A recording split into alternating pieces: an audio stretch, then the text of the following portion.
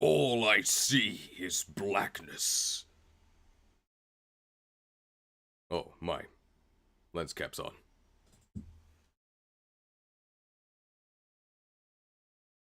Okay, I think it's working. Welcome. You've never seen us in stunning 720p.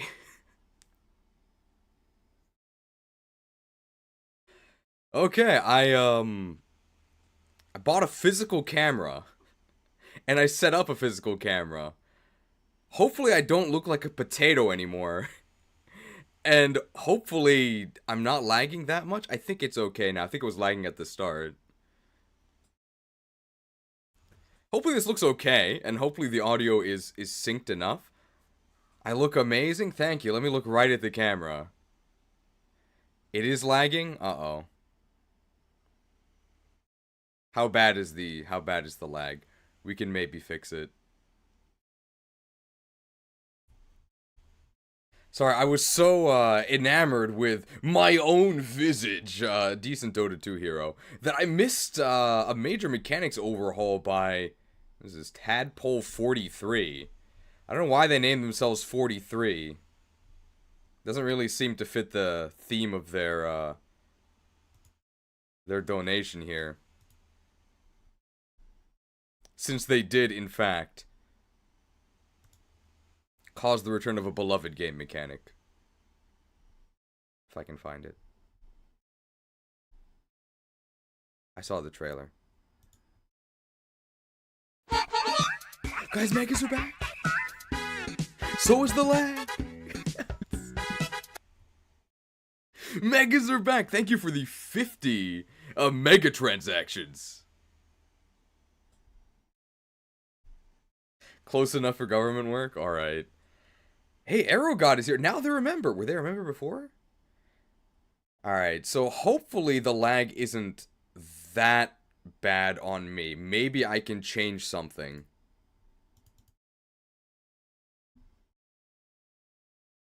Device default. Can I make it custom? When I put it to custom, I literally just disappear. Amazing. Okay, now I'm back.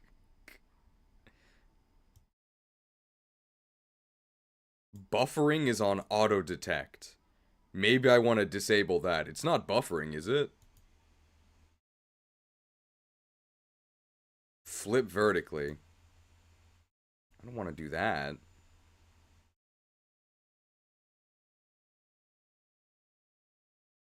Is the audio lagging? It is, right?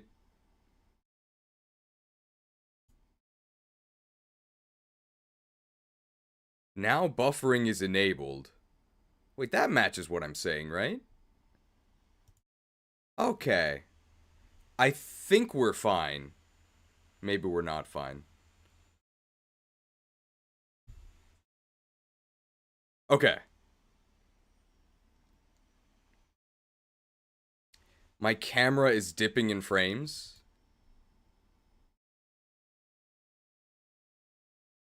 Maybe I do want a buffer. It's the camera.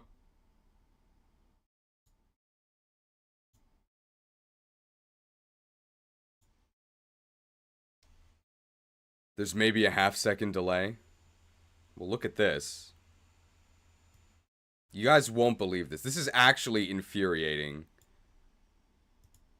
Sorry, I know this is the Crystal Legacy gameplay you're all here for. Look at this.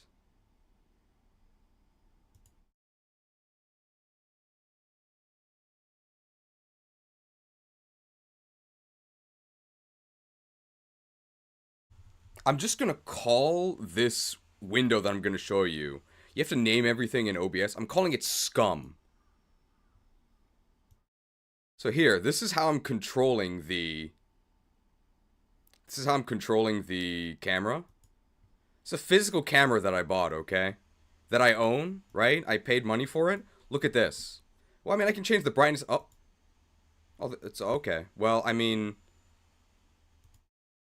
Well, let's see. Let's Oh, I can change all the... Oh, I can't change any of these settings. Huh. Alright, well... Oh, here it is. We can just make ourselves 60 FPS. Oh. We can make ourselves HD... Oh.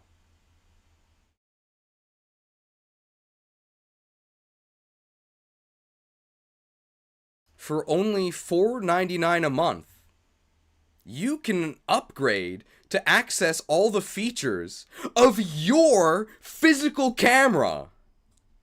God. Canon. More like Ganon. Ugh. Unreal. How much was this camera? Like $250. Extremely aggravating.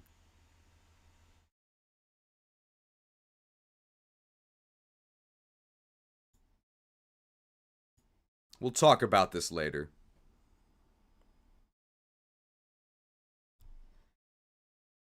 Actually criminal, I know, right? I don't think it's actually illegal, but it should be. I can, offset my audio, right? And that should work. Scamera, yeah. We'll talk about this when we do the actual tier list, because, fun fact, the original Gen 2 tier list I did was actually the first video I ever appeared on camera. So that's why I wanted to do the extra effort to actually get this to work. And of course, it's not quite working. So we're going to talk about Ganon again. Let's just make sure all the audio stuff works, because if we don't get it to work right now, it's gonna affect everything, and I'm gonna think about it every moment as I'm editing the premium, and I'm gonna be miserable.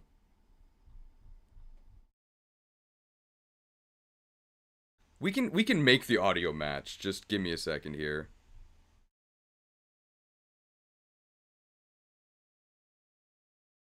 So let's see. I'm looking for... Oh, it's over here. Okay. And then if I go to properties... Okay, if I go to properties...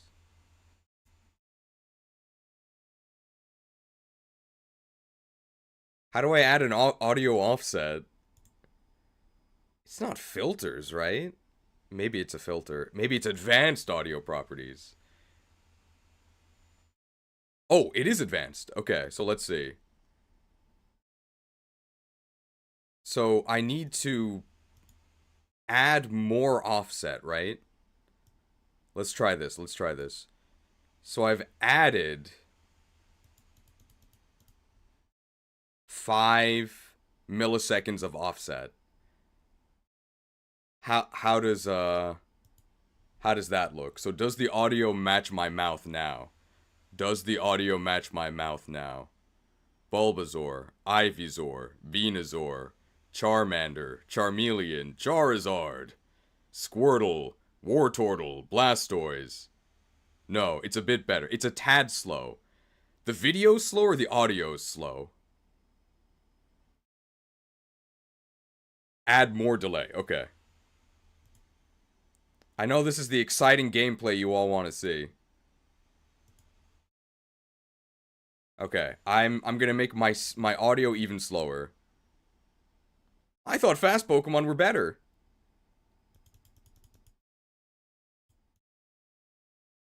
Okay, how about this? I've delayed the audio more, so now... Bulbasaur, Ivysaur, Venusaur, Charmander, Charmeleon, Charizard, Squirtle, Wartortle, Blastoise. What's next? Caterpie? Audio is before the video. You're here to hear that Wooper is terrible? Wooper's probably gonna be in C tier. Okay, it's almost correct. A little more, okay. My video is delayed.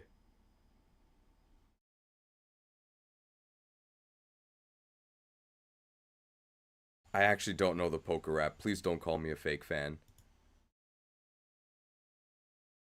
The Return of Johto's Finest? It's pretty funny. This is actually the first time it's actually Johto's Finest.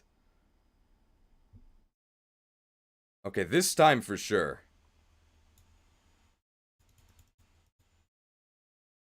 Alright, here we go. Just make my audio 30 FPS. I have to pay for the functionality. Okay, now this is fine, right?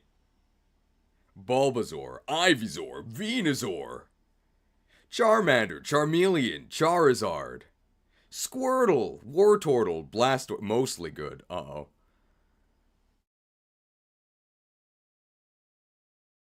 Sorry, I know this isn't very exciting, but if we don't set this up now, it's just gonna cause issues later. Still delayed? This is still bad. Uh-oh. It's fine as long as we don't look at your camera. $250 for this.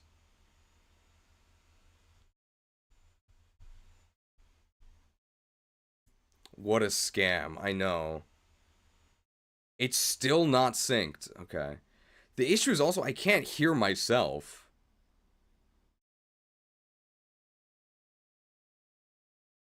It's good, but 30 FPS makes it seem laggy. Okay. Well, I can't go to 60 FPS because I haven't paid for the subscription, so I can never go to... Oh my god. I guess we're just gonna go back to the, Are we just gonna go back to the webcam? We might have to go back to the potato for today. We'll try a little bit more. But man, this is so annoying. That's... I can't believe this.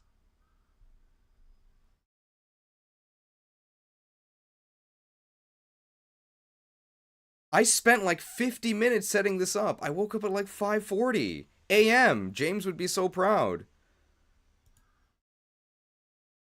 Okay, I am bumping this audio offset way up. So this should actually be too much.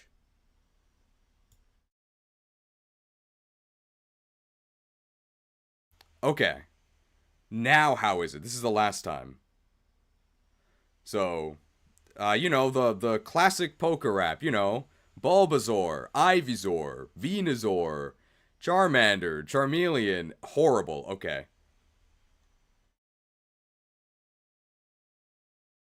It's way out of sync.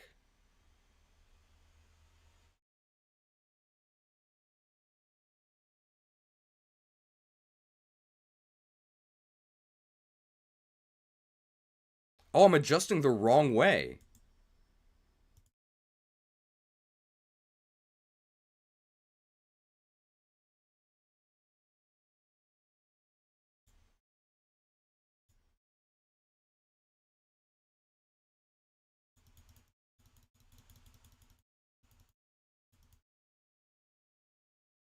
That makes sense. Okay, now I went the other way. How does this work? Now we're negative. Is this working? Everyone loves the poker rap, right? Bulbasaur. It's barely okay. Left or right. This is better. Okay. So maybe I was going the right way. But still out of sync. Better for sure. Video way too slow.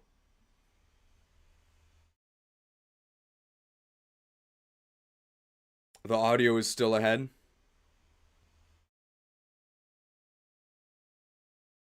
All right, we're not gonna. It's wow, 20 minutes.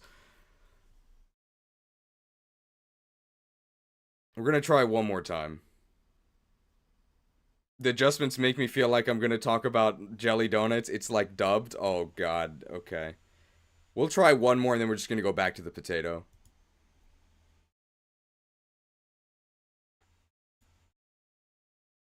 But we are gonna record We're gonna record being angry at the nice quality to show that it does exist, and why subscriptions must be destroyed.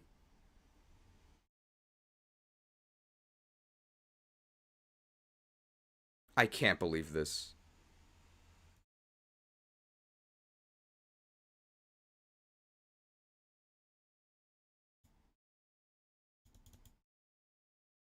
Okay, minus 30 ms. I don't know what minus and plus means. Did I keep the receipt? It's not the camera's problem. It's this scam of a official link. The camera is fine. I just need to find a way to not have the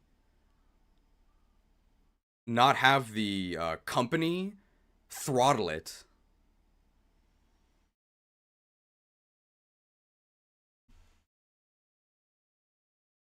Link and canon.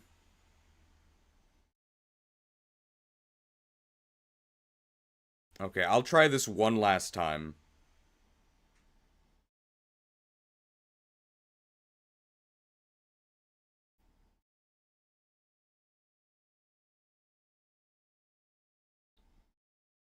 How about this? What's the MS right now? Right now it's at minus 20. And now I'm gonna change it.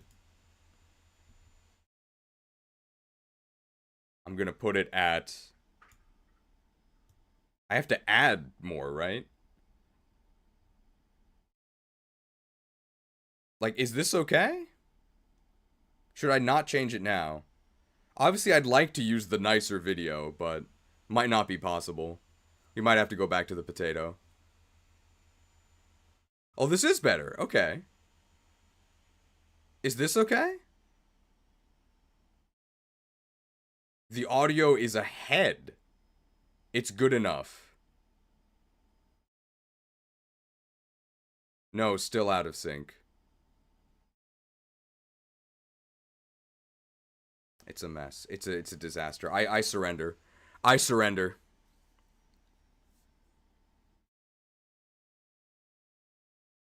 Just a wee bit of adjusting. What if I do this? Decrease the MS more. How about this? How about this? Alright. Sing along for the poker rap. Bulbasaur. Ivysaur. Venusaur. Charmander. Oh, we did it! Woo! Alright, it only took 24 minutes. It got worse. Wait, what? But somebody typed good in caps? We did it. We did it! Ah, only 24 minutes of technical difficulties. Is this finally a success? No, okay, now bad is in caps. It literally got worse. What? But...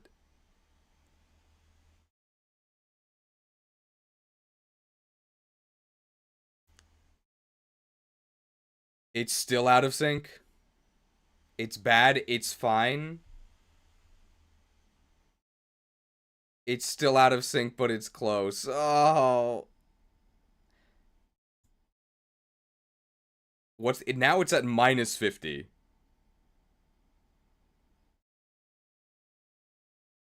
I can make it more minus.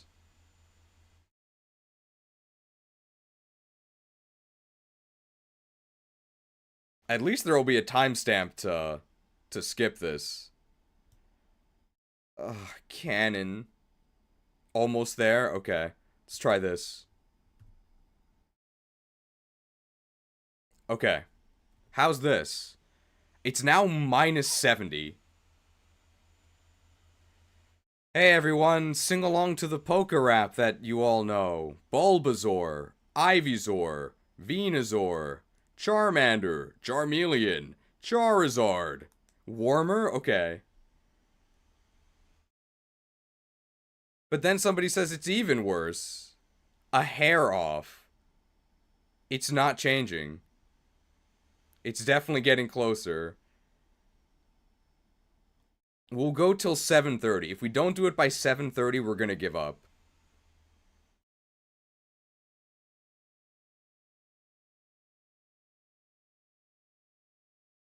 Make a massive change? Yeah. Let's go to minus 100.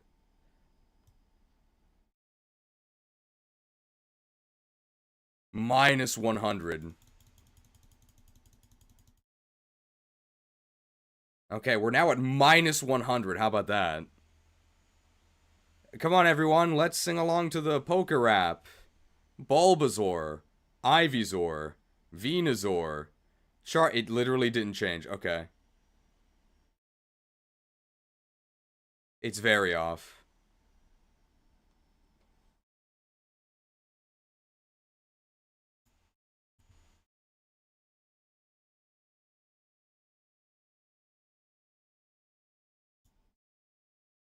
Like watching a puppet.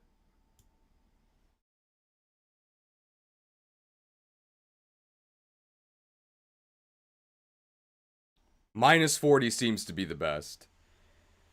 I can also adjust the timing of the lines.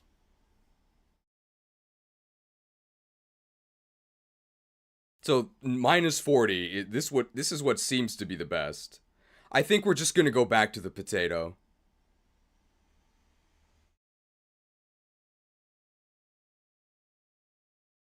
Apparently, it's too laggy. And I can't get it to work. This is tolerable. Gonna have to go to the potato.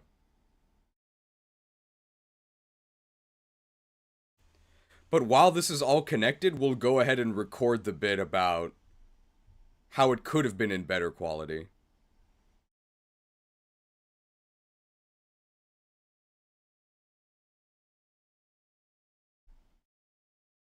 What a shame. 30 minutes for this. Yeah, we're just gonna give up. It's very much in character to give up, I guess.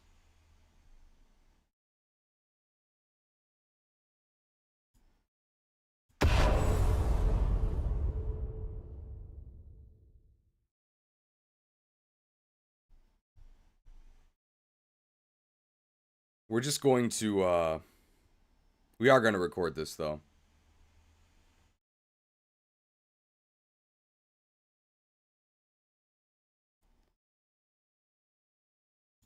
Let's get this to, that's not quite right. We are going to be looking at this soon, but not what I meant.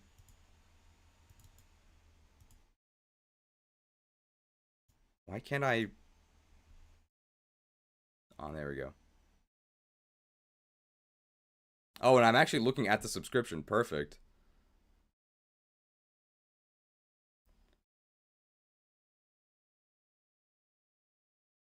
Okay, so here we go. The plan was to actually celebrate the longevity of this channel. The plan was to actually the plan was to actually pull a George Lucas, right? Make it like poetry, make it rhyme. By upgrading to this actual real camera. Look at this stunning quality. Unfortunately, and surprising nobody, there was an issue. We had some technical difficulties, but actually surprisingly, it wasn't my fault.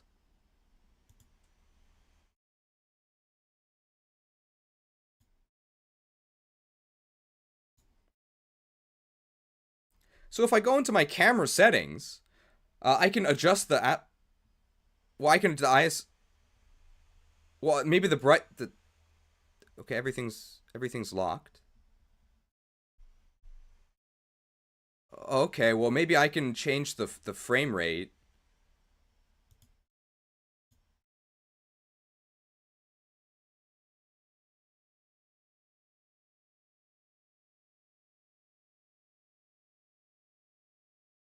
Oh yeah, I could just make my frame rate I could just make my output stunning HD.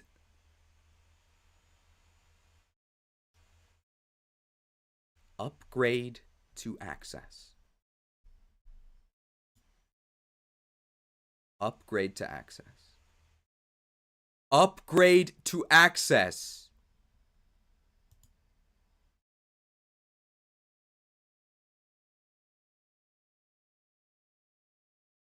See all subscription options. I have to pay.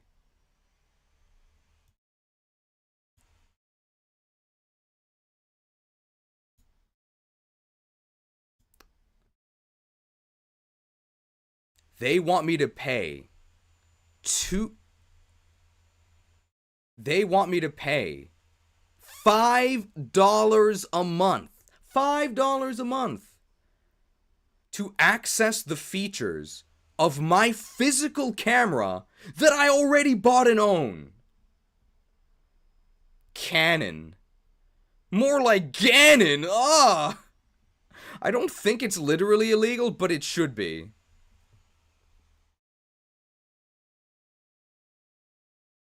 All I'm saying to try and tie this back into this Pokemon tier list, this wouldn't have happened back when they released Crystal, okay? This villainy is new. Ugh. Anyway, back to our regularly scheduled potato quality programming.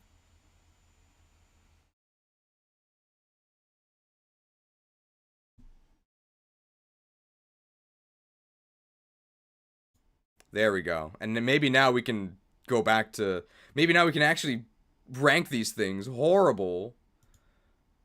Do I wish to close the application? Yes.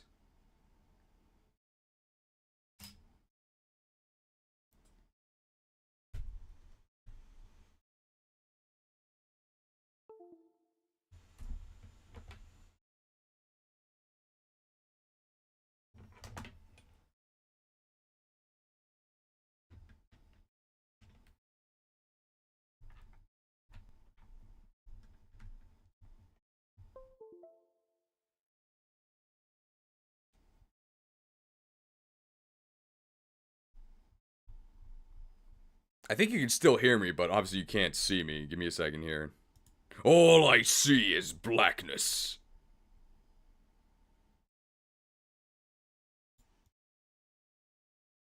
We're back.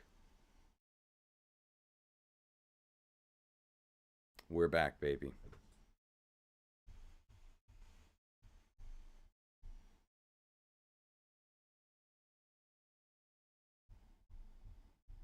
This is so much better. Well, there we go. 34 minutes. 34 minutes for this.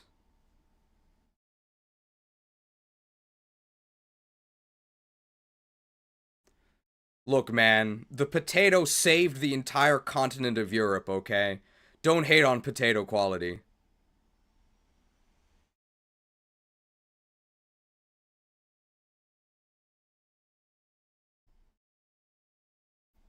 Where's the... Let me just make sure the audio is fine, right? It should be synced. 34 minutes and not a single camera. I prefer the classics. Hang on. Audio's good? Okay, thank you. Let me make sure the... Okay, I see all these. Give me a second here. Advanced audio properties. Delay of my mic is... Let's go to 0. Okay. Now here we are.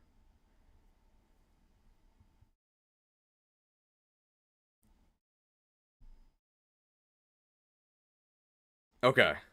The camera was reforged. Now we're back. Thank you everyone for your patience. We're gonna rank these Pokemon soon.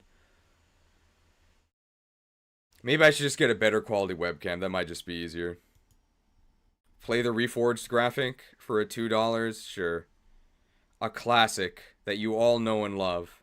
Reforged.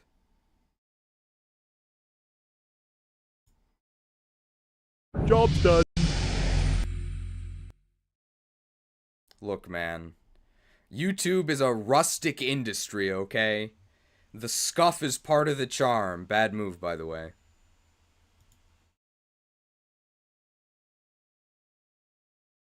Okay, I missed some stuff, so sorry. $5 microtransaction from Blue Crimson 217. These adjustments make me feel like you're about to talk about your favorite jelly donut. Another $2 microtransaction from Blue Crimson 217. Return to your legacy. Return to potato. I should have listened to you. Two $5 microtransactions from Prodigy XI. How about I get you for this month? How about I get you for this month? And then a $5 microtransaction from level 5 Vaporeon. I'll cover you the next month, but you better use showers for the next Pokemon game. And then a $5 microtransaction from Limecatcher. Make it 4 months. And then a $5 microtransaction from Blue Crimson 217 again. Here's $5 for you to get jerked to eat in front of your cameraman. I'm not gonna subject him to that. Thank you for all of your donations. I'm not gonna pay for this webcam service. Absolutely not. Like, on principle, no. What I'm gonna do is I'm gonna buy an adapter so that I can just plug the camera directly in. I'm not gonna be funding Ganon's War Machine, okay? Triforce of Power, more like Triforce of Greed. Disgusting. Like, on principle, I'm not gonna do it. I'll figure out another way. Alright, let's talk about Pokemon. Can I get a refund? The camera functions fine. It's just this extremely scummy webcam link.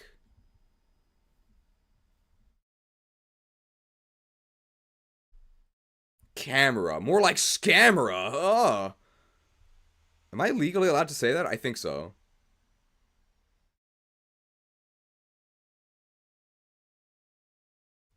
Okay, I'm gonna rename this window from Scum.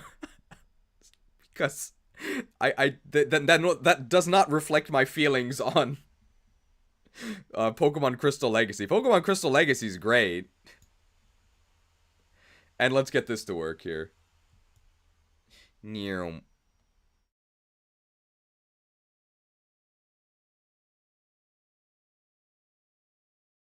we can make this a little bit bigger. And add a little bit of space here.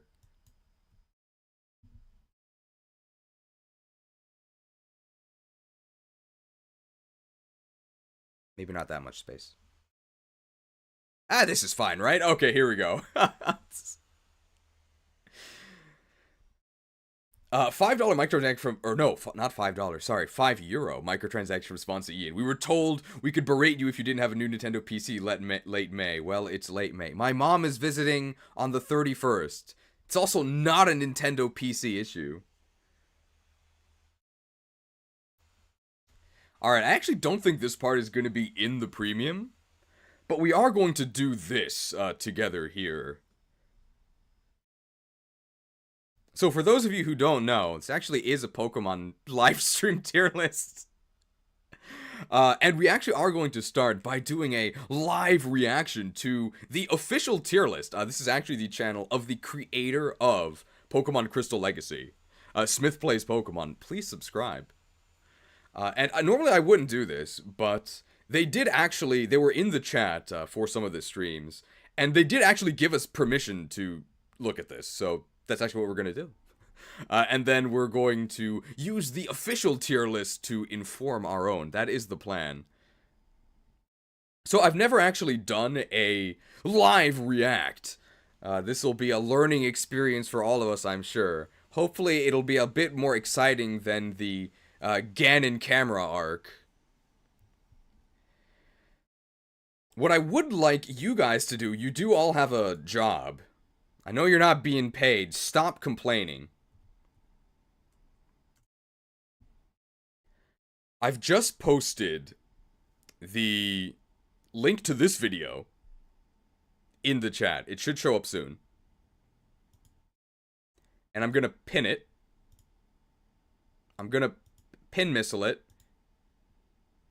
Pinned. There it is. So, although we're watching this together here, that does not count as a view for them. So, what I want you guys to do is when I say we're going to watch this together, I really mean it, okay? You guys also have to watch it on your devices. And you can't just open it and then just have it there, because then it's going to give him really bad watch time. You have to actually watch it. We're going to try not to use Leech Life, okay? They did buff Leech Life, but it's still bad.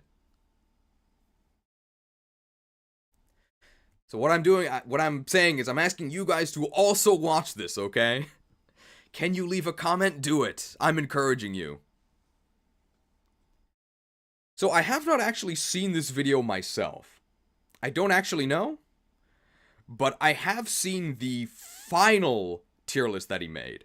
And just at a glance, I disagree with a lot of it. But I also have no idea what his criteria is. So it's very possible that I actually agree with everything within his rule set. I just don't know what that is.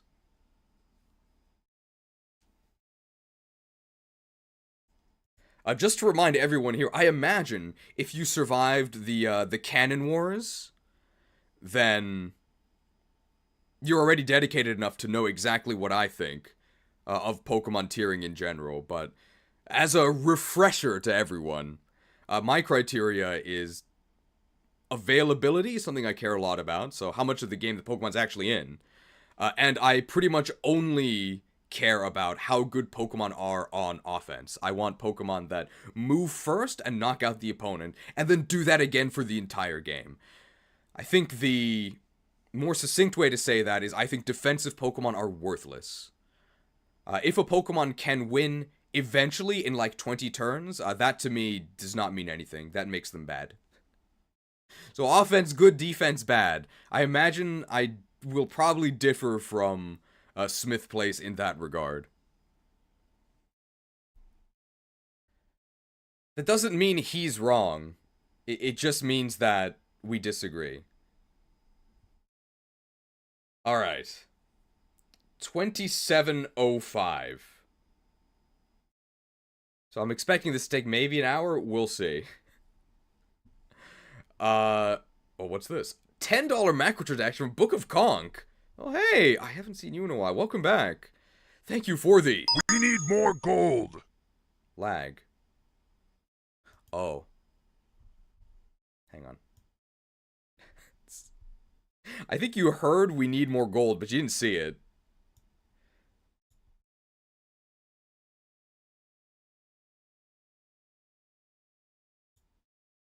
Okay. This time it should work. We need more gold. There we go. We need more gold. How is hard mode being considered here? Level caps mean fast Pheromons like Zam cannot always one-shot the opponent and can be KO'd back, and set mode no bag makes defense Pokemon value higher. It's a good thing you asked that question, because we are going to be talking about hard mode. And I think that defensive Pokemon are still worthless. That's my assessment.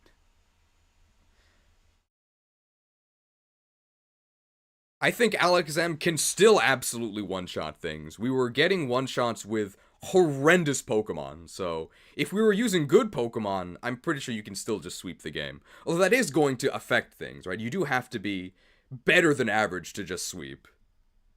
So it is going to be considered, but you can definitely still just sweep them with the best Pokemon. We'll talk about that when we talk about the criteria. We need more from gold. Charlotte Haston. I just got lost in PvP for 5 hours straight. Please give me Dopium, thanks. Also, Onyx is rock hard. Surely it's good. Spoilers. Onyx is still in the lowest tier. But not the lowest of the lowest tier. Alright. 45 minutes. And we're still at 0 seconds. It's definitely a cheese stream, right? $5 microtransaction from Cygnus. Tama Hero collab when? I thought you were married. Thank you for the $5 microtransaction. For those of you guys who don't know, Tama Hero, prolific Pokemon YouTuber, commented on my Pokemon Coliseum tier list, so we're basically married. Untrue. I've never spoken to them, actually. Alright. Here we go. Alright, we should just make sure that you can actually hear them, right? So I'll just let this play for like a couple seconds. It's probably going to be too quiet. Alright, so welcome to the Pokemon Crystal Legacy tier list. Pokemon Crystal Legacy is Okay, a I ROM turned it up hack a bit. that's how How's to this? fix a lot of the problems with Generation 2. In doing so, we made all Pokemon available, we improved a lot of Pokemon stats, and gave That audio should be fine, right? Okay, great. Alright, well, let's react. Alright, so welcome to the Pokemon Crystal Legacy tier list. Pokemon Crystal Legacy is a ROM hack that sought to fix a lot of the problems with Generation 2. In doing so, we made all Pokemon available, we improved a lot of Pokemon stats, and gave pretty much everything an improved move pool. So this is going to be very different from base Crystal, and we are going to start things off. I'm not gonna do that.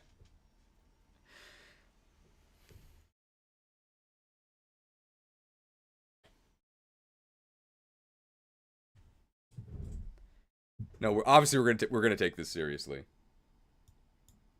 Third time's the charm, right? Alright, so welcome to the Pokemon Crystal Legacy tier list. Pokemon Crystal Legacy is a ROM hack that sought to fix a lot of the problems with Generation 2. In doing so, we made all Pokemon available, we improved a lot of Pokemon stats, and gave pretty much everything an improved move pool. So this is going to be very different from base Crystal, and we are going to start things off with the first starter. Before we get into Meganium, we do have to talk about, well, part of Meganium's name, right? Megas are back. Meganiums are back. 55 euro macro transaction from Dr. Darkrai 100. My Lord Labman, if I play your stream, the video you've decided for us to watch, and Pokerogue at the same time, I'll lose my eyeballs. Isn't it a bit too much? Find a way to ghoul you.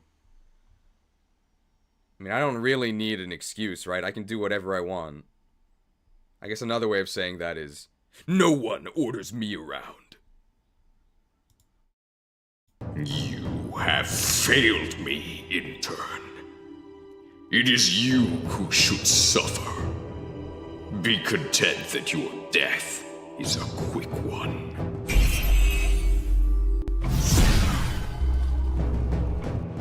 I cast Dismember. Cost 0 if an intern delayed your stream. I routed the text. Strip target intern of their channel membership. Then they die. Let this one's gruesome fate serve as a warning to the rest of you. Where'd you get that money, Dr. Darkrai? Did Ganon give it to you? I'm just really salty about the camera thing. I was so excited to actually be in glorious 720p. And, thank you for the donation. Alright, Meganium time. Meganium. So this tier list is basically looking at how good is this Pokemon for how many fights and how good is it within those fights. You get Meganium at the start of the game, so it has perfect availability, and Meganium is very good now. Okay, so important notes, right? He's considering how good they are in fights, and how many fights they're good in, and he also does care about availability, which is something that not every Pokemon tier list cares about. So he is considering availability. That's important to know. Now, it's got access to Leech Seed, it's got access to Giga Drain, but it is still a grass type in Johto, which means best I can really do is A tier. A tier is for Pokemon that completely hold their own. They are great Pokemon, but they don't quite carry. Typhlosion is our second starter, and I think also... Alright, this was before the update, which made it a Dragon type. I think making it a Dragon type definitely does make it better. I think that Chikorita is so ass, I would probably put it in B. But if you really like the chick, maybe A is okay. And he did acknowledge its immense weaknesses. I think that's fine. Also A tier. It's just a good, fast fire type that also gets Thunder Punch. Very good for the early game.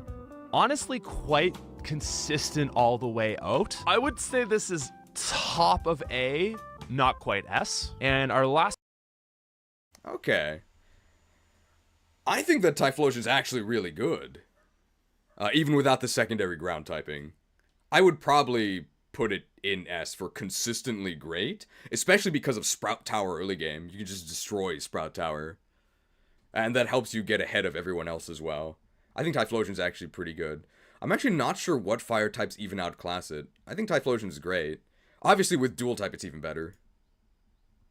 Starter is going to be Feraligatr. Feraligatr gets Surf, it gets Ice Punch, it gets Bite, and later Crunch. Its biggest problem is that there are better water types. So if you pick Feraligatr, you're not getting one of the other two, which are just more unique. Still just very consistently good. The next time I agree 100%. It's pretty much exactly what I would say. Except I would put it in a higher tier. That's it. Gonna go Raticate, another early Gen 2 encounter, right? We're gonna go through the early encounters and then kind of like just Dex order. Raticate is not a low use Pokemon. High attack, fast stab damage in the early game, I think makes it situationally good. It's great for Morty.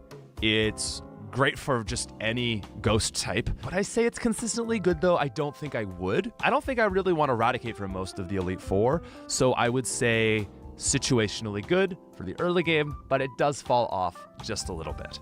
100% agree. Perfect. Let's just copy paste that for Raticate.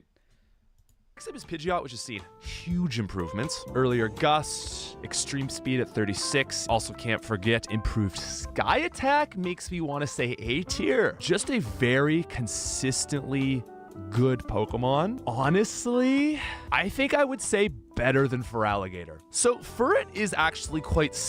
Okay, I'm gonna disagree with that.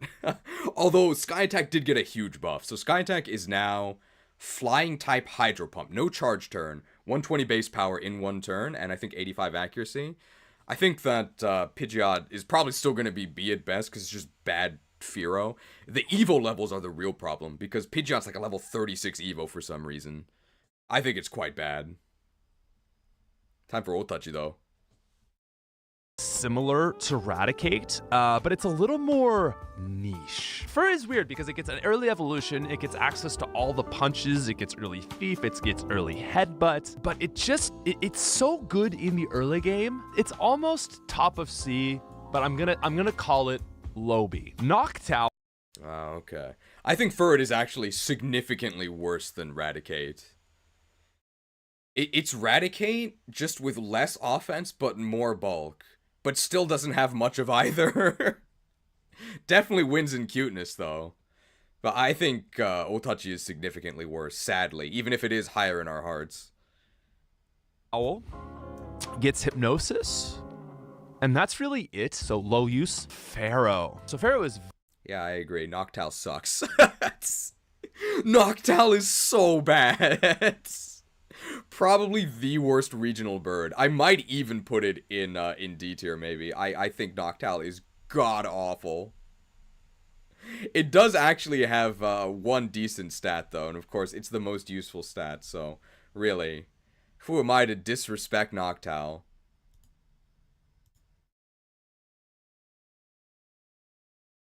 Your magic shall not save. Your magic will not save you. Very start of the game, it's fast, high attack. Honestly, Pharaoh can hold its own through the 8 badges of Johto. I would say that's more than situational. I would say low A. Now. Perfect. Perfect. I agree with Fearow in A. Are we gonna have the Fearow Wars again? I hope not. Oh, okay. So Golem, Geodude is available at the start of the game. Great stab moves. Good through the entire game. Easy S tier. You know, A is hold its own. S goes above and beyond that to carry some of the less good Pokemon on your team that are more BC tier. Speaking of which... Caught a Geodude, right? I agree, yeah. The Boulder! I think I maybe would have also mentioned that Golem in particular just smashes the entire early game. For the first, like, half of the game, enemies can't do anything to you. It's so good. It's so good. I agree. Which, Beedrill is C tier. It's got niche early game use. It does get sword stats, but its stats are just not amazing. Butterfree? I was wondering about Beedrill, if Beedrill should be in C or F. It does have a level 10 Evo, and they did buff Twinneedle. So I probably would say it's not completely useless, but yeah, Beedrill sucks. I would say is better simply because of Sleep Powder. I still think it's probably going to be a C tier Pokemon. Next up is... I would probably put Butterfree a bit higher, maybe like top of B. It has the powder utility, and it also just has better offense, because it has confusion, and there's still a zillion poison types. I don't think that Butterfree's great, but it is significantly better than Beedrill. This is Ledian. People are always asking me, buff Ledian, buff Ledian. Ledian is good. You have Reflect, you have Light Screen, you can use... Hang on. What? Probably going to be a C tier Pokemon. Next up is Ledian. People are always asking me, buff Ledian, buff Ledian. Ledian is good. You have Reflect. He has a pretty exotic accent. I think I heard him say Ledian is good. Where is he from? Reflect. You have Light Screen. You can use Ledian, set up a screen, Baton Pass Agility into a slow Pokemon like Caesar, like Rhydon, Golem. Dude, honestly, really good support Pokemon. Ariados, on the other hand, you know... It's a bit, right? He's gonna move it down, yeah. Ariados, it's okay. I think that's a very B-tier Pokemon. Unknown. Alright, that's gonna be our first major disagreement about Ledian. I think Ledian is complete trash. But that is, I think, a fundamental disagreement in our philosophies, right? I think that utility is worthless. I think why Reflect, why Agility, why Baton Pass, when you could just one-shot them with Golem. I think Ledian is still complete garbage. So that's probably our first major disagreement. I agree with Adios, though. Adios got some of the biggest buffs in the game. I think he got like 40 more base speed, and of course, bug moves themselves were massively buffed. I think the biggest weakness for Adios, we'll talk more about it in our tier list, but I think the biggest weakness for Adios currently is it actually like a really high Evo level. They reduced it by 1, but it's still, I think, a level 21 Evo. If it was like level 15, then maybe I'd put it in B. But by the time you can actually get Adios, I think you can also get like Scyther. So, just get Scyther. $2 microtransaction from Silver. Letty buff. Well, thanks for the $2.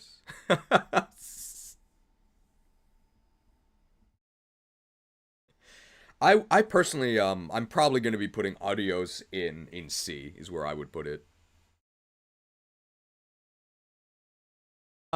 Used to be F tier. We gave it hidden power. That makes it useful in exactly 2 fights, Faulkner and Bugsy.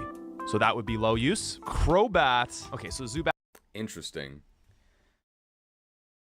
Is Unknown actually viable for having hidden power, or for having ancient power in those 2 fights? Does that actually make it more than Johto's finest? I don't think so.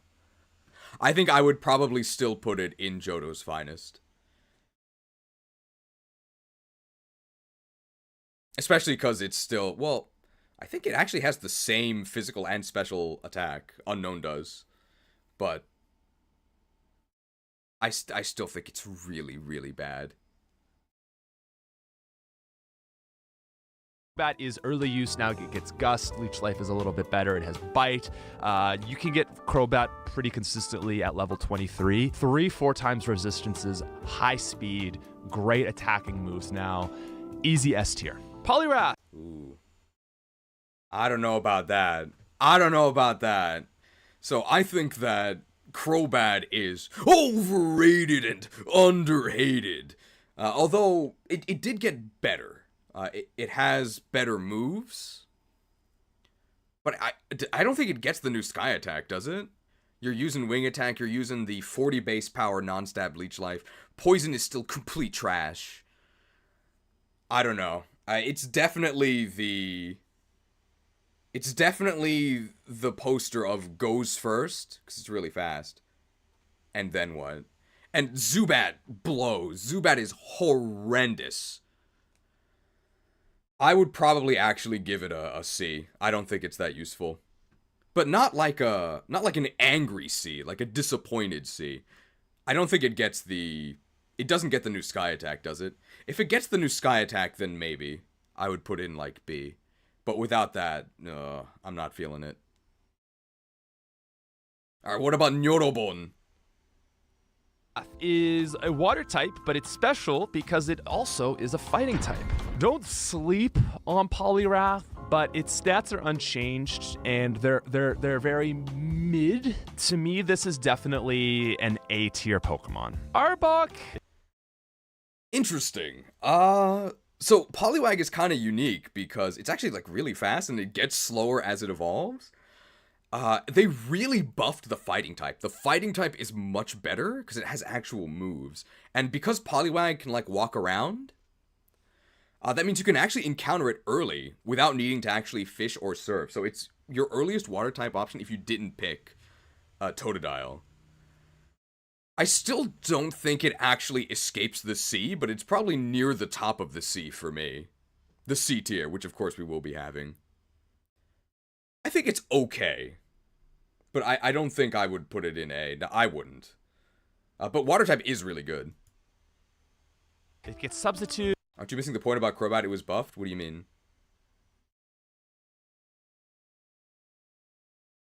It doesn't get the Sky Attack. Okay, in that case, yeah, I would probably put it in, like, high C. I don't think it's very good at all. It just doesn't have any moves. It's really fast, so it goes first. And then what? 90% glare, not the best attacker. That's a B tier. Okay. Ooh. Chabok! I would probably put Chabok in Johto's finest. I think Chabok is complete trash. It just doesn't do anything. They did buff its stats slightly, but just being a pure poison, it's so bad. It can't do anything. Croatia has good moves? I've never been to Croatia, but I did an interview with a guy from Croatia once. He was really nice. His English was amazing. Did you know that neckties actually come from Croatia? Oh, Crobat. Typo, that makes more sense. No, Crobat I think is still bad. Because it doesn't get good moves. But you're right, it does have decent stats. That's the shame about it. It does have really good stats, it just doesn't do anything. Raichu is good. Pichu has great early game utility for nerfing strong Pokemon. You can grind friendship to get an early Pikachu. You can get a free evolution stone for a Raichu after the 3rd gym. Fast, Thunderbolt. We're gonna go easy A tier. I would probably put it in low B for me, because I think being a Friendship Evo to the first stage to Pikachu, that's an issue, right? Because then you have to deal with Pichu. Pichu sucks. And Raichu's stats are, like, very lame. I'd rather use Thunders, who you can get about the same time. I think Thunders is just way better. But it's not, like, useless. Probably low B. Sandslash is one of the ground types of Gen 2. Ground type is good, however, B tier. Nidoqueen. Yeah, I think that about sums it up. Ground type's really good. And that's about it. Really, really disappointing. Don't know why you would use Sando or Sandopan unless you really liked him, but it's not like a disaster. Ground itself is just really good. Has got great moves, pretty early accessibility. That's an A. Nidoking is super similar, but slightly better. Yeah, I agree. I agree. Nidoking is very similar, but slightly better. No longer the Nido Kingdom, but I think a Moonstone, you can either get it from your mom can buy it for you, or you need Surf, so 4th gym. Huge difference in power between the Nido Kingdom of Gen 1, where you're the king by 1 badge, as opposed to 4. Massive difference. But once you get to Monarch status, good enough stats, and more importantly, good enough move pool to take on the rest of the game. But yeah, probably A is correct in Gen 2. Much worse than Gen 1. Clefable. Okay, so Clefable gets all 3 elemental punches. It gets Encore. So if you know how to use it, I think it's S tier. I think if you know how to use it, it is S tier. But I think for most people, they're not going to use it to the highest level of efficiency. So I would actually say high A. 9. I guess I don't know how to use Clefable. If only I knew how to use it to its full efficiency. I would probably give it a high B. Because it is also a Moonstone Evo, so you do get probably good stats for the point of the game where you're at, if you Moonstone it right away. But by the time you can actually get Clefable, I think you have so many stronger options that the Moonstone stat boost doesn't quite carry it. It is one of the best Pokemon in Gen 1, though, because of that early Moonstone boost. And of course, its move pool is amazing. Ninetales is another good fire type. It now gets Shadow Ball to give it secondary coverage. I gotta agree with Playtester Arrow. It is A tier. We're gonna zoom this bad boy out because I gotta disagree with Playtester Arrow, who was in the chat earlier. I think Ninetales is garbage. I hate Ninetales. It's so weak. It's so weak. I think it might actually be... The only fire type I would rather use is, like... The only fire type I would use it over is Macargo, is basically what I'm saying. I think Ninetales is very underwhelming. It's probably going to be very low B is where I would put it, I think. this is gonna get real chonky pretty quick. Wigglytuff has high HP, but is kinda mid. Vileplume. They did buff Wigglytuff. I still think it's horrendous. Like, really bad. I think I would actually put it either bottom of C or top of Johto's finest. I think it's extremely bad. It is, you would think it would be kind of similar to Clefable, because they're both, like, pink blobs. But Clefable actually can do things. Wigglytuff basically cannot. Wigglytuff is really bad. Vileplume is a solid grass type. Parasect is really interesting. I think Vileplume. Well, the root of the issue is that it is a grass type. Grass just sucks. But as far as grass types go, I guess Vileplume is okay. I would probably also give it a very low B or maybe even a high C. I can't really think of a use for it. I think that Victory Bell is just better Vileplume because you get it earlier and it's more offensively minded, but it's still bad. I'm interested to see where Victory Bell goes. Parasect, I'm assuming, goes to the bottom. Parasect sucks, right?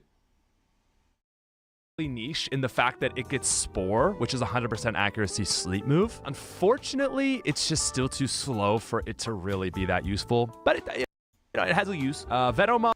It does get early Spore. That's about it. And with stat XP, maybe you can go first. But of course, this is Gen 2 sleep, which is not as good as Gen 1. It might still be Johto's finest for me. It's not a hot take to say that Paris is terrible, right? You don't want the take to be too hot. It's 4x weak. I would say Sleep Powder, improved move, improved stats. That's a B tier. Dude. Yeah, they buffed Morphon's stats. Morphon is Venomoth. I think Venomoth's biggest weakness is that it's kind of a high Evo level. It's like 28 or 32 or something. Much higher than you would think.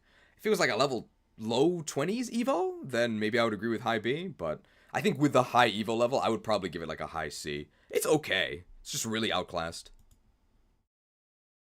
I am out here actually checking the document. Diglett is not in Johto. Hey guys, this is post-production Pat here. I made a very silly mistake and forgot that we put Diglett in Union Cave. So seeing as it's a fast ground sweeper, I would definitely put it in A tier, but you won't see it there in this video because I'm silly. Persian is... Okay. Important information. His name is Pat. I actually didn't know that, but now I do. I wonder if he likes Pat Rat. Okay.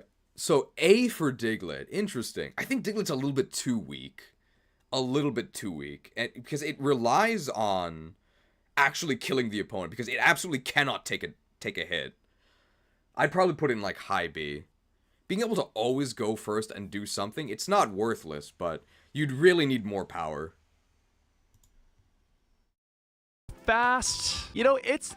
Okay, it's fast and it has good attack. You know, Golduck has good moves now. It's got... Okay, Persian in B. I think Persian... I don't know if it's Johto's finest. First place you can get Meowth is west of Ecruteak, right? At that point, you're going to get a normal type? I don't know. It's really fast, so it goes first. And then what? It might actually be the finest. I can't really think of why I would use that. It's also, yeah, on the same route as Tauros and Miltank, which are just way better. Psychic, it's got Cross Chop, it's got Surf. That, to me, is going to be similar as for Alligator.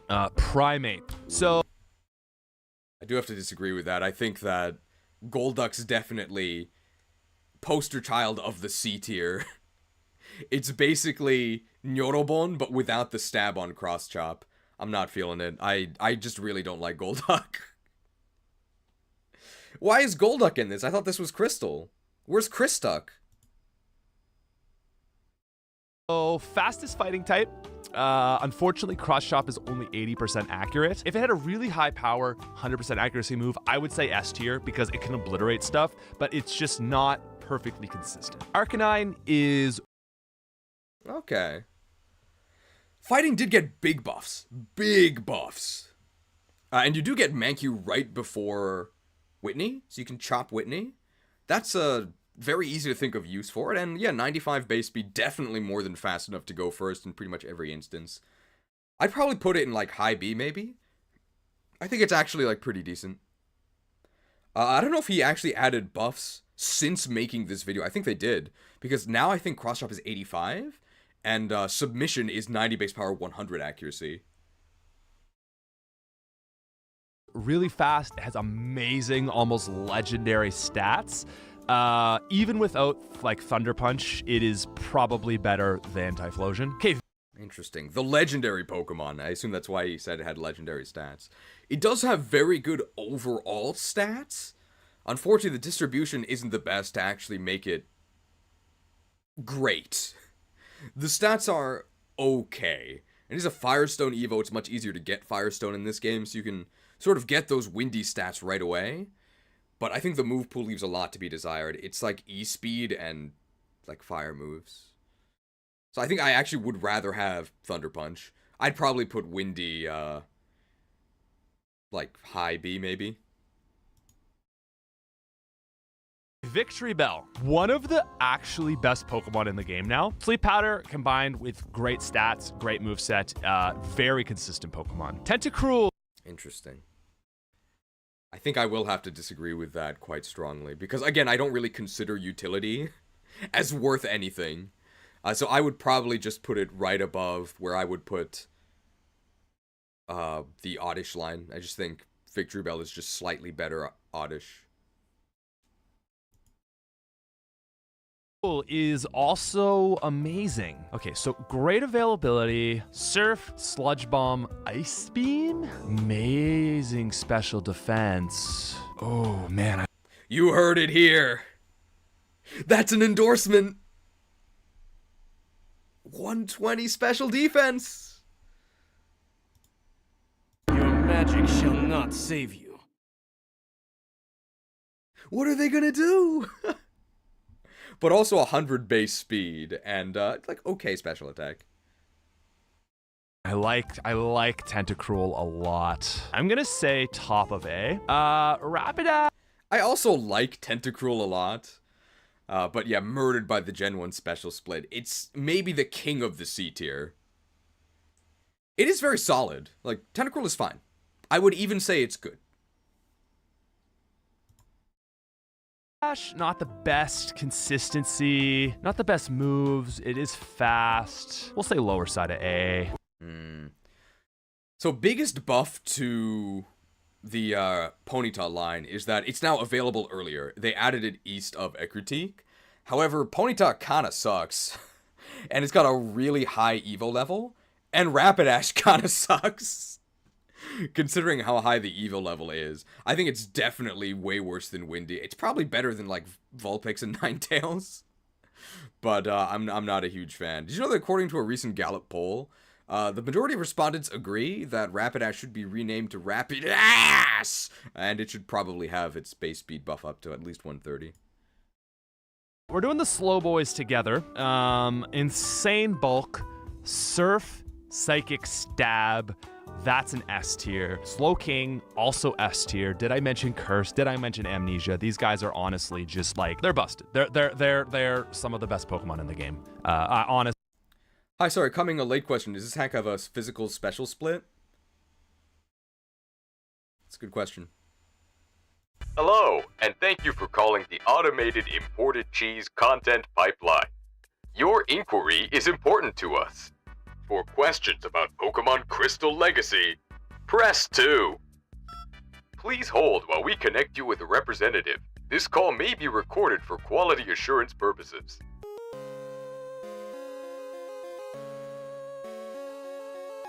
Thank you for your patience.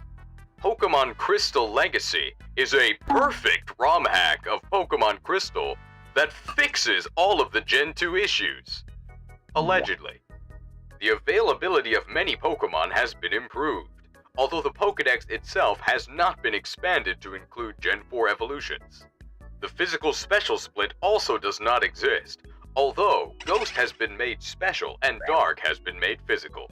Many enemy trainers have been retuned to be more powerful, and many of Johto's finest have had Febreze applied to make them slightly less stinky. For a full list of changes, or to embark on your own Johto journey, check out the links in the description. Thank you, and we look forward to any future inquiries. Does that answer your question? It doesn't, but Dark and Ghost have been inverted. Regarding the Slow Twins, I do agree they're very strong. They have really great typing, really great availability. I'm not sure whether Slow King or Slow Bro is better. Slow Bro is a level evo, a fairly late one. And Slow King, you can just King Rock immediately because they removed trade evos. I think because of that, I think Slow King is probably better. However, I still think they are, I mean, it's in the name. They're way, way, way too slow. Way too slow. Not even stat XP can save them. So I'd probably just have to relegate them to the C, I think. They're just too slow.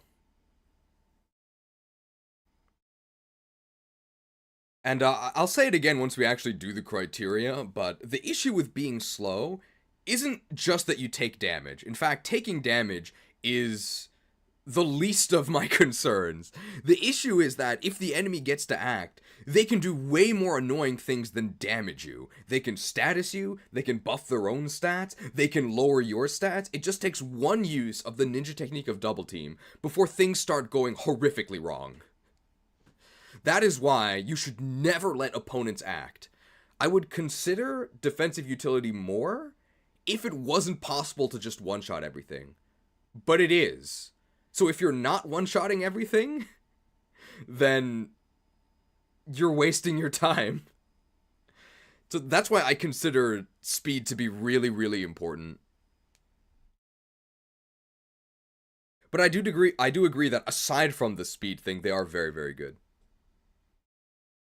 Honestly, I'm gonna go something like that, I guess. Actually, Slowking is, you can get Slowking earlier, so I will put it ahead. Magneton, great electric user. We love steel type. Hard hitting, I would say probably a little slow, so top of A?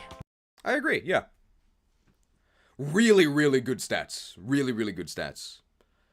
And with stat XP, you're probably fast enough. I think 70 is its base speed. In modern gens, I think that the benchmark for being fast enough to pretty much always go first, with a slight level lead, which you probably will have, is about 80 speed.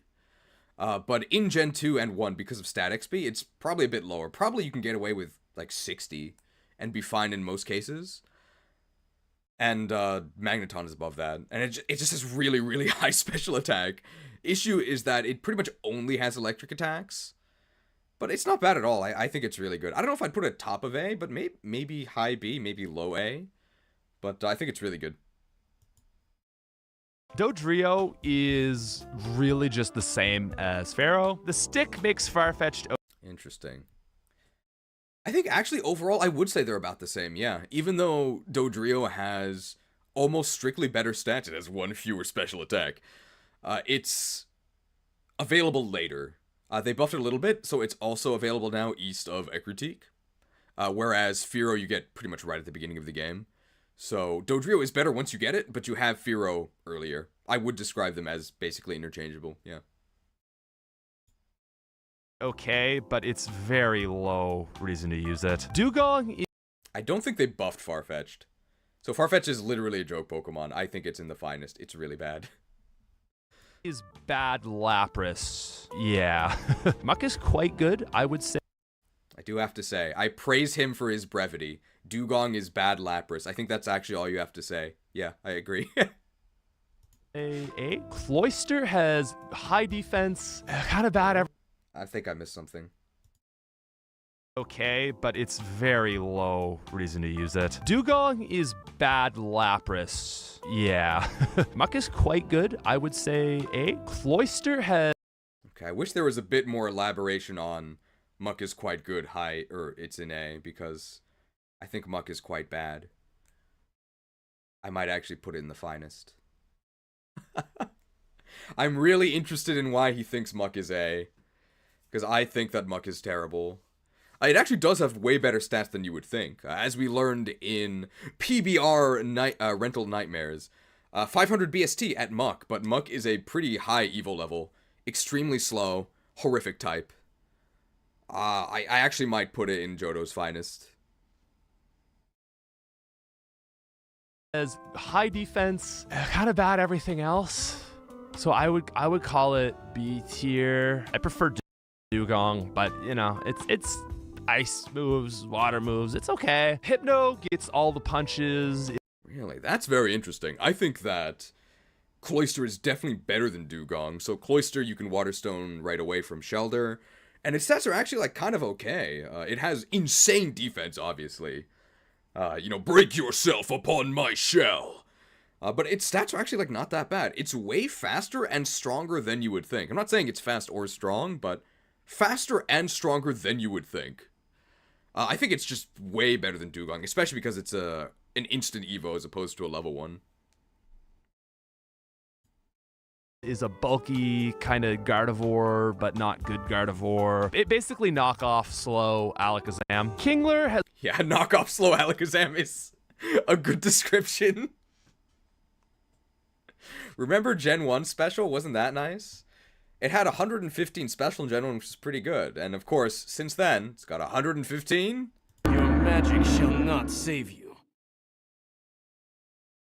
Special defense. Ruined. But Psychic is still really good in this gen, so I'd probably give it like a high B. I don't know why you would ever use it, but you can. It's not like that bad. And it having the elemental punches is actually really good, because they changed the registration rules for the Elemental Punch-Out League to nerf Alakazam and Gengar. So if you actually want an elemental puncher, you would use Hypno. That's probably its biggest niche, but the stats just kind of suck. Has a really high attack, but is really slow. So yeah, it's just a really high attacking water type, which is weird. Electrode is... It's not that slow, right? I think it's like 70 speed or something, I think, around there.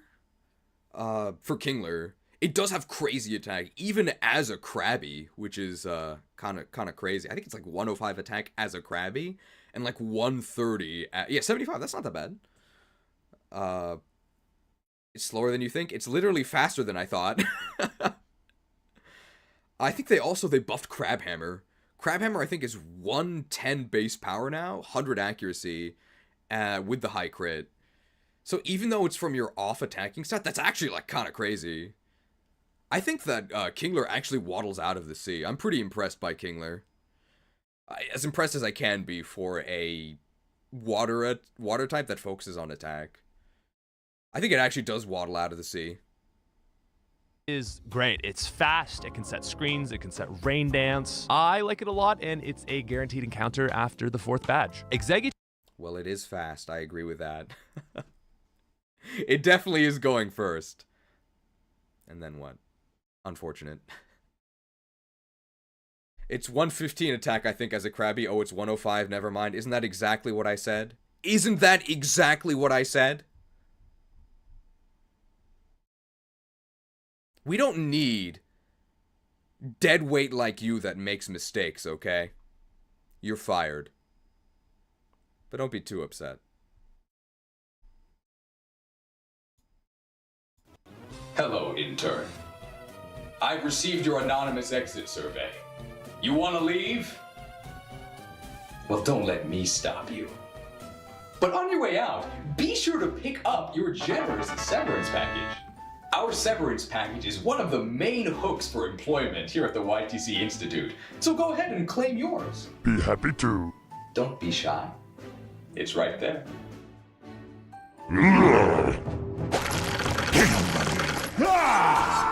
Fresh meat. Yes, our severance package is one of a kind. Limb from limb.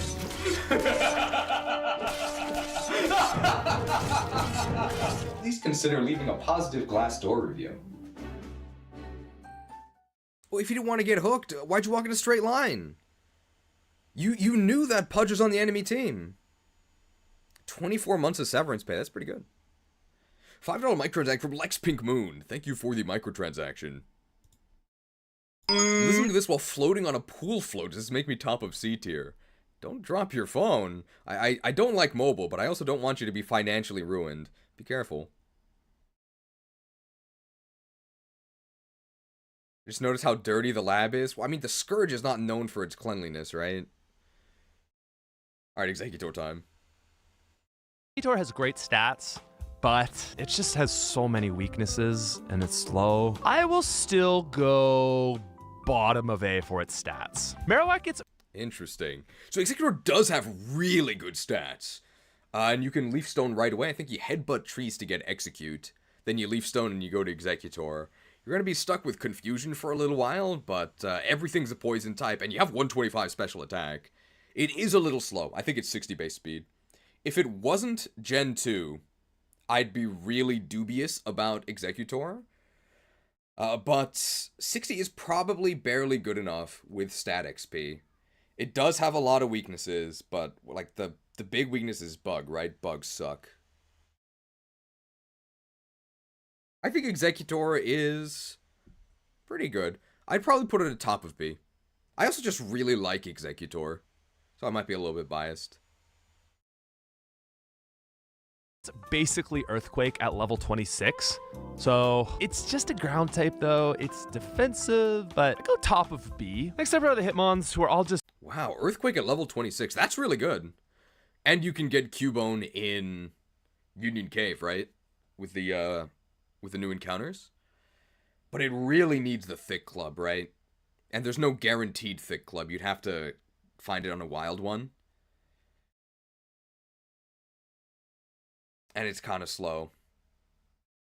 But Earthquake at 26 is crazy. Yeah, I'd probably put it at B as well. Maybe low B. Was he talking about Boomerang? Maybe somebody can check that. If you go to the description, you can see the legacy details. But if it has either Earthquake or Boomerang at 26, that's really impressive. So B tier. They're just all so okay. I don't know, man. They're Lickitung is I would, yeah, a sigh to describe these Gen 2 fighting types. I think the ordering is correct. Yeah, Hitmonlee, Hitmonchan, Hitmontop. They're all very underwhelming, but fighting has been buffed. I would actually maybe put Hitmonlee in A. Hitmonlee is the best by far. There are a lot of normal types you can just kick their lights out, and it has really good attack. Hitmonlee is actually pretty strong. The other two are significantly worse. I would actually maybe put Hitmonlee, like, middle to top of B, and I would probably put the other Hitmons at, like, the top of C. I'd probably separate them a bit more. Why would you ever use Lickitung? I honestly hate this Pokemon so much. It is so stupid. I am going to put Lickitung as our first F tier. It's a late Johto encounter. It's just not better than any normal type. It is so bad, and we tried, and it's just bad, dude. Coughing. I don't think I share his same, like, vitriol against Lickitung. I don't have a personal vendetta against Lickitung, but I do agree that it sucks. I think spot on rating, yeah, completely awful. Why would you ever use this is a great description. Why would you ever use this?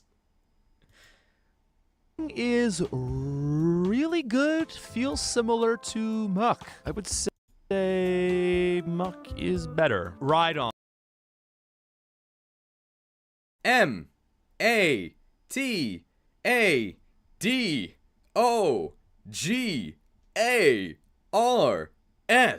Matadogas.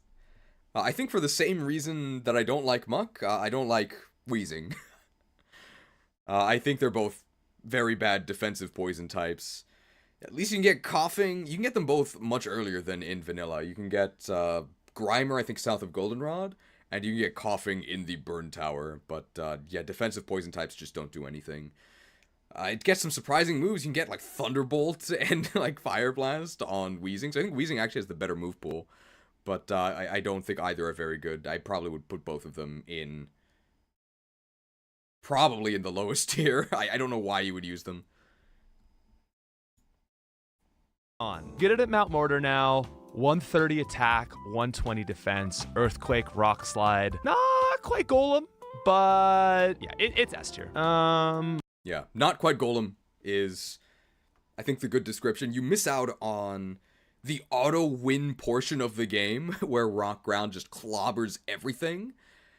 But if you actually get to Rhydon, it's like marginally better than Golem. I would probably put Rhydon at like the top of A for that. Blissey is really stupid, but it is pretty good, so we'll go A. Tangle. Interesting. I think that Blissey line is finest. I think it's finest. I think it's totally useless. It has really good res. It's really bulky, so it survives hits. And then what? Just doesn't do anything. I would put it in the finest. But that's, again, our fundamental disagreement on the value of utility. I think in his perspective, he is correct that yes, as a defensive Pokemon, Blissey is very good. There is not much reason to use Tangela, but it does get Sleep Powder. Kangaskhan. I think Tangela is also trash. I would, and yeah, it does have Sleep Powder. I'm probably going to put Paris and Tangela both in the finest. They're both so useless. Sleep is something, but it's not much. Is a fat B tier. Next up is Seaking, who... I'm not sure what they mean by fat, but... yeah, I would probably put Kangaskhan maybe like low B. My question again, like with Lickitung, why would you ever use Kangaskhan? It's just very underwhelming. It's like a pure normal type. I think Tauros is right there. Just use Tauros. Is really good now due to knowing Megahorn and Drill Peck and just some niche moves, but it still doesn't have the best stats. I'm gonna put it with the Water Boys, something like there. Okay, so I think I actually do agree in that it is of the sea. It's just that our placement of the sea is different, I think. But yeah, that old king's no match for anything. He is the Sea King. I don't even think he's gonna be the king of the C tier. Army gets Thunderbolt, gets Ice Beam, gets Surf, gets Psychic, probably here. Starmie is really good. Mr. I agree, yeah. Starmie's super, super good now that you can get the Water Stone actually in Johto. Just fish up a Staryu, Stone Evo up, and then, yeah, the game's over. Really, really good. Really, really good. S for sure. I agree. I also agree with the gracious gift of convenience. Thank you to Silver for the 10 gifted memberships. Nice 10-hit pin missile. Alright, time to talk about Ariados. Baton Pass is always great. Late availability in Blackthorn, good stats. I would put it's probably somewhere in A. Jinx is a...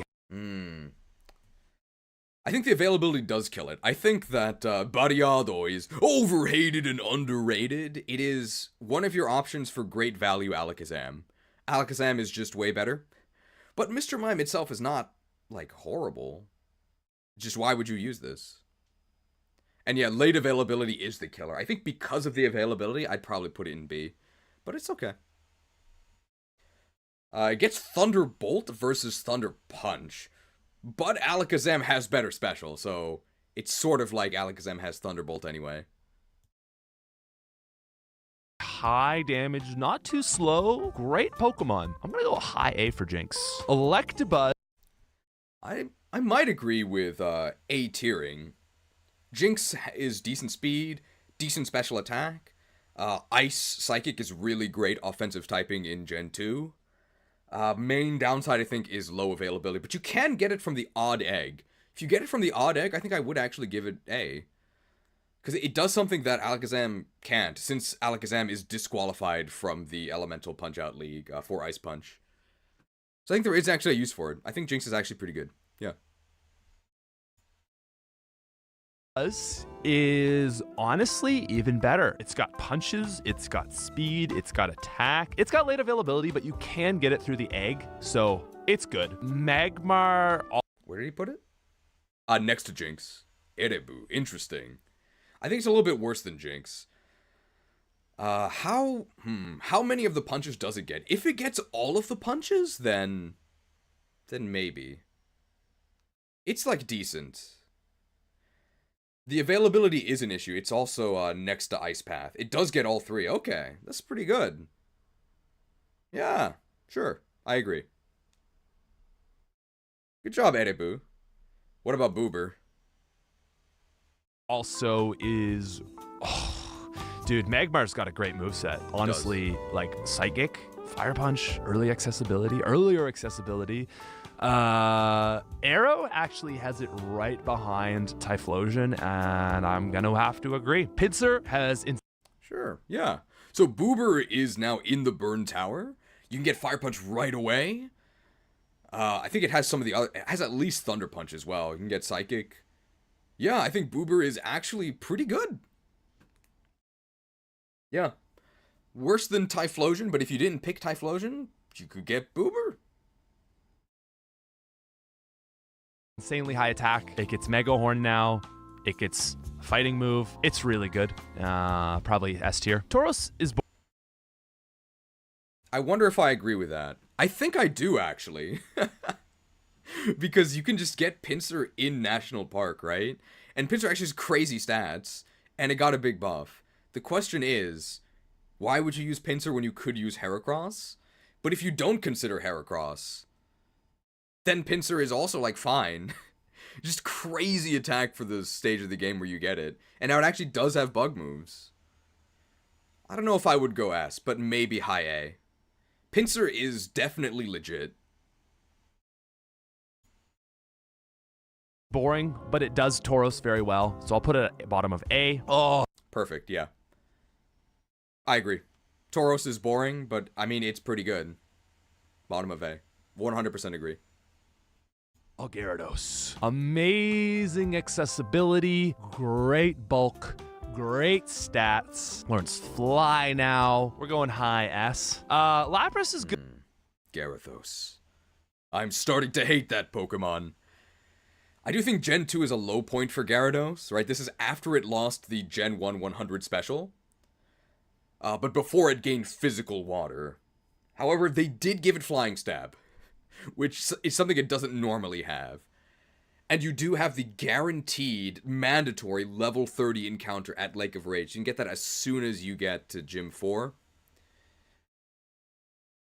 I don't think it's S. It's probably going to be low A, I think. It's okay. It does have really high overall stats. You get Physical Dark now. You do have Stab Flying, but it's definitely not the Gyarados that most players know and love from Gen 4 onwards. Probably low A is where I would go. good availability. I don't love it. Playtesters put it kind of with the rest of the water types, and I kind of agree. It's good, but not great. Ditto is kind Yeah, I agree with the playtesters then. It's definitely in the sea. I'm probably actually not going to penalize Lapras for being Friday only, because it's very easy to just change the clock. Because you're almost certainly... I don't even think you have to play on Nintendo PC. I think if you just have Crystal Legacy, they added the feature to do hold B and down on the title screen, and then you can adjust the clock. I think it's fine. It's definitely among the sea. It's better than Dugong. of a situational boy. You're using this to get egg moves and breed, so it's almost just not fair to put it anywhere, but Ditto will make your other Pokemon better, and that is useful. Vaporeon... Very interesting, okay. I think by the criteria he set, where you consider that Ditto not even being in your party, just providing other things, that actually doesn't make it useless. I think that is correct, by his criteria. By my criteria, it's absolute garbage, one of the worst Pokemon in the game. But by his criteria, I think B is correct, yes. Is also A tier, but Vaporeon feels like more Tentacruel area. Great HP, Ice Beam, Surf, it's very solid. Jolteon is really fast. I agree completely, yeah. So Showers actually has really good special attack. I think it's 110. And you can actually get the Water Stone, so you can get it pretty much around the exact same time that you get Tentacruel. It's a little bit slower, though. Well, significantly slower, but probably still barely fast enough. It's definitely a water type. So I think it does, like, barely escape the sea. I'm just not that excited about Vaporeon, but it's alright. Fast, very strong. Man, if Electrode and Magneton are this... Aquatail is from which gen? Doesn't Gyarados get fairly late only? Aquatail is Gen 4 or 5? This is so... I'm disgusted to have cultivated an audience like this. It's so obvious. It's a physical water move. Why would they have created a physical water move? Well, they would do that when they created the physical special split. And what gen was that? Something need doing? I tribute 2 interns. I can do that. I summon the unstoppable Gate Guardian. Negate all added effects from casual creatures, but you still take the damage. You don't know what gen each and every move is from? Well then why don't you watch one of my move tier lists? Or are you too much of a casual for even that? I think one of the people who said that did have a gray name, so hopefully it's clear that I was joking. Anyway, Aquatail is Gen 4. High. Jolteon is better. We'll clear this up in a sec. Flareon is... So Thunders next to Magneton, I think, yeah, actually is okay. So Thunders is really, really fast, so it goes first. And then it has 110 special attack. So much faster than Magneton, but a little bit weaker. I think putting them next to each other is fine. Is also very good, but not as good as the other two still. There. Amistar. Booster got a very big boost. They swapped its attack and special attack, so it has 130 special attack. So I think it's actually the strongest fire type in the game. The issue, as always, is that Flareon has no moves at the beginning. If it was bipedal, if it could join the Elemental Punch-Out League and Fire Punch right away, maybe low A, but it's a little bit slow, and you don't get a fire move until, I think, like level 26, then you get Flame Wheel, which is okay, and then eventually once you get Flamethrower, yeah, now we're talking, but you can give it, like, Shadow Ball as another special attacking option. The move pool is just what really, really lets it down, but it's definitely better than Vanilla Flareon by a significant margin.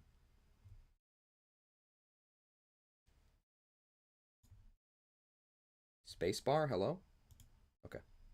is not very good, and yeah. Kabutops gets Swords Dance, has better attack.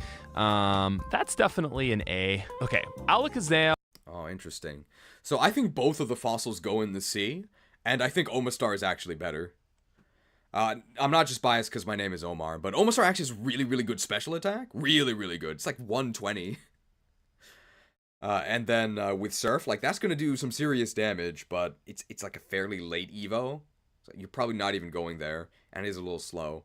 Kabutops has trash can special, really bad, but pretty good attack. The issue is that like your best rock move is like Rock Slide, and it's also like a fairly late Evo. I think I would just put them both in the C next to each other, and I think that Omastar is better, but I wouldn't really use either.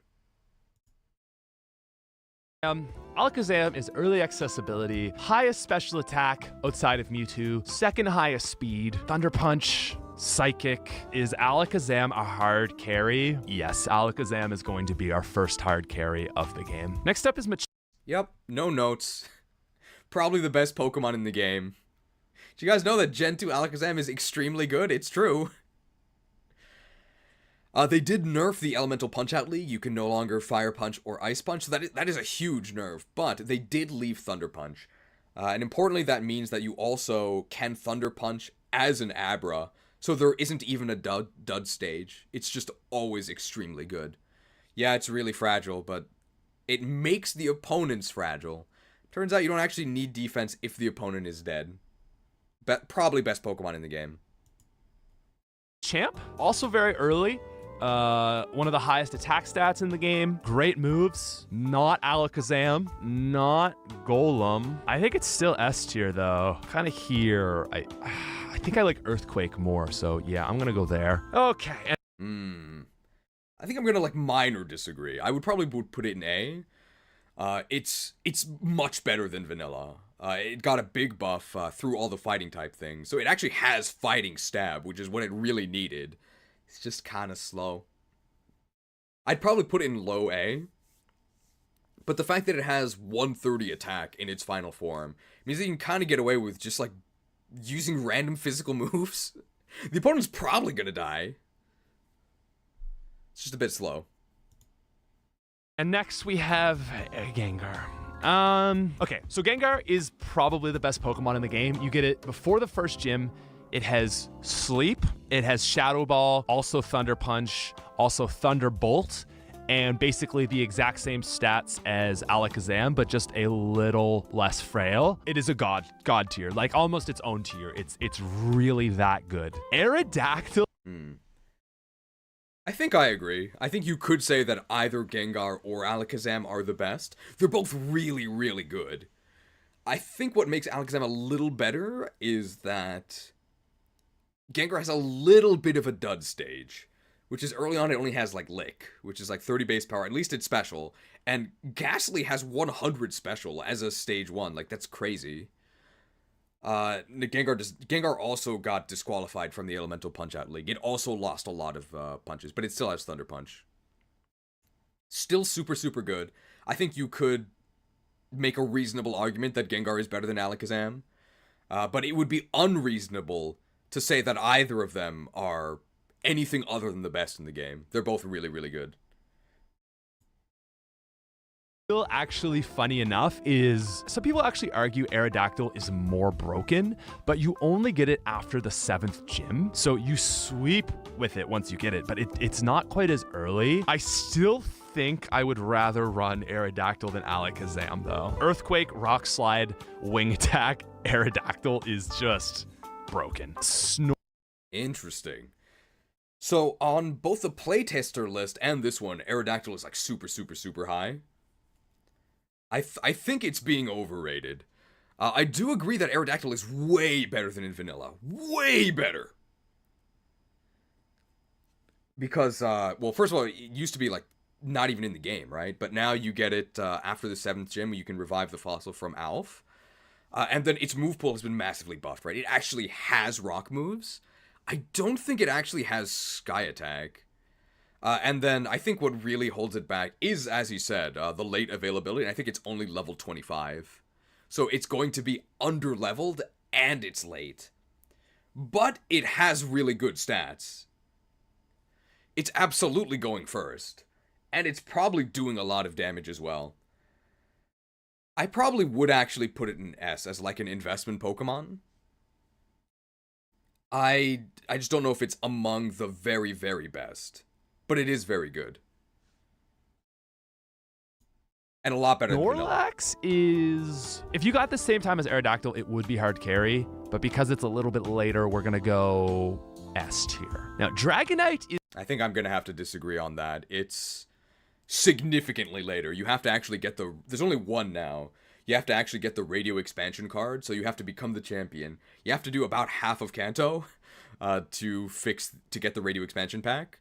And then you can catch the Snorlax. It's at level 50, so it's actually going to be like a teensy bit under-leveled, not significantly. And of course, the killer for Kabigon is that it is giga slow. It is so slow. You are never, ever, ever, ever, ever going first. So I think I would actually probably put Kabigon maybe in, like, bottom of B.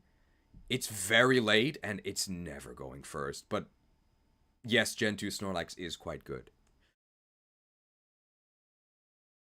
Is a weird one because you don't really get its great stats until the Elite Four. If you're theoretically level capping, you only have it for Lance and On, which kind of makes it the same as Snorlax, except it's not as good as Snorlax. Our main playtester actually put it at the top of A, and I think I would agree with that.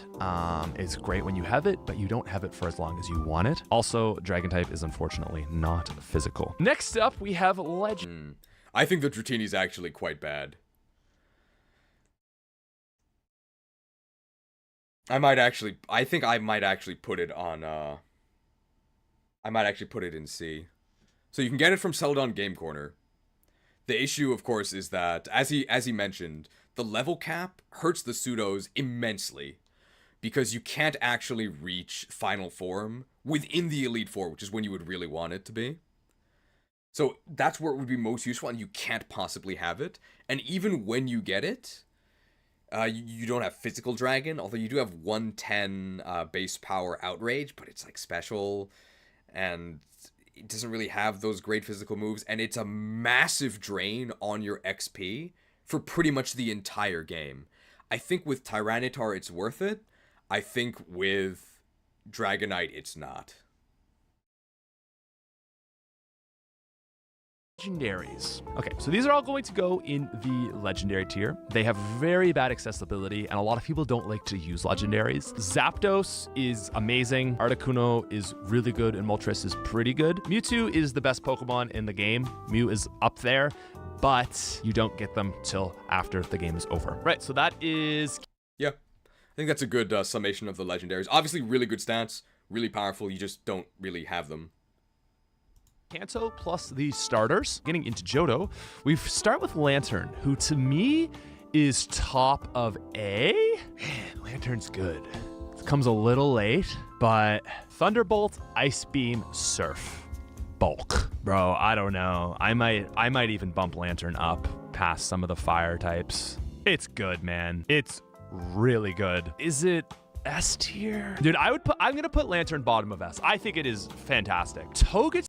Must be a Lantern control player. It's not late, is it? I thought it was Olivine. You can fish for it in Olivine, right? I would definitely put Lantern in the C.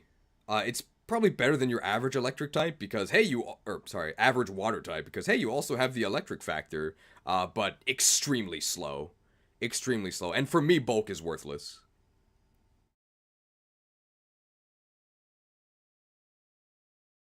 It is Olivine 26. Okay, yeah, so availability not an issue, but yeah, we'll say Lantern Control again when we do the, remind me please, to talk about Lantern Control when we do the actual tier list that we do, but yeah, I would put it in the C.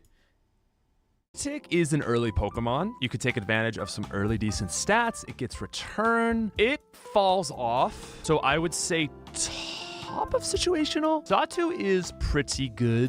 Not a secret that I hate Togetic. I don't think it's -5 stars. Actually, yeah, maybe it is. They did buff Togetic, but it's still god-awful. Johto's finest, for sure. I hate it. It's so bad. So bad. Arrow God is back. I have a question for you. Why is Aerodactyl top of S? It's 7th gym and level 25, right? I think it's just too underleveled.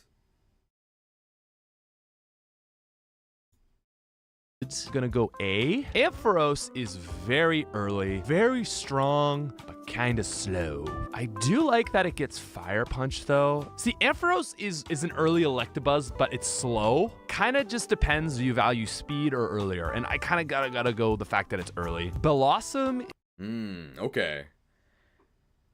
I think I would invert that. I would probably prefer the faster one, the Electabuzz. And Electabuzz also has the elemental punches, all of them, not just Fire Punch, which I think is a very big advantage. I do think that Mareep is overall extremely overrated and underhated, although the best it's ever going to be is in Gen 2, where it's available early and it has stat XP to help its poor speed. Big issue is that you're Thunder Shocking for a very long time. You're Thunder Shocking up until Ampharos, which is very unfortunate. While they're actually 7th gym, once you get at the proper level, it literally receives 9% of the game afterwards. I do agree that it's very good. It's slow XP group, isn't it? That's, I guess, going to be my decider. I think it's slow XP group. You get T-Punch from Goldenrod. So here's my question. Oh, can Flaffy T-Punch? Oh, maybe it can. I'm not a casual. I think they are just comparable.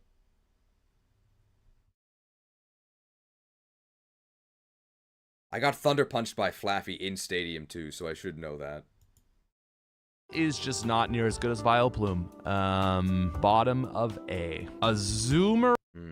I do agree that Blossom is worse than Vileplume. And I think they're both worse than rated here. I think they're both very bad. And Blossom is just worse.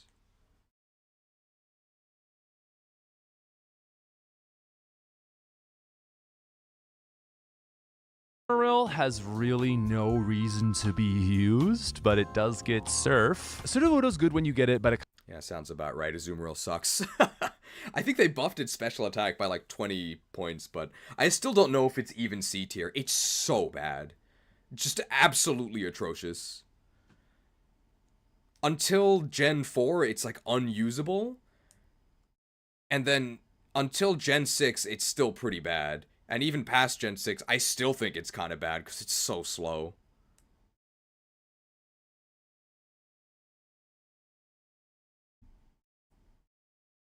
If you take it right to Rocket Hideout, speaking about Aerodactyl, and XP share it, then just use it the rest of the way. That's such a big investment, though. I would probably put it in like high A. A for Aerodactyl. kind of falls off, so B. Politoed is like just kind of an all-rounder decent. Middle of A. Jumpluff. It's definitely an all-rounder. It has very balanced stats, which for me is bad. It's definitely going in the C. It's Poliwrath, but without Fighting Stab. Horrible. Well, not horrible. Wet. Is Playtester Arrow actually ranks Jumpluff in the same spot as Victory Bell, which is up here. Fast Sleep Powder. It's that good. I kind of have to agree. Apom is... I kind of have to disagree. I mean, if you like Fast Sleep Powder, then yes, I agree that is where it goes. It's probably the best Sleep Powderer. And I think Hoppip is actually now immediately east of Little Bark Town. That's not it. New Bark Town. And it actually gets gusts immediately, so you don't have to tackle with it. But I don't think that pure powder utility is worth much at all. I don't know if I would put it in Johto's finest, but it's close. Its offenses are just hopeless. Hopeless. just bad.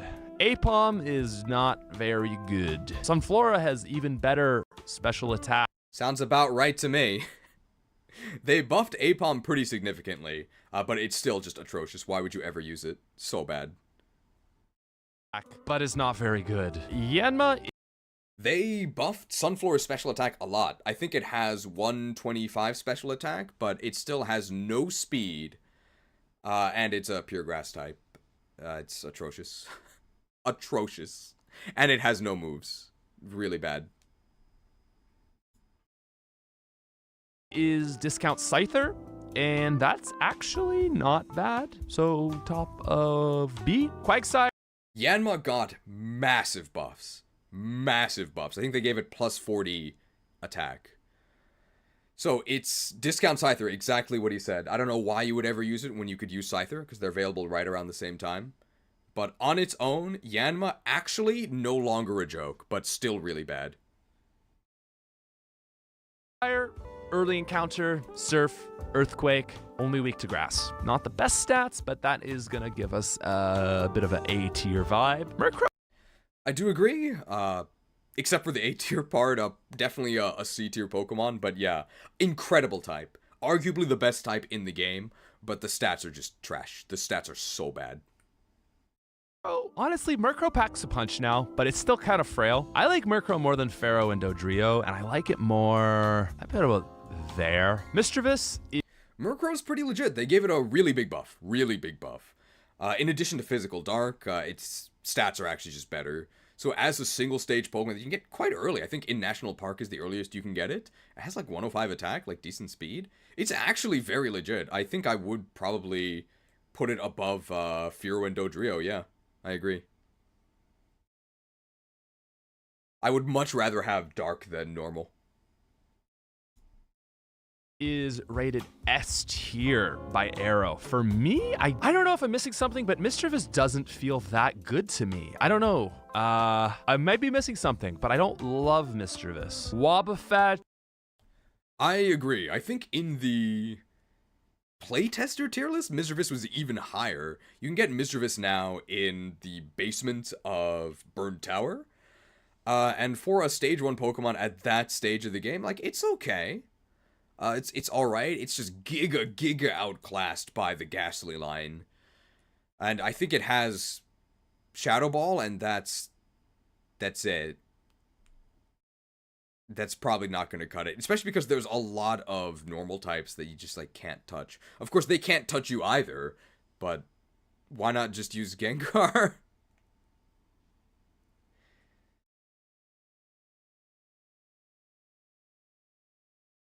One upside is that ground isn't super effective against it.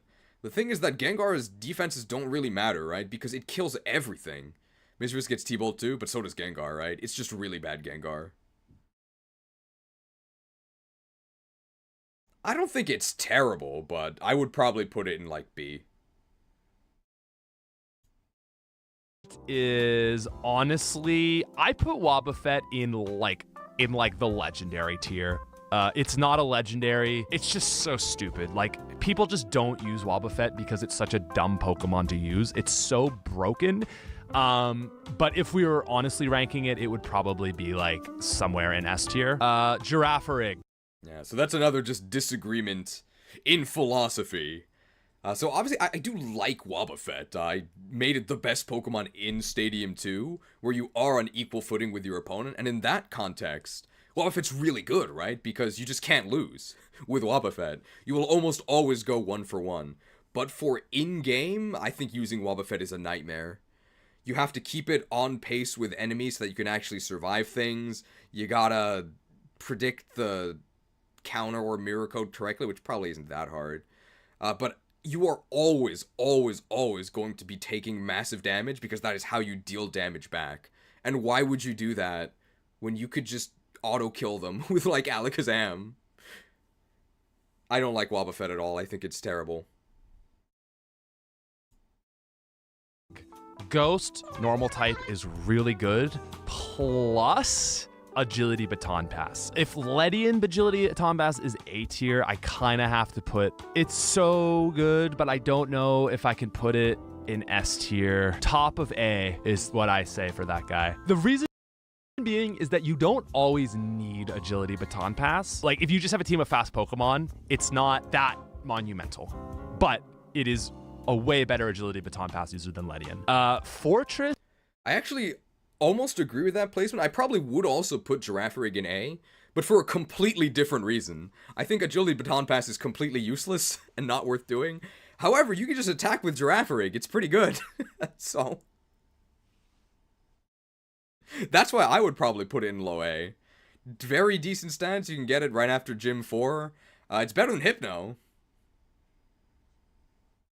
And Psychic is really, really good because there's so many poison types. This is freaking awful, dude, and it's just a tragic Pokemon. There's nothing you can do for this guy. Dunsparce is actually... I think that's really interesting. Because Blissey is in A, but Fortress is in C. Because Fortress, for a wall Pokemon, has two things going for it. One, it's actually invincible. I don't know how you kill it. And two, its attack size is actually, like, fine. It's like 80 attack. I still think it's terrible. I actually do agree that it's very bad because defensive Pokemon are useless. I'm just wondering why Blissey is in A, but Fortress is in C. I think they should both be even lower. Deserving of situational. It is really good in the early game. It just falls off super hard, but it's definitely better than, like, Unknown. Put it like there. Gligar? Interesting. I've made my stance on Tsuchinoko clear in the past. Tsuchinoko real bad. I mean, it is literally a joke Pokemon. It's intended to be bad, and it is. It's really bad. I think the stats when you get it are actually, like, kind of okay. Like, better than you would think, but it is a 1% encounter. We know how painful 1% encounters can be, and it has no potential at all. It does hard counter Claire's Kingdra, right? There's nothing she can do. So for that, in that sense, I mean, maybe it should be the best Pokemon in the game. It just makes Claire surrender. You didn't have to fight her. But yeah, I think on its own merits, definitely Johto's finest. God awful. Is not bad. Gligar is good. I want to put it with the purple guys. Scramble is... Huh. How much did they buff Gligar? I know they gave it better availability. You can find it, I think, immediately east of Ecruteak now, whereas normally it was just Blackthorn. I'm guessing they actually gave it ground moves, which was something that it lacked in the original. I still think it's quite bad, but it's probably better than Vanilla. I'd probably put it, maybe like bottom of C. By Gym 4 Stab Earthquake? Oh, they did give it Stab Earthquake. Okay, that's a lot better. So maybe I'd give it B. Yeah, that's alright. Huge buff from Vanilla, then. A lot better than I thought. So probably wherever we put Sandslash, we're going to be putting Gligar above that. It's just kind of meh, despite good stats. Quillfish? Quillfish is good now. So, Granbull has really high attack, but it's quite slow, and it is a normal type. We're probably going to end up putting it, yeah, I think where he put it is fine. Yeah, like middle of B, it's okay. I believe he said Quillfish was good. Meh, despite good stats. Quillfish? Quillfish is good now. You heard it here first. Officially. Quillfish is good now. It's like a bad, it's like bad Tentacruel, so we'll put it there. Ursaring is... Yeah, bad Tentacruel is fair. I think one thing that wasn't mentioned here that is a serious strike against Quillfish is the availability. Ironically, it's actually very inconvenient because I think it's Super Rod only? So it's like so powerful it had to be sealed into the post game.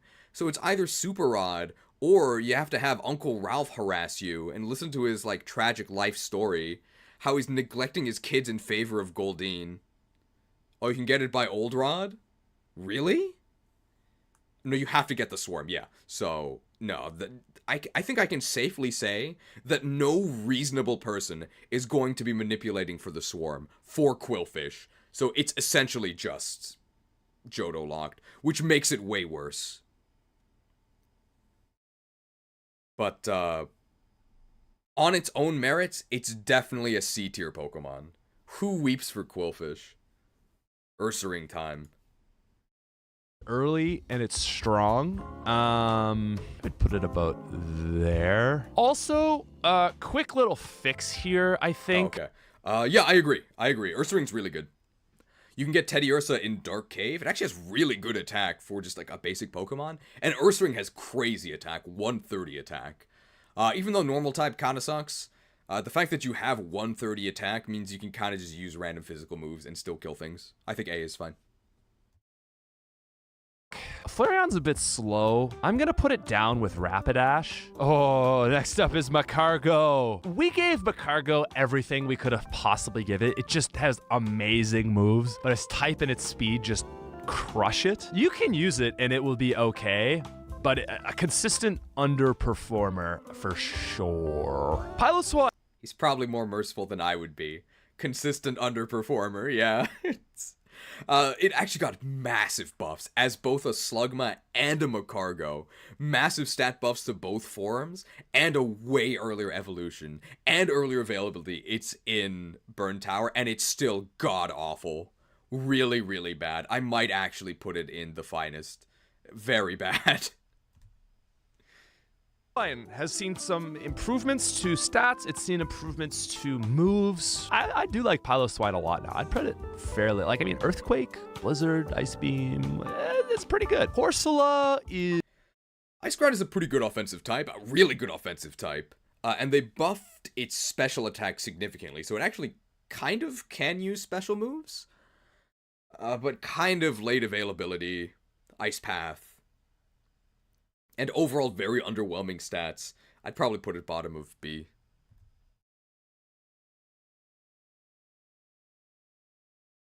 Is not great. Auxiliary. I agree that Corsola is not great. I think it's atrocious. I'm probably going to put it in the finest. Is also kind of like bad water type energy. Bad water type energy is right. Welcome to the sea. Yep.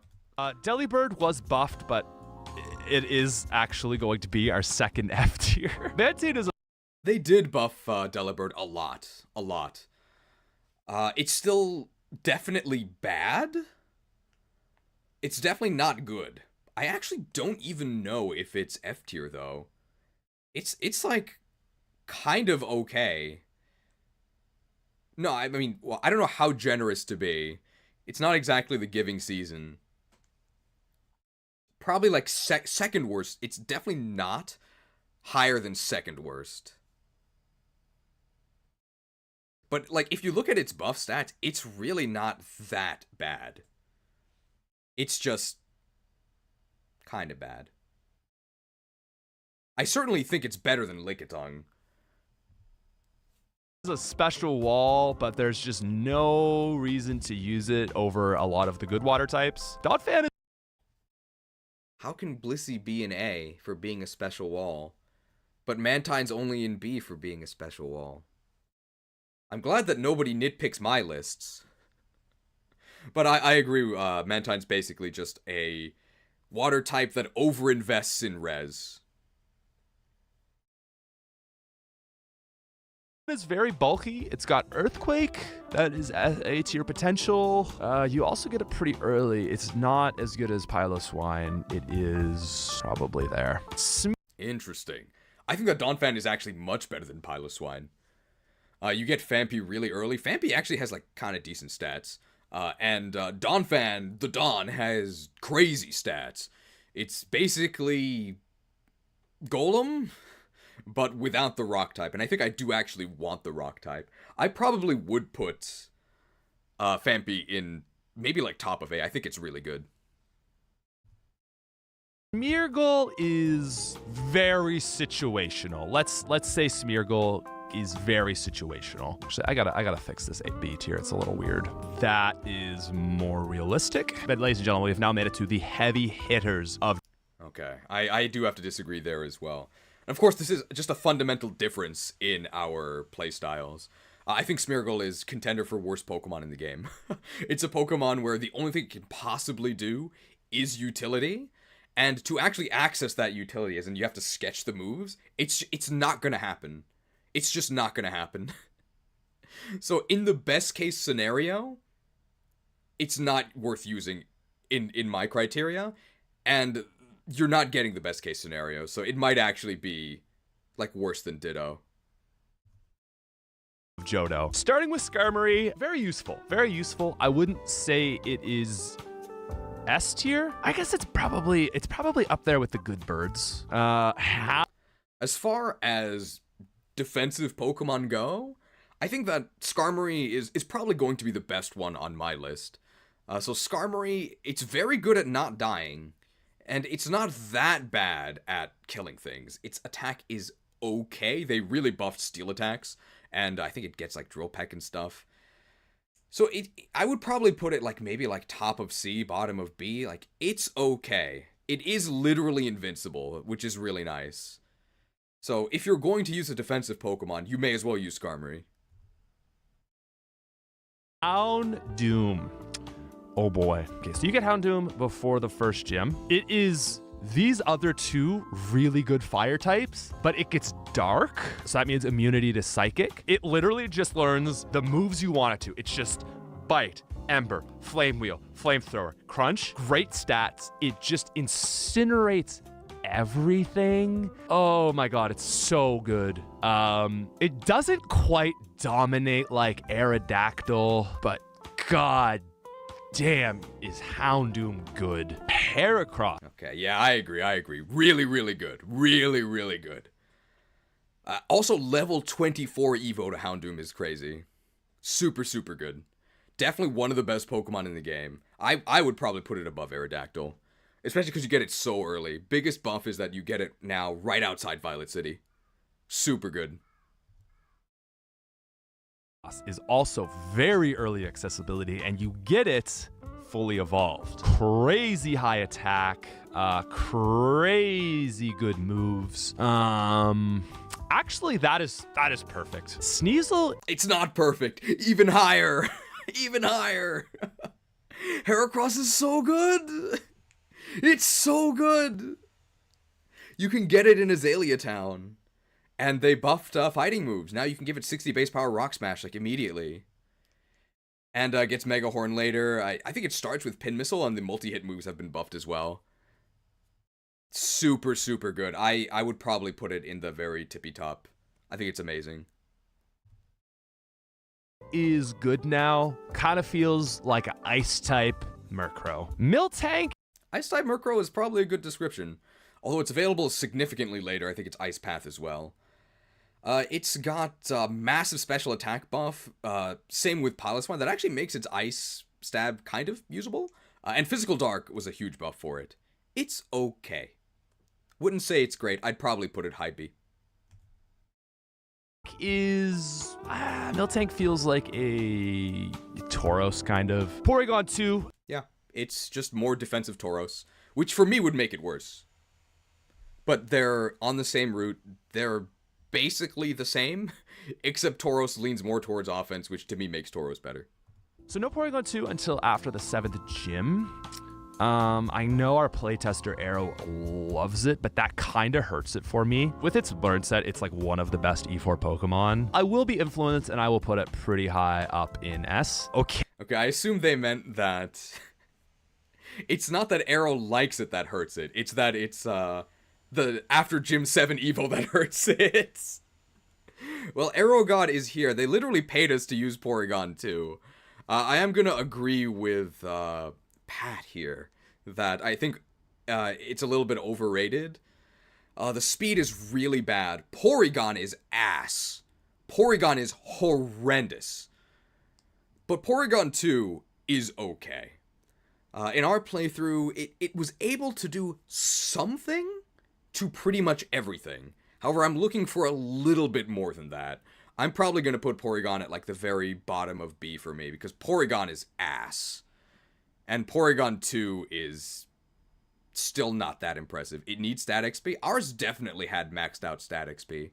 Because we gave it the XP share. By the time we were using it, it definitely had max stat XP. I was just not very impressed. I don't think it's terrible, but I'm not sold on it. Maybe if we upgrade to Porygon Z. Okay, Scyther. You can't talk about Scizor without talking about Scyther, which is why we waited. So in version 1.0 of Legacy, Scyther got Swords Dance at 48, which meant you had a really fast Swords Dance user consistently for the Elite Four. Scyther is the fast one, whereas Scizor is the tanky one. So now Scyther gets its good power-up move, which is Swords Dance at 54, whereas Scizor wants agility, so it gets that at 54. Because of this, Scizor is actually better than Scyther now. Personally, I think it's top of S. Most people are going to get Scizor after the 7th gym. Scyther is still very good, but because you don't have Swords Dance until basically after the E4, I think I would probably put it bottom of S. It's still a very good Pokemon. It hits crazy hard. It's crazy fast. Bug type is good now with Twinneedle. Yeah, I would say S. Okay, so Interesting. I think I definitely agree with the placements, and again, for different reasons. So I think that Scyther and Scizor are basically interchangeable. I don't use setup moves at all, so I don't consider that aspect of it. I think one part that he didn't mention, but I know he's considering it, is their availability is nuts, right? You get them in National Park, and Scyther's stats to the point where you get it are nuts. Super good. The only thing comparable is the other bug, Heracross, right? And Pinsir. So for the time you get it, it's crazy. The enemies can't do anything to you. I don't know if bug is good, but it's definitely better than it was in base. It has a lot more options. I think Scyther's just obscene stats carry it for pretty much the entire game, and then you have, I guess, a branching promotion. You can go to Scizor after Gym 7, which changes its functionality, right? Scizor definitely goes first, probably kills. And Scizor has better attack, right? Has 130 attack, but has much worse speed. But you do have stat XP. So you have to think about that trade-off. I think Scizor's like more of a brawler, right? It's really strong. I think it can 1v1 pretty much anything. But Scyther can potentially 1v6 because it's so fast. I think they're both really good. I think they're both among the best Pokemon in the game. Onix turns into Steelix. Onix is the best Pokemon for the first 3 gyms. Steelix definitely holds up pretty well. Stab Earthquake, Stab Iron Tail, great defense. I think Steelix and Onix make a S tier placement. Umbreon. I think we have a fundamental disagreement. I might be biased, but I don't think that Onix is any good. I know you get the Rocky trade to beat Faulkner, but just use Geodude, bro. Geodude is so better. So much better. I actually might put Onix in the lowest tier. It's so bad. It's so bad. But hey, you can Metal Coat it, I think, after the 7th gym, and then you have a Steelix. And Steelix is, it's not like meme tier bad, but again, I think that defense is worthless. So that's why I'm not sold on Steelix. But Steelix itself is like, fine. It's okay. Does have the trade XP. Maybe factoring in the trade XP, we can put it above. We'll put it in 1 tier above the finest, just because of the trade XP. You can get Metal Coat before the 4th gym. You have to steal it from the Magnemites, right? Or catch it from the Magnemites. And then you get Steelix. But I also don't think Steelix is any good. So I don't think my placement would change. I would probably put it 1 step above the finest. I still think it's bad. Umbreon. Okay, Umbreon learns Curse. Really good. It's bulky enough to really take advantage of it. Honestly, I would just put it with our other Curse users. I think it's not as good as the other 2, but it's really good. Espeon. That's going to be another big disagreement. Again, just different playstyles, but I'm probably going to put Buraki in Johto's finest. It's very defensive. It will never die. And then what?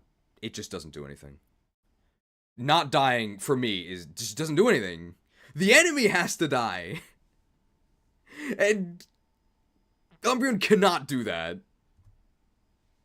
Okay, crazy. because Espeon basically has the same stat spread as Alakazam, but you get it later. It doesn't get electric moves, and it's just not quite as min-maxed. Espeon, is it S tier? I'm gonna put it with my boy Jolteon. So we've got.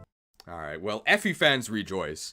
I do actually think that Espeon is really good. I think it's much better than Jolteon. We've said it before, and he basically said it as well. It's great value Alakazam. Alakazam is way better. It has better moves, it has better stats, it has better everything, basically. But that doesn't mean that Espeon itself is bad. Espeon itself is still really good, it's just not as good as Alakazam, which I don't really think you should penalize Espeon for. I would probably actually put it in S, I think it's really good. I just think you should use Alakazam, though.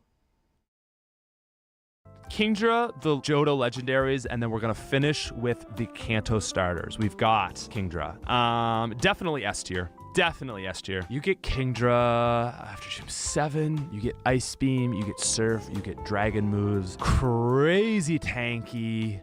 Its only weakness in this game is Dragon. Is it a hard carry, though? I don't think it's a hard carry. I think it is top of S. It's a little bit later, and it just doesn't quite carry the team. It's amazing. It is not this tier. Now we have the... The playtesters also think that Kingdra is really good. I don't know if I'm quite sold. So they added Horsey to the surfing route between Olivine and Cianwood. So that's where you can get Horsey. Then you can evolve it into Seadra, and then it's a Dragon Scale Evo. I think it's in the Dragon's Den, right? So you have to actually beat the Dragon Gym with not Kingdra, and then you can evolve into Kingdra.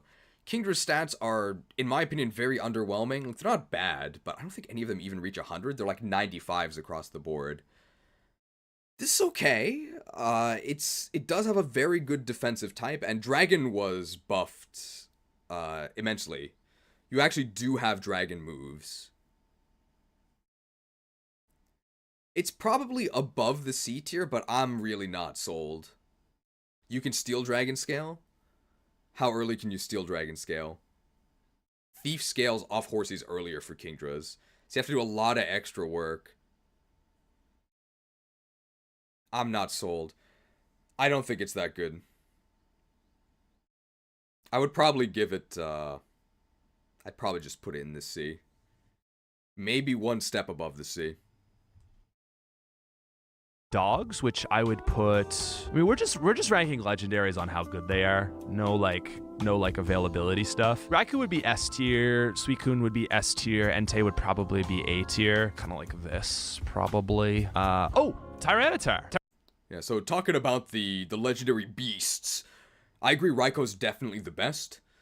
They did buff Entei. Entei is now... They swapped its attack and special attack just like with Booster, which makes it better. And Suicune is a guaranteed encounter, right? However, Suicune is like the legendary C tier Pokemon. It's a defensive specialist, which to me is not worth anything. It basically has stats you would expect of the C tier. It's not bad. It's okay. But it is not like what you would expect from a legendary. Raikou is what you would expect from a legendary. And then you get this... I don't know why you've seen so obsessed with Suicune. It's good and competitive, though, where it stalls and stuff, but for in-game, like, whatever, there's better water types you can use. Not too sold on it. Tyranitar is better than Dragonite because Dark is now physical. It gets Earthquake, it gets Rock Slide, it gets Crunch. It has so many options for a fourth coverage move. Fire Punch, Iron Tail.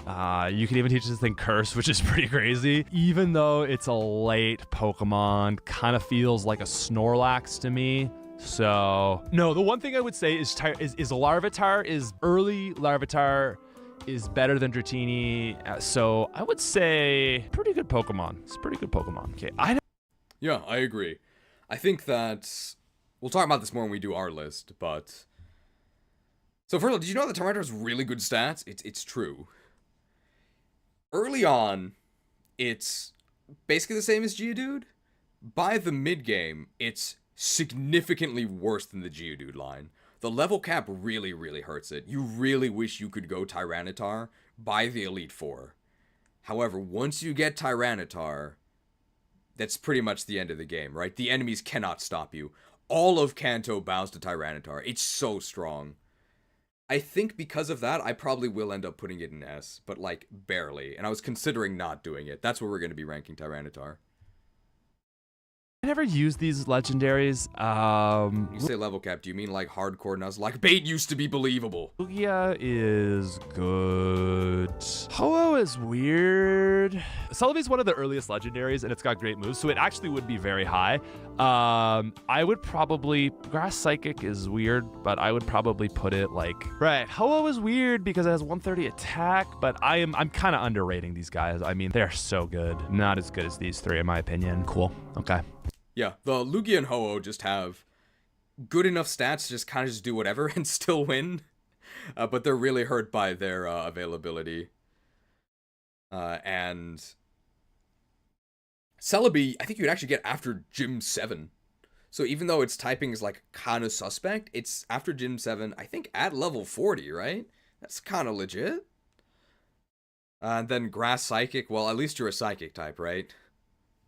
100 in every stat that's actually, it's mediocre offense, but it's really good bulk, but I don't really care about bulk.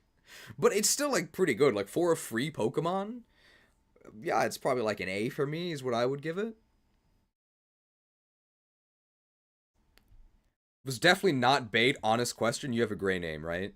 So I should let you know, doing you a service, that I am at least partially joking. I explained this, okay? I explained this when I played this game. There's a hard mode.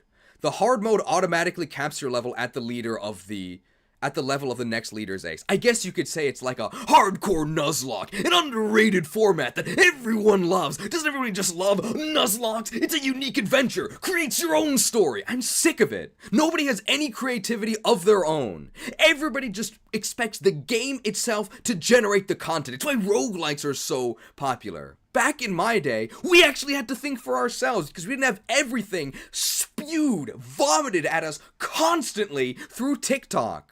I'm sick of it. Ready to work. Technical difficulties. Ready to work. I sacrifice 5 Patreon. And I play The Wrath of Arceus. Destroy all video games wherever they are. Destroy mobile games twice. Maybe. Just maybe. Once each and every mobile device has been scoured from this earth, we finally won't get people asking the same inane questions over and over. Anyway, yeah, by level cap, I mean there's a hard mode they added that automatically caps you at the level of the next leader's ace, just like hardcore Nuzlocke. That's what I mean. I hope that answered your question. There's your legendaries. All right, and we're gonna finish this with the Gen 1 starters. The reason I've waited to finish with these guys is they all get a special move at level 50. We wanted to make them kind of special in Gen 2. So Venusaur gets Ancient Power at 50, which gives its coverage against bugs, flyers, and ice types. Makes it very cool. It's got late availability before the Elite Four. Feels a lot like Meganium, but with worse availability. So I would probably put it a little bit down here. Blastoise is Lugia's Ice Beam, which is not amazing for it, but it's just got very solid stats, very nice diverse moveset. Feels a lot like Feraligatr, but a little bit later. We'll just put it with the water, the solid water gang. Charizard is definitely the best starter of the three. It gets Outrage, which takes advantage of its nice physical attack. It is really good, but again, it's kind of a later pick. So I would put it kind of high-ish A. And so, ladies and gentlemen, there... I sort of waited till the end of the starters to comment on this, because unfortunately I'm going to have to put them all in the finest. They are all 1% encounters on the route leading up to Victory Road. We do have to take into account encounter rates. It's very possible that with 1%, you'll never see them. And more damning than that, they're level 5. That they're just insanely underleveled. There's nothing you can do with them without just bringing your playthrough to a dead halt to grind them up. And unfortunately, even if you grind them up, this is true, the starters are actually not that good. I think most starters end up being like just barely above average Pokemon. carried by the fact that they are your starters, right? You start with them, and that gives them the opportunity to get far ahead of all of the other Pokemon. You can give them all the resources they need to be really good. And when they're not a starter, when they're an insanely rare encounter very late in the game, they just end up being useless. But on their own merits, yeah, I guess I would probably agree with where we placed them. But unfortunately, you're probably not gonna be able to even get them. Here you have our final tier list. Top 5 Pokemon are Kingdra, Alakazam, Houndoom, Aerodactyl, and Gengar. All right. Yeah, really fun tier list to react to. Hopefully you guys weren't too off-put by this lazy reaction format. But yeah, I think most of our disagreements come from our playstyles, right? He values setup and defense, which explains pretty much the majority of the disagreements, aside from Fortress. But I only care about going first and killing things. The bias of our list is we're forced to use all of them and base off the performance through multiple testers. Who's the Actman pointing out? I think it's Quantum Reviews. Oh, this is Mac Tonight. This is a really good video. Oh, and hey, this is actually a good AVGN video. I really liked this video as well. I tried to save Reforged. What a good... This guy's thumbnails are so funny. They're so good. Grubby. Alright, so now we're going to be making our own tier list. And now that we've heard, I guess, the lead dev input, I did enjoy their tier list. I think I can see how they got to all of their placements. And now I will explain how I'm going to get to my placements. We're going to be probably a lot more harsh. Many of our rankings are going to be much lower. And I think looking at all these Pokemon, maybe we need a D tier. You can find the final evils at much higher encounter rates at level 50 or so after Gym 16. You can use them for red if you're desperate. Well, I'm not desperate. You might be, though. You're fired. You have failed me in... Oh, that's not right. You're fired. Hello, intern. I've received your anonymous exit survey. You want to leave? Well, don't let me stop you. But on your way out, be sure to pick up your generous severance package. Our severance package is one of the main hooks for employment here at the YTC Institute, so go ahead and claim yours. Be happy to. Don't be shy. It's right there.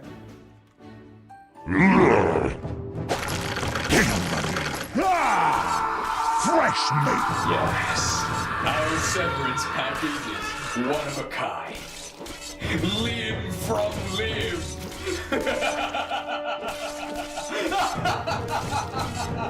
Please consider leaving a positive Glassdoor review. Oh, I'm sorry. I thought that the evolved Gen 1 starters were available right before Mount Silver. Why didn't they save you? They abandoned you in your time of need. I guess I shouldn't consider them.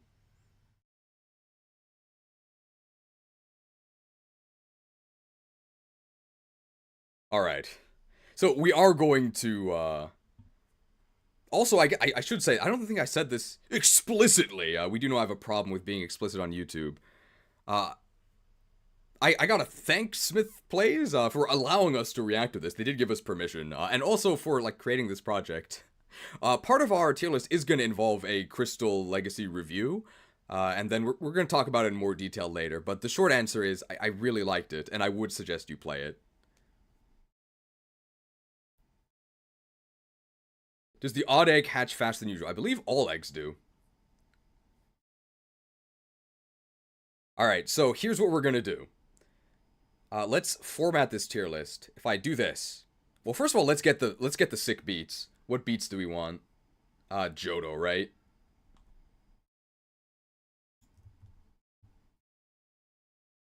Kodo.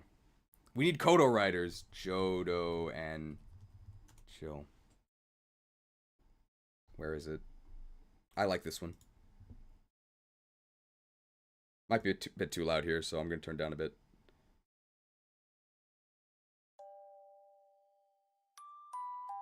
Beats. Alright. This tier list I found is not in the right order. So we're going to have to actually edit it a bit here.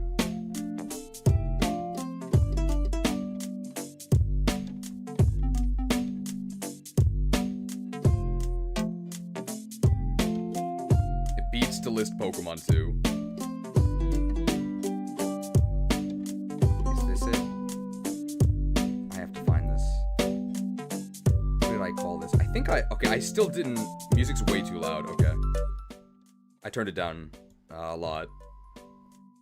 Should be fine here, right?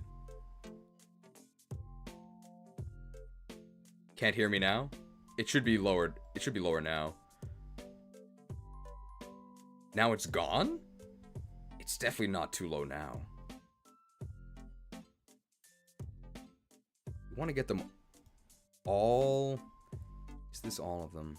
Ooh. I'd have to make this smaller.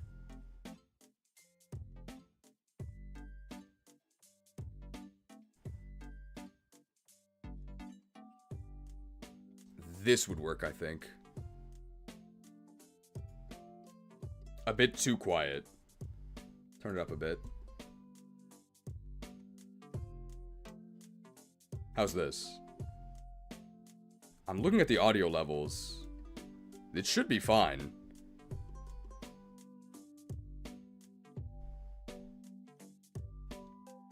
Is it not fine? Now it's good. Okay. I think it's too loud, right?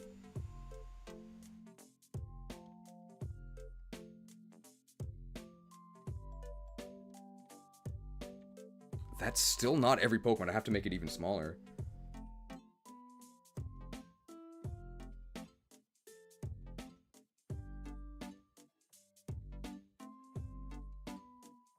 Now it's maybe too small.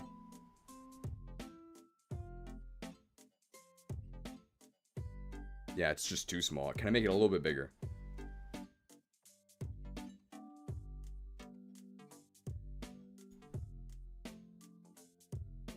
Darn.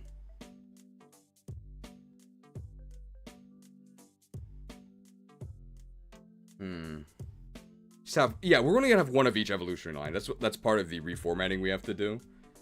I want the tier list to actually fit on the screen. At least I want the rows to fit on the screen. We can do this. Ah, there we go.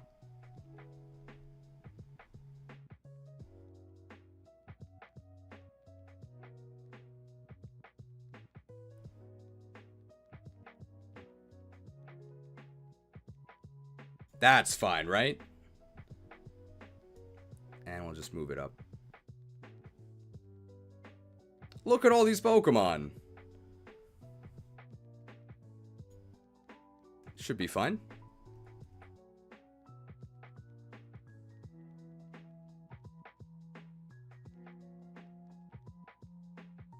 Okay. So now what we have to do is we have to actually get... Hopefully this isn't too small. You can still tell what these Pokemon are, right? I mean, we are going to talk about them as we talk about them. Alright, and all we have to do now is create... We got to move up the Pokemon we're actually going to rank. So, we started by talking about the Pokerap. I don't think the Pokerap is the order that we want. But we are going to put these in Johto Dex order. And we're probably just going to do first forms. So definitely the chick has to go to the top. Cyndaquil. Totodile. Does somebody have the Johto Dex order? Because I feel like Rattata goes here or something. Is this content? This is like a quiz. And there's like Caterpie as well.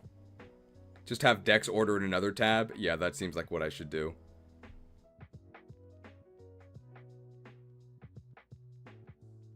Let me just get Dex order in another tab. If I take this...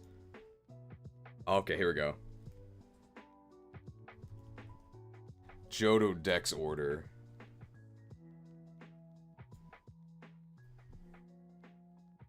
Need Brain Rot Doom Scroll stimulation if that is what you wish. Hey! Hey! Hey, eyes up here, okay? We're making a tier list.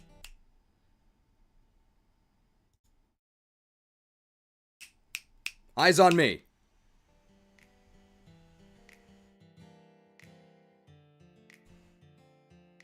Feeling stimulated? Okay. Pidgey, Hoot Hoot, Rattata. Pidgey, Hoot Hoot, Rattata. Pidgey. Hoot Hoot is Johto. Then Rattata. Which is Kanto. And then Otachi. Very good. Then Pichu, Caterpie, Weedle. Pichu is Pichu's over there. Caterpie, Weedle. I'm showing my expertise here. Can you imagine? You can imagine me as a school teacher. I was a school teacher in Japan. You can rest assured I did not shout at the kids the way I treat you guys.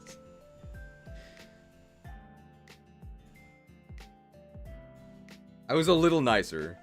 But of course, the children were more deserving of mercy. They know not what they do. Ledybus, Spinarak, Geodude, Zubat.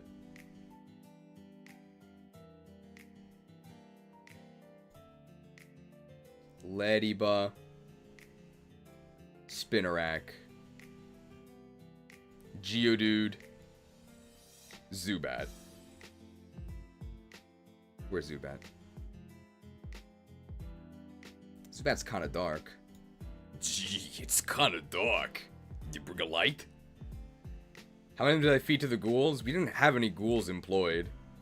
Did you know that in real life, I don't actually threaten to feed people to the undead legions? If you have a question, just say my name and you'll answer if you hear it. Thank you, Arrow. Probably gonna be a little while till we start, because we have to order this. Cleffa, Igglybuff, Togepi, Sandshrew, Ekans. Cleffa, Igglybuff, Togepi. Did Smith rank Xatu? Did I miss it?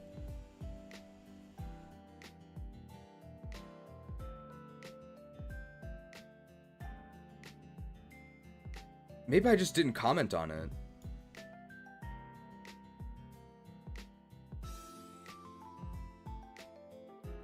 He ranked it in A. Oh, okay.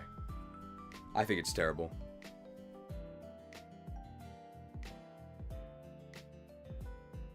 But at least it's a psychic type. Ekans. Did I miss Spearow? No, Spearow's just later. That's so strange. Dunsparce, Mareep, Wooper, Ghastly.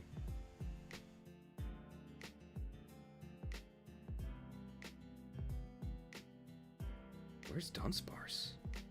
Where's Dunsparce?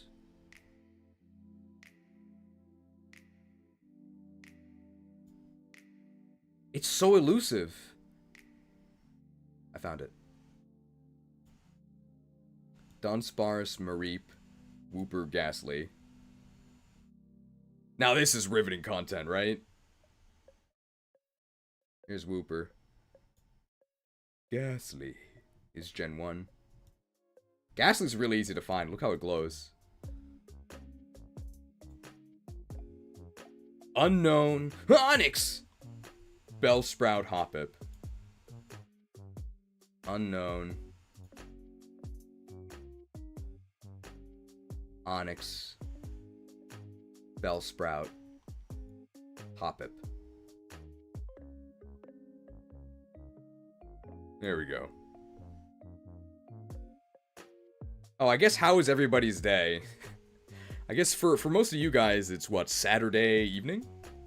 I would guess. Paras! And we'll go Poliwrath and Politoed because they're branching Evos. Paras. Nyorobon. I have no idea what Politoad's Japanese name. I'm not interested enough to learn.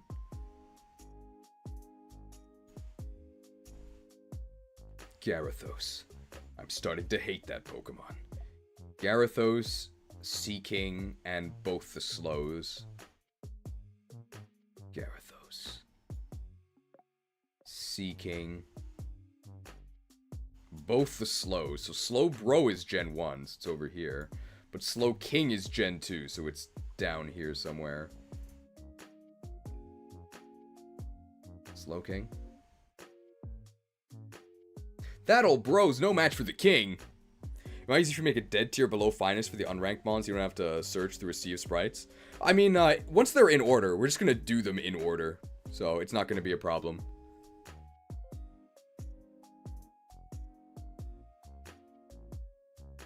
It's Nyorotono? Almost 3 hours and not a single Pokemon ranked? Well, somebody ranked all of them, but it wasn't me.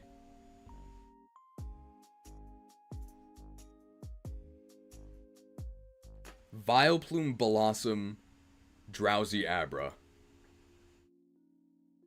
Vileplume. Blossom.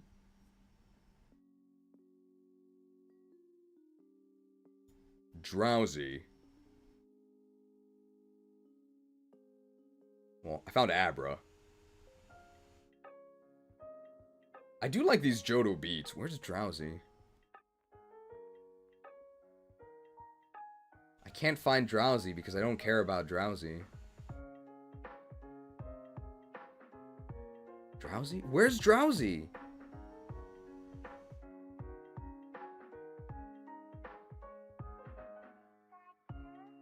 Oh my goodness. Next to Kingler. Where's King? Oh, I found it. Thank you. Perfect. Ditto, Pineco, and then the Nidos. Ditto is late Gen 1. Pineco? Is it Pineco or Pineco? I have no idea. Hi, Pikachu! And then the Nidos. Perfect. We're getting there.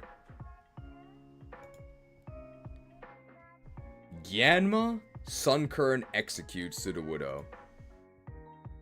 Almost all Gen 2, right? Yanma. Oh. Yanma. Is it Execute? Yeah, Execute, Sudowoodo, Wobbuffet. Execute's Gen 1. Sudowoodo. Did he rank Sudowoodo? Maybe I just didn't notice. I think Sudowoodo is pretty bad as well. You also said Pine Echo? That's what I've said as well. I think it's Pineco. Could be working on our difficulty hack version of Crystal Legacy. Ooh, interesting. I mean, what are you guys adding to it? If you have the time to answer that. I think it was already pretty difficult. He put Sudowoodo at the top of B? Okay. It has pretty good stats.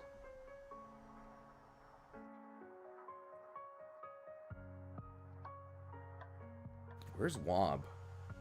I feel like Wob is late Gen 2, but maybe I'm wrong. There it is. I am wrong. It's not late Gen 2 at all.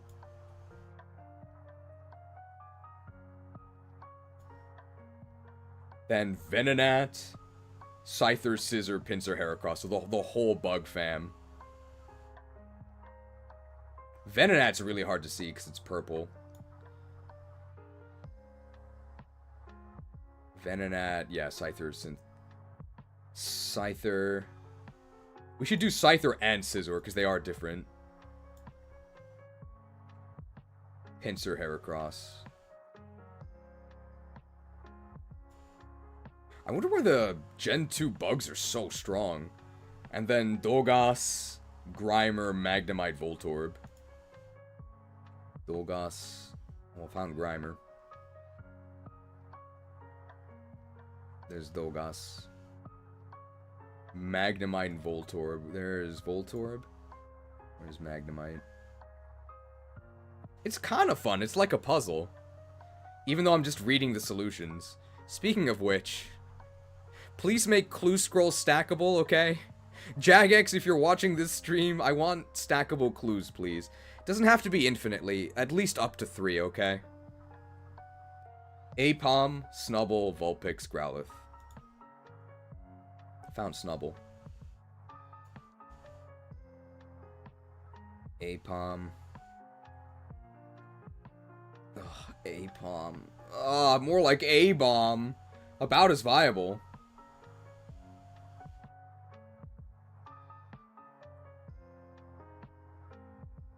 Oh, I totally forgot Sunkern.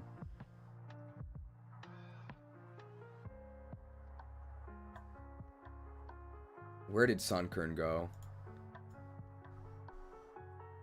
Before Execute. So bad. Just drop the clues on the floor and juggle them. That's the perfect, normal, and non-anxiety inducing solution. I gotta say, I know that jank is a part of OSRS, but surely we can change some things without people screeching about Easyscape, right?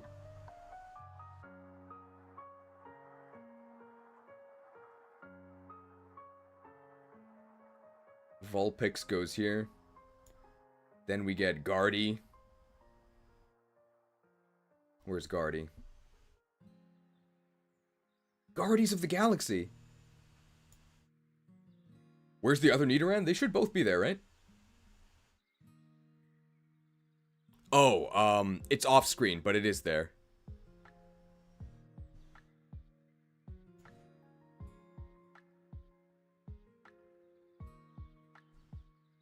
Then Stantler, Marill, Diglett.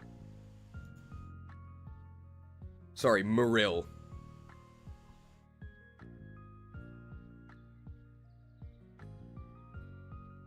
Stantler. Wow, Stantler's so late in the decks. Why? Stantler, Marill, Diglett, Mankey, Meowth. Diglett's pretty early, right? Yeah, Diglett. Mankey is like in the middle, I think. Yeah, Mankey, Meowth. Then I think Psyduck, right? Yeah, Psyduck, Machop, and then the Hitmons. I think I've actually done most of these by this point. Psyduck, Machop, and then the Hitmons. Lee, Chan, and Top.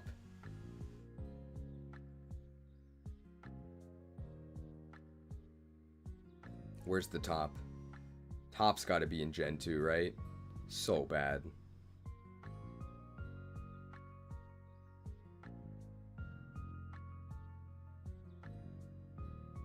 Found him.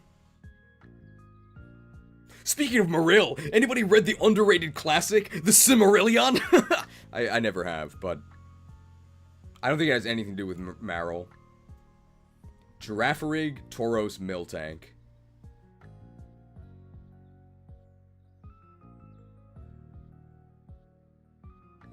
Girafarig, Tauros is not next to Miltank because Miltank is Gen 2. And there's all these single stages. Wow, Miltank is so late. What? Girafarig, Tauros, Miltank. The Kanto update is soon, right? I think so.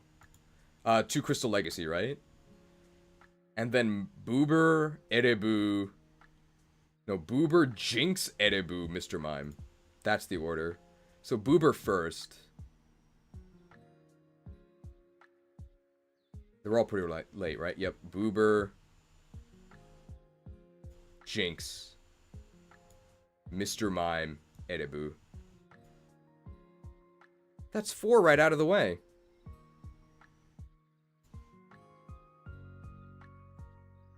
And then Smeargle, Farfetch'd, Natu. Smeargle. Farfetch'd. Farfetch'd. I'm starting to hate that Pokemon. I feel like Farfetch'd is late Gen 1, but I guess it's not.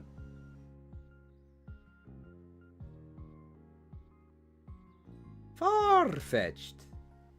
Where's Farfetch'd?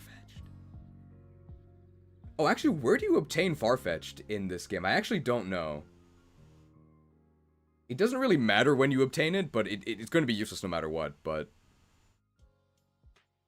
How do you actually get it? Natu, Quillfish, Tentacool.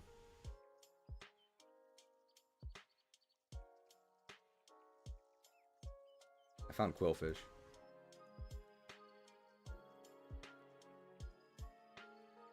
Found Natu. Do you know Natu?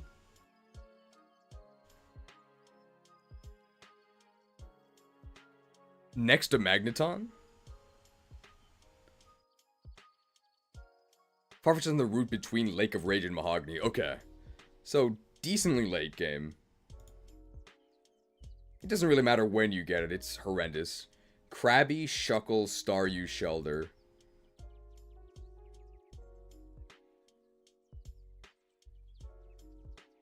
Krabby, Shuckle.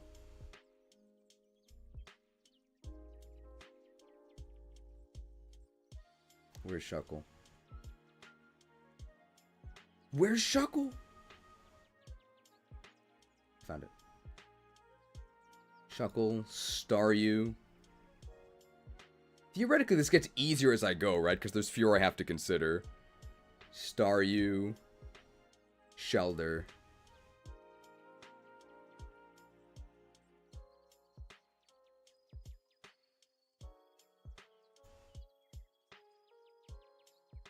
Got it. Corsola, Remoraid, Chinchou.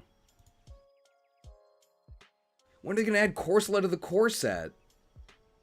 Corsola, Remoraid. I found Chinchou. There's so many water types.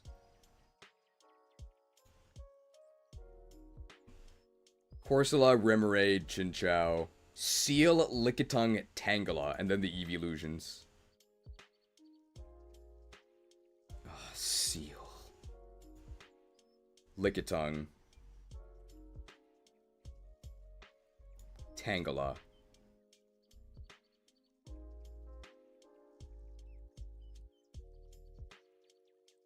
Tangela's Gen 1.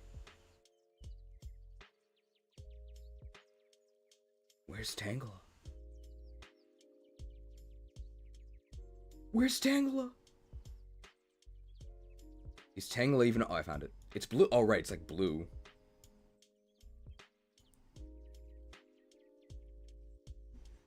Seal, Lickitung, Tangela, and then the evolutions. I guess the order of the evolutions doesn't really matter, right? We're probably actually going to end up talking about them out of order. Because we're going to talk about them when they're relevant. Like, we're going to talk about Espeon when we talk about Alakazam.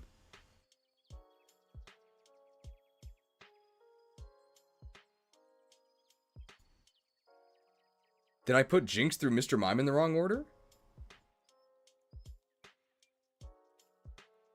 You're right.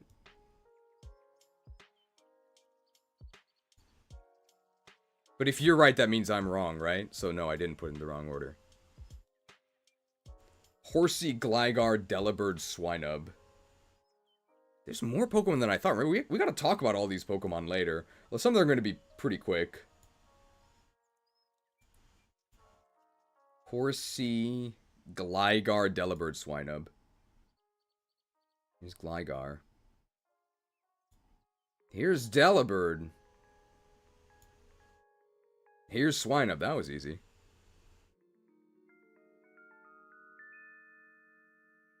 I need more eye stimulation. Can you do the Mega Drain, please? Who's my target? Teddy Ursa, Fampi, Mantine, Skarmory. Teddy Ursa, Fampi.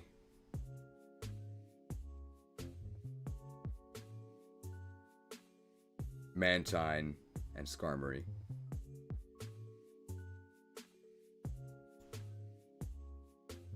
Totodile? Okay.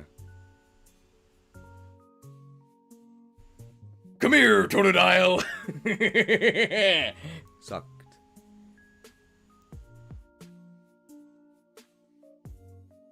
I hope you're appeased.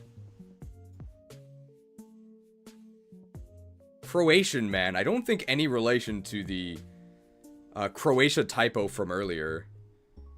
Move Bulbasaur? I forgot Dunsparce? What? I didn't forget Dunsparce. It's just cut off. It's on there.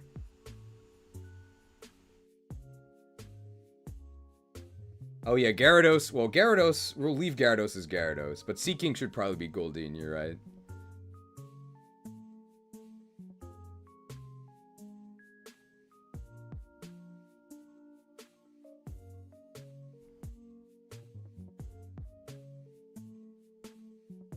Doduo, Ponyta, Cubone. Now this is content. Doduo. Where's Doduo? Where's Doduo?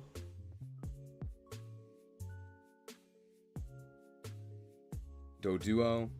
Found it. Ponyta. And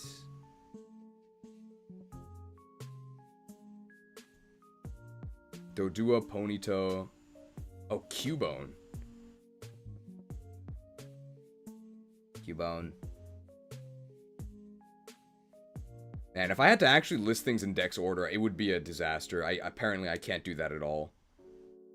Cubone bone. We do get a mental dodge though. Mental break. $5 microtransaction from Perilous Paradigm. Thank you for the microtransaction. Me and wife are making a big friends feast tomorrow. Taking a break now to watch you assemble this tier list. Homemade pasta, meatballs, and ice cream. I hope it's not vanilla ice. Good luck with the feast.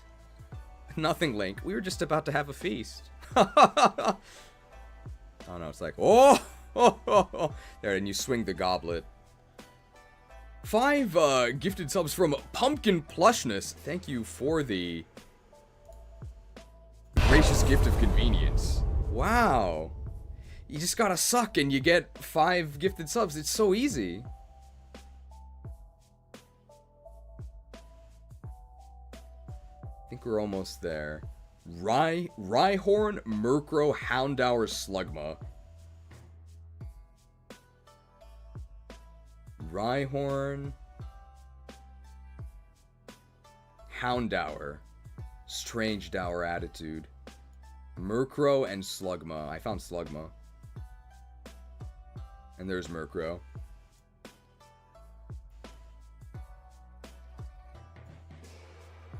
Sneasel, Porygon, Chansey, Lapras. Sneasel, Porygon. Porygon? Porygon's Gen 1. Porygon. Chansey's also Gen 1. Lapras is late Gen 1. Got it. Yeah! Why are they in the wrong order? I think we're almost there, because now it's just fossils, yeah. Ammonite, Kabuto, Kabutops Aerodactyl. It's just the fossils. Ammonite. Bulbasaur, for some reason, is up here. Kabuto, Aerodactyl, Kabigon. Do we talk about the legends or no? I think that's all of them. And then, T-Tar, right? Yeah, the legends and then Dratini T-Tar. We should definitely talk about Celebi.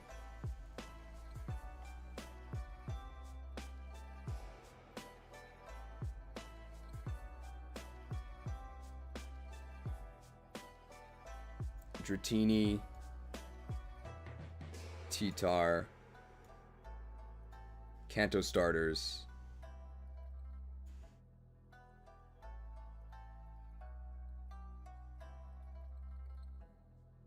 Okay, Squirtle was frozen there for a second. Over 3 hours and not a single Pokemon ranked. Hey. We're almost there. And then we'll go ahead and I think this is enough stimulation, okay?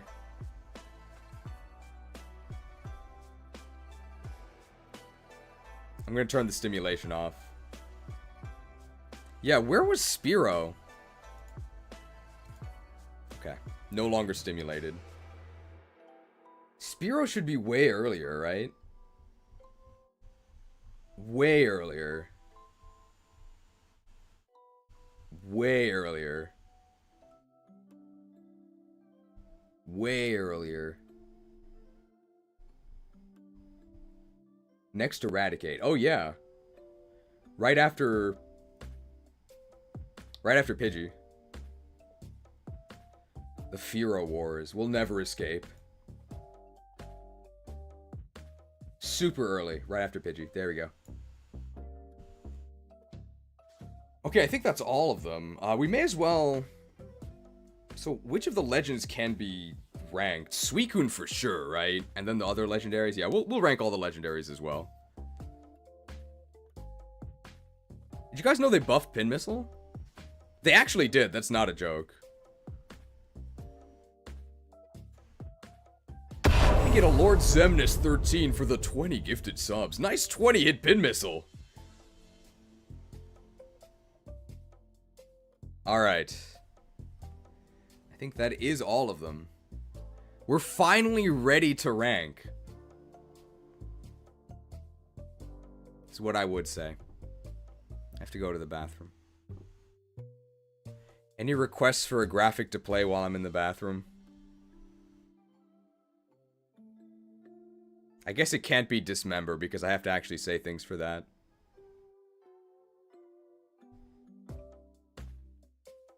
Sick crits? It's not long enough. Burn the beds? Oh, that's a good idea. The entire B movie. The beds haven't been burned in a while. Is anybody going to sleep? Fire some? We already fired 2 people. We're gonna burn the beds. I'm sure somebody went to sleep. Damn it! If my interns abandon me, I'll never complete my research.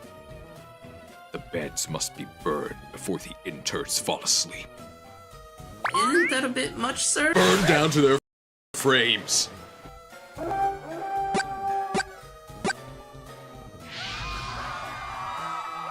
No one goes to sleep until our research is complete.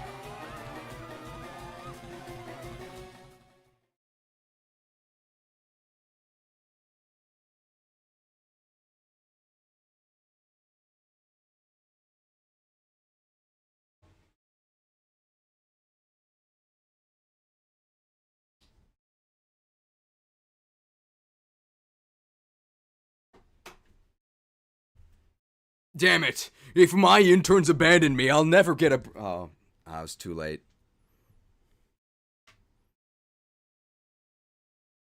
Burn the bathrooms? But the water's right there. Just got off work 13 minutes. Glad you didn't miss any rankings. 3 hours and not a single Pokemon ranked.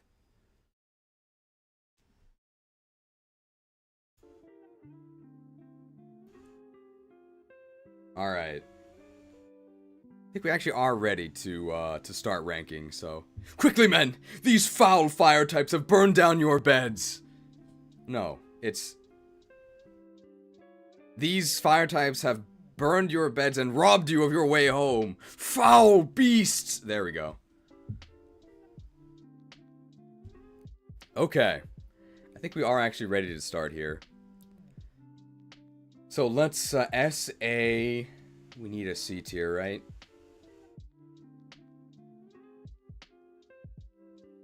Add row above. And it's gotta be blue, right? That's not right.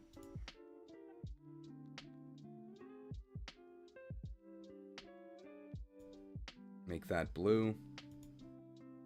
Lighter blue, maybe. I think we will have a D. What color should D be? purple or like pink. And then a Johto's Finest below that. We can make A green, right? Yeah, and then we'll have a Johto's Finest.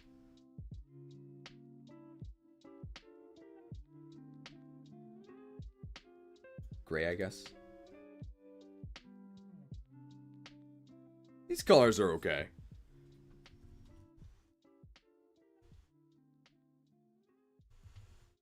That did not work.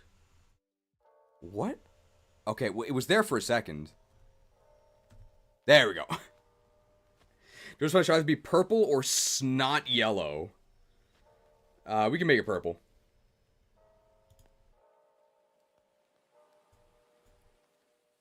And we'll make this one gray then. Ooh, D for Onyx. Or gray for Onyx. Final microtransaction from silver, thank you. Purple or snot yellow, there we go. Okay. Perfect. Alright, so thank you for your patience so far. I Johto and Kenta together, called anything? No. So here's our plan. We're going to... How are we going to structure this? So we have to do a mini, like very mini, like 3-4 minute Crystal Legacy overview. Then we're going to talk about our criteria, and then we're going to rank it. And hopefully, this should be done this week, because my mom is visiting this weekend, and I want to hang out with my mom.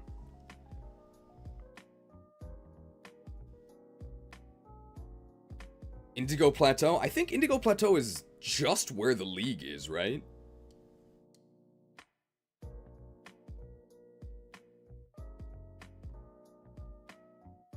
We do have to... I have to pull up the changes. Or the change log. Because we're going to have to reference all of the stat buffs.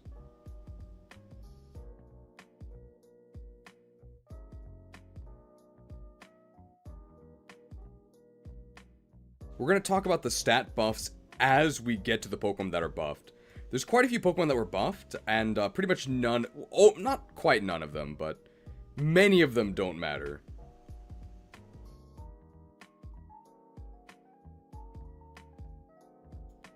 Do I need a link to the spreadsheet? You probably won't be able to post it here. I'm going to get it from my description. Just going to disable this for a second. Thank you for the offer, though.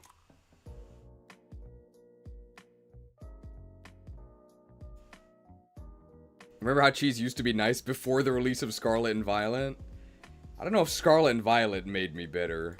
I mean, no, they definitely did, but it wasn't the start. The start was probably... Pokemon Coliseum. The first Pokemon game I strongly disliked and felt betrayed by.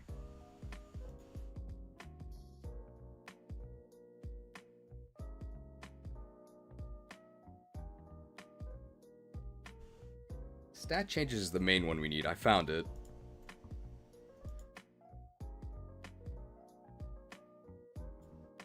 And let's just make sure that it actually works.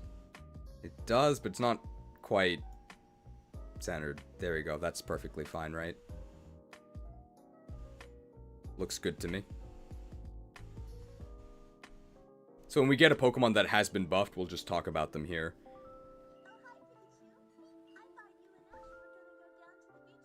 Is this index order? It's not quite. No, so... You'll have to remind me if there's a Pokemon that's actually been buffed that we're talking about. But generally, if a Pokemon is extremely bad, it's been buffed.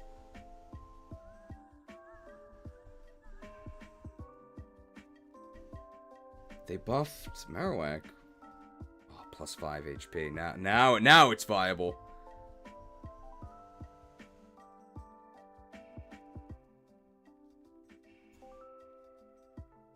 Oh, I have to... And they changed the scaling. I see. What? There we go. Okay. Alright. So things I need you guys to remind me of. I don't think there's many. I think it's mostly the, remember that we recorded the camera stuff earlier. Maybe we'll do that at the very beginning. When I talk about the differences between this and Vanilla Crystal.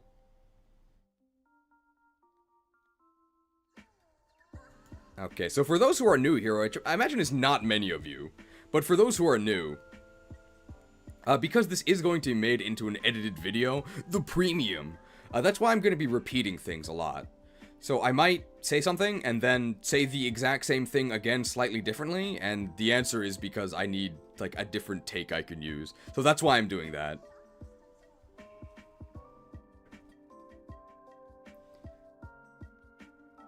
Now, what do we say to start this? The intro is probably going to be the Crystal Legacy trailer that I made.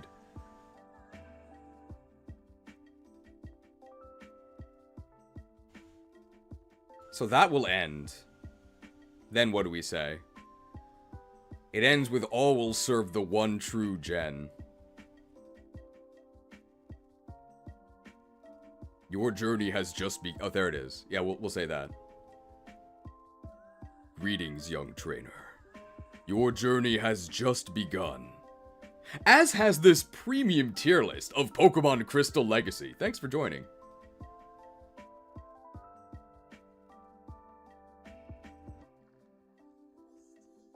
That's probably fine.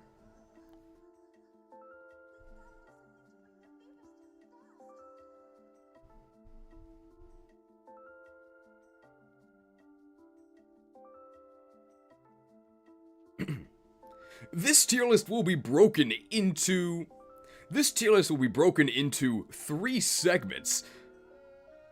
This tier list will be broken into 3 segments. This tier list will be broken into... Now, although the Dunsparce isn't in this game, this tier list will be broken into 3 segments. We're going to do a mini review of Pokemon Crystal Legacy. Then we'll talk about the criteria for our tier list, and then we'll do the tier list itself. You will see all of the timestamps to the left of me, all for your convenience.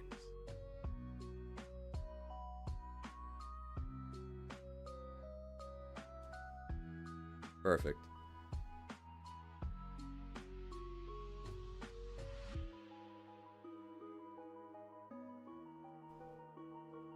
What is Pokemon Crystal Legacy? Well, I'm glad I asked myself.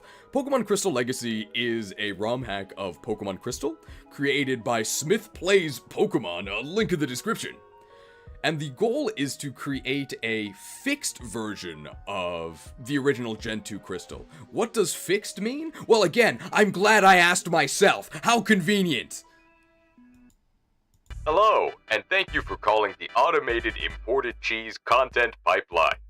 Your inquiry is important to us. For questions about Pokemon Crystal Legacy, press 2. Please hold while we connect you with a representative. This call may be recorded for quality assurance purposes.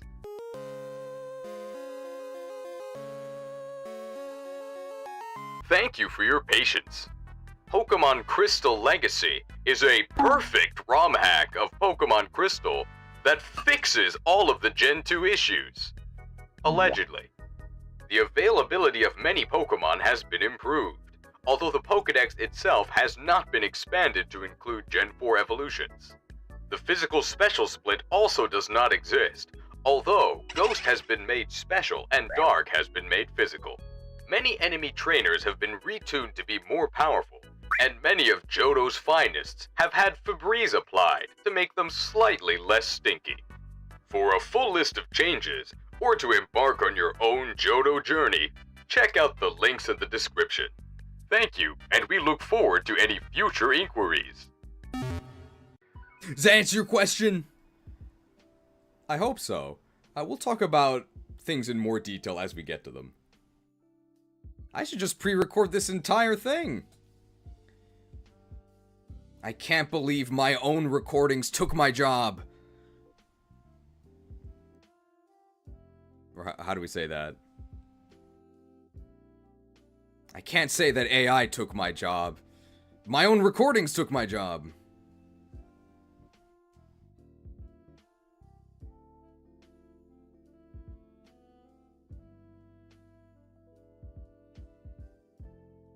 Overall, I just played through the entirety of Crystal Legacy, and overall I have to say,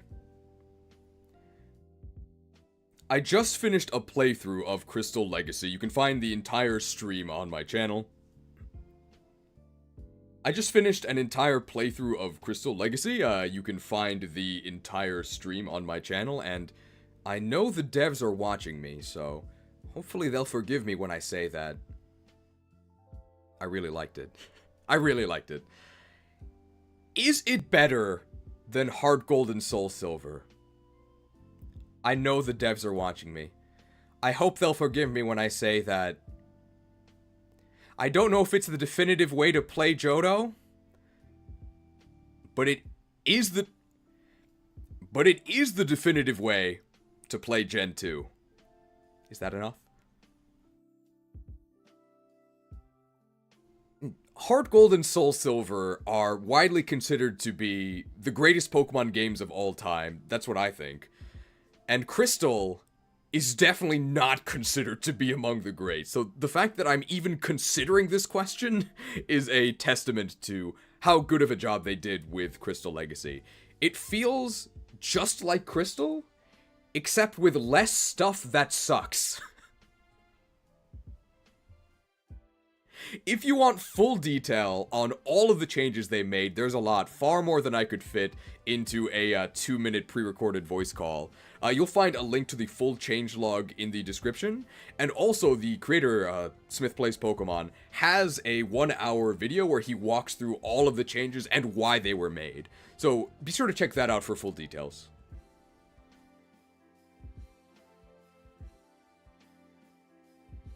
That's probably good, right?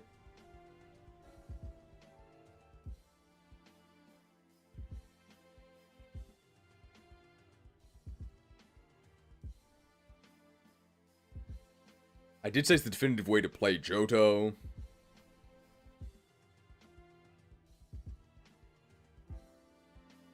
Although Heart Gold and Soul Silver and Crystal both take place in the same general landscape, Johto and Kanto, there are very significant differences between Gen 2 and 4 mechanics. So even if you're a hardcore HGSS shill like me, I think you will actually enjoy the Gen 2 experience. In general, in Gen 2, you're really strong, so it's kind of nice to just kind of roll over everything with stat experience. You can't really do in Gen 4.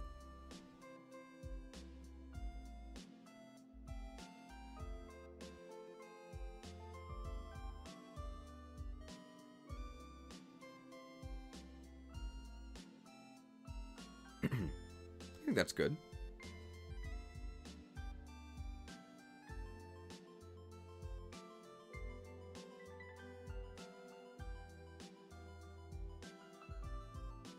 How different is Crystal Legacy from Vanilla Crystal? How different is Crystal Legacy from Vanilla Crystal in terms of tiering? I think it's actually going to be very different. I don't have a Crystal tier list on my channel, but I do have a Gold and Silver tier list. It's very old. Fun fact, it's actually the first video where I actually appeared on camera. It was the inbuilt webcam of my work computer, whereas now I'm on a USB webcam. It's still potato quality, and actually, did you know, I was going to celebrate by actually using a real camera, which looks like this.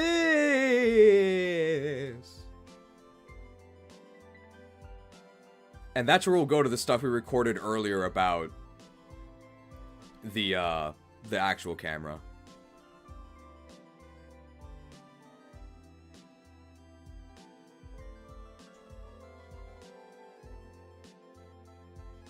Can't believe Ganon infiltrated this franchise too.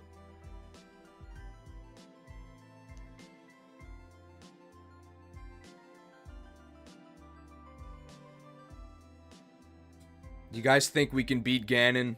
Maybe someday.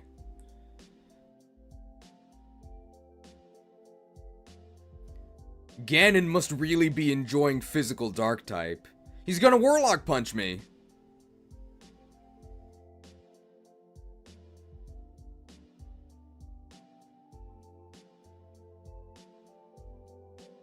There was something I wanted to say. Oh yeah. The thing I'm most excited about for this tier list is for my gold and silver tier list. The thing I'm most excited for regarding this tier list is that I'll finally get to talk about tons of Pokemon that in the original Gen 2 tier list, I could only say, oh, they're in Kanto. Whereas, hey, now, they're actually in Johto. Imagine that. So we can actually talk about each and every Pokemon and how they fit into your Crystal Legacy playthrough. There we go.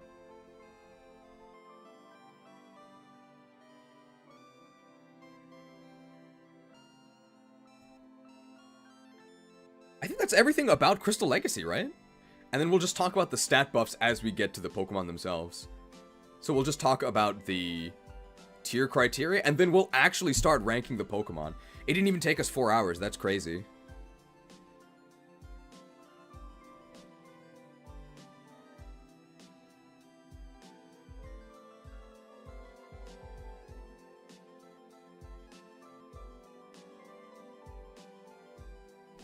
So what are our tiering criteria? So what are the tiers and the tiering criteria? This is an in-game tier list, so I am considering how these Pokemon help you get from the start of the game, your house, to the, normally I'd say the Hall of Fame, but in this case I probably actually mean, what am I gonna, what do we do this? Ah, okay. Oh, is the music over? Uh-oh. I guess we can go to Hoenn.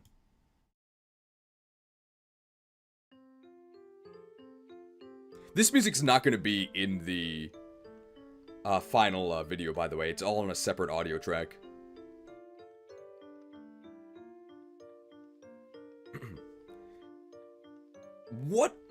So what are the tiers and my criteria for ranking? This is an in-game tier list, so competitive performance is not considered at all. All I'm considering is how these Pokemon help you get from the start of the game, so when you leave your house, to the end of the game. Normally that means the Elite Four, but in this case it actually means Red. So I actually am considering the journey through Kanto. The things I value in a Pokemon are 1. Availability, something you've probably heard if you've seen a Fire Emblem tier list. How much of the game is the Pokemon actually in? Pokemon that are available earlier are going to get more credit because they're actually in the game. Easy example of that would be a Pokemon like Ho-Oh, right? Ho-Oh is extremely powerful, obviously. However, it's pretty much only available near the very end of the game. So although it is very powerful, I can't really say it's one of the best Pokemon in the game because it's not really in the game. And one of the major areas that Crystal Legacy made changes to was in availability. So this is going to look very different than Vanilla Crystal. And one of the major changes that Legacy made was shifts to availability. So this tier list is going to look extremely different from Vanilla Crystal based solely on availability. Never mentioning, okay.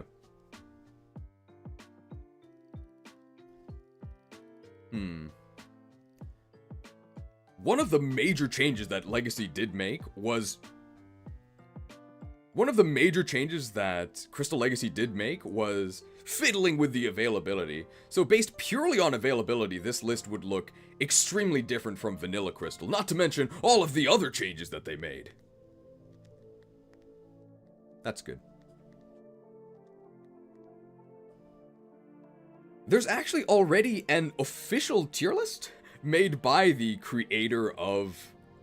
There's actually already an official tier list made by the creator of the ROM hack. You'll find it in the description. And we have a major difference in philosophy. So they very strongly value defensive utility and setup team support. and I don't. For me, what makes a Pokemon good is if they go first, and if they knock out the opponent. And then they just do that over and over and over and over until the game is over. For me, what makes a Pokemon good is if they go first, and then they knock out the opponent. And they do that over and over and over and over until you reach the credits. And for me, that's what makes a Pokemon actually good.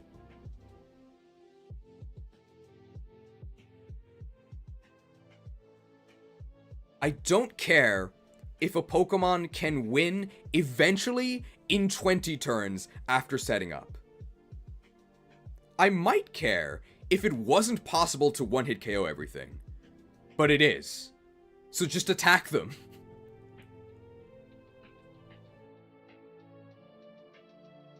Now let me be clear. Now I want to be firm and explicit. Hopefully YouTube doesn't demonetize me again. One of the reasons why I think speed is so important is not just because you don't take damage from dead enemies. Dying is actually the least of my concerns. If an enemy Pokemon gets a turn to act, not only can they damage you, they can status you. They can lower your accuracy. Not only... The reason why I severely penalize slow Pokemon is that if the opponent ever gets to act, not only can they damage you, which is something you have to consider, they can buff their stats, namely their evasion, with the ninja technique of Double Team. Just one and things can go horribly wrong. We'll probably do that at the end. Part of the reason why... Now, I want to be firm and explicit. Hopefully YouTube doesn't demonetize me again. Part of the reason why I penalize slow Pokemon so severely, it's not just because they have to take damage. Often, dying isn't actually a concern. It's everything else that's a problem. If an enemy gets to act, that means that they can status you, they can buff their stats, they could lower your stats, which can lead to all sorts of issues. All they have to do is use the ninja technique of Double Team once, and then things can go horribly awry. Whereas if you just move first and kill them, you never have to consider that.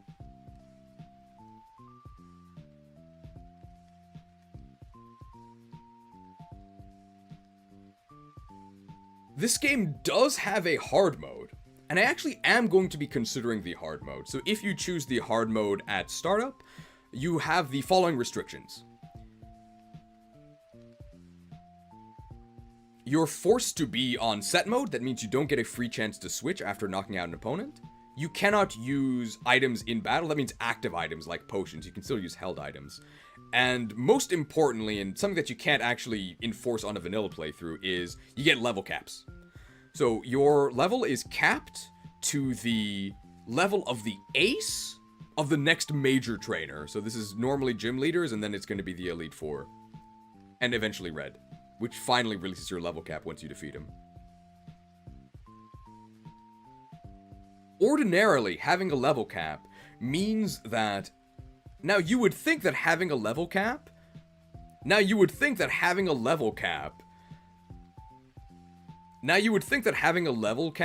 and no free switches would mean, well, now it's time for defensive utility to shine, right? You can set up Reflect. You can have defensive pivots. But remember, this is Gen 2. You still have stat XP, which is as if you could have maximum EVs in all of your stats. So you're really, really strong. And what do you do when you're really, really strong? You kill the opponent. Stop wasting your time with defense. Ah! Okay. There we go. I think that's it for the criteria, right? We'll just discuss what the tiers actually are.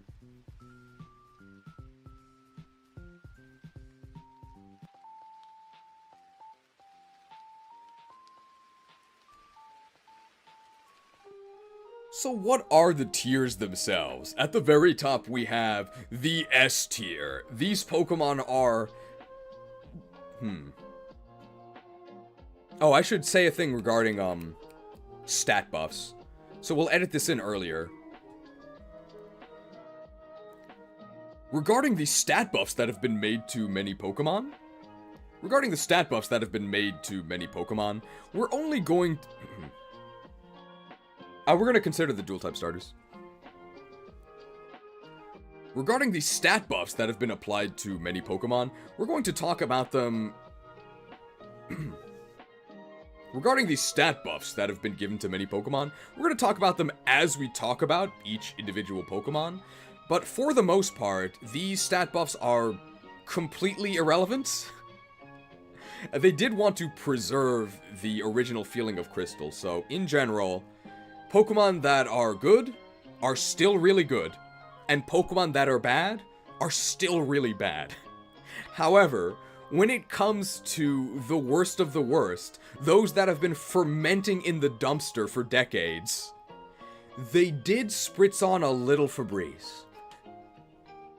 So they're still pretty rancid, pretty rank. You don't want to get too close. But if they're like in the 6th slot of the party and maybe you like plug your nose a little bit, yeah, they're not that bad.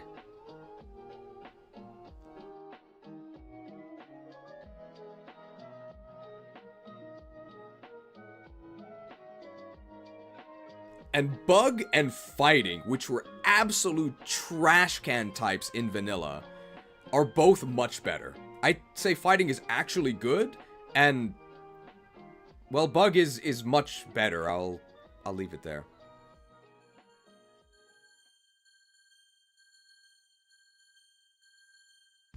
There we go, and we'll patch that in. We'll cut that in before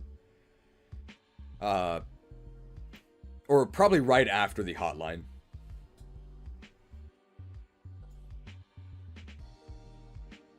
Okay. And now back to the actual tiers. So what are the actual tiers? Over here in the So what are the actual tiers?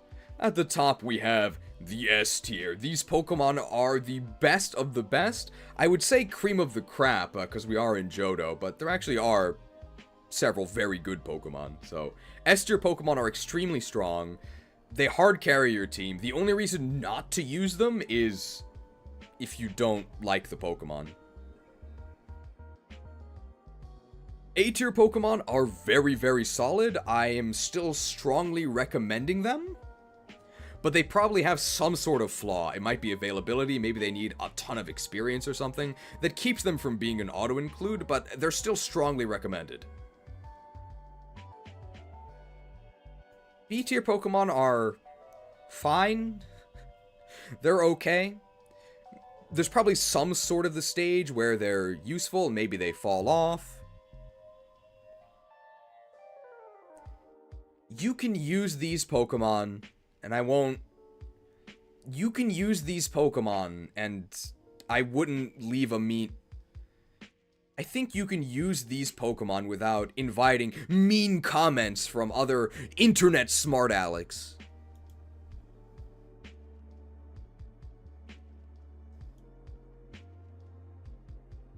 Under the B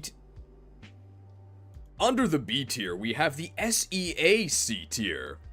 This is going to be our holding tank for the zillion water types that are basically the same. Gen 2 is actually the peak of the C tier because you get Surf fairly early at Gym 4 Ecruteak City. So pretty much any water type, no matter how bad they are, can just gain Surf and do something.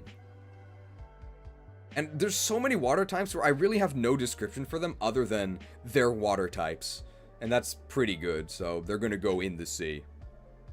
And then under the sea. Oh, I guess we should say that, right? Under the B, we can do that. Now, if you go under the B, you get SEAC tier. This is our holding tank for the hordes of water types, where the main thing I can say about them is that they're a water type, and that's pretty good. Gen 2 is actually the peak of the C tier, because this is back when we had single-use TMs, but you get Surf early, Gym 4, And Surf is really good. Pretty much every water type can learn Surf. So even if a water type is just total trash can in terms of stats, can probably learn Surf, so it can probably do something. And under the sea, we have C. The letter C. These Pokemon, I would say, are below average. We're actually getting to the point where they're pretty bad. I'm saying that you shouldn't use these, but you can. There's probably some way they can contribute. Maybe it's like super niche. So not useless, but not worth using. In most cases. And under the sea, this is what, the third time we've done that? Third time's the charm, right? Charm's a terrible move. We have the D tier. D for don't bother. These are Pokemon I would say are actively bad. Using them probably makes your team weaker. They don't really have any serious uses. But if you like these Pokemon, and you pump them full of resources that they don't deserve, they can probably do something. And under that, for the first time ever, actually in Johto, we have Johto's finest. These Pokemon, as the Prince of Lordran would say, these are beyond redemption. These Pokemon are hopeless. The only reason to use them is because they are bad, which makes it funny. That's about it. In terms of an actual serious playthrough, absolutely not.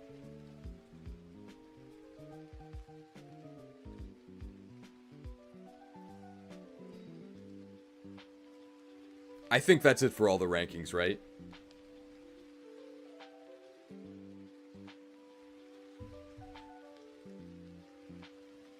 Alright, I think we can finally start ranking. We can rank Chicory. It hasn't even been 4 hours. Guys, I value the speed stat. I value the speed stat. I think we might even be done by 540.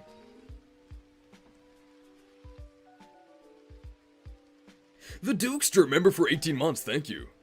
They're a dedicated intern. I'm surprised they don't have a Volcano badge. It's coming up soon.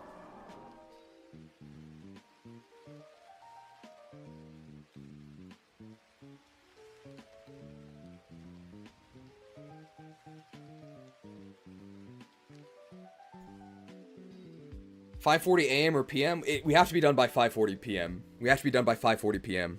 I can't tell you why, but we have to be done by 5:40, guys.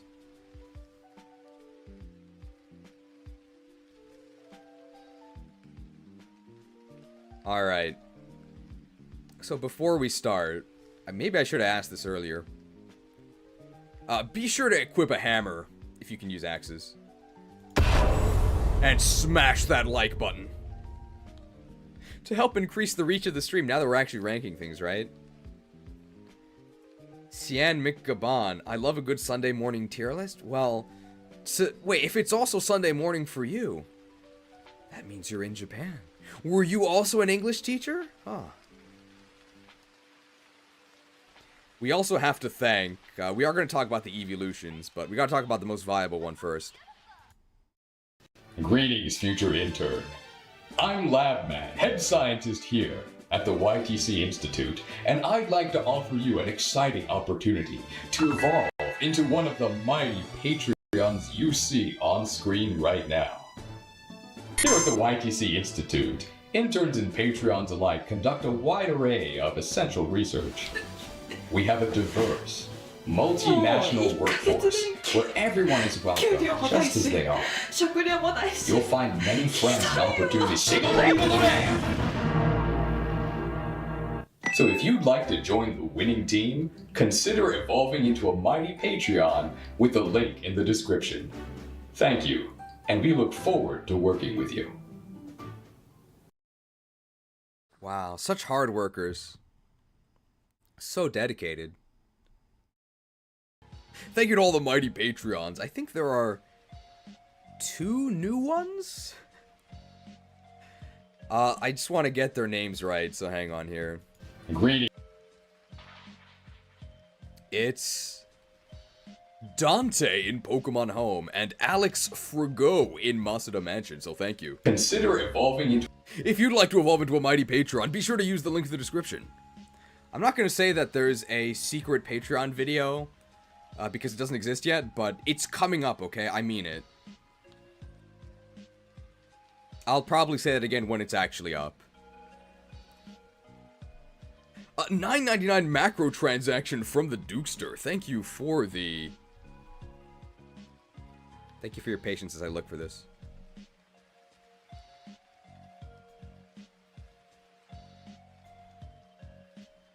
Thank you for the macro transaction.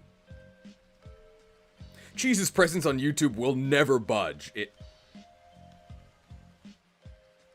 can't get me.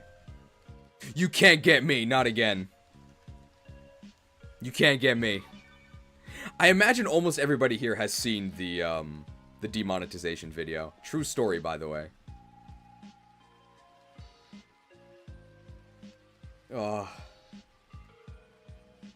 Knifed. I hope it's a Fates knife. Those are pretty good. You're already on that graphic? How convenient. Yeah, I get an email when Patreon sign up. What's the Patreon link? It should be in the description. You saw it yesterday? Sorry that happened? Yeah. It was, very annoying. It also probably took too much time to make. I probably should have just done, like, a staring at the camera and just, like, talked you through it instead of spending, like, 20-30 hours to make that video, but I think it ended up being entertaining. I ended up being happy with it. Alright. Shall we start ranking?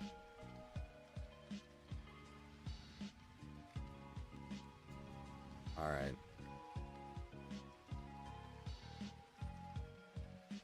Welcome to the wonderful world of Johto.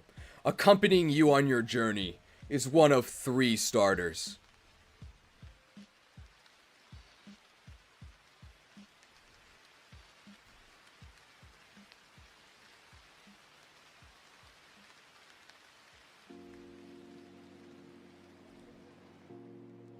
Remember that I consider availability to be very important in a Pokemon's ranking. Many viewers would say I actually overvalue it. For that reason, almost every starter is automatically in S for me, even though the starters themselves tend to have kind of mediocre stats. For a starter to not be in S, it's gotta be real bad. It's gotta be Snivy, or it's gotta be Chikorita. Beat it, chick.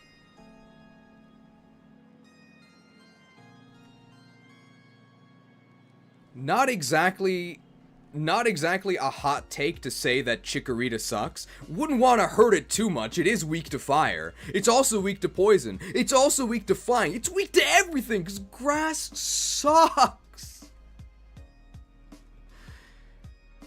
Chikorita's biggest issue, it's one it shares with all the grass starters. Can you guess what that issue is?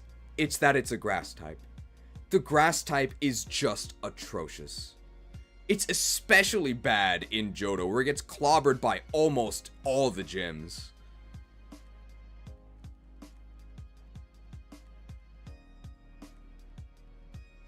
Chikorita's biggest issue is that it doesn't do anything. And let's analyze how. So it doesn't do any damage because it's a grass type. So everything just takes half damage from it. Because it doesn't do any damage, that means the enemy survives. That means the enemy attacks it. Now we get to the second issue with Chikorita. It dies to everything.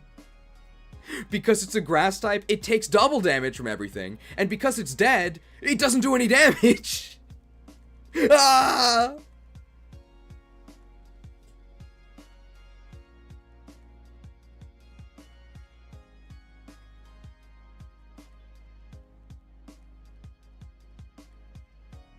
Chikorita,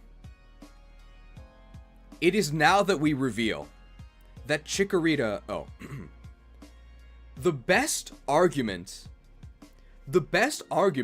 against using Chikorita is just to use Chikorita. then it will be laid bare how atrocious this thing is. Every single time I sent this thing out, I yearned for the ability to use the other starters instead. It's so useless. The only reason I used Chikorita in my playthrough, it was for purely mercenary. Now, I ended up picking Chikorita in my playthrough, but I did so for purely mercenary reasons. Good class, by the way. It's because someone paid me. If I had acted of my own volition, you can bet I would have kicked this chick to the curb.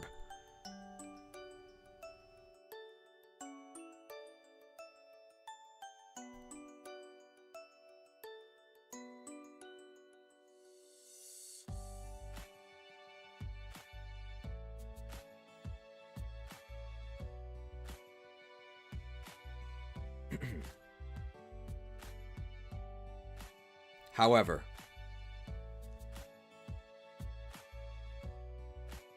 grass, we know is ass. However,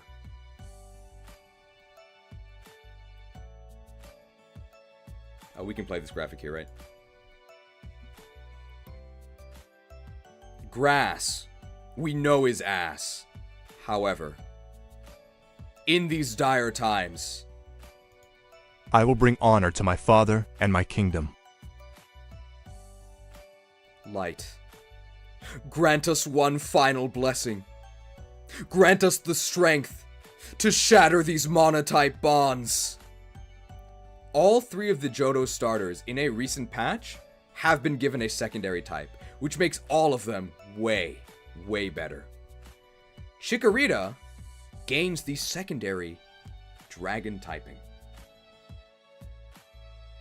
I already factored it in. If it wasn't a dragon, it would be even lower. Oh!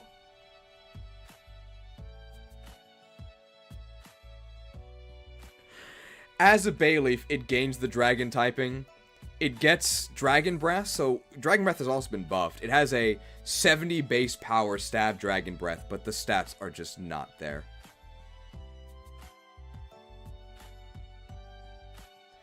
Eventually, when you get to Meganium with all of your stat XP, with Dragon Breath, potentially with the new 110 base power Outrage, and with Giga Drain, which was actually buffed to be 75 base power, so you can go up to enemies and suck them. Endgame Meganium is okay-ish. Maybe very low A. But for the vast majority of the game, until it gets Giga Drain, it's so bad. It's probably like a C-tier Pokemon. But if you average it out, I guess it makes it to B. The dragon typing overall does make it a lot better. It no longer dies to everything, but it now giga dies to ice. And there's actually quite a lot of ice in the game. So although it's overall a buff, the dragon type does come with downsides. Whereas before you could lose to ice types while still doing like a little bit of damage to them, now you just instantly die. But hey, that's better than vanilla Chikorita, which instantly died without doing anything to anyone!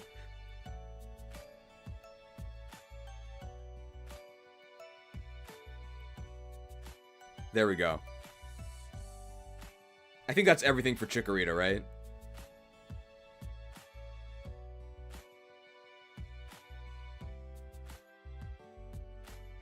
Yeah, there we go.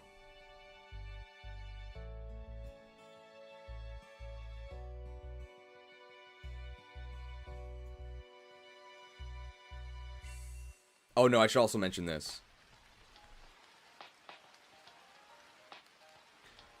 Believe it or not, you probably do believe it, there's even more Chikorita slander incoming. The most common enemy type you face is probably poison. The only Pokemon in the entire game that fear poison types are pure grasses like Chikorita.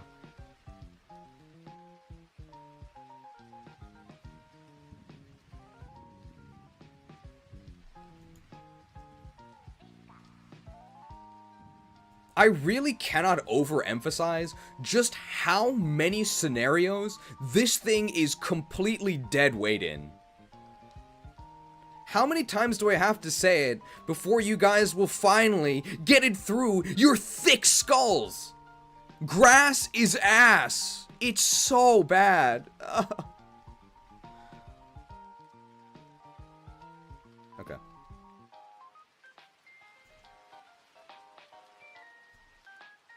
Cyndaquil. Previously just Charizard at home. Exact same starts. Cyndaquil. Previously the Charizard at home. It literally has the exact same stats as the Charizard line. They control... Cyndaquil. Previously just the Charizard at home. Had literally the exact same stats as the Charizard line, but without the secondary typing, which overall made it worse. However, now it does have a secondary typing, and that secondary typing is... Ground. Which is really good. Fire Ground is great offensive stab. And I know what you're thinking, okay? Don't worry. This ain't Camerupt. Typhlosion actually has a speed stat. Turns out that Fire Ground is actually really, really good. It's just that Camerupt blows. And not in terms of a volcano erupting. I mean that it sucks. Kind of weird that sucks and blows mean the same thing, right? They mean bad. Now, normally, we treat mixed attacking as a slur on this channel. You probably shouldn't say it if you're trying not to offend people. Normally, we treat mixed attacking as a slur on this channel, as you should. It's not a word you should say in good company. But in Gens 1 and 2, where you actually do have your... But in Gens 1 and 2, where you actually have both of your offenses maxed out by stat XP, yeah, mixed attacking is fine. Really... Cyndaquil has a good special attack stat, 109, and a good enough attack stat at 80. And Stab Earthquake is one of the most powerful tools you can have in any playthrough. Super strong. You can run your Stab Fire move, your Stab Ground move, Thunder Punch, as soon as you get to Typhlosion, and... Well, I guess you can run a fourth move as well. I don't know if you'll need one.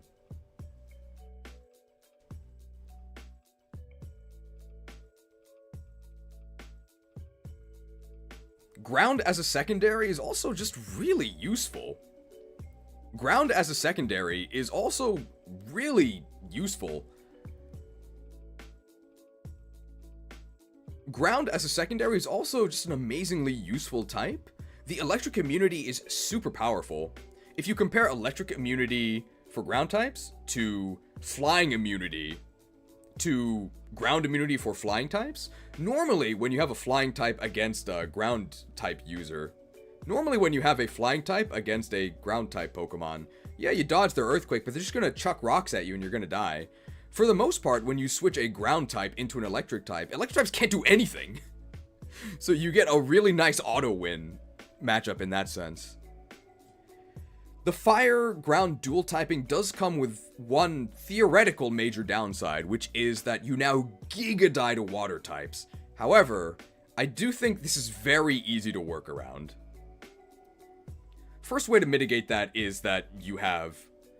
The first way to mitigate that is that you have Thunder Punch, right? So you can just Thunder Punch any water types that are against you. But you do have to keep in mind the super effective Swindle, right? Just because you deal super effective damage doesn't mean the opponent's gonna die. But when they deal quadruple super effective damage to you, well, you probably are gonna die. The reason why I don't think that's that big of a deal is that it's really easy to predict water types.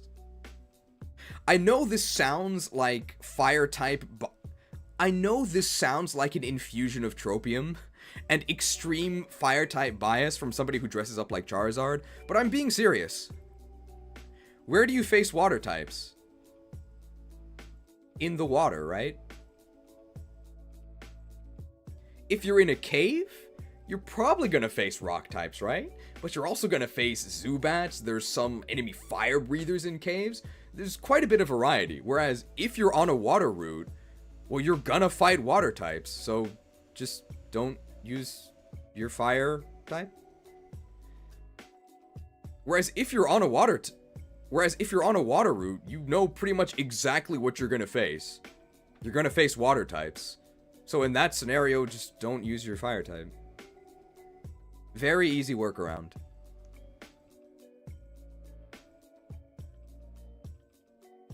There we go. $5 microtransaction from Lord Zemnis for putting my favorite Pokemon Typhlosion in S, so you didn't have to pay for that. I was going to do that anyway, but thanks for the microtransaction. $2 microtransaction from Silver. Thank you both for the microtransaction. Best Pokemon in the game. I assume you're talking about Cyndaquil. Unfortunately, I do disagree. I don't think it's the best Pokemon in the game, but it is pretty good.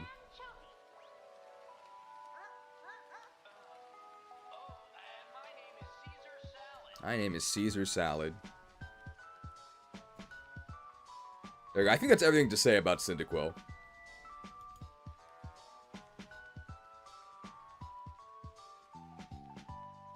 Anything nice we can say about Cyndaquil at the end?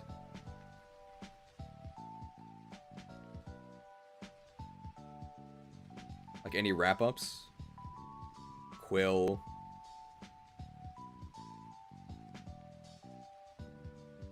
Any like Quill puns? Typhlosion.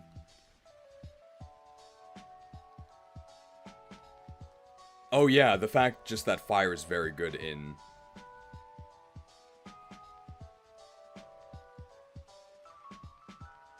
Fire is just very good in Gen 2 as well.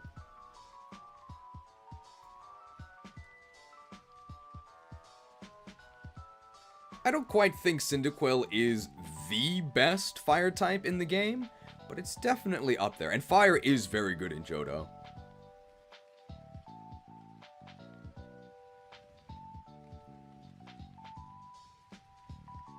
I guess that's it for that.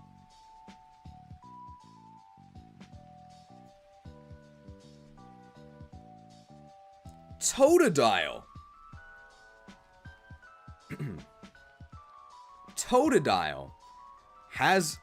Totodile also enjoys a new secondary type. It gains a dark typing. I'm not going to say that gives Totodile Howard 16 times the damage, but it's definitely a very big upgrade.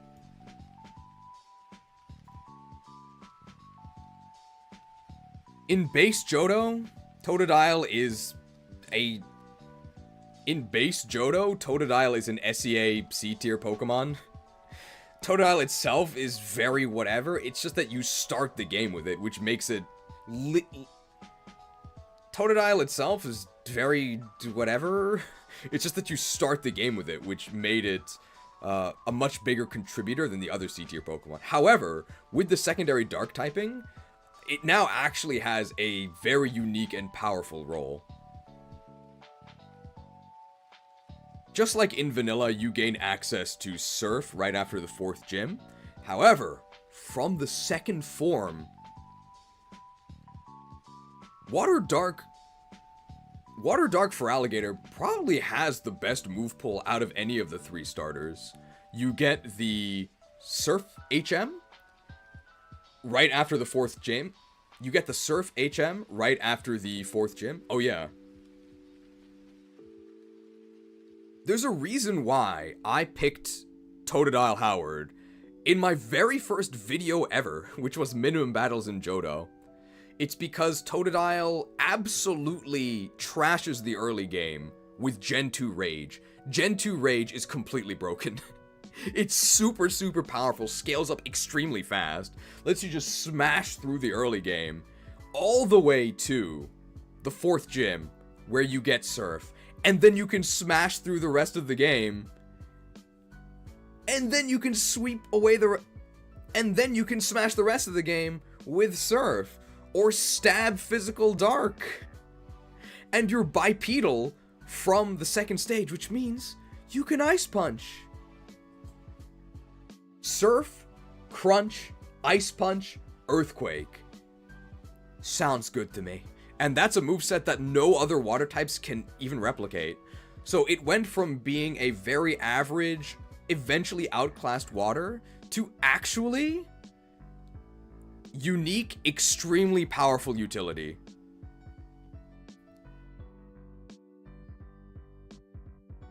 Totodile Howard went from being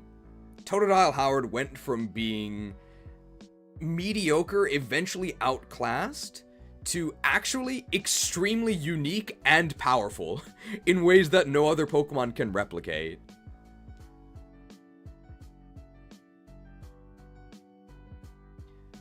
They stuffed so much goodness in. They managed to stuff so much goodness in, but they still couldn't fit that extra vowel. If only we upgraded our Nintendo PCs, then maybe we'd finally be able to play with Feraligatr in stunning 4K with a properly spelled name.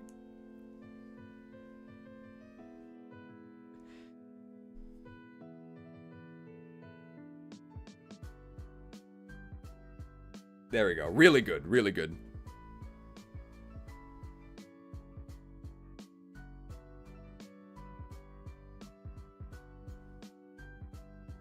Pidgey was buffed, I think. Let me check.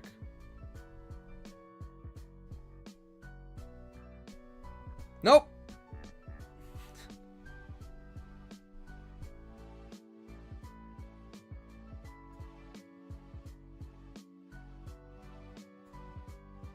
Pidgey.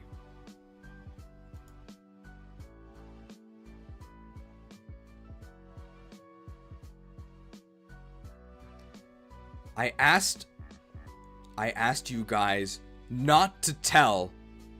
I asked you guys not to tell Masuda. I guess you did. Because the Poppo is here. It's Pidgey. Japanese name is Poppo. One of the worst Route 1 birds.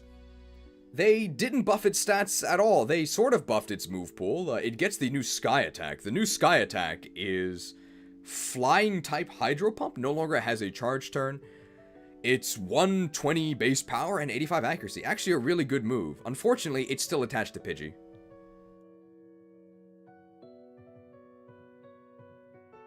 Pidgey has horrendous stats throughout, and its evolutions are really late. Why is Pidgey at level 36? Why? 36 levels for this. It's better than vanilla Pidgey, but that's really not saying much. We can at least say, though, it's not the worst early root bird of all time. 'Cause that would be Hoot Hoot.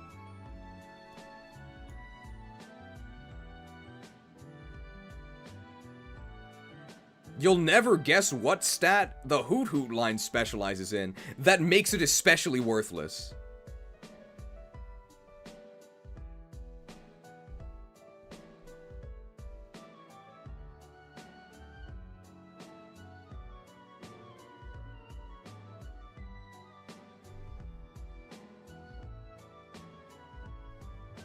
I'm looking for it.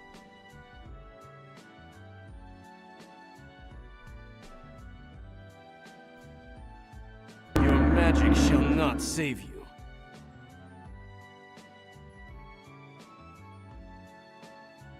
Did they buff its stats?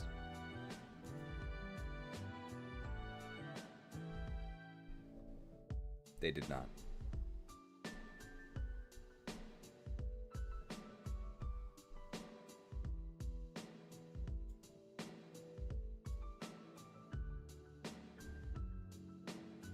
Great resistance stat. Great resistance stat. Well, allow me to resist the urge to use this thing. Terrible. Nicest thing I can say is that it's a level 20 Evo to Noctowl and it gets Hypnosis. That's about it.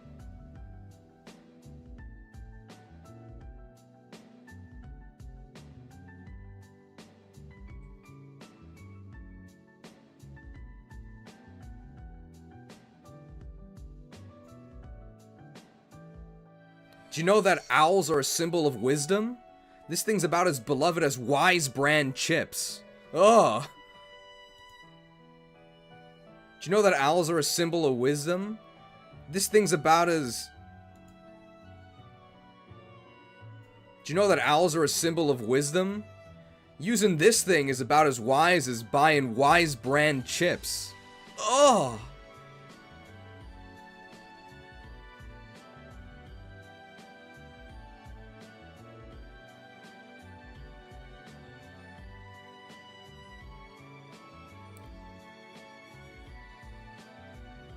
Do I just hate normal flying types? No.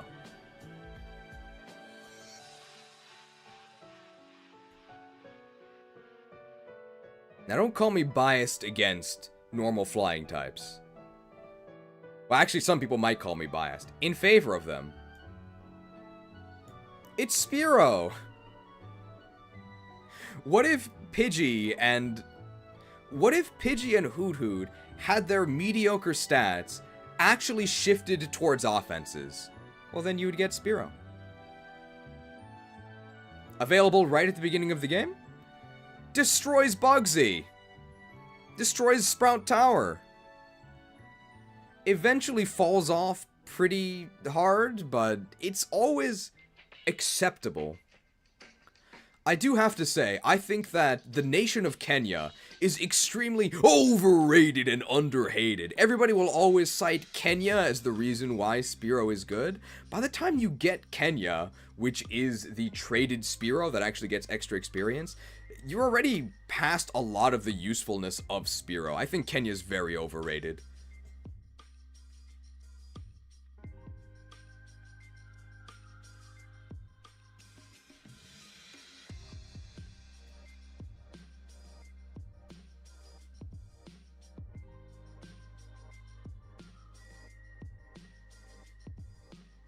Since we're talking about... Oh yeah. The EXP boost is especially overrated. The EXP boost, I'm not gonna say it's not useful, but it's definitely less useful in hard mode with a level cap. Because the main thing you would use the XP boost for is to over-level and then overpower your opponent, and you cannot do that. You're actually stuck with Fearo's stats, which are okay, but not great. Speaking of Fearo's stats, which are okay but not great, what if we had a Pokemon that just had better stats than Fearow? Hey, it's the Doduo line. It's literally just better Fearow, with one exception. Your magic shall not save you. Fearow's got one more res.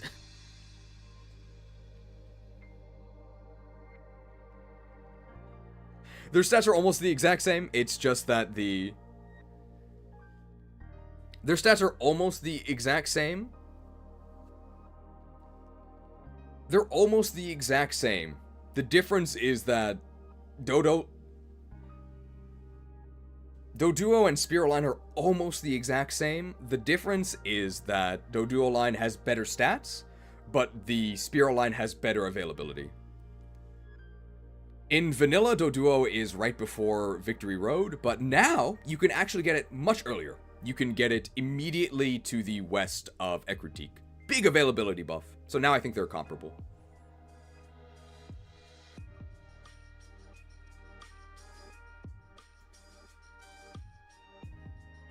Rattata. Much maligned for being early game vermin. But there's a place for early game vermin. Obviously extremely outclassed as you progress the game, but available very early right at the beginning of the game. Evolves early. Hyper Fang is nice early game. And then as you get later on, and then as the game progresses and it gets more and more outclassed by your other options, and as the game progresses and it gets more and more outclassed by your other options, you can make it an H employee. It's pretty good at that. Did they buff it? I know they buffed Oltachi. They did not buff Raticate, but they did buff Oltachi.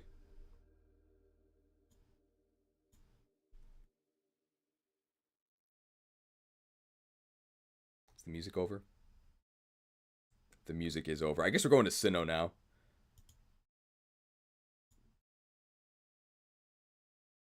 Two hours. The Sinnoh track is 2 hours. There's no way we're going to finish within 2 hours. Otachi. Otachi is Centret. Evolves into Otachi, which is Furret. A fan favorite. In HGSS, I think we were going to rank Furret near the bottom. In HGSS, Furret was saved by my coworker coming in and saying, Otachi ga suki. I like Otachi. And the legend has lived on, and we've ranked Otachi higher than it deserves. She's not here now. I'm sorry, Otachi. I don't really know why you would use this thing. Even as filler, it's outclassed by Rattata very severely. It's a more defensive version of... It's a more defensive version of the Rattata line. And although Rattata is like barely strong enough to kill things, Otachi is even weaker. And it's not like Otachi is defensive enough to survive things. But it is early in the game. It might actually be in D. I'm sorry. It's like, why would you use this thing? I know it's adorable. I know it walks. I know it's shaped like a friend, whatever that means. But I don't care about friendship, okay? Power is all that matters in this world. Oh, wait. Wait, they buffed it. That's right! It's the first Pokemon we're talking about that actually got a direct stat buff.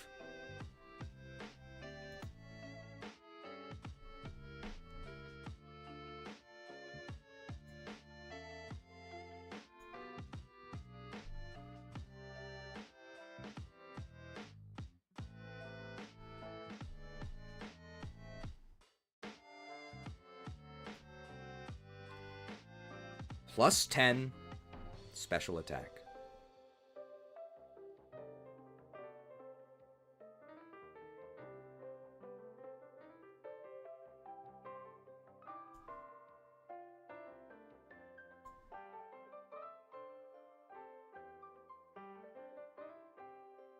Well, now it's viable.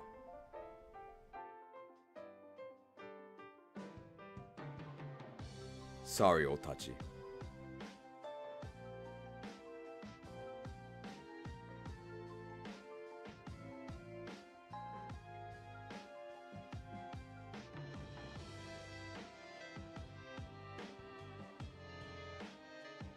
Well, it is a 10 special attack buff to Surf and all the elemental punches.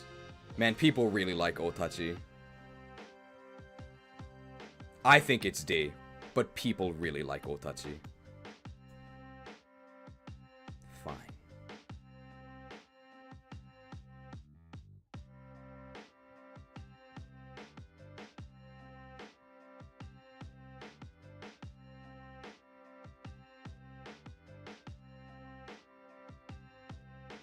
Are you happy now?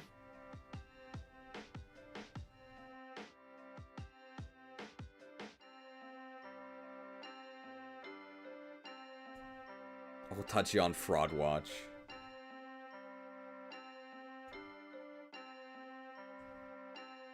We can keep it on our retainer as an H employee. It is good at that. And I guess we give a little bit of credit for that.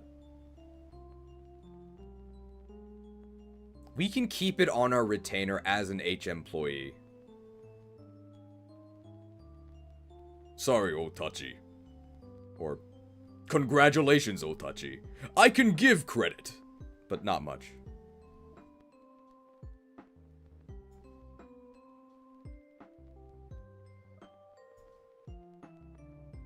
Pichu! Oh, it's so cute!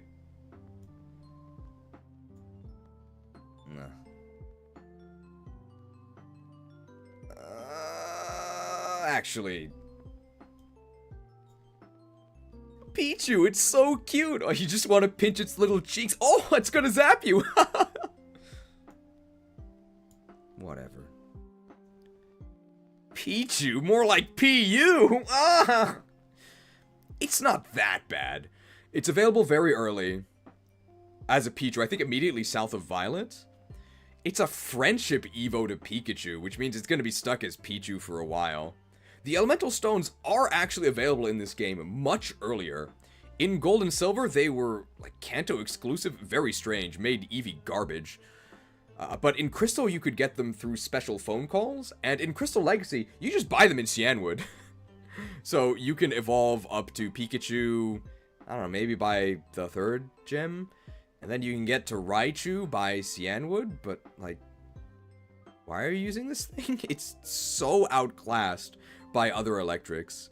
But electric as a type itself is pretty good. You can Thunder Wave stuff, I guess.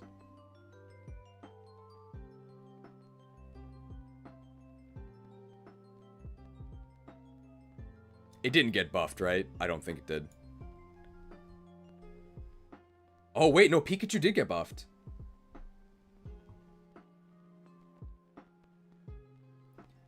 Pikachu specifically did get buffed. Pikachu specifically... There's important data we overlooked. Pikachu specifically did get buffed.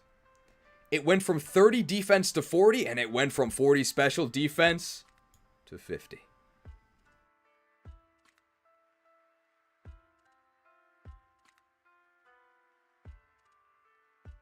Well, now it's viable.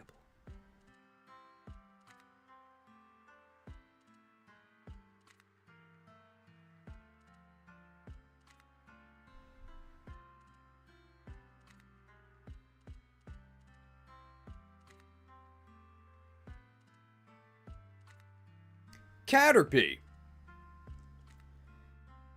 Caterpie. I believe the... Oh, where is Light Ball in this game? Light Ball is... Do you have to steal it from... Steal it from Red? Did he even have a Light Ball? I don't think so. Even though that's like the end of the game. On Wild Pikachu. You have to steal it from Wild Pikachu. Wow, okay.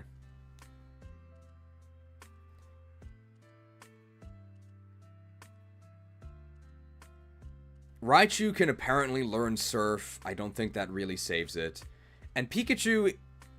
Raichu can apparently learn Surf. I don't think that really saves it. And Pikachu... Raichu apparently learns Surf. I don't think that can save it. And the Pikachu line is one that you actually might consider not evolving all the way because of Light Ball. So Light Ball is Pikachu exclusive, and it doubles your offenses, which is actually quite powerful with stat XP, right? It doubles the entire stat, not just your base. To get a Light Ball, you can either steal it from Wild Pikachu, which is pretty much the only way you're going to get it. To get a Light Ball, you can either steal it from Wild Pikachu, or you can steal it from Red's Pikachu, which is at the very end of the game, so that's not really viable for in-game. Does Light Ball make Pikachu viable? I'll put it this way. Does Light Ball make Pikachu an offensive threat? I'll put it this way. I didn't even notice that Red's Pikachu had one.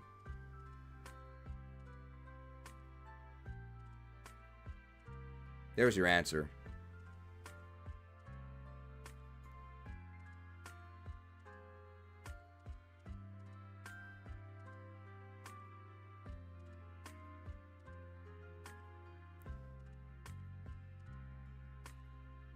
Caterpie.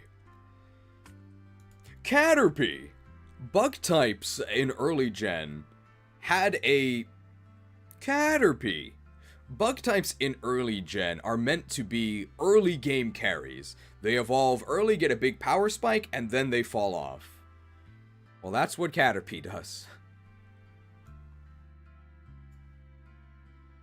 Level 10 to reach its final evolution, Butterfree. At that point in the game, it's very powerful. It's one of your earliest psychic move users. You get Confusion. Even though it's not Stab, and it's coming off of a pretty mediocre special attack stat, it is going to be doing double damage to a ton of opponents, and you get a ton of powder utility on top of that.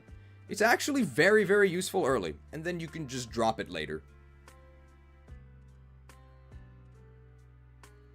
Did it get buffed?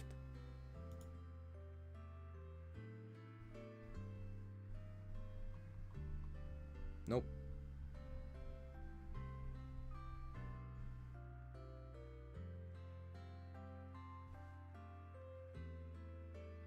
I like Caterpie.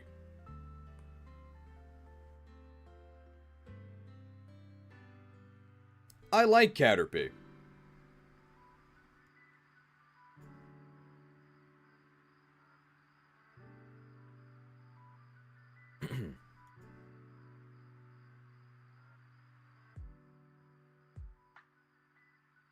Is there anything else to say about Caterpie? I don't think so. Oh, leech life at 12 now. Okay.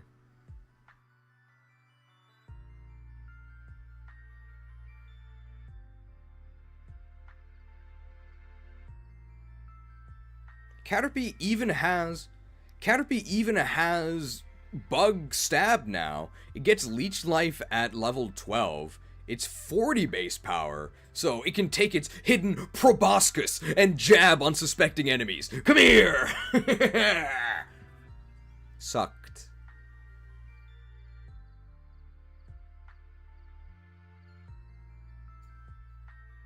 Speaking of sucking, Qwiladin. Well, it's much better than it is in vanilla. In vanilla, even though it has that same level 10 power spike, Bug Poison is just so horrendous, and its moves are so worthless that it doesn't actually do anything. Now, it does actually get the buffed Twinneedle, which is 2 hits of 40 for a max power of 80. You're not going to be using Weedle Twinneedle, you're going to be using Spear Twinneedle. Spear is Beedrill's Japanese name. I mean, it's probably better than Otachi, but extremely limited utility. This is actually probably more generous than I should be. If this thing was any later than the very beginning of the game, it would probably be Johto's finest. Enemies not gonna need axes to... Enemies not gonna need axes to beat your spear. Ugh.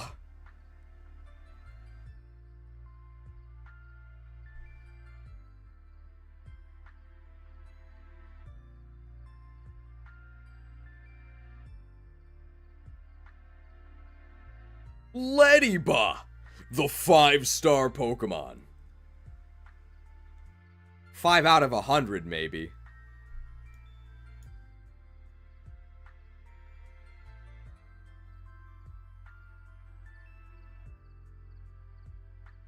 What do you want me to say? It's a Leddyba. You already know why this thing is bad.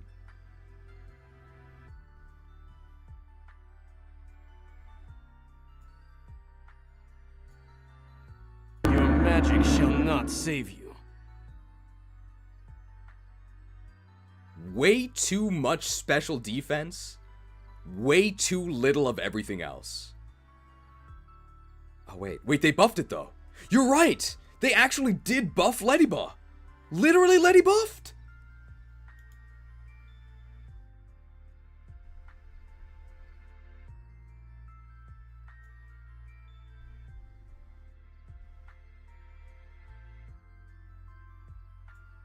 Plus 20 HP.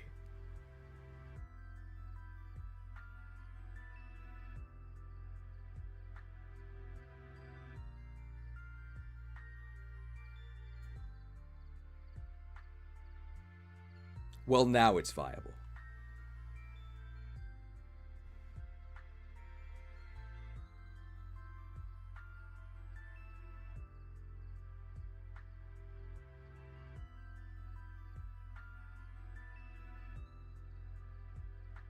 If you're not convinced by my rating, in the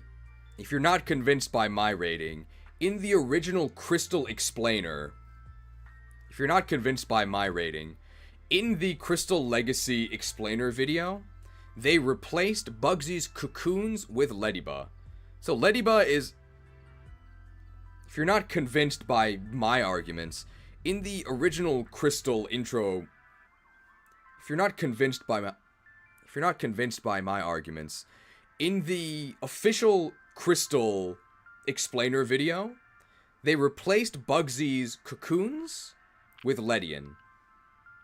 So, Ledian is considered on par with the cocoons. I actually think the cocoons are better. I actually think the cocoons are better. Ugh.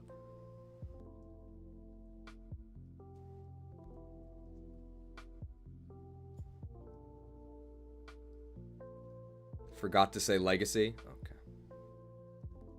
If you're not convinced by my arguments, in the official Crystal Legacy explainer video, they replaced Bugsy's cocoons with Ledian. So they were able to add Ledian to a team and still keep... And their goal was to keep the power level low. So Ledian is considered about equivalent to a cocoon. Except it stops at a cocoon. So Ledian is considered equivalent to a cocoon Pokemon. Except it never actually gets better. Horrible.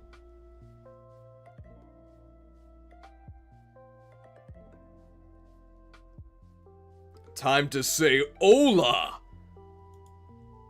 Time to say hola to Ariados. Ariados is infamous on this channel. It is the poster child of having horrible typing, horrible stats, horrible moves. Just awful.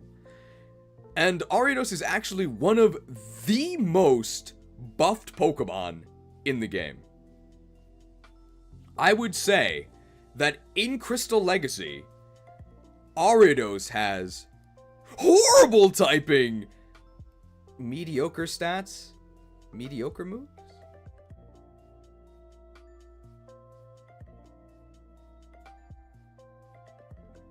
Just bad? Doesn't quite have the...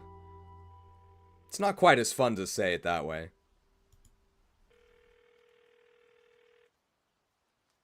It's not quite as fun to say.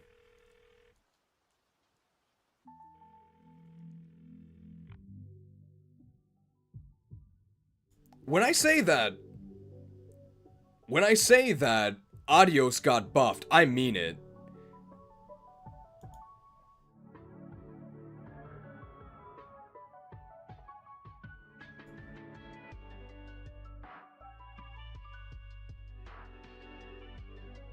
Plus 10 special attack. Who cares? Plus 10 special attack doesn't really do anything. I guess it can... Plus 10 special attack doesn't really do anything. It actually gets Psychic and Giga Drain through level up, but it's still far too weak to do anything with those. Oh, plus 10 special defense. That's actually a buff that Game Freak themselves officially gave Ariados. So this is based on real source material. Plus 10 special defense. This is actually a real buff that they gave to Ariados in later gens. So this is a canon buff, and we know that canon is a great company. Ah! And the huge buff, the one that actually matters. They literally doubled its speed. It used to be 40 base speed, which was abominable. And it's now 80, which, with static speed, is actually very fast. These stats are actually kind of reasonable.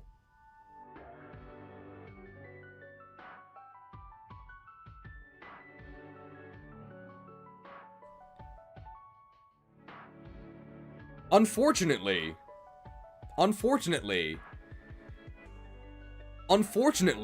Ariados is a Pokemon whose problems are so ingrained. Mediocre move, by the way. Unfortunately, Ariados is a Pokemon whose issues are so deeply ingrained. Mediocre move, by the way. You pretty much cannot fix it without creating just a completely different Pokemon.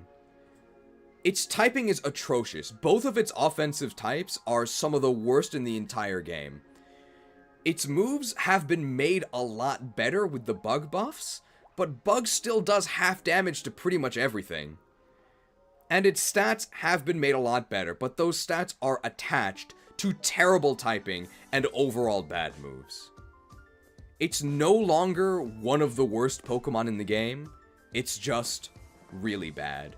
Which for Ariados, that's a pretty big buff.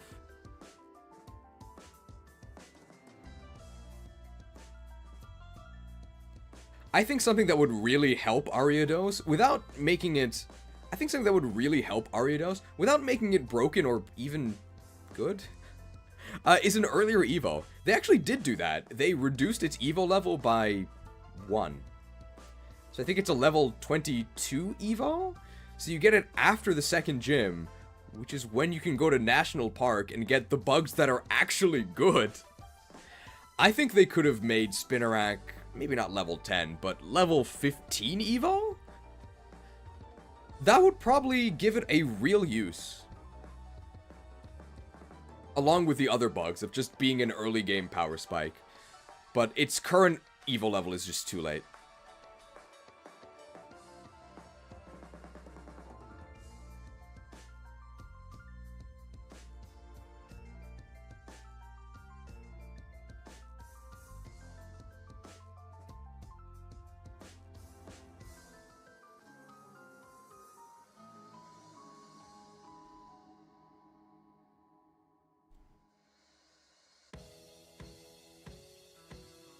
Oh, that's true.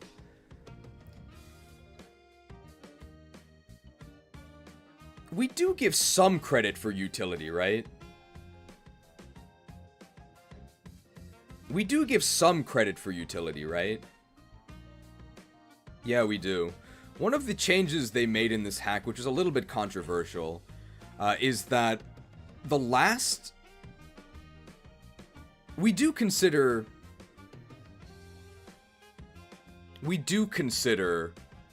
utility, right? A little bit. One of the changes they made in this hack, which is a little bit controversial, is that the ace of each gym leader actually remains at 1 HP. They're always hanging on by a thread until you specifically bring out Ariados and execute them in stunning 4K while saying adios. So in that sense, Ariados is actually essential for every single battle. I think that probably actually makes it the best Pokemon in the game.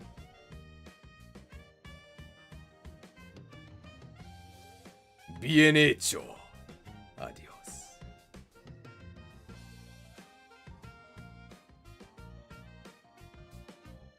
Obviously, I'm lying. We can add that in, right?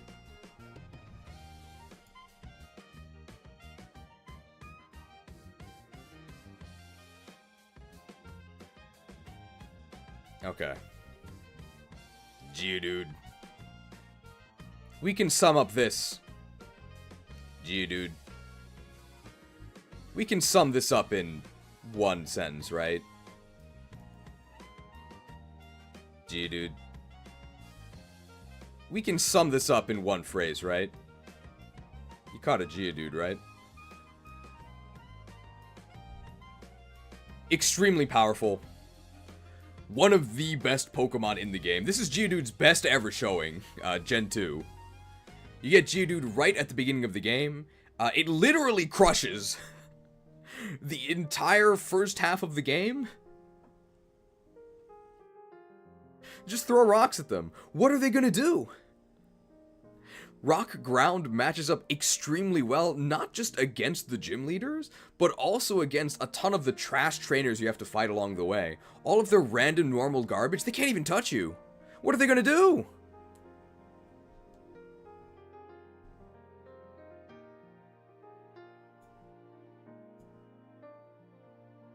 It's lagging. Break yourselves upon my body!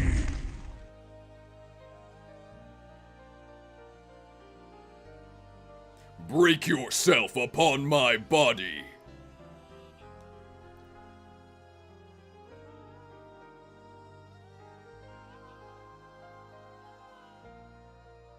The low speed is definitely an issue. But it's less of an issue in Gen 2 than it would be in other... The low speed is definitely an issue, but it's less of an issue in Gen 2 because of stat XP. You still will go second sometimes, but you're definitely not gonna die.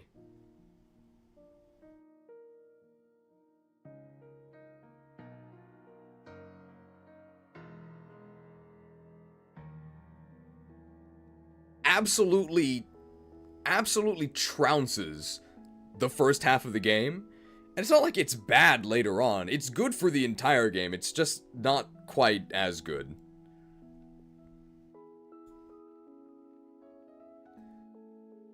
It's a lot worse against Morty than it is in vanilla, because Morty now actually...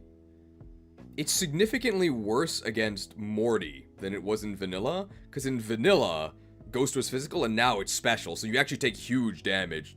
My body! But it's not like it can't be used against Morty. And although it's not an auto win for the second half of Johto, it's still really good for pretty much the entire game. An auto include on most teams, I would say. And while we're talking about the dude, we should probably talk about the dude adjacents.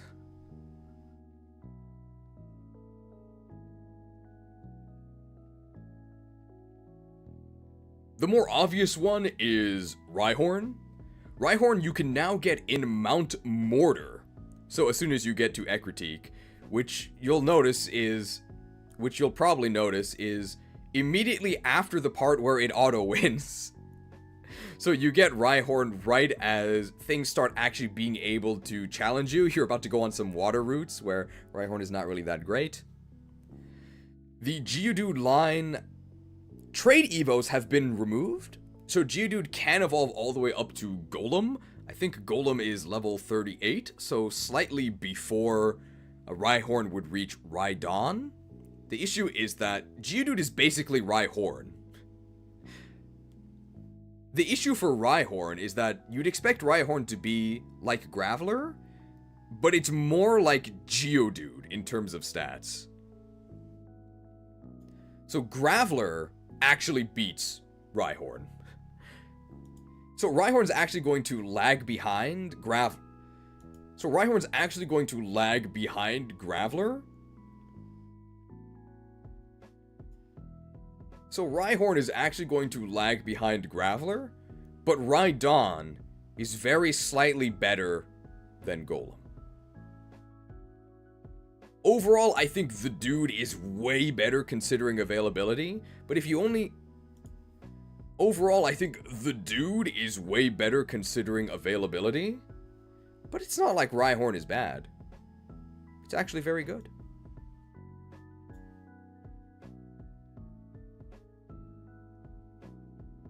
Top of A?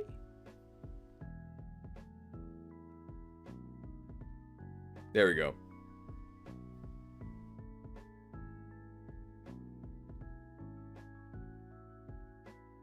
Isn't Rhyhorn a level 42 Evo? Yes. Chikorita is not S tier, you riot? Who do you think you are? The creator of the ROM hack? Welcome.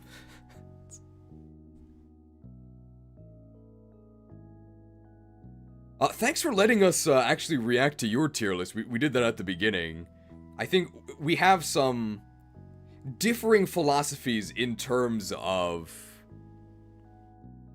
We have some differing philosophies in terms of tiering. Mostly because I don't consider setup or defense to be worth anything. No one is safe from the ghouls? Okay. What a shame.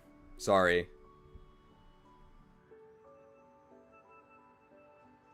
All they wanted to do was create a ROM hack that people could enjoy. Did they really deserve this? You have failed me in turn. It is you who should suffer. Be content that your death is a quick one.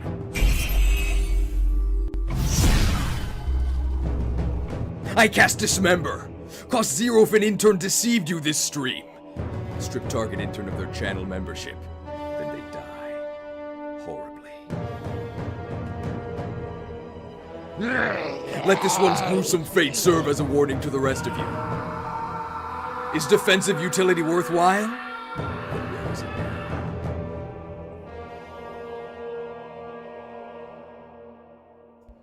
Sorry, we spent maybe about 10 minutes talking about why we don't think Chikorita is very good. The root of the issue, phrased very specifically, is because it's a grass type.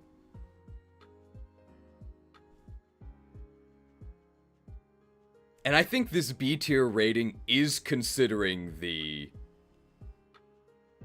dragon type buff. Because we are actually considering them with the type patch, which I don't believe you did when you did your ranking. I don't actually think it changes anything, though.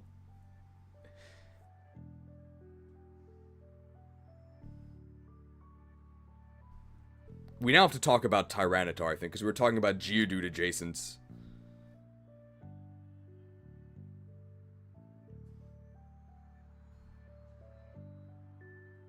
Brand new to Legacy. Another Geodude adjacent that we actually have to talk about, it's brand new to Legacy, is Larvitar. Yeah, Larvitar is actually available in Dark Cave right at the beginning of the game, same place as Geodude. While Geodude is an immediate contributor, Larvitar is more of an investment.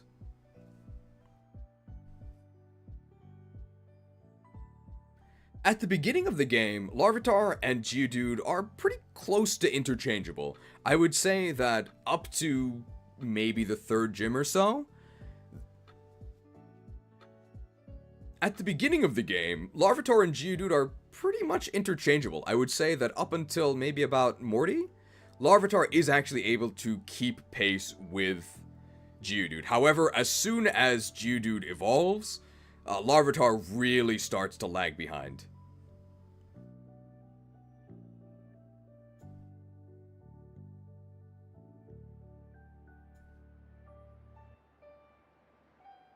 However, I do still think Larvitar is worth using.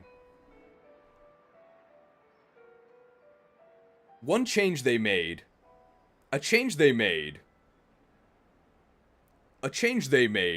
to Larvitar being an est is the most crazy thing. Well, here's the thing. So how do we talk about this? Yeah, I guess we'll say this. Official statement from the dev. Larvitar is an est. What even is an est? Official statement from the devs. Larvitar is an est. I agree. Time to explain. So what is an est? Est is an archetype in Fire Emblem. It's a character that has low base stats, but good growths. So it's an investment project. Except it's not an est, because it's the beginning of the game. What even is an est? I guess we do have to say this. Statement from the dev. Larvitar is an est. I can't believe the dev themselves would spread lies on the internet. Vanilla Larvitar is an est. Crystal Legacy Larvitar... Well, it's not an est, but it is an investment opportunity. Some of you watching are probably very confused. What is an est? So, est is an archetype from the Fire Emblem franchise. It's a late-game recruit that has very bad stats when they join, but has very good growth, so they eventually become very good. Larvitar in Legacy Crystal, it joins you early, and it has those really good growths, but you definitely have to invest. Larvitar in Legacy joins you early, which I think disqualifies it from being an est. It's more of an investment. Please subscribe.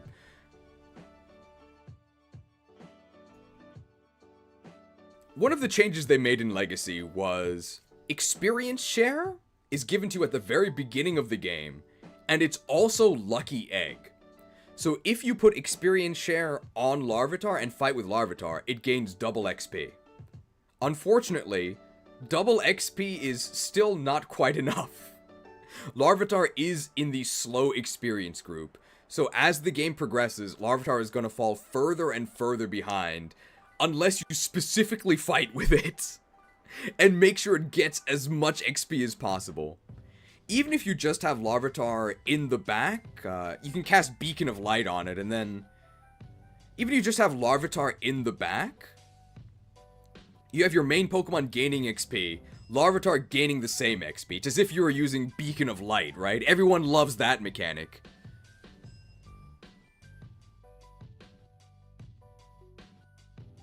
But if you do that, Larvitar is still sucking the XP from your other Pokemon. Investing in Tyranitar makes your entire team weaker, because you gotta stuff all these resources into Larvitar and Pupitar, who aren't really giving you that much of a return. In the mid-game, the Larvitar line is way worse than the Geodude line. Way worse. And it's really hurt by the level cap system. Possibly more than any other Pokemon. Where you would really want your investment payoff is at the Johto Elite Four, which is one of the hardest parts of the game. But because of the level cap, you can't actually reach Tyranitar until Lance. And you're probably not going to do that, because then you'd have to lose the Elite Four and then grind to actually get Tyranitar for Lance. So the big question is, considering that using Larvitar makes your entire team worse for a huge portion of the game, is Larvitar worth it? Yes. Guys, did you know that Tyranitar has extremely good stats? Once you actually get to Tyranitar, the game is basically over. Not as in there isn't more content. It's over as in your opponents can no longer do anything. What are they gonna do?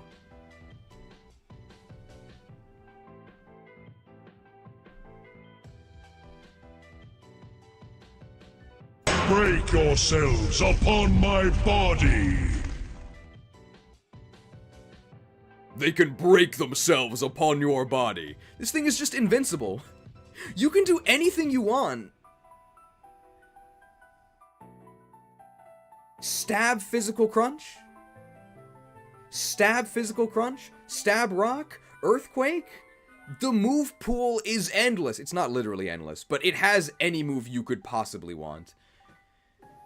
The only thing it can't stand up against is it does have to be worried about stab fighting.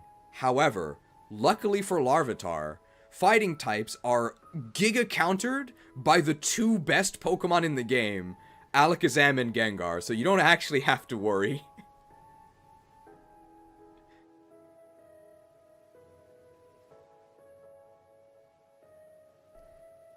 Kanto is actually quite difficult, so I would say that having a Pokemon as powerful as Tyranitar is actually useful. Our team that we used was pretty terrible.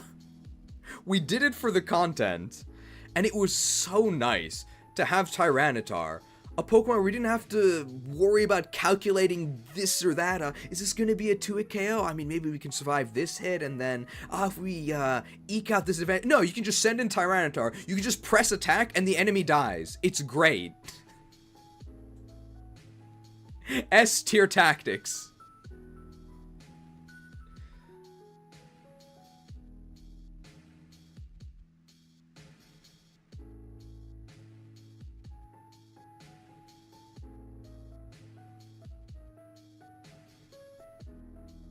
Another huge point, another huge plus for the Tyranitar line is that they overhauled Mount Silver. It was very ambitious. They turned Mount Silver into a raid dungeon. Another plus point, another huge positive for Tyranitar is that they completely overhauled Mount Silver. They turned Another huge positive for Larvitar is that they completely overhauled Mount Silver. It was very ambitious. They actually turned it into a raid instance.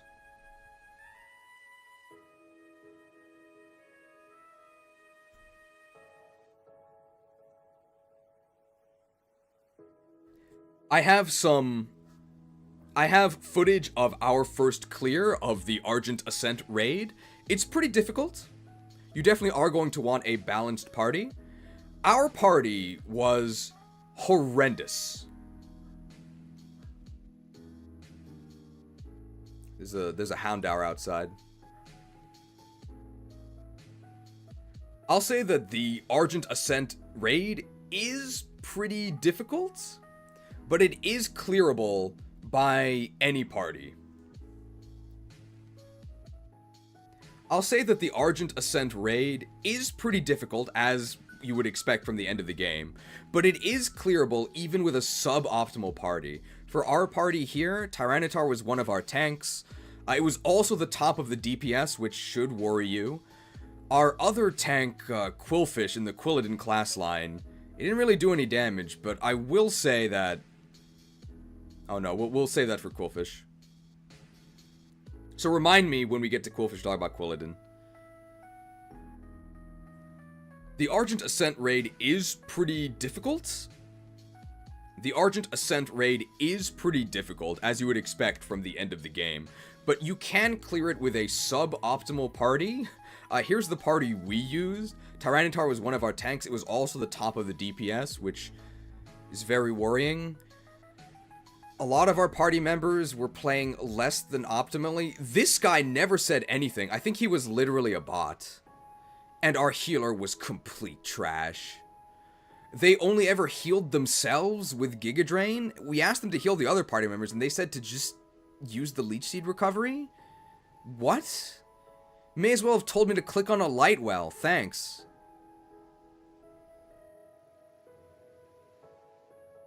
I did really enjoy the Argent Ascent raid, though. It's probably difficult to understand without actually seeing gameplay from it, so I'm actually going to show you here our entire run-through of the Argent Ascent, including the final boss of the instance, Red. I really enjoyed it, and I think the devs did a great job. Just a disclaimer, this doesn't really have anything to do with the tier list, so I'm going to add it. Just a disclaimer, this doesn't really have anything to do with the tier list, so I am going to add a timestamp so you can easily skip it. However, I did put a lot of effort into this. I think it turned out well, and it'll also show you just how difficult the red fight is, and how Tyranitar in particular can help you with that encounter. Okay, and that's where we'll put the Argent Ascent. We'll probably put the entire thing in there. And then it'll end with the execution, right? So then, imagine that you've just seen the execution.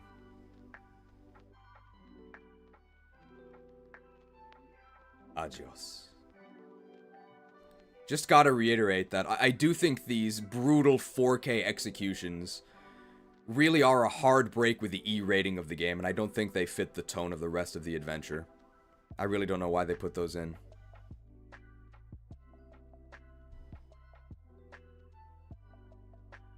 But hey, great graphics for the Game Boy Color. Oh yeah, I guess we can say that. Adios. Incredible graphics for the Game Boy Color. I am surprised the devs were able to get that level of visual fidelity out of Game Boy Color hardware. However, I do have to say that I do think these brutal 4K executions with the blood spatter are at serious odds with the E rating of the game. And I'm not sure why, if they wanted to keep the feeling of Vanilla Crystal, they added such brutal cutscenes. What were they thinking?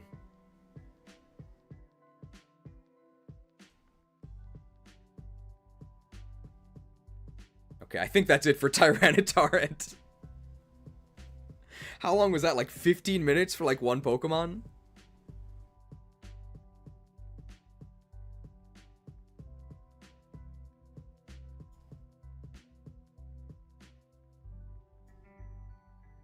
Blame their interns. I think that's everything we wanted to say about them, right? And then we'll talk about... I'm not sure.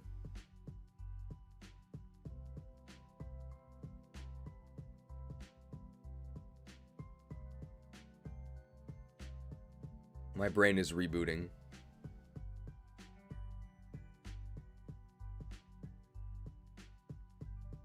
It had to do with Quillfish. We'll talk about it when we get to Quillfish. Okay.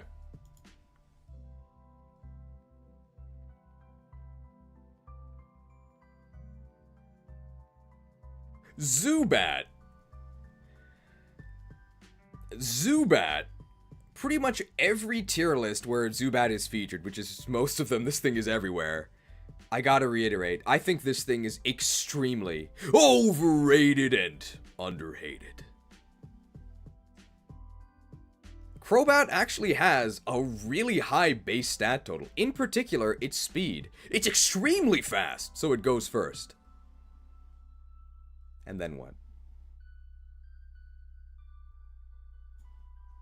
I'm sorry, I'm not sold on the Zubat line, and I never have been.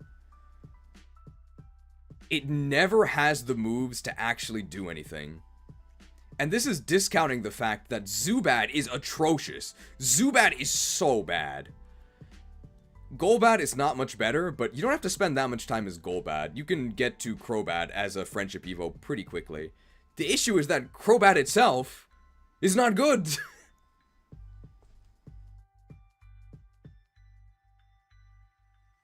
Poison is a worthless offensive type. And I think you're using Wing Attack and Fly for most of the game. I don't even know if it gets Sky Attack. It doesn't, right?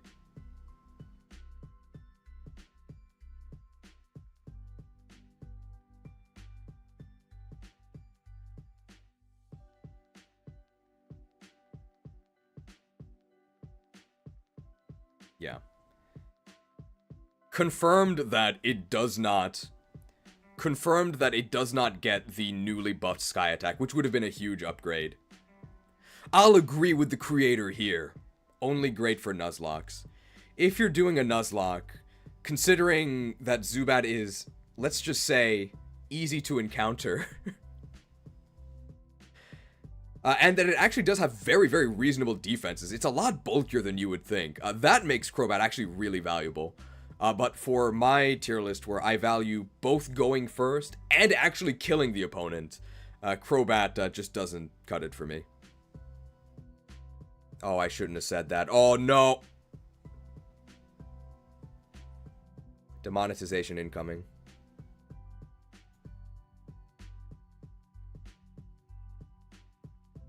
Clefairy!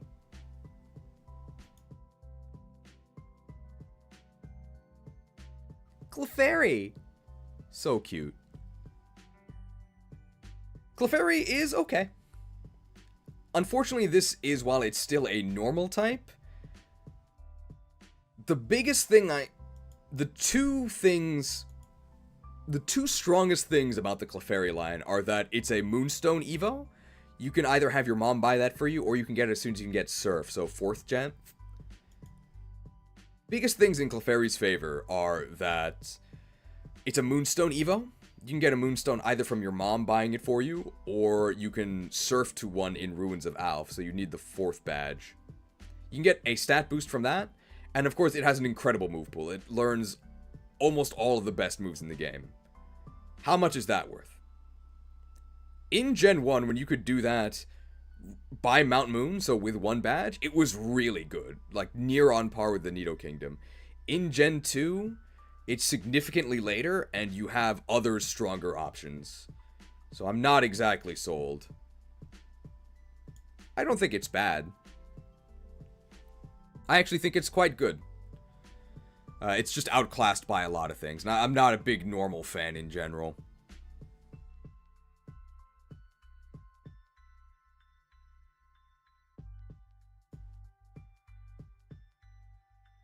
The Jigglypuff line. You would think that these pink normal blobs with flexible move pools would be comparable, and they are comparable. Clefairy's way better. God-awful stats. God-awful stats. Same great move pool. Fewer stats per serving. I wouldn't even say this is diet. This actually has no nutritional value. Although, wait. It's enriched with extra stats!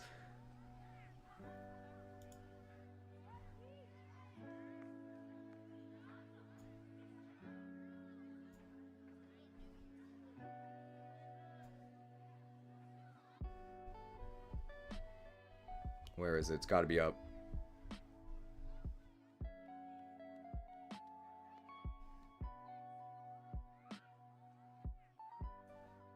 That's defense, right? Yeah. Oh, plus 10 defense. Plus 10 special attack. Oh, plus 10 defense. Plus 10 special attack. Plus 5 special defense.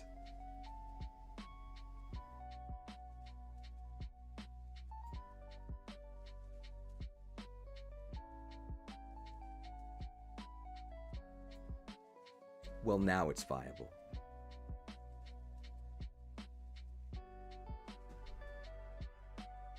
Maybe it's better than Hoot Hoot.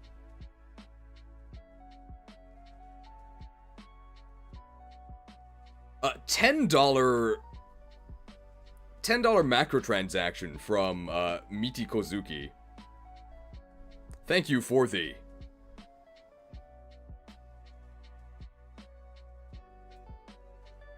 Thank you for the We need more gold. macro transaction. Bribe to say something nice about my favorite Wigglytuff. We all need the compliment. Bribe to say something nice about my favorite Wigglytuff. We need all the compliments we can get. We're struggling.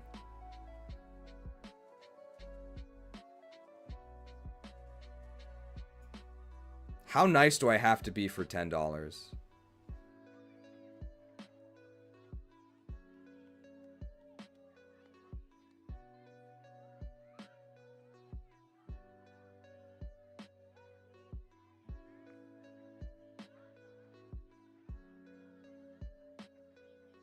At least Jigglypuff is good, just not in this series.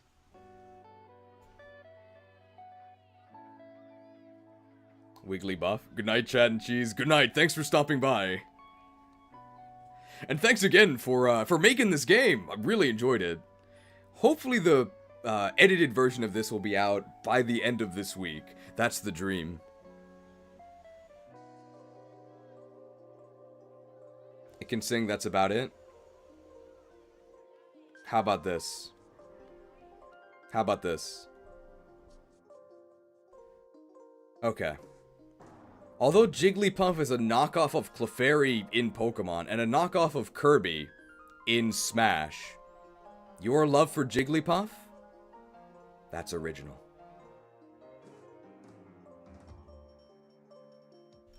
Is that nice enough? Is that nice enough?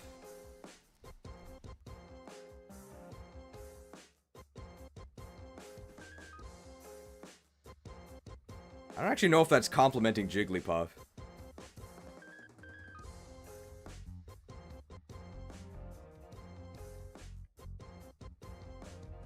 Oh, it's for Wigglytuff, okay.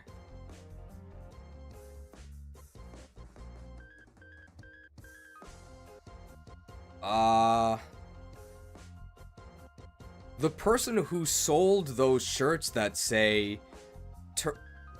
The person who sold those shirts that say, turning my Wigglytuff into Wigglybuff? They probably made a lot of money. And they were only able to do that because Wigglytuff existed. Does that count as something nice about Wigglytuff?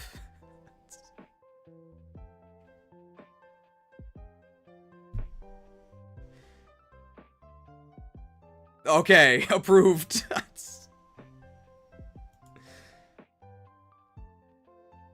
I don't know how much you have to...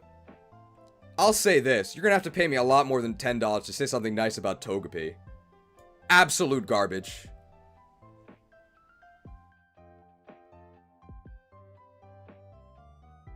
I'm not sure it's minus 5 stars like it was in...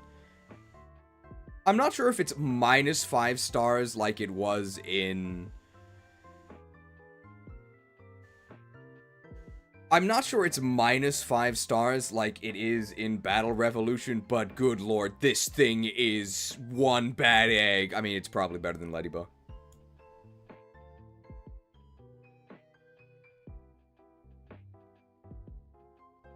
This is one of those Pokemon that's so horrendous, they had to have buffed it, right?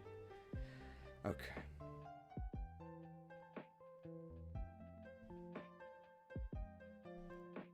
I mean, this is one of those Pokemon that's so horrendous, they had to have buffed it, right? And they did.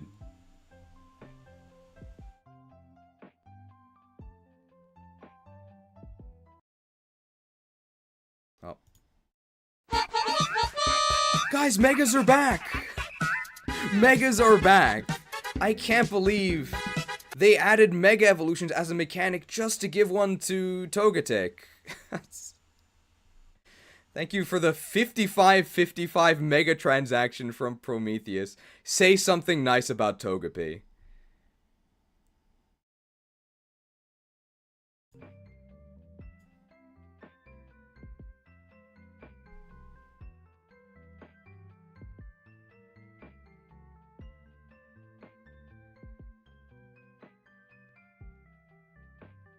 Where are the stats?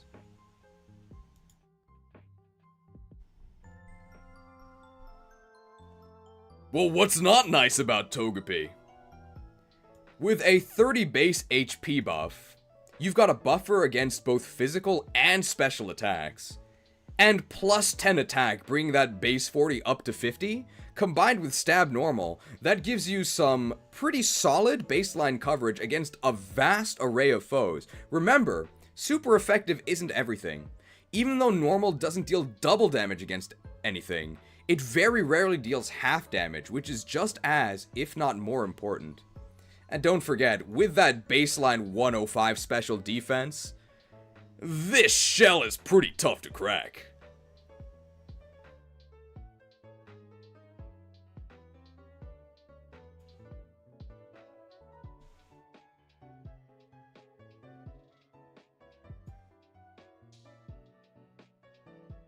When I say that Togepi is in Johto's finest, I don't mean it in the pejorative sense, okay? It truly is. Like, even having been given the price of a AAA game, I'm really struggling to think of nice things to say about Togepi. Oh, it's a guaranteed encounter. And this is my chance to say that they sped up egg hatching dramatically. So you are guaranteed a Togepi in your playthrough for no effort. Is that nice enough?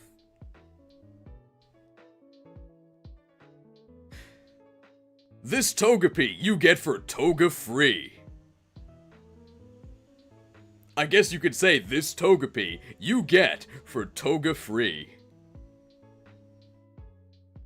Am I free from... Acceptable. Okay, thank you. Oh, okay, we're free. We're free. Thanks, Toga free. Oh.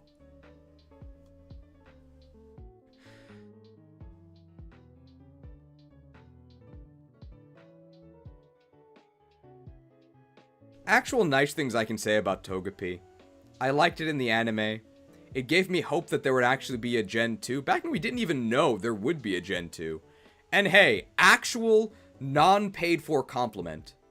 Modern Togepi is really good.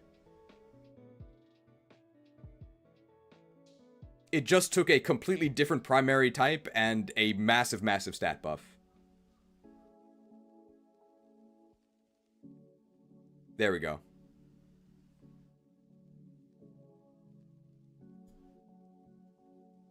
Sandshrew, known in Japanese as Sando.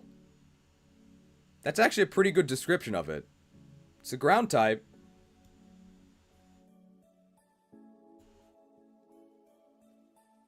That's about it.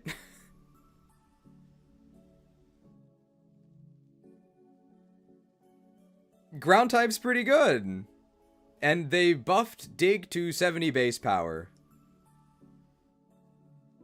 Sandslash has, I think, 100 attack, and you access that at level 20. I'm shrugging my shoulders a lot. I really don't have much to say about Sandshrew.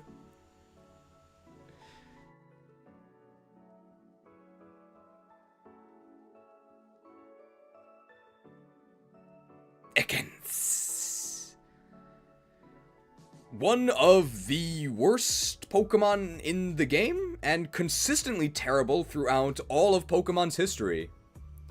Pure poison, with terrible stats. What does this Pokemon do? Nothing. It doesn't even have any utility. So you can't even huff your tropium and try to vouch for it on that angle. Absolutely awful. Like, one of the most useful Pokemon in this... Absolutely awful. One of the most useless Pokemon in the series. It's probably better than Ladybug.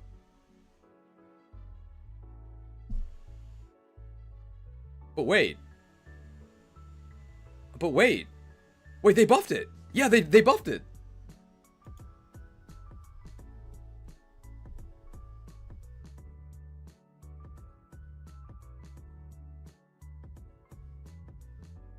Ekans itself gets +5 to each of HP, attack, and speed. And Chabok gets +2 to its HP. Oh, +10 to its attack. And +10 to its speed. Wow. Hey, so with +10 to its speed, actually, it's probably gonna go first.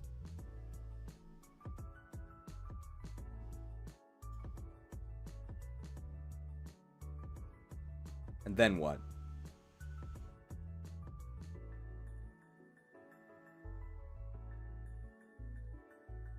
Poison is so useless.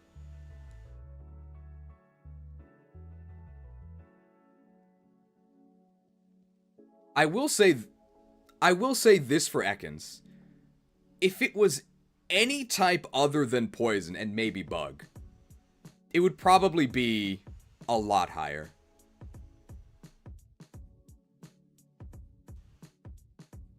Yeah, it's... The stats...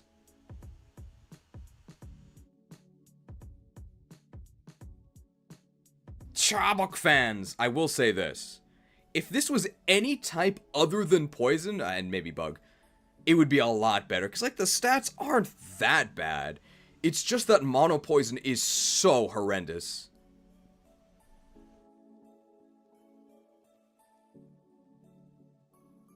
I'll also say this, because I no longer have to compliment Togepi. I do think Ekans is better than Togepi, but if I have Ekans behind Togepi, then it looks like Ekans is about to eat it, right? So I think I'll leave it like this.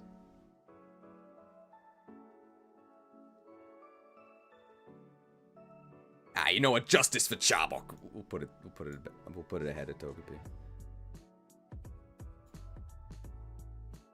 You know what? Justice for Chabok. We'll put it ahead of Togepi.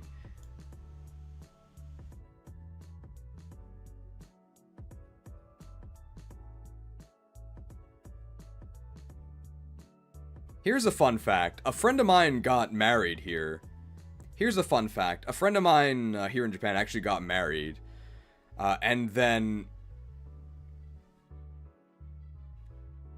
Here's a fun fact. A friend of mine actually got married here in Japan, and I've known him since college. We always call Starbucks Chabok, and we call Shibuya Crossing Kofring. And whenever he talks to his wife, he says he's going to Chabok or he's going to Kofring. And she understands what he's saying, but she doesn't like it. It annoys her greatly. So she doesn't even know about Pokemon, but she knows that Chabok sucks.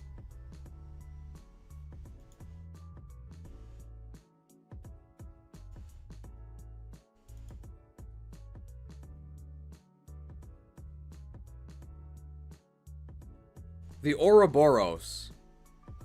A symbol of an infinite, endless cycle, right? I think the Ouroboros is only one snake eating its own tail, right? I guess that really doesn't transition to talking about a second snake. Whatever, it's Dunsparce. I don't really think it's possible to defend Dunsparce, and I don't really think you have to either. I think some Pokemon are bad on purpose, and Dunsparce is one of them. It's a 1% encounter.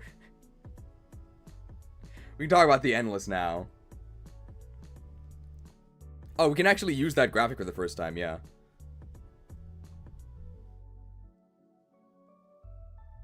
the Ouroboros, a symbol of an endless cycle. I gotta do that again. Here we go again.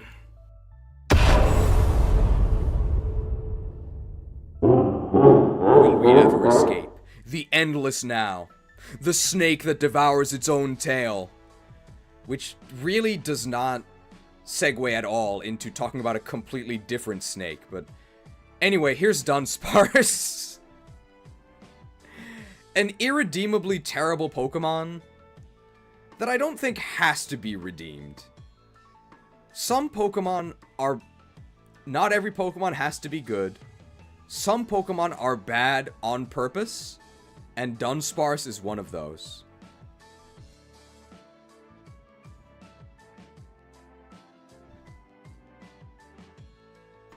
The whole point of Dunsparce... The whole point of Dunsparce is that it's... The whole point of Dunsparce is that it's a troll Pokemon. It's extremely rare, a 1% encounter in Dark Cave. And because it's rare, you'd think it would be good. But it's not. It sucks. Which is the spirit of the Tsuchinoko embodied in Pokemon. Tsuchinoko real. Real bad. We can make an egg sandwich here.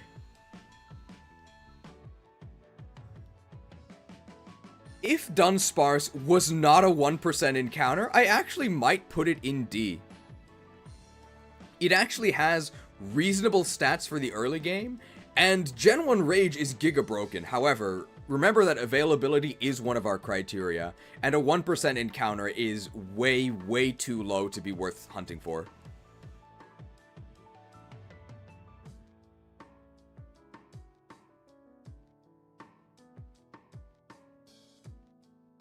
$2 microtransaction from Perilous Paradigm.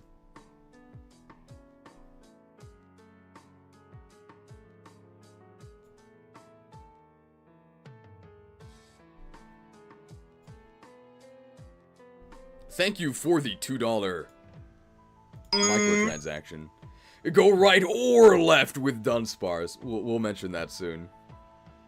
Oh, did I say Gen 1 Rage? Okay. I'll fix that.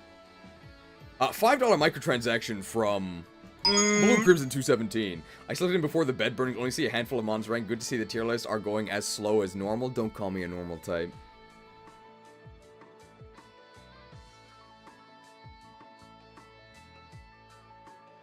Dunsparce itself is actually kind of reasonable for the early game. It actually has kind of good stats for when you get it. And it can use Stab Gen 2 Rage, which is actually extremely powerful and can sort of clobber the first 3 gyms. Unfortunately, we do consider availability, and a 1% encounter is far too low to be considered reliable, and the payoff is not worth it. If it had a higher encounter rate, I'd probably actually put it in D, maybe even bottom of C. But 1% encounter is really rough. And it can't be higher than 1%, because otherwise it loses the Tsuchinoko flavor. And we know that eating a Tsuchinoko actually heals you to full stamina, so the flavor is important.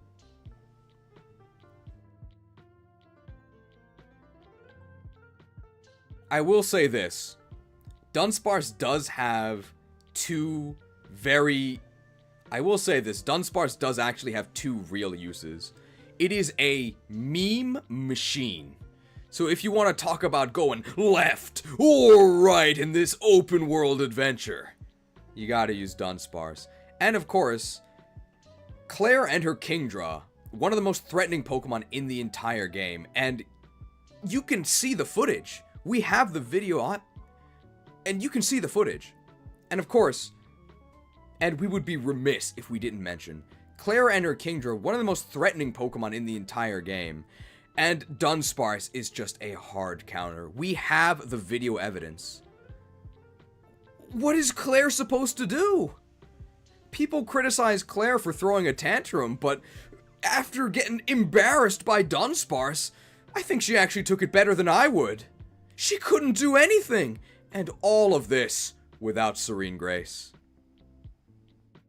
The only reason that we can't actually put Dunsparce higher is because we don't want to recommend it too much. We don't want the game to be too easy. And if you doubt me, there is actually a 36-minute long audiobook documentary detailing exactly how hard Dunsparce thrashes Claire's Kingdra. You can listen to it right now, even without Audible. Okay, I think that's it for Dunsparce, right? How much more do we have to go? Oh my god. I don't think we're going to finish by 5:40, guys. We only have 7 more hours.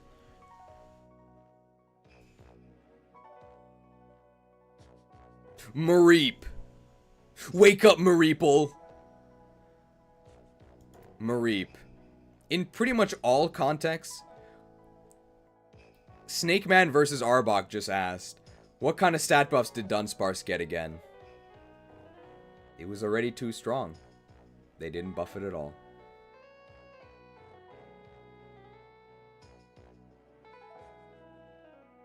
Mareep.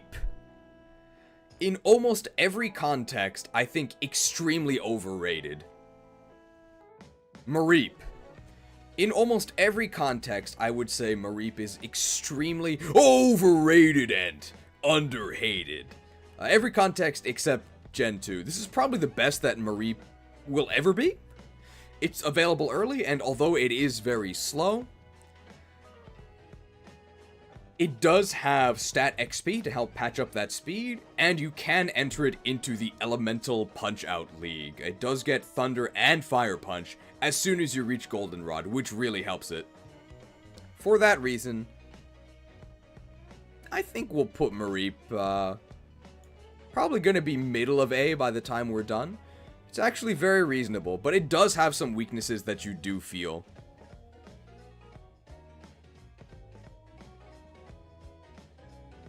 What are we gonna wake the Mareeple up for?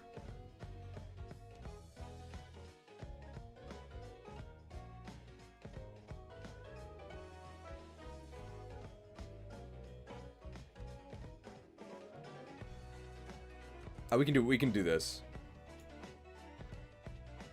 If you think that Mareep is one of the best Pokemon in the game, then I have to say to you, wake up, Mareeple! You're dreaming!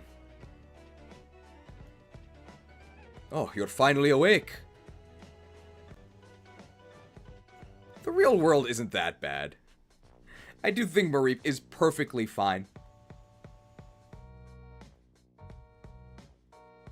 Probably going to be middle of A by the time we're done with this. You do feel the low speed, and you do feel the lack of anything other than fire and electric, but it's perfectly reasonable. Better than reasonable. It's quite good.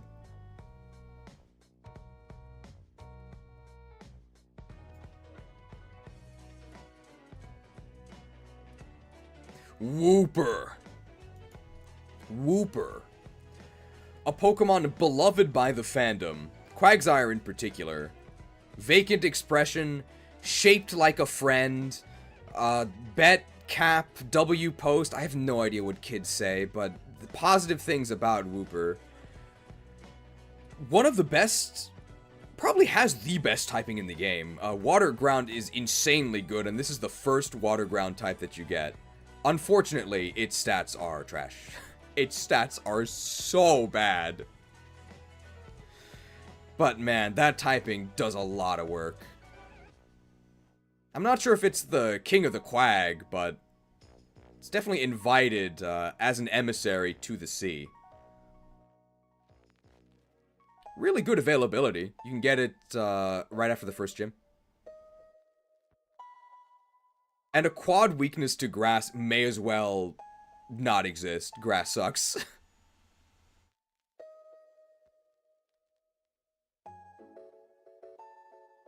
Incredibly easy to acquire the sire. I'm just not quite sure you should. Didn't Quagsire get some good stat buffs? Wait. You're telling me they buffed the Monarchy?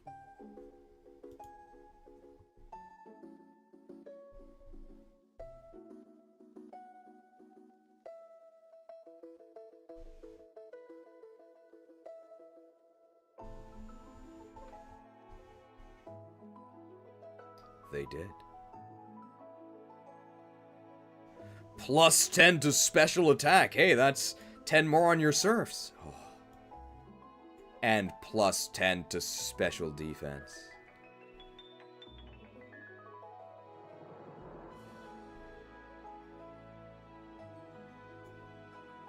Your magic shall not save you.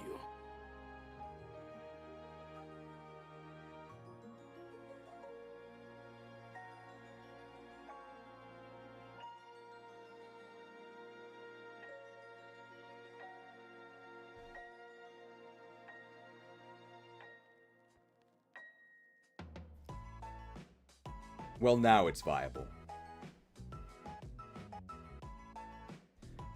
Here's something I forgot to say earlier. So, if somebody on Discord, link in the description, can actually, remind me of this. Remind me that, oh. It's not centered.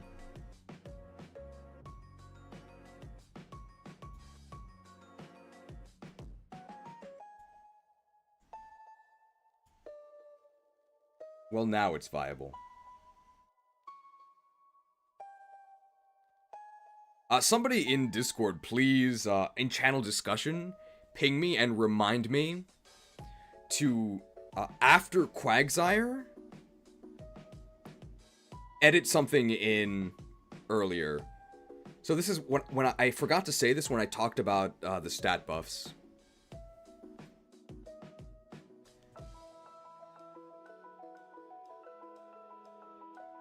I don't think the stat buffs are actually for the player, because you, the player, are almost certainly not going to use the majority of Johto garbage. However, NPCs don't have a sense of smell. Doesn't matter how severe the olfactory assault, they're gonna use terrible Pokemon. And when those Pokemon are 5 or 10 points less terrible, maybe they hang on with a sliver of health, and they hit you back. And they have maybe 5 or 10 more attacks. They do a little bit more damage. So collectively, overall, the buffs to bad Pokemon will affect the game, even if you yourself never use those bad Pokemon. There we go. And that's, I'll have to add that in when we talk about stats. So please, somebody on Discord, tell me that I did that after Quagsire.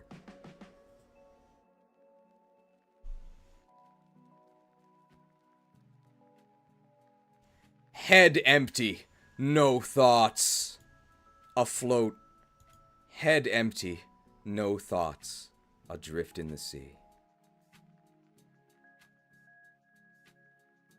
Sounds kinda nice.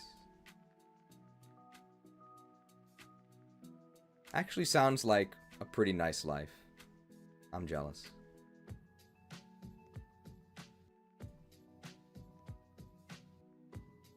Actually sounds like a pretty blissful life. I guess that's what it means to be the sire.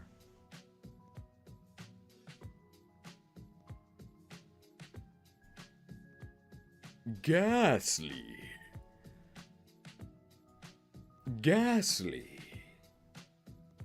Ghastly is actually one of the only Pokemon that has been nerfed directly. So they changed the registration criteria for the Elemental Punch-Out League. Ghastly and also Alakazam have actually been banned from entering the Fire Punch or Ice Punch divisions. However, it does still get Thunder Punch. I think I said earlier that Ghastly was one of the best Pokemon in the game. I'm sure you already knew that. So good, the devs had to take steps to nerf it, and it's still one of the best Pokemon in the game. Ghastly is available right at the start of the game before even one badge, and Ghastly itself has 100 special attack, which for an unevolved Pokemon is crazy. I guess you could consider Ghastly a bit of a dud stage, because it sort of struggles to damage things. However, Lick, I guess you could consider Ghastly a little bit of a dud stage, because it doesn't really have that many good attacks as a Ghastly. It has Lick, which is only 30 base power, but it is special. And Ghastly's special is really good. And the moment you get a real attack, it's over. It's over. So it's over for the majority of the game for your opponents. I would say that even though it had the two elemental punches revoked, it's still overall as good or better because Ghost is now special. So you are balling out of control the moment you can access Shadow Ball. What are enemies gonna do? I'll tell you what they're gonna do. They're gonna die!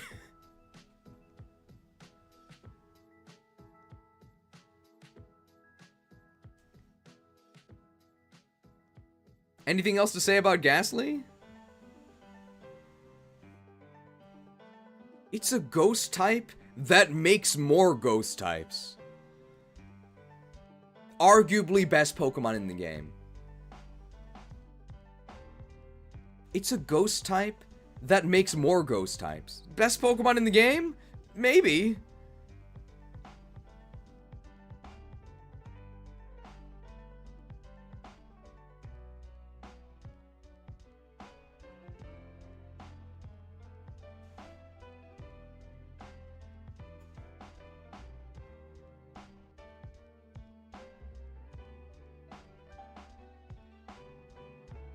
Unknown. Worst Pokemon in the game? Maybe. That's probably better than Light Buff. They did actually buff Unknown. They gave it Ancient Power, so now it can Ancient Power things. And by things, I mean Falkner and Bugsy. You could just use Geodude, who actually has potential. And also does a lot more damage because it has Stab Rock. But hey. I can't say that Unknown does nothing. It does a little more than nothing, which, hey, that makes it better than Ladybug.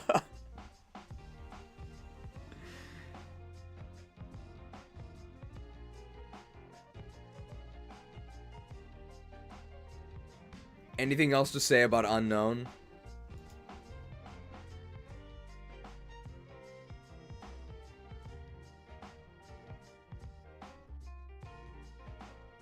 I think this is Unknown F, right? F for fail. Could also be Unknown L. L take. Take the L. Any other things we can say?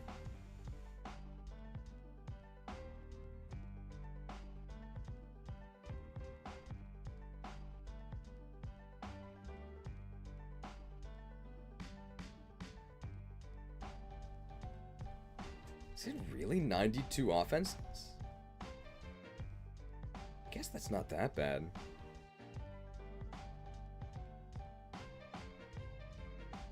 Is there a reward for filling the Unknown decks? I believe there is.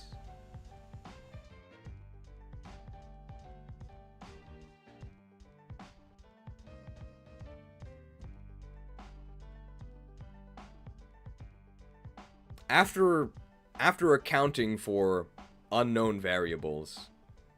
After accounting for previously unknown variables.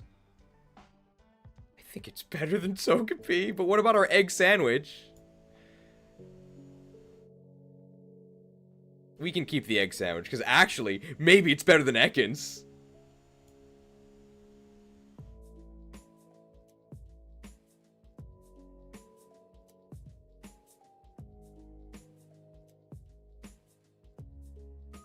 It's 72 offenses, right? Not 92. Yeah, never mind. It's definitely not 92. It's 72.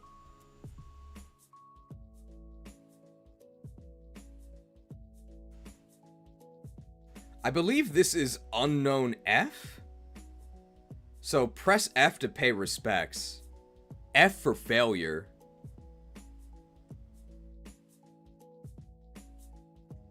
And you know that this is a classic game because if this was made for Zoomers, then it would be unknown L, right?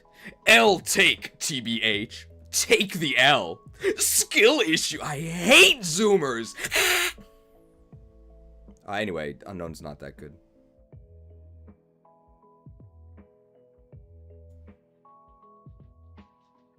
There's actually a...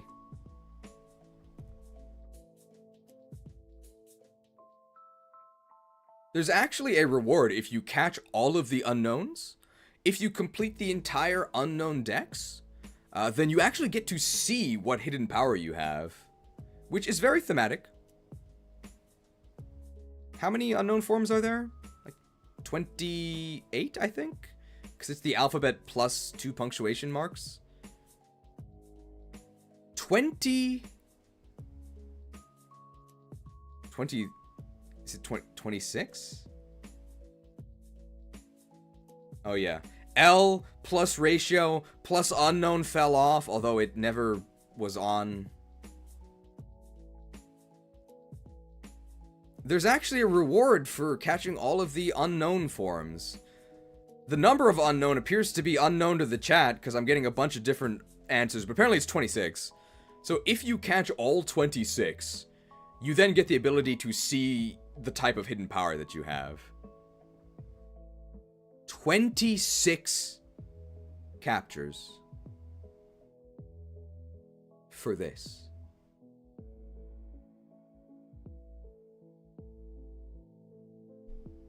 It's probably it for unknown. He's here. You know him. You probably don't love him. It's Onyx! Although I guess in this game he's actually Rocky! That doesn't really work. Oh, you can combine it with a Japanese name. Iwaki! Oh, I give up. It's bad. It's extremely bad. I mean, you all knew it. I think in Yellow Legacy, they actually did buff Onyx! And actually made it a very reasonable Pokemon. In Gen 2, Iwark is very unreasonable. It is very bad. The only reason why it is not among the finest is because you do get Rocky. So you can trade a Bellsprout, super common, for Rocky the Onyx in Violet City. And because Rocky is a trade, Rocky gets 1.5 XP. So you get 1.5x the XP for the entire game, and once you get to Ecruteak City, you can actually go steal metal coats from nearby Magnemites, and then you can get to Steelix. You can probably guess, based on... You can probably guess... I did factor Steelix into this rating. I also think Steelix sucks. It's invincible, so it tanks hits. It's very sturdy, so it tanks hits. And then what?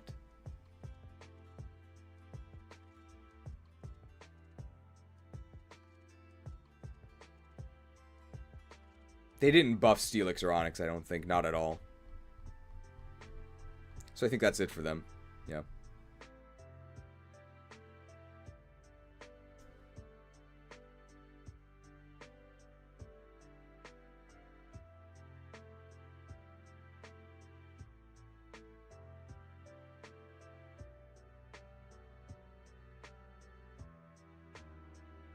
We can put it above Hoot Hoot.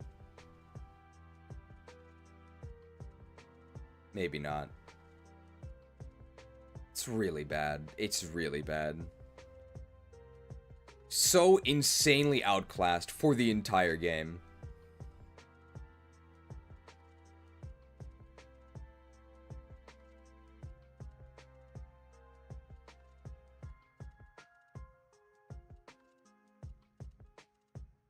Did you see the new Rocky movie? He beat Hoot Hoot. What a fight.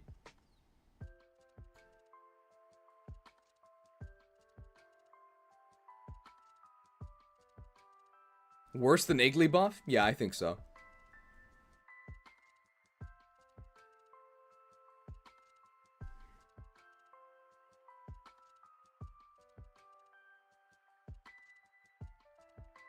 There we go.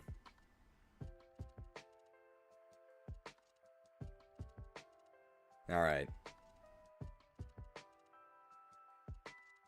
Bellsprout. Bellsprout, available pretty much right at the beginning of the game. Bellsprout. Grass Poison. That's not good. However, this is probably the best grass type in the game that's not your starter.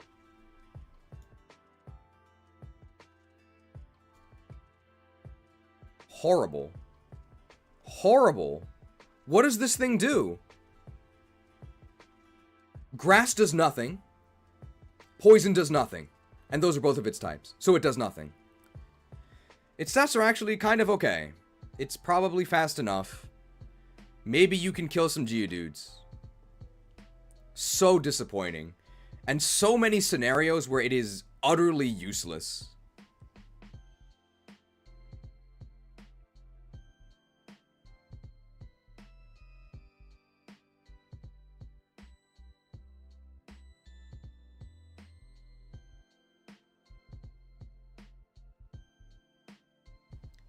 Definitely better than Pidgeot? I don't think so. They buffed Pidgeot. Pidgeot at least gets Sky Attack. I think Pidgeot is actually better.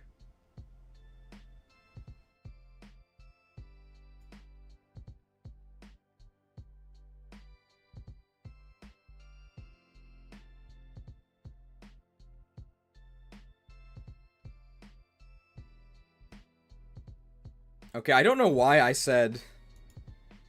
Okay, I don't know why I said this was the best grass type, because there actually are some grass types that are... Okay, I take back what I said about this being the best non-starter grass type, because I actually will be placing some grass types above it, but it's not because they're grass types. Bellsprout is probably the highest... Bellsprout is going to be the highest grass placement that actually uses its grass type. Bellsprout is going to be the highest grass type that actually depends on its grass typing, because Poison is useless.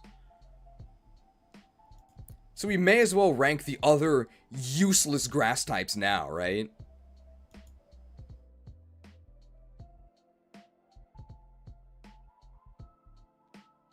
Bellsprout has a very strong parallel with Vileplume. Vileplume is just slightly worse Bellsprout. So we'll put it there.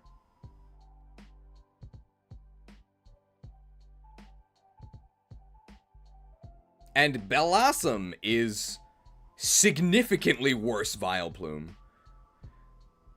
What if instead of... The Poison secondary typing is almost useless, but it's better than being pure grass. And that's what Bellossom is. Pure grass. More like pure ass! Ugh! Vile! And yet it's not the Vileplume. Maybe I could have phrased that better.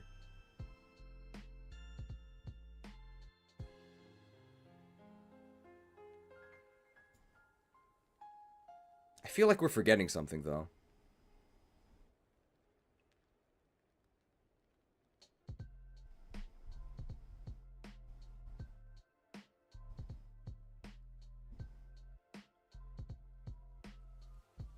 Oh, Vileplume actually got a 10 buff to... Vileplume actually got a 10 stat buff to its defense.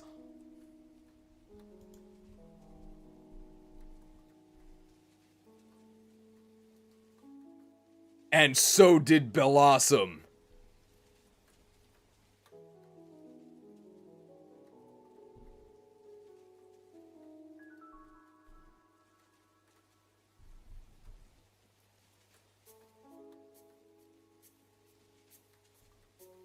Great. Oh.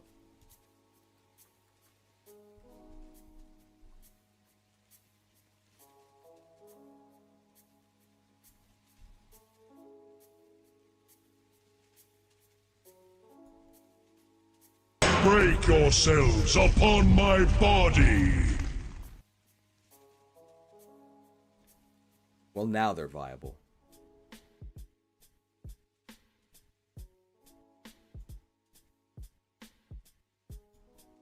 Hoppip! Hoppip! If you're going to use a pure utility grass, you may as well use Hoppip. It is the best at that. I'm not going to say that's completely useless, but I don't value it very highly. They did change Hoppip's availability. It's now available right at the start of the game, as soon as you leave Newbark Town. And it actually starts with Gust, which is definitely better than Tackle. But when you look at Hoppip's stats, in terms of offense, it is hopeless. It is hopeless. However, it does have a very fast Sleep Powder. It does have a fast Leech Seed. If that's something you care about, Hoppip is the best at it. We can make a little garden.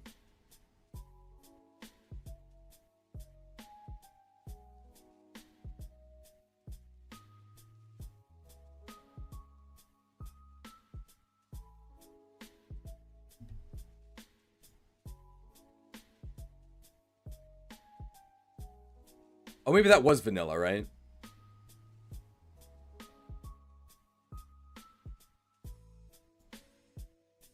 Hoppip.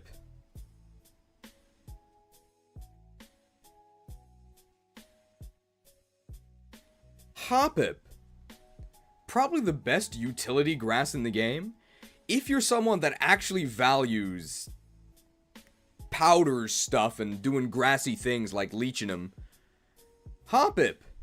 Probably the best utility grass in the game. If you're someone who highly values utility stuff like powders, then Hoppip is the best in the game at it. Available immediately as soon as you leave Newbark Town. And it's got the fastest Sleep Powder in the game. If you care about that, then Hoppip is... If you care about that, then Hoppip is the perfect pick for you. I don't care. Can maybe make a little garden here. They did buff Hoppip's move pool. Initially, it was... They did buff Hoppip's move pool. Initially, it was limited to Splash, which is actually perfect flavor, because Splash in Japanese is Haneru, which means hop. So they kept the pun on Splash, except Splash is called Splash and not Hop, so it doesn't actually work.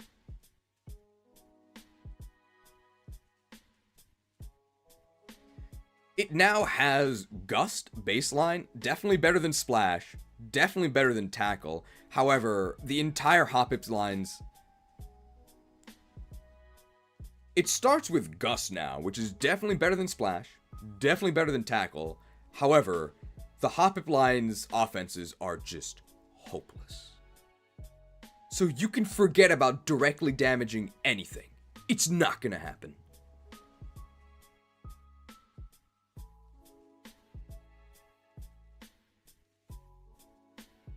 Jump Pluff. More like I've had jump enough of talking to this. That's terrible. Did you guys see the latest issue of Shonen Jump Pluff? Hoppip's in C tier. Believe it. There we go.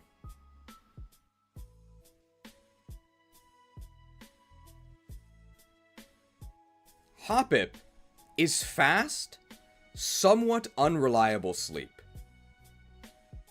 Paras is extremely slow, very reliable sleep.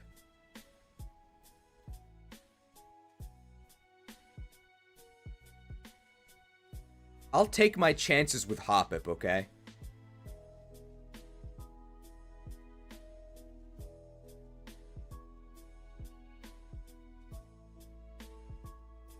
A lethal combination of atrocious stats, in particular speed, and atrocious typing. Good luck ever getting an action with Paris.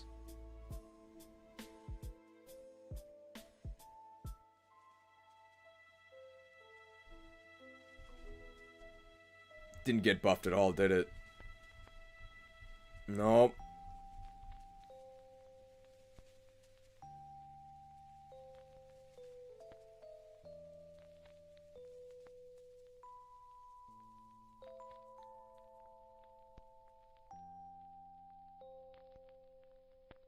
If you see a Paris, do it a favor. Kill it with fire. Release it from its suffering, okay?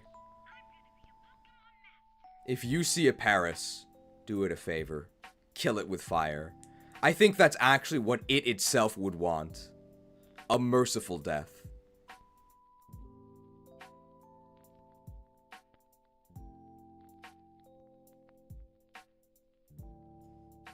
Poliwrath, the Nyorobon. Really fun to say its Japanese name. I love saying Nyorobon. That's the most fun I've ever had with Poliwrath. Importantly, unique thing about Poliwrath. One of the nice things about the Poliwrath line is that because Poliwag has little feet, that means you can actually find it on land, which makes it available much earlier than most of the waters, aside from Wooper. It also gets slower as it It also gets slower as it evolves, which is really strange. There's very few Pokemon where that happens. Pikachu's apparently going to use Thunderbolt. I don't know if it actually has enough. Fighting was also buffed very significantly, which means that the fighting type on Nyorobon is not just for show. It actually does get used. And again, Waterstone is in the game. You can get it as soon as you get to Cianwood. I think the extra early availability and the secondary fighting stab actually does make Poliwrath amphibious. Yeah. It's actually not in the sea.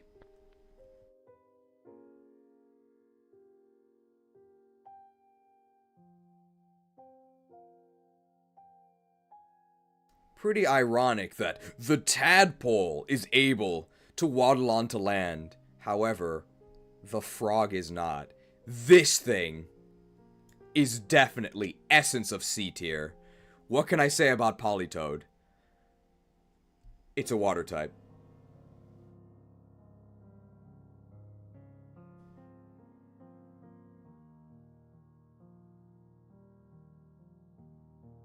We'll say this. Rather than a jack of all trades, I'd rather just be jacked. Ah! And pretend I threw a boulder into a statue.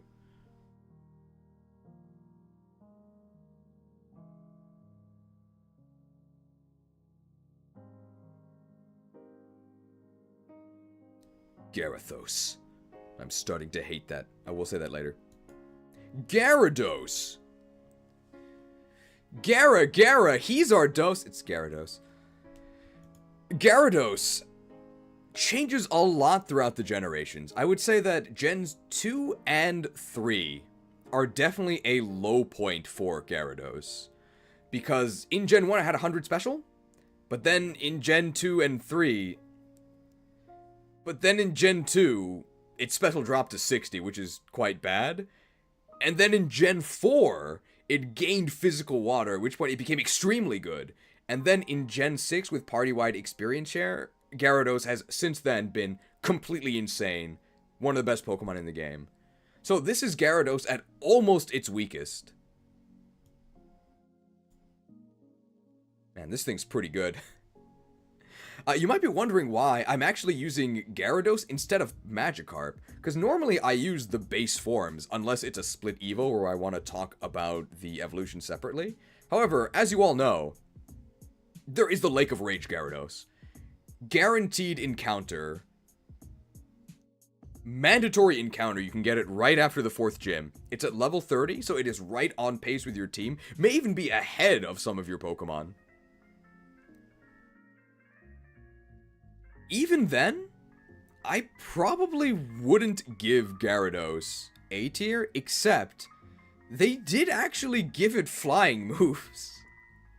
It now actually has Gust and it has Fly, so it does have Stab Flying. And 120 physical attack is really good. Even though you don't have Stab Water, with 120 physical attack, something I'm gonna say again about some other Pokemon later, with an attack stat that high, you can kind of just use random physical moves and stuff dies.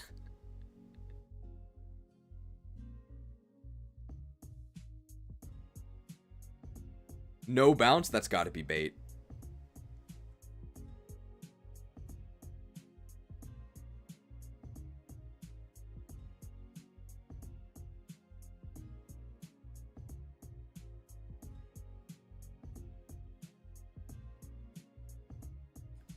Something I noticed while playing through Crystal Legacy, I fought most of the trainers in the game, not all of them, but a ton of enemy trainers have Gyarados. You fight Gyarados so often, so I hope you're packing an electric type. By the end of the game, I was really thinking, Gyarados, I'm starting to hate that Pokemon. I think that's everything for Gyarados.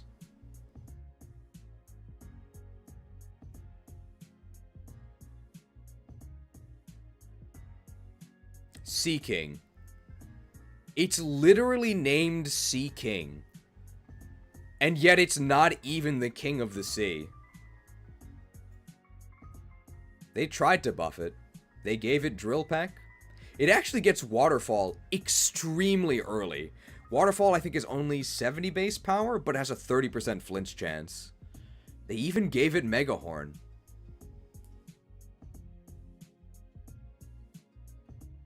I don't think they buffed its stats.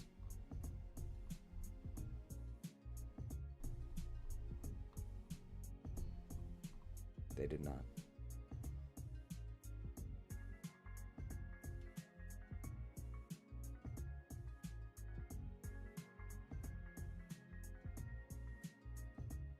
Sea King, more like Sea Cringe? I'm not sure.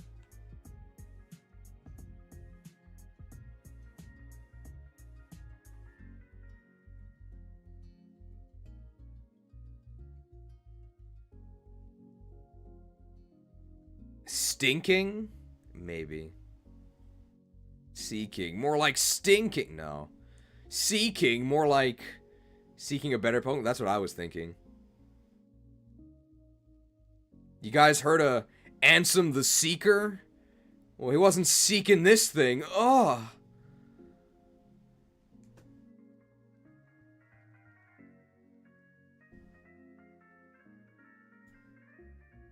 Maybe.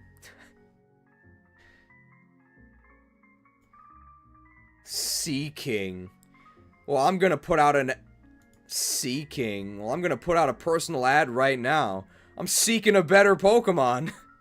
Someone please swipe right. There we go, that'll work.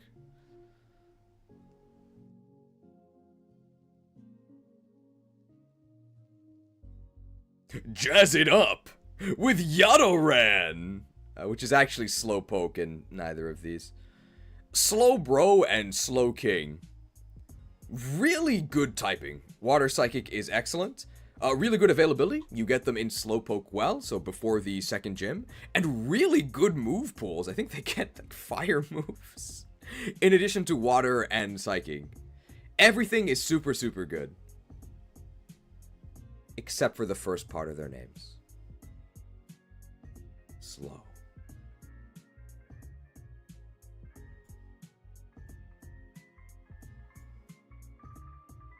Such a shame. Such a shame.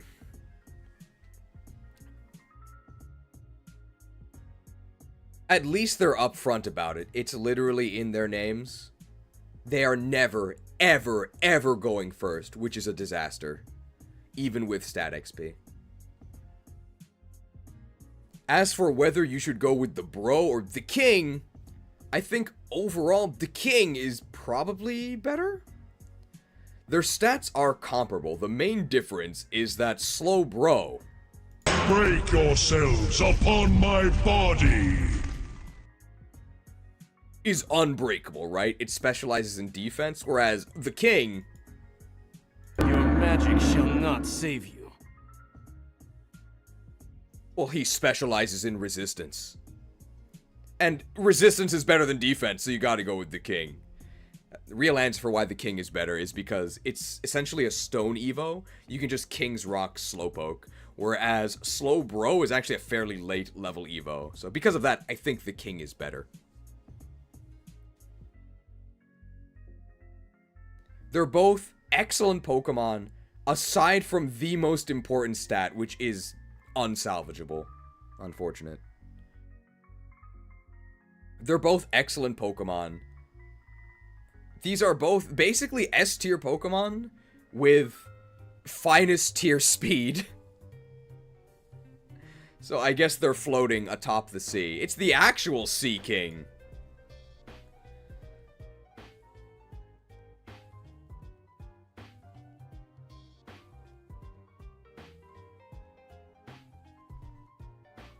Drowsy. Drowsy. Evolves into Hypno. Nicest thing I can say about this thing is that it's a Psychic type. Psychic is really good. And it's actually one of the star... Drowsy. Evolves into Hypno.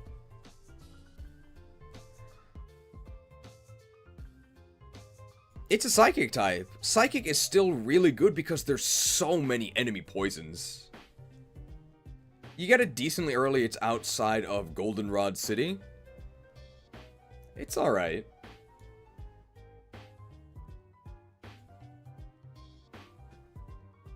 It's overall far worse than Alakazam. Alakazam just has way better stats. I guess Hypno has better bulk. Oh wow, that's useful. I can't really think of anything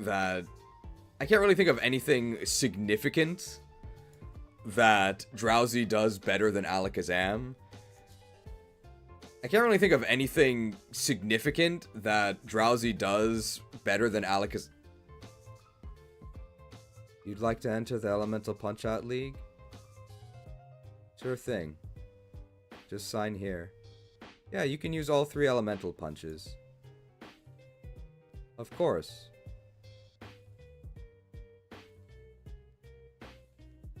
Oh yeah, this is one of the best, this is actually one of the strongest contestants. Oh yeah, it's actually one of the star contestants in the Elemental Punch-Out League. The first Pokemon we're talking about that actually has access to all 3 of Fiery, Frosty, and Fulminous Fist. You like that word? I learned it from Golden Sun. Triple Elemental Punches and Stab Psychic. That's pretty good.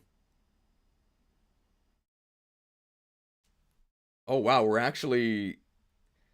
The Sinnoh one was almost 2 hours and we finished it. Let's go to Suramar.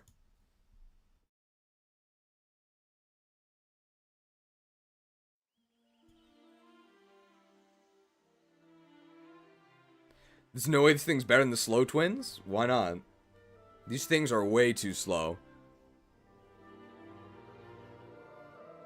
Way too slow.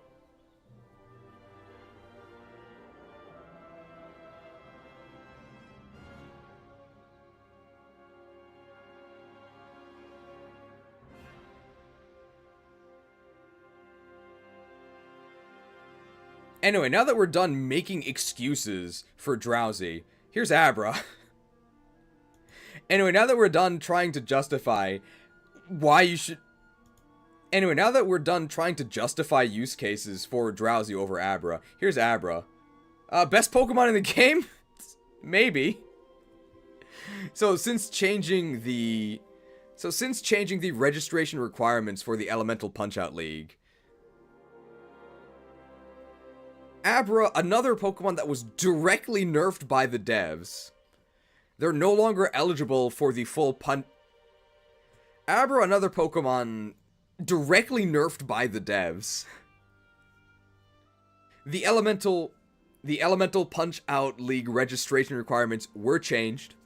Abra was disqualified from the Frosty and Fulminous divisions. However, oh no. Abra was disqualified from the Frosty and Fire divisions. However, it is still eligible for the Fulminous division. It can still Thunder Punch, which is really important, not just for coverage, but because it means that there is no dud stage.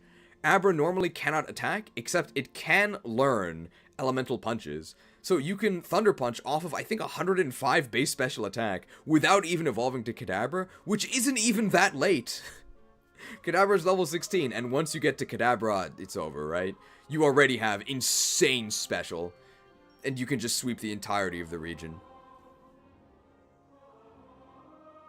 Abra and Ghastly are so much better than everything else, they might even warrant their own tier. They're so good.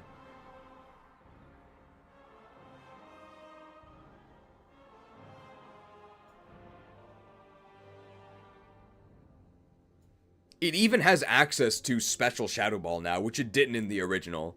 I think it's still overall a nerf, though, because Fire and Ice Punch were really good. I don't know if it quite solos the game now, with only one Elemental Punch, but it almost does. I guess you might actually consider using other Pokemon.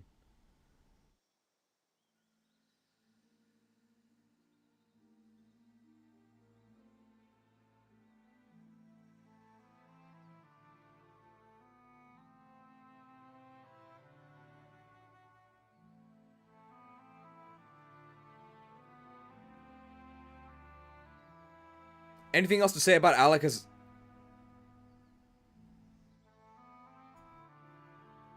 Anything else to say about Alakazam?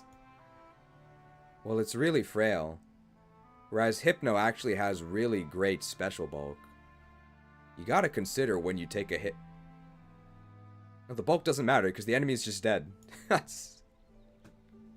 You don't have to worry about how frail this thing is. The enemy will never survive. If they are surviving, then you're probably...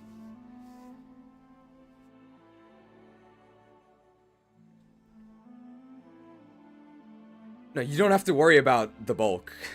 It doesn't matter at all that the Abra line is frail because the enemy will never attack you because the enemy is dead. You don't think they're gonna die to your attacks? You're wrong, they will. Counterspelled.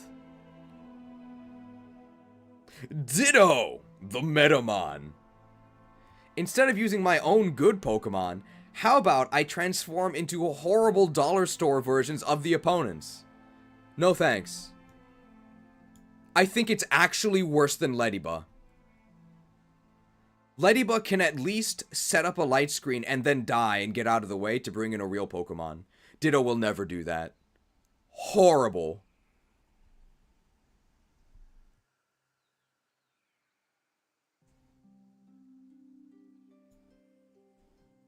Remember those pinks? Remember the pink slime?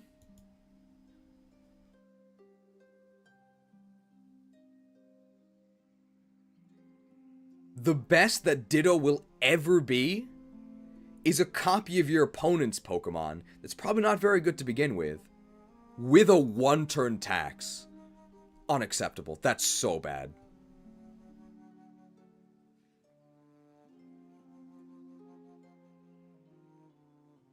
Keep in mind that in Gen 2, your Pokemon overall are way stronger than the opponent because you have stat XP and they don't. So the majority of your garbage Pokemon,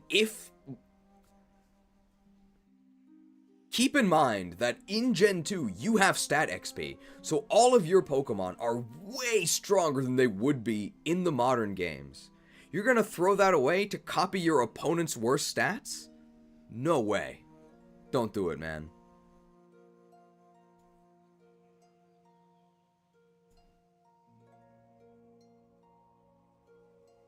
Ditto was not buffed, no. keep in mind that in Gen 2, all of your Pokemon are going to be way stronger than they would be. Keep in mind that in Gen 2, all your Pokemon are beefier than they would be in the modern games because they all have stat XP. So your team, no matter who's on it, is probably going to be better than the opponent's team. You're going to throw away your chance for unfair stat advantages just to copy them? Don't copy the homework.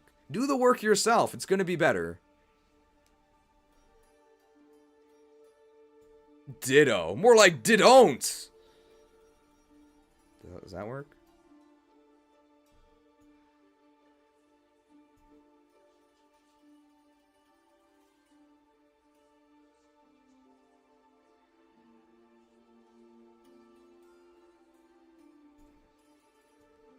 Ditto, more like... No. It's terrible. Ditto, more like... Oh, no. Oh, that's good, yeah. Ditto, more like oh, no. Oh, horrible.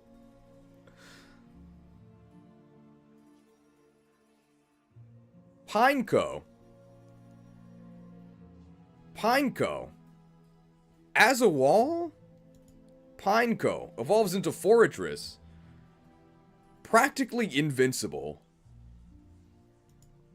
Pineco evolves into Fortress. As a defensive Pokemon, practically invincible.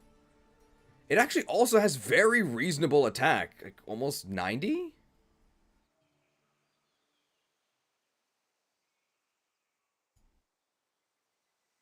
It's really bulky, so it survives hits. And then what?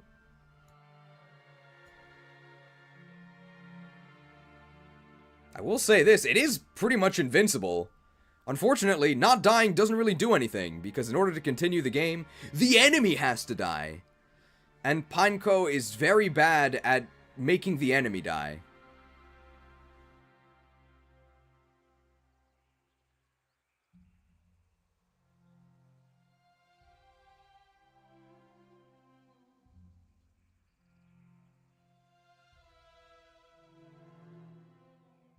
Even though it has better attack than you might think, it's still using a horrible bug-type moves, and it is extremely slow.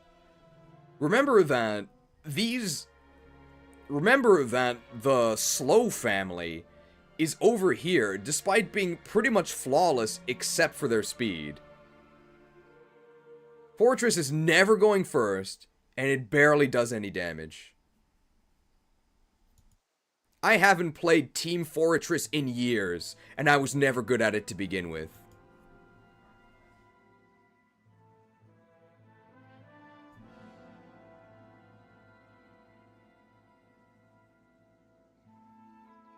The Nidos. They actually have very mediocre stats. The Nidos, Kings of Kanto. Well, we're in Johto. It's a new land. We don't serve the monarchy here.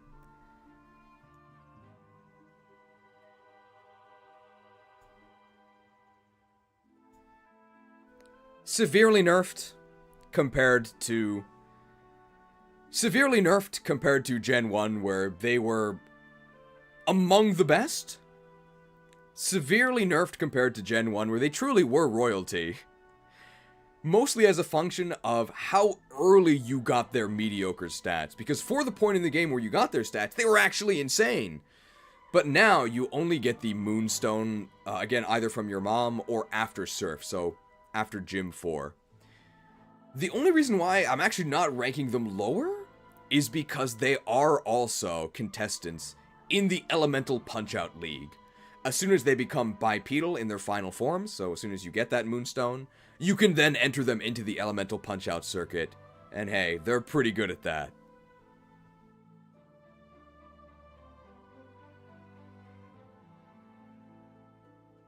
And comparing Nidoking to Nidoqueen, Nidoking has better offenses, so it's better.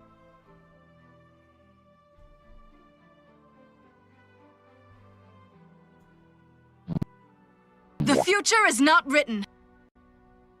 That lagged. The future is not written. Can I beat the allegations? Maybe if I have a better attack stat.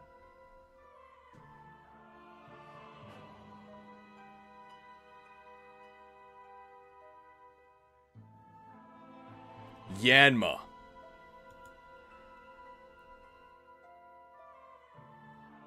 Yanma.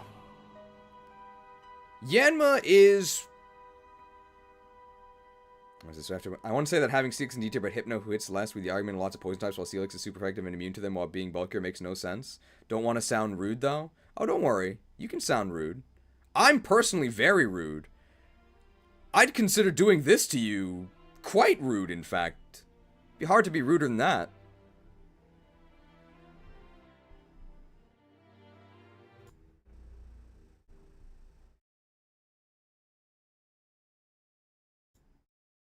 You have failed me in turn. It is you who should suffer. Be content that your death is a quick one.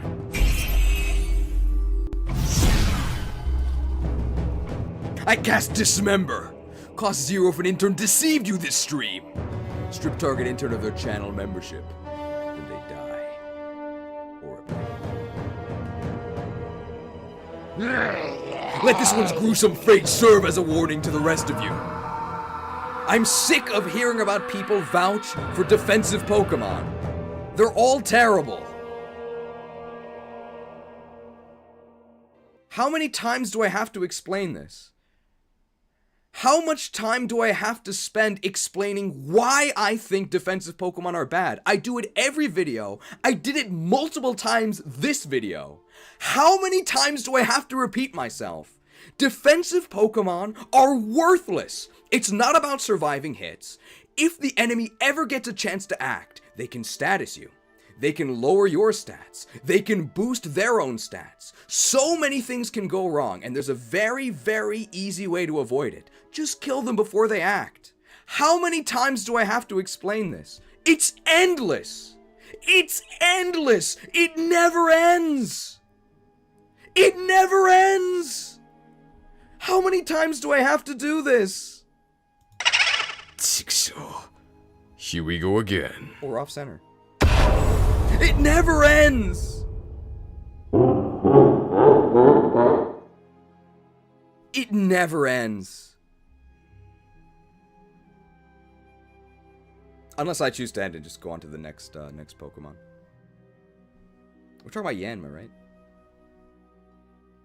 It's only faster by like 10 points. Hypno compared to Steelix?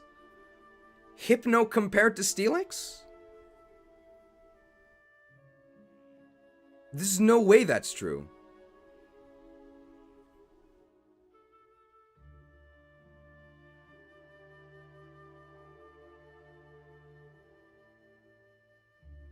There's no way that's true.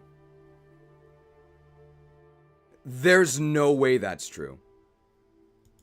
There's no way.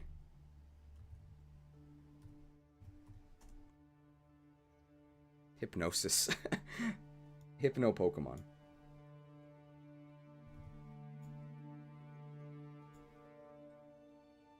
Oh, we love Hypno. Level 26 Evo. So here we go. Stats. So Hypno has... Oh, you can't see it, but... Hypno has 67 speed. Which is good enough for Gen 2. I guess you can't actually see it.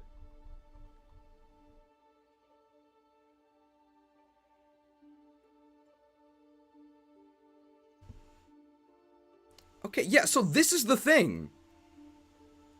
It's 67. It has 67 speed, and Steelix has 30. It's maddening. It's maddening. I have to fight all of these phantoms.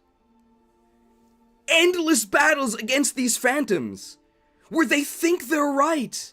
And they waste my time because they're wrong. They've been wrong the entire time, and they don't realize it. I'm sick of dealing with these casuals.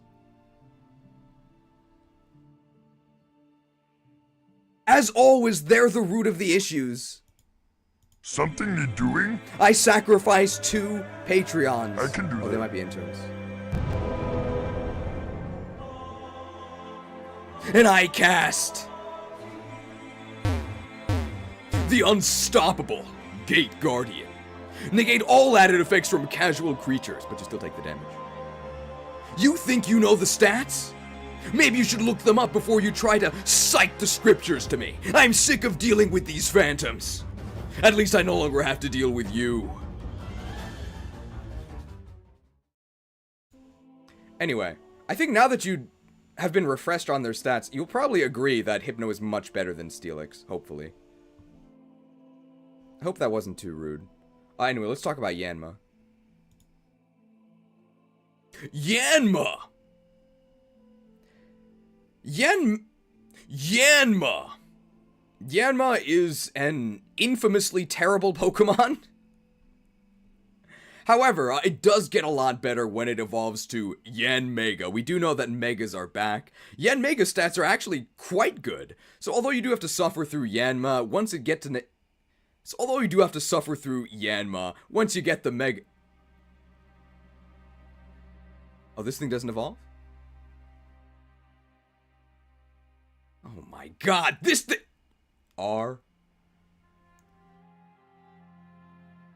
Wait, this thing doesn't evolve? Oh my god, this thing... Are you ready? You're not ready, so I'm gonna ask again. Are you ready?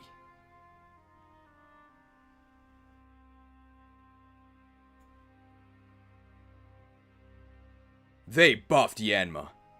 They buffed Yanma big time.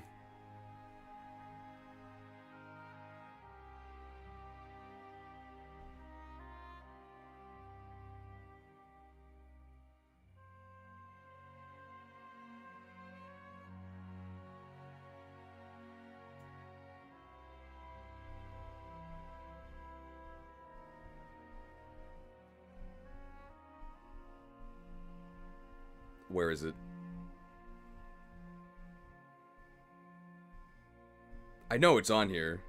Do I have to control F it? Oh, here it is. Enormous buffs. Plus 10 to HP, that doesn't do anything. Plus 40 to attack. In addition to buffing bug moves in general. Oh, plus 20 to special attack. Wait, no, that's defense. Oh, plus 20 to defense. What are those quadruple effective rock attacks going to do to you? They're just going to bounce right off your wings. And, I mean, you want to be reasonable, right? So they had to nerf its special attack by 10. Just make its Giga Drain a little weaker, right?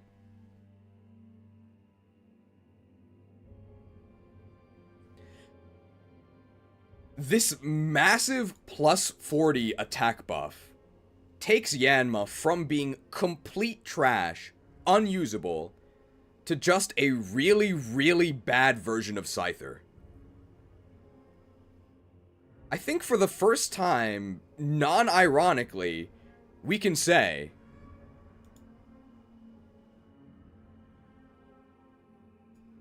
Well, now it's viable. Not gonna say it's good, but it is viable. It's an option you could choose. I mean, Scyther's right there. You should choose Scyther. But if you're a big Yanma fan, I guess you could use Yanma.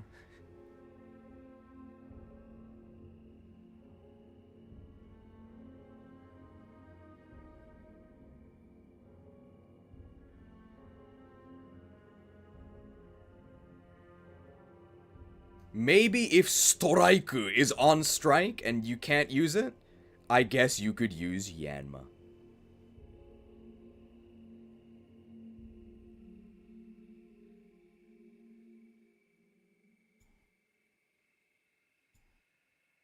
Sunkern. You're probably expecting me to put this in Johto's finest, right? Are you ready? Sunkern. You're probably expecting me to put this in Johto's finest, right? Are you ready? Yeah, you're probably ready. Trash. Trash! Oh, but they buffed its special attack. Oh, wait. How much did they buff its special attack?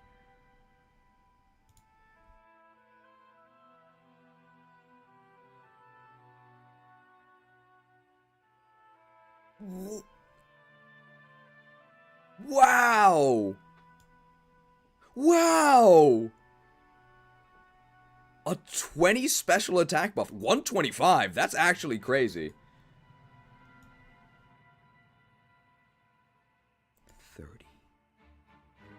30 base speed.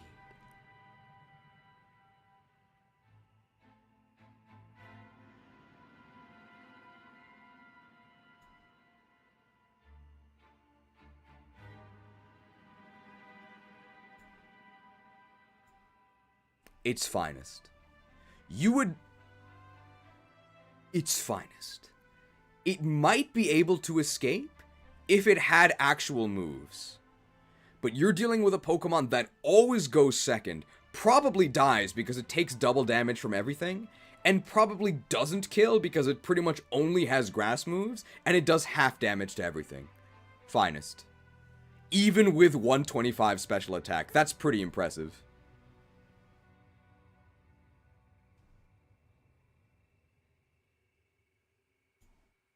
It's perfect. However, with Sunkern, we've planted the seeds of hope, right? What if we had a grass type with 125 special that could actually do something? Well, look at that. It's Execute.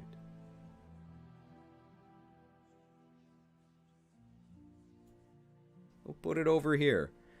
I guess it's technically a grass type. It's basically just a psychic type.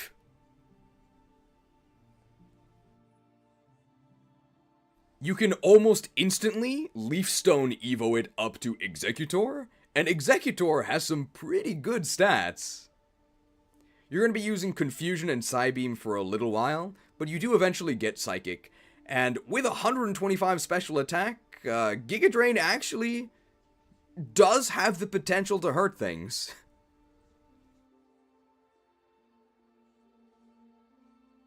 It's really held back by its lackluster speed. You wish this thing was faster, but it doesn't have 30 base speed. 30 base speed is hopeless. 55 base speed in Gen 2 only? Probably good enough. Barely. Most grass types are really afraid of poisons, but Execute is not, because it's primarily a psychic type. I guess you're quad weak to bug. That never really matters. I guess you're quad weak to bug. Doesn't really matter. Just hit them with psychic moves. Really good special attack stat. I like Nasi.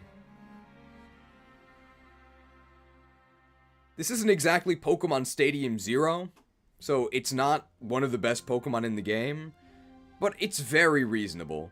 One of your best grass-type options. B tier, by the way.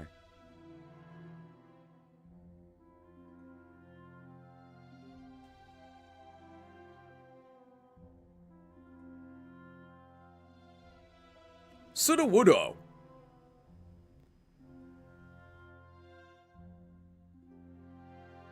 Night Boss. $2 bribe for sleep. Don't accuse us of corruption. We apply the rules equally. Except when we don't. Anyway, we're applying the rules here. Damn it! If my interns abandon me, I'll never complete my research. The beds must be burned before the interns fall asleep. Isn't that a bit much, sir? Burned down to their frames.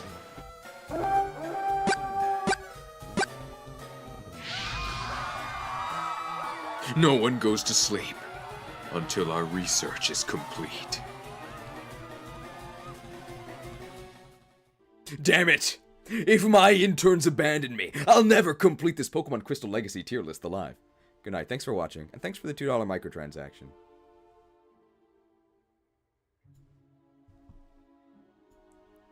Sudowoodo. An extremely terrible version of Geodude and Rhyhorn. It actually has pretty decent physical stats. However, the more useful part of Rock Ground is the ground part, which Sudowoodo does not have.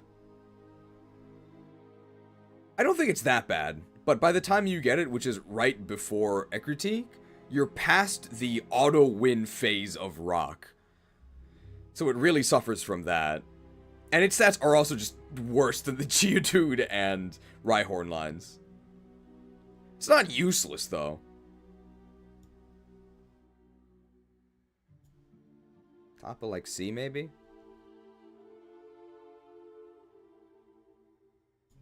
It is very slow, though. Extremely slow, although I think they buffed its stats.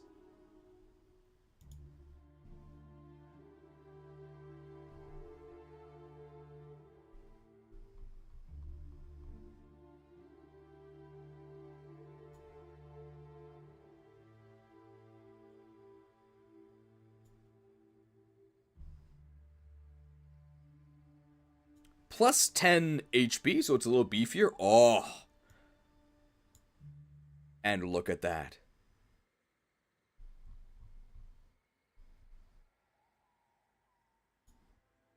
Your magic shall not save you. Plus 20 resistance. I was gonna say the squirt bottle. What is it called? It's not like the squirt can. It's like squirt something.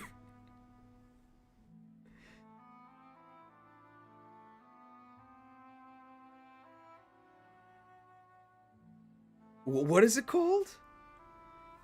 It's not just watering can. Squirt. Is it just squirt bottle? It's not just water. It's squirt something. It is squirt bottle? Okay. The squirt bottle just bounces right off! This thing's invincible! Ah, with that 20 res buff. The squirt bottle just bounces right off! 20 res, this thing's invincible!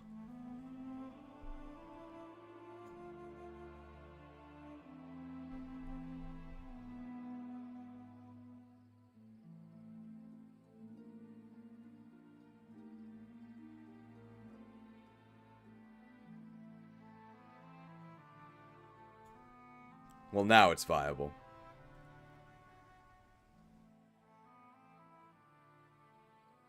Well, now it's viable.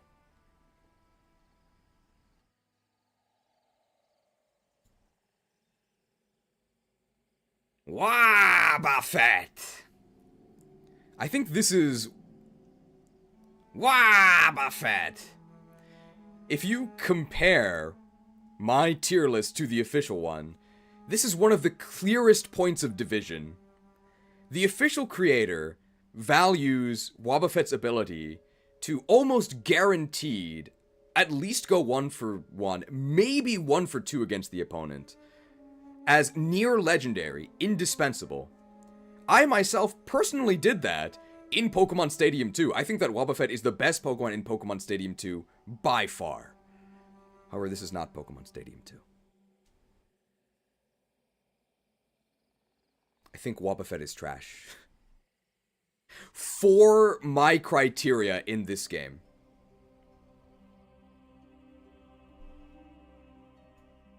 I fully believe that a trained Wobbuffet can go 1 for 1, maybe 1 for 2, maybe even 1 for 3 in a battle. However, in-game, that's horrendous. The best Pokemon go 0 for 6. You just kill their entire team and they can't do anything. Meanwhile, with Wobbuffet, you're literally a punching bag. You are guaranteed to take damage, and you will probably die. And remember that in-game, you don't just do one battle, you do series of battles, and that damage actually sticks with you. You have to expend resources on revives, you have to heal. It's so annoying! Why would you do that?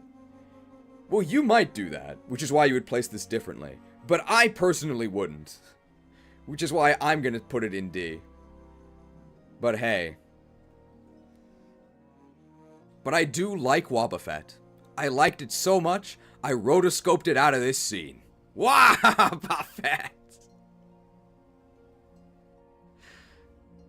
And there we go. We'll have the return of the pop-up Wobbuffet.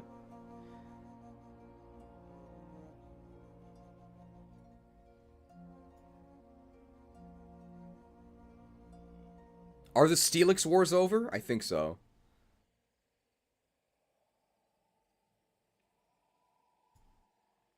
Alright. Venonat. Extreme... Venonat. With those radar eyes. Venonat. Adorable radar eyes.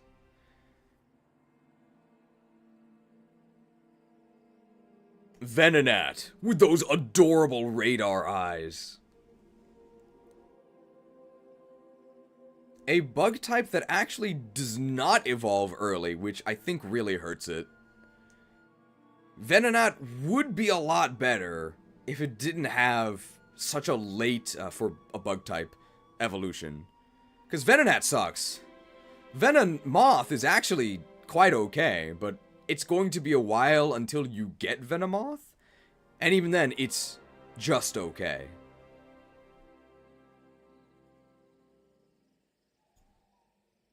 I'm thinking bottom of C.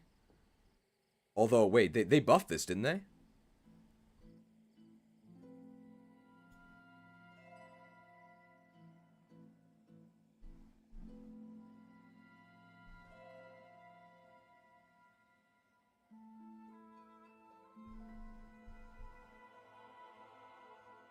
This is special attack, right? Oh, 10 to attack. So, 10 to attack, so that's stronger bug moves.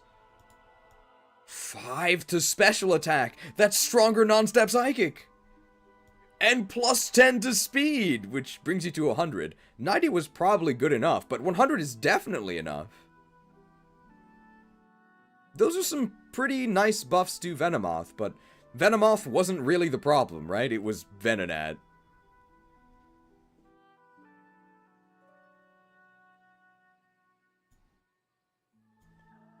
Stat buffs are nice, but I don't really think they change anything. It wasn't worth using before, and it's not worth using after. But it's not, like, laughably bad or anything. We can move it up. I think it actually gets the powders. So I think I would rather powder with this thing that can then use a weird non-stab psychic, rather than have to deal with these hay fever-based losers.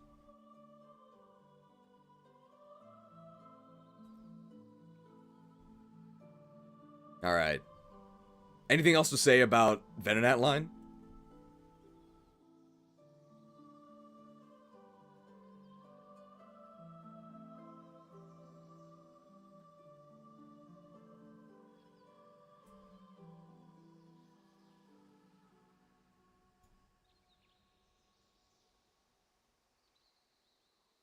Yeah, should have been Bug Psychic. Would have been significantly better if it was actually Bug Psychic. If it was Bug Psychic, might actually put it in high B. I think Stab really is that important. I mean, it's 50% stronger. But bugs have never been a late game payoff type, right? They're always about being early game Pokemon that fall off. Speaking of which, here's Scyther, an early game Pokemon that falls... Oh no, it just has endgame stats at the start of the game. Okay. Scyther! S for Scyther!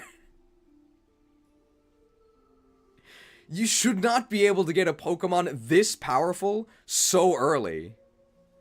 Why? Big weakness of Scyther in the base games is that it didn't have any moves. Well, now it does, so it's incredible.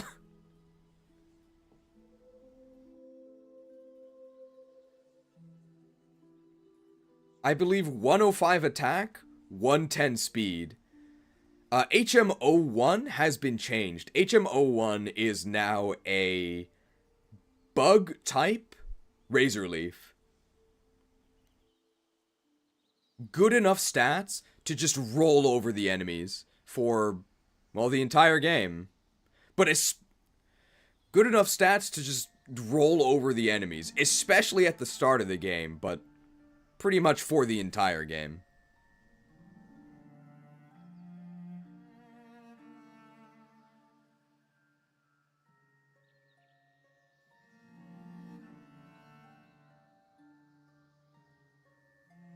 Scyther into Scizor is a very strange evolution. It's sort of like a lateral side grade.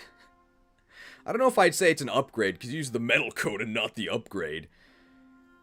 They actually have the exact same base stat total of 500, just arranged differently. Scizor is, I believe I've said this before, but Scizor is basically Game Freak saying that Steel type is overpowered, and it's considered an evolution. And they're right. Yeah, it is overpowered. Scizor is stronger, but slower. However, I still think it's fast enough with stat XP, whereas Scizor is stronger, but slower.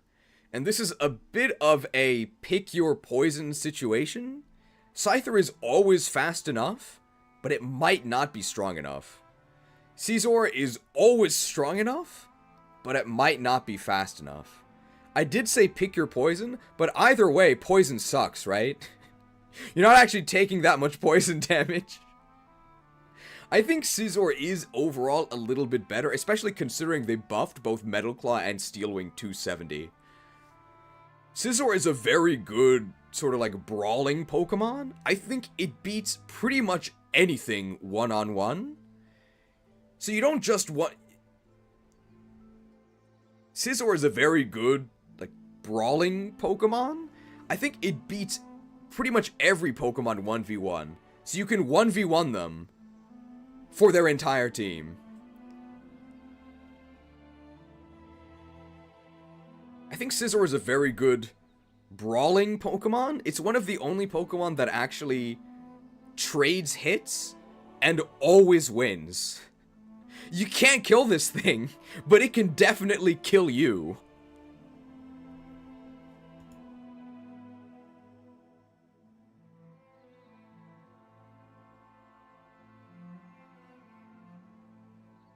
And I think that does have its uses. There might be one or two Pokemon that Abra and Ghastly, there might be one or two Pokemon where Alakazam and Gengar don't actually just one-shot them. Maybe there's a Pokemon where you'd have to actually hit them twice. For those Pokemon, Scizor is pretty good, because while these two will die if anything touches them, Scizor is invincible. As long as you're not fighting a fire type, Scizor will win. As long as you're not fighting a fire type, Scizor will win. Pretty good Pokemon. And if you believe in setup moves, which I don't, at least for in-game, both of them can set up to succeed. With Swords Dance for Scyther to get the power it needs, and Agility for Scizor to get the speed it needs. You can...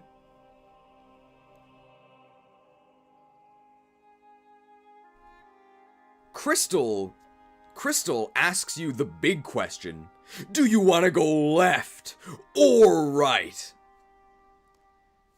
Crystal is a game all about decisions, right? The big one is, do you want to go left or right?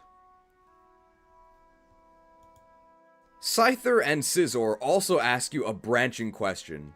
how would you like to win? Because either way, you're going to win. Excellent Pokemon.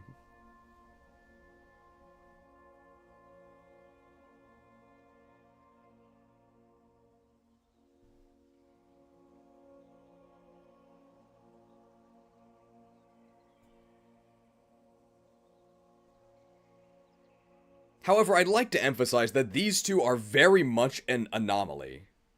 Bug types are meant to be strong early and fall off, which is why Pinsir is a Pokemon that starts really strong and is strong for the entire game. Okay. Sure. What if you just had crazy stats right at the start of the game? Why? It's a little bit... It's definitely worse than the Scyther line. Definitely worse. It's slower, but still fast enough for Gen 2. And it got some serious move pool buffs. What Pinsir gets that these two don't is Megahorn. It eventually does get Megahorn, which means that it just skewers anything that doesn't resist Bug. Now, most things do resist Bug. But that's still not that bad, because Pinsir just has a huge attack stat. When you have an attack stat like Pinsir's, you can just use random physical moves. What are they gonna do? They're gonna die. Great Pokemon.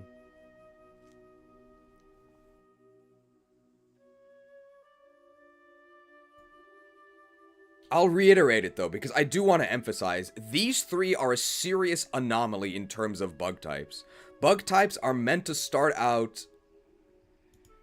I'm gonna say it again because I really want to emphasize it. These three are a serious anomaly when it comes to bug types. Bug types are early game carries that fall off. One of those Pokemon that fall off is I'm gonna say this again because I really want to emphasize, these three are anomalies when it comes to bug types. Bug types are meant to be strong early and then fall off. And that applies to Heracross, who's strong early and never falls off.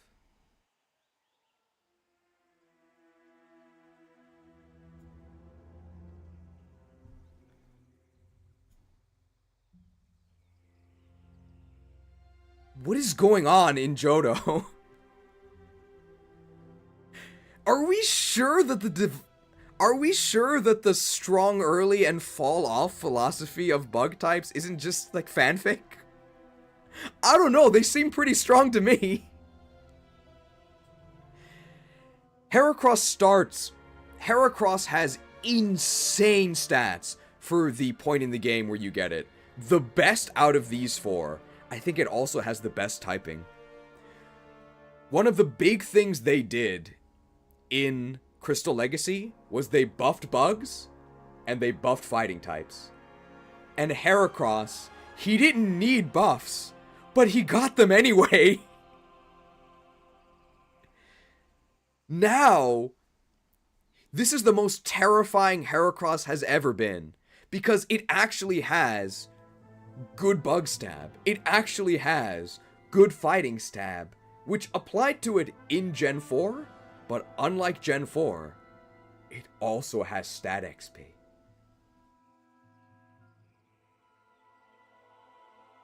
Absolutely insane Pokemon.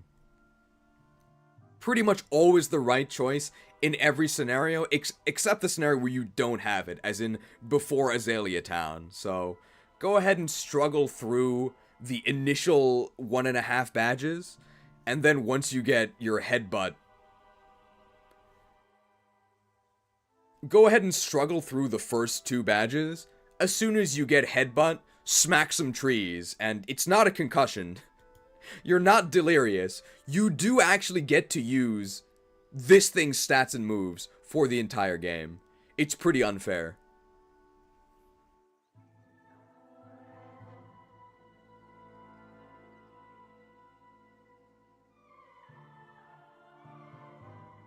Really good Pokemon. Wow, 4 bugs in the top. That's crazy.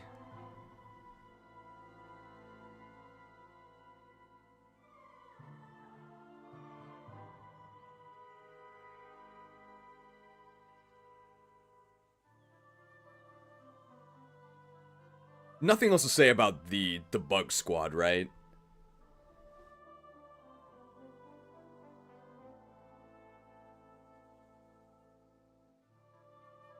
I like Pinsir because of the horns. Sure.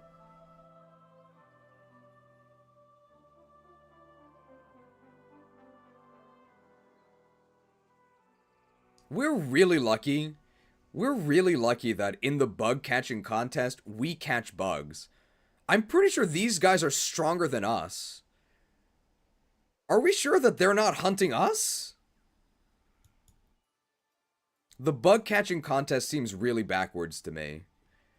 We're running around with nets trying to capture these guys. I'm pretty sure that the natural order would be them hunting us to extinction. What are we supposed to do? Their stats are too good.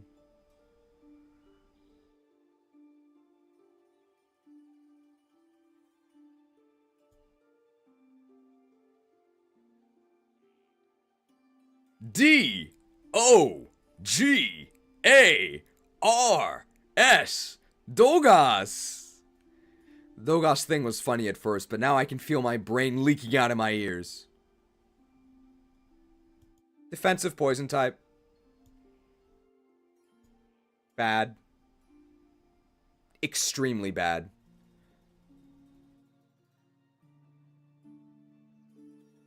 M-U-K. Muck. Don't spell it backwards at 3 a.m. Big buffs to Grimer. Grimer is now available south of Goldenrod City, so far earlier availability. Slow, defensive poison type. No thanks. But as we learned in Pokemon Battle Revolution, Muck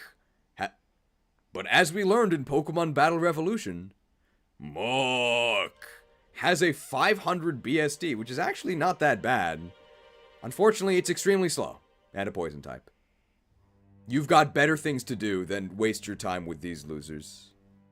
We're gonna make a toxic waste dump at the bottom here.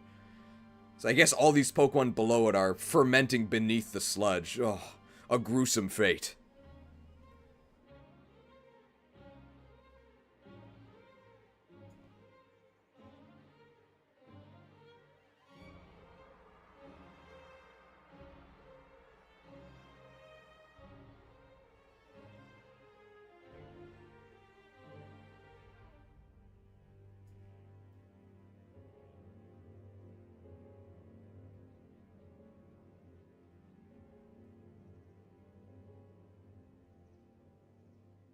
I think Weezing and Mawk are actually pretty reasonable, but another reason why they're this low down is that they're actually very late evos. They're definitely not worth it.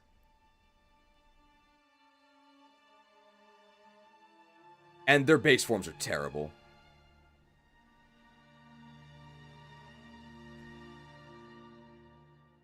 Get in the zone!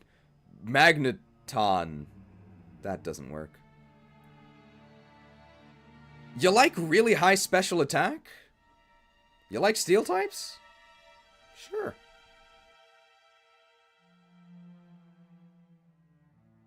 Pretty much the only thing that Magnemite can do is really strong electric attacks. But hey, really strong electric attacks are actually useful. Did I mention how many Gyarados you fight in this game? Zap 'em.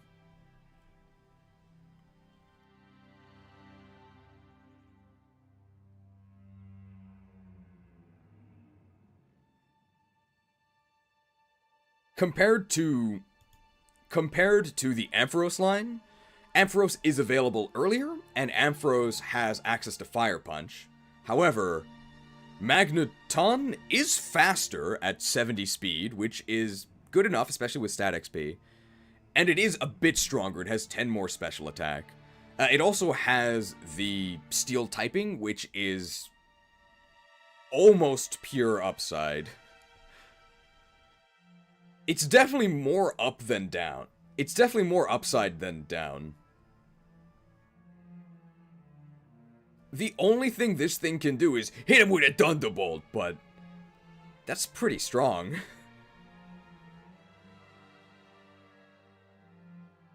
I think that's it for Magnemite, right? It's also nice that, despite being literally named Rare Coil, it's not rare at all. You can get it immediately to the west of Ecruteak City. So, okay availability.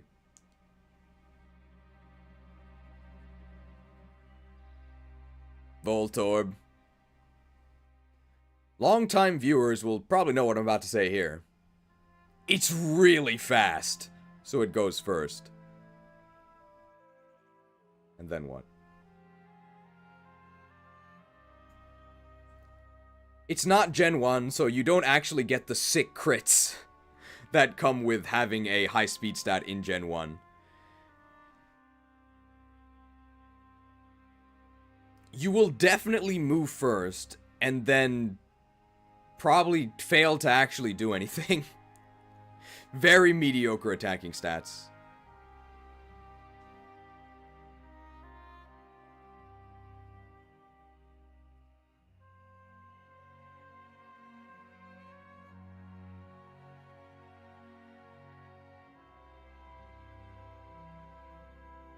Where's the trade?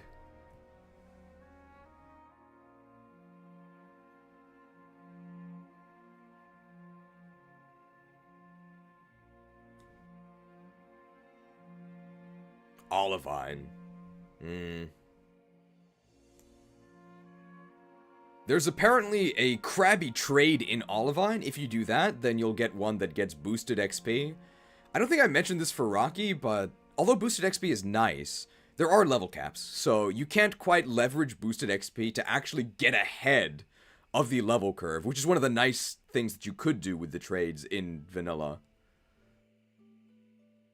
But that is an advantage.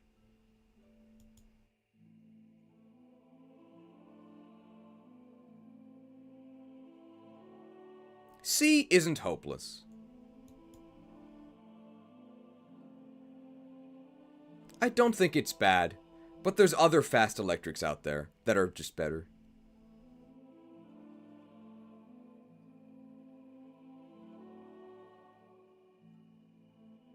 Apom! Apom!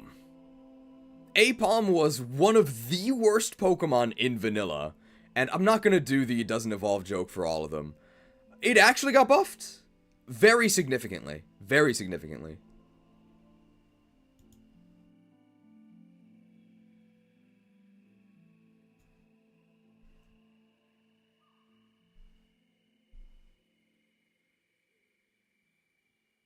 I guess we gotta add this to Wheezing. They didn't buff Muck too, did they? No, just Wheezing.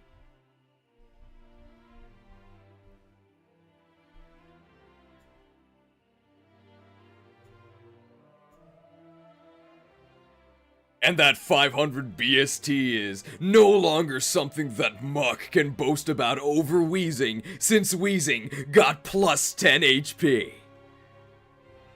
Well, now it's viable.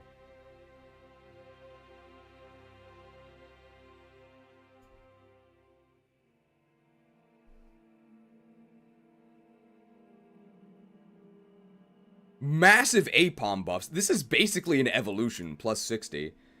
Plus 15 HP, you're probably still gonna die. Plus 20 attack is actually massive.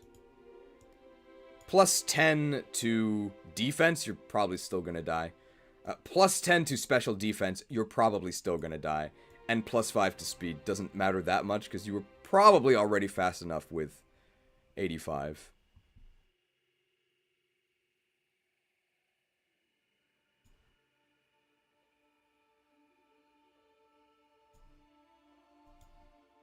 At least you can get Apom. You can get Apom by headbutting trees. It's basically Raticate in stats, right? Around the time that you can get Raticate.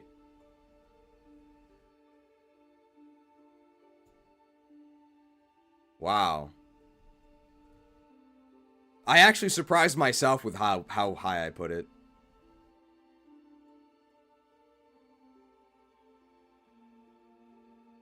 You might even suspect me of being up to some monkey business. Already outclassed by the time you can get it, but you definitely could do worse. 90 attack, stab normal? Sure.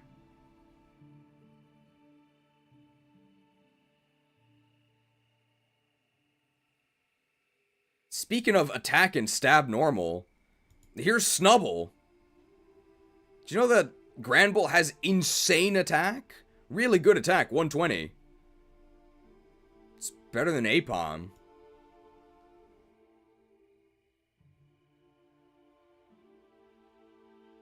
I don't think it's very good at all, but when you have 120 attack, you can just hit things.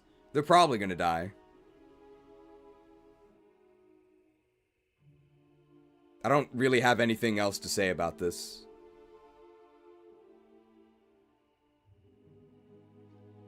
We can be very economical, because I also don't really have anything to say about Teddy Ursa.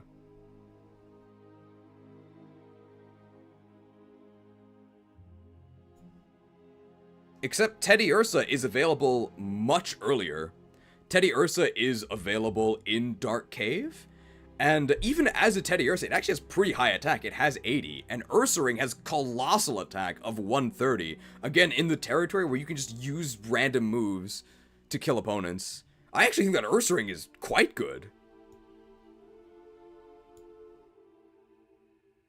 Look at that. How did it get 130 attack? Must have been using Ring Fit. Because its Japanese name is Ringuma, the ring bear. Alright, here you go.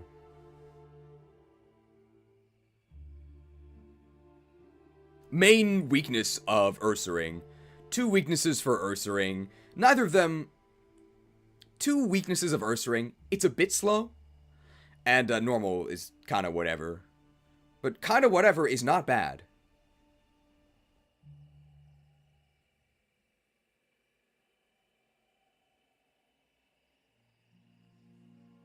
How is Ghastly that high? What do you mean? Bait used to be believable. Vulpix. Disappointing Vulpix. An extremely disappointing Pokemon. In modern games, if you're running a Sun team, this is one of your Sunsetters? Vulpix. Extremely disappointing. In modern games, they gave the Vulpix line Drought, and they gave the Wingull line Drizzle. They're very careful. They put these powerful abilities on Pokemon that themselves were worthless, so as to not be overpowered. In the modern games, if you're using a Sun team, you basically have to play 5v6, because this thing isn't doing anything.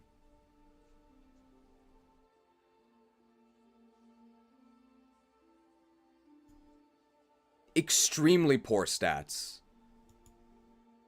Extremely underwhelming stats. But Fire itself is a pretty good type, and it gets some nice coverage stuff. We gave it a buff in stats? Oh, that's a dev themselves!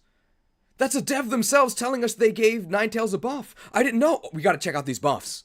They probably brought it to like, what, 110 special attack? That would make it amazing. That would actually make it on par with Houndoom. Gotta check out these buffs.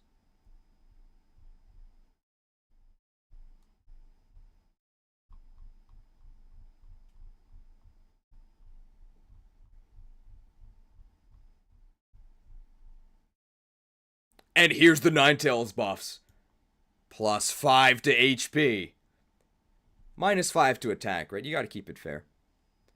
Oh, +5 to defense? And here's the Ninetales buffs. +5 to HP. -5 to attack. I mean, you want to make it overpowered. Oh, +5 defense. Break yourselves upon my body! Break yourselves upon my body! And +5 to special attack? And no buff to special defense, because it was already invincible. So effectively, +5 special attack. Well, now it's viable.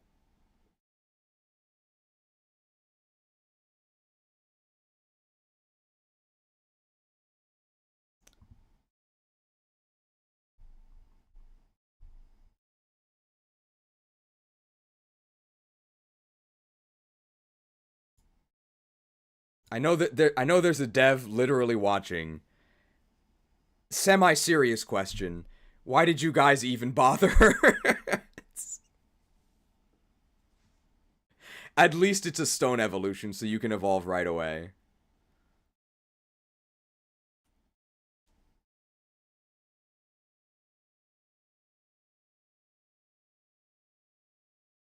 Oh, the music's gone. Back to Johto, it's been a while.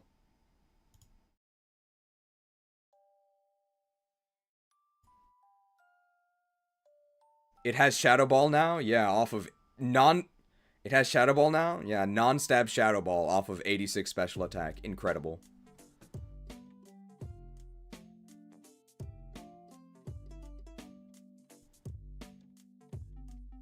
Vulpix is almost entirely outclassed by Guardy. There's pretty much no reason to use Vulpix when you could just use Growlithe instead. I think Growlithe is actually available earlier, and it has better stats in pretty much everything.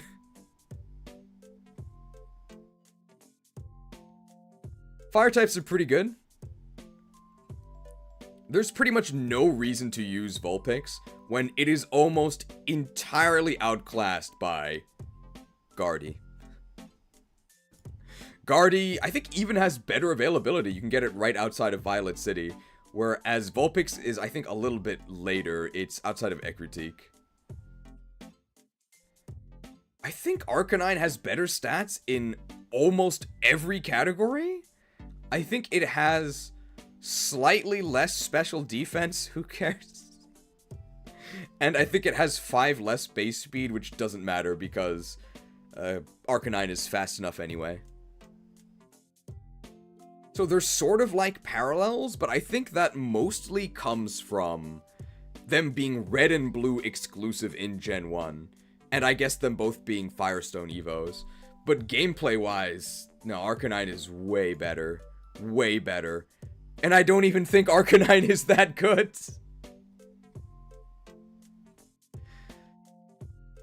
Arcanine has mediocre fire moves and mediocre physical attacks. It's the legendary Pokemon. And yet, I did not covet that Windy, I suppose.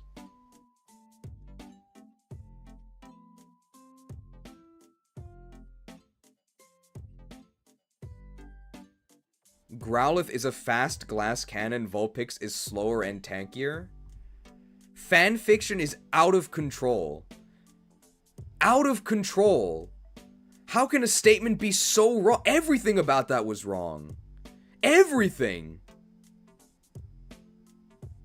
I'm sick of dealing with these casual... Oh, you have a gray name. I should clarify I'm joking. I'm sick of dealing with these casuals. Something need doing? I tribute 2 interns. I can do that. And I cast... the Unstoppable Gate Guardian.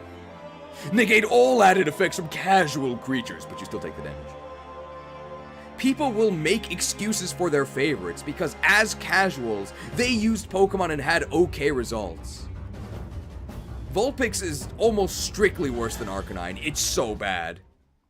I'm sick of people making excuses. And get ready for more excuses once we get to the evolutions.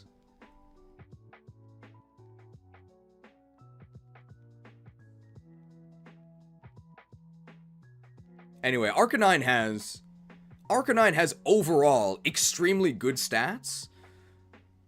Arcanine has overall an extremely high stat total, and the distribution is And the distribution is such that it's not a joke, right? It's not like Go-Goat levels of distribution, but I still can't really call it good at all. It's very underwhelming. There's also pretty much no reason to use... We spoke about Growlithe. There's pretty much no reason to use Vulpix because it's so heavily outclassed by... There's pretty much no reason to use Vulpix because it's significantly outclassed by Growlithe.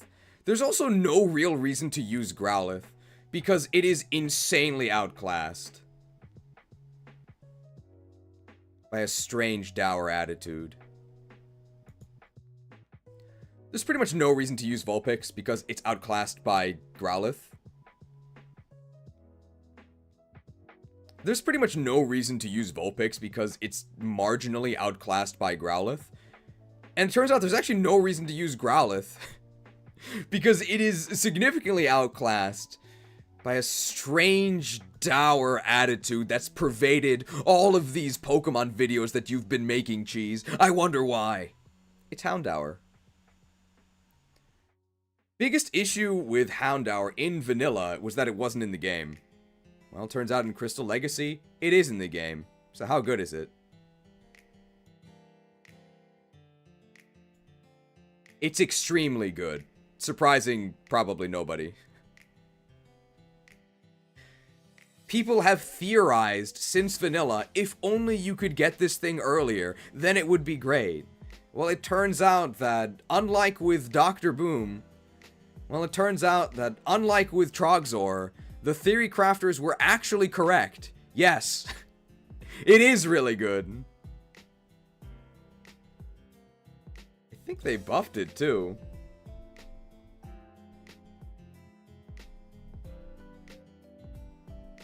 Nah, must be my imagination.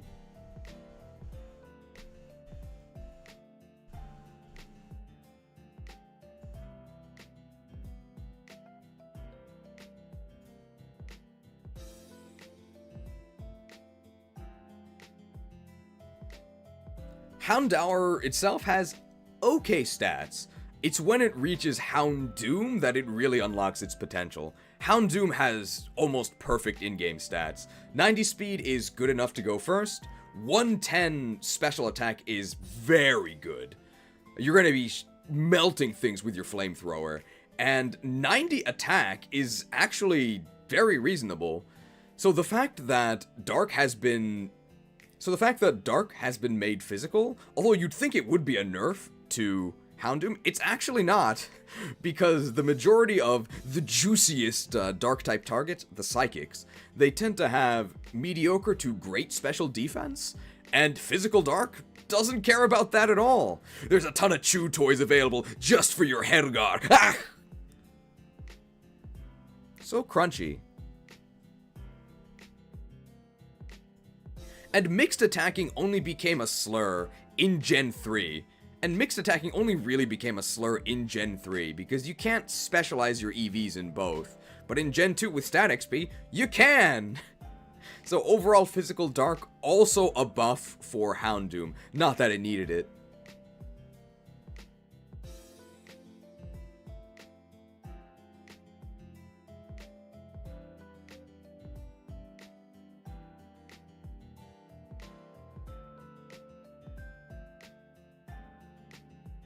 Trying to think of weaknesses for Houndoom, I really can't.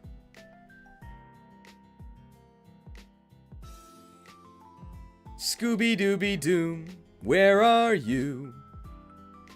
Top of S. Good dog.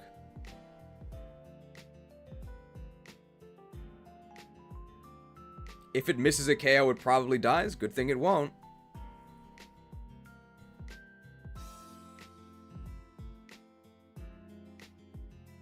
What coverage does it have other than stab? I don't think it has any. I also don't think it needs it.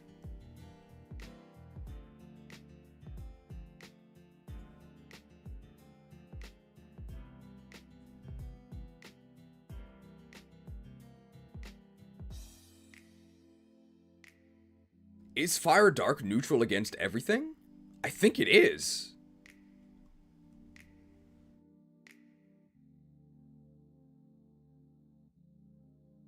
What is not...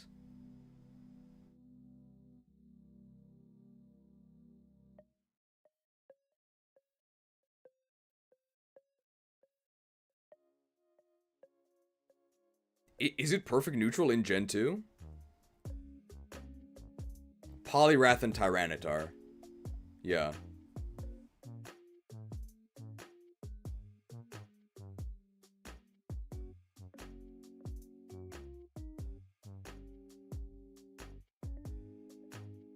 Fire Dark Dual Stab is really good.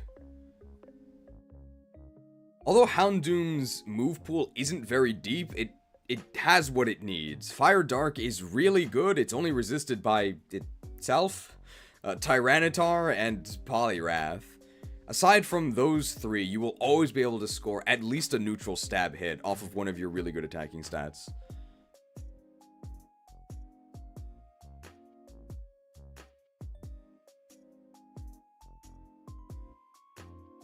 For its other two moves, you don't really have that many options, but your stab is so good you don't really need them.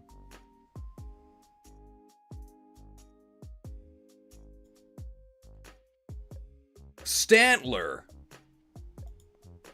A normal type. Stantler. Oh boy! A normal type.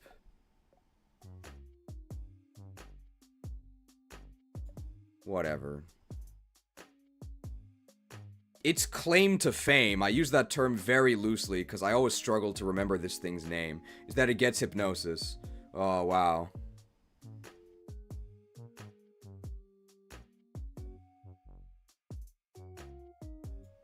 I don't really know what to say about this thing. It's a mediocre normal type that becomes available at almost the exact same time as two way, way better normal types, who we may as well talk about now.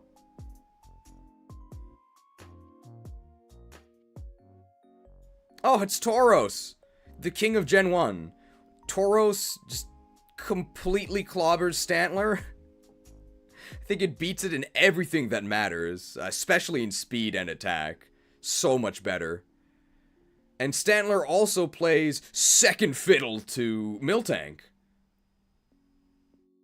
who I will definitely find soon.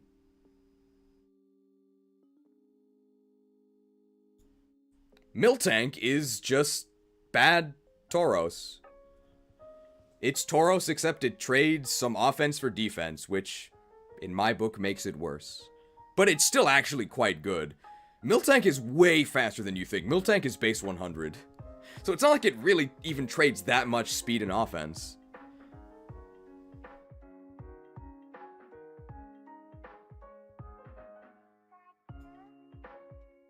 Is Miltank better than Arcanine? I think so.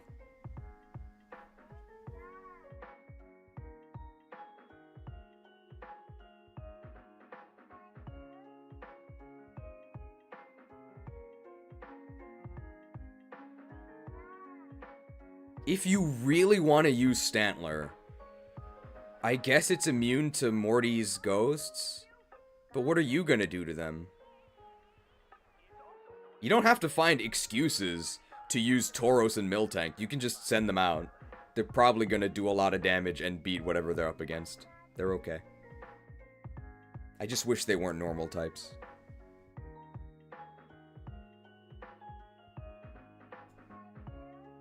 Marill. Or as the PBR Marill. Or as the PBR announcer would say, Marill. Anybody read the classic underrated gem, The Cimmerillion, featuring Marill? Extremely bad. Extremely bad. We have a tier dedicated to Pokemon that are water types, because water is that good. Marill sucks. It's so bad. So bad.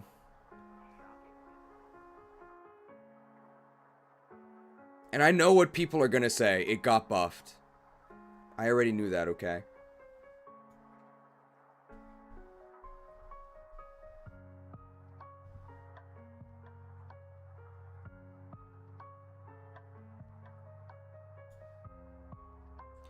If not for this 20 special attack buff as a Azumarill, it might actually be finest. It's so bad.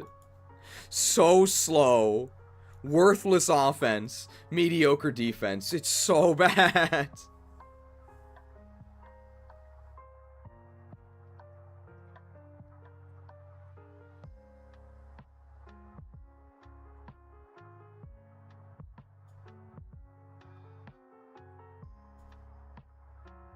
Hey, just wait. Just wait 2 generations, then you'll get physical. Hey, just wait 1 generation, and then you'll get huge power. And then just wait another generation, then you'll actually get water moves to use with huge power. And then wait 2 more generations, then you'll actually get a really, really good secondary type, arguably the best.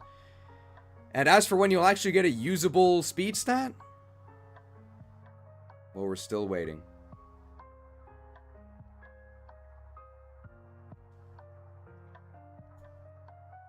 Diglett dig, Diglett dig. Trio, trio, trio. Diglett. It's really fast, so it goes first. And then what? You better hope the opponent dies. And with 80 attack as Doug Trio, well, they probably won't die.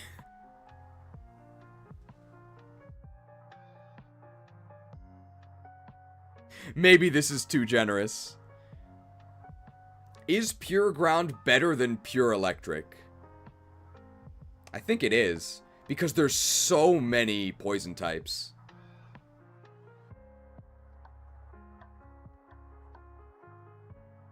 This is pretty underwhelming, right? I think we need to go a little more underground.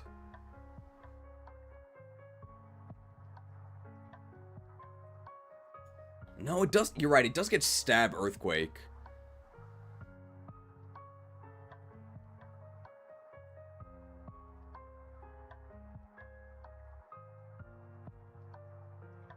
Stab Earthquake is really good, eventually. Buffed Dig at 70 base power.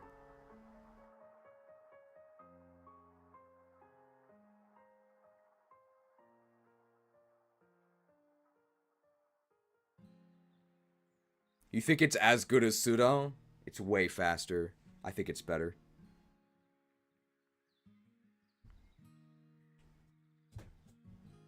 Ground is way better than Rock. It's way faster.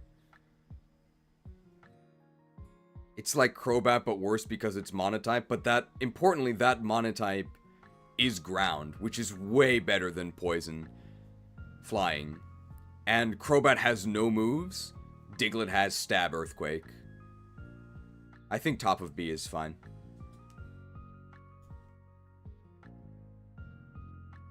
Availability-wise, Diglett's also very available. It used to be, I think, just Diglett Cave in Kanto, in which case it's trash, but it's now in Union Cave, which is way, way earlier.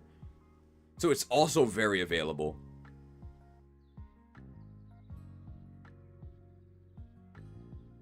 Even though it's supposed to be underground, yeah, we can put it at top of B. You better make sure you kill your opponent, though, otherwise you're toast. It's the Diglett way.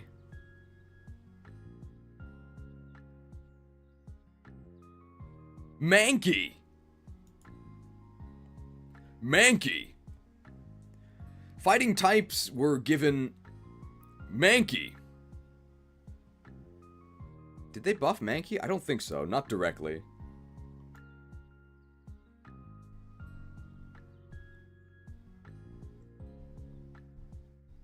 No. Mankey evolves into Okorizaru! Don't get mad. Maybe also don't get glad, but they did buff fighting types a lot. With the far better fighting move pool, and given that you get this thing right before Whitney, and that there's plenty of normal types to clobber throughout the entire game, I think this is a very reasonable Pokemon. I don't think it's great. but it's perfectly serviceable.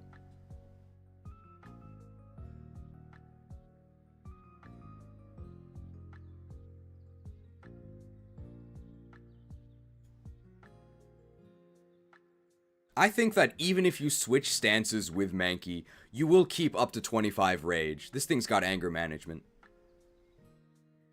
Mostly thanks to the fighting type buffs.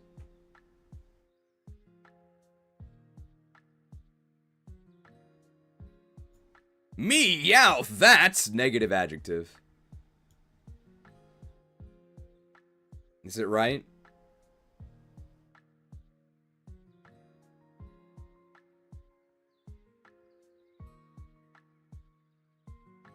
Meow, that's wrong. Ugh. A normal type whose only claim to fame is that it's really fast, so it goes first. Then what? At least to get Stantler's mediocre stats, you don't actually have to do anything. It just is a Stantler. Meowth is horrendous.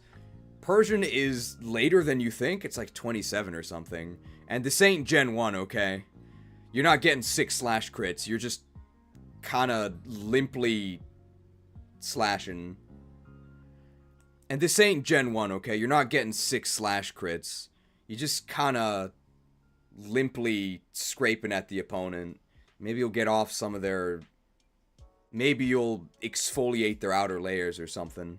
You're not actually gonna damage them.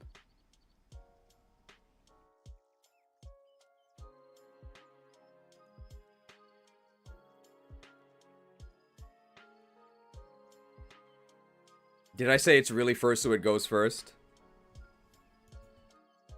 I think I did say that, right? Maybe I didn't, not this time. Did they buff it? I don't think so.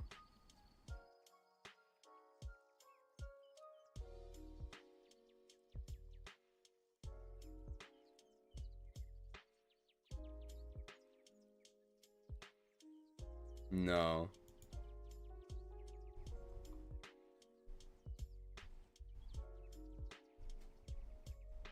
No, they didn't. They did buff Hitmontop and Chan and Lee. Okay.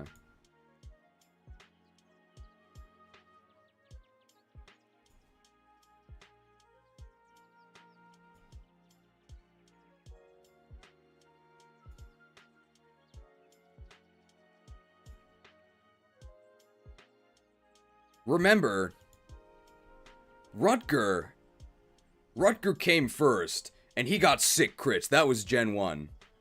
Welcome to Gen 2. We got Guy. Ugh.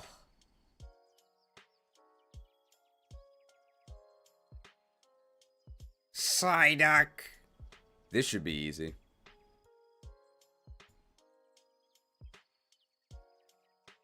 Essence of C. Essence of the C tier.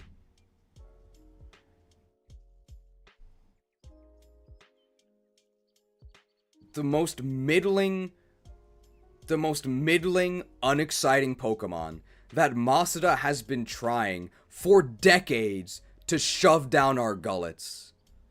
Duck off, man. I'm not using this thing.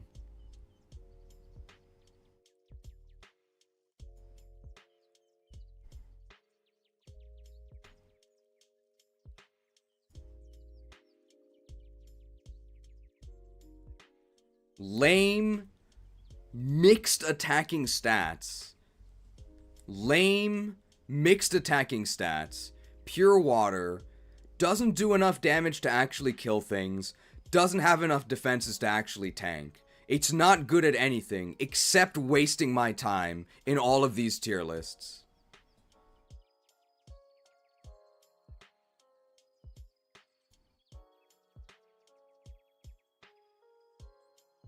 Machop eventually evolves into Machamp, known in Japanese as Kairiki. Kairiki's inside me?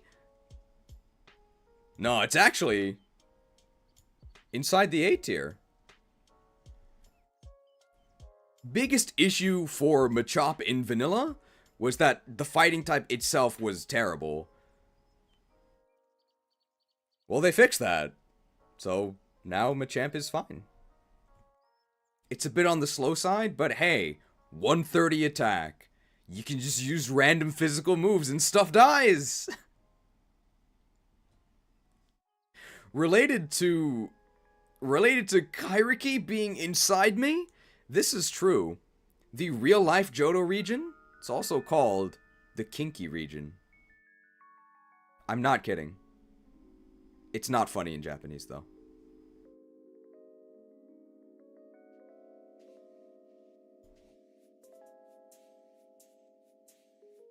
The Hitmons have all been given an availability buff.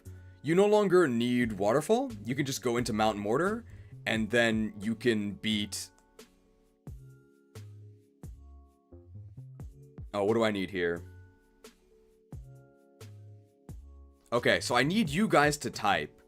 Speaking of Tyrogue, when are you gonna play Pokerogue? So I need that message visible in the chat.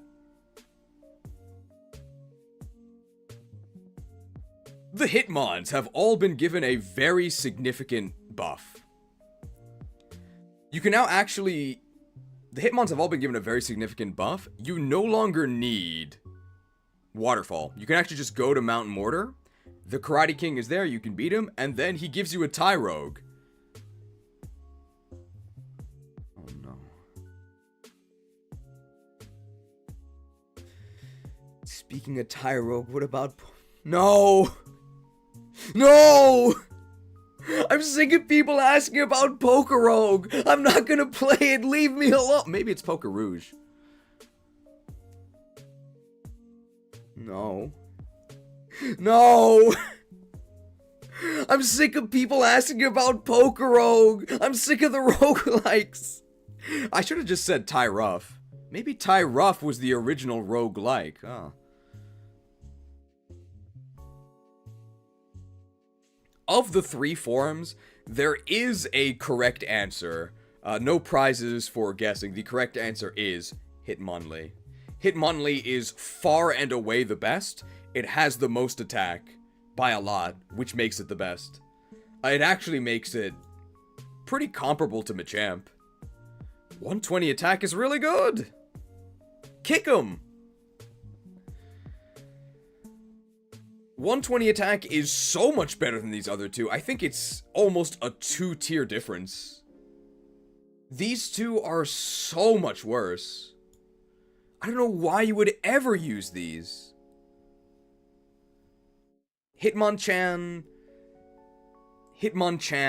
just has worse attack.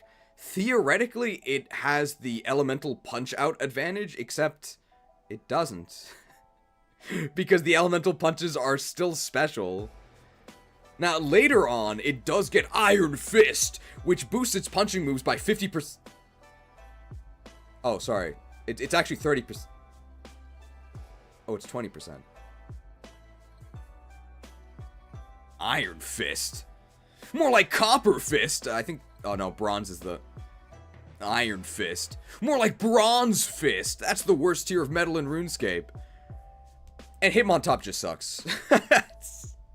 It's the balanced Pokemon. And as we know, being balanced basically means...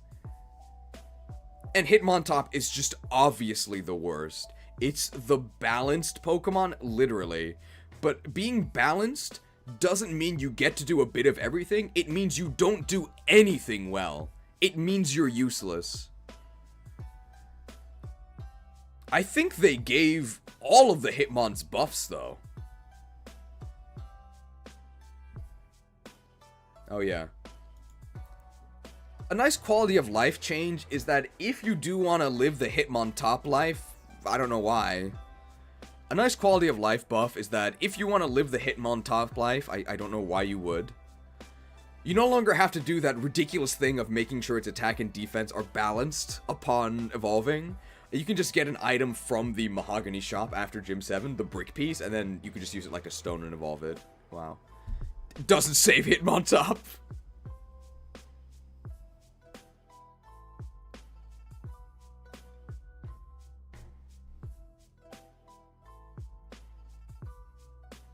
Something that might save the Hitmons, though. I believe all 3 of them got buffs.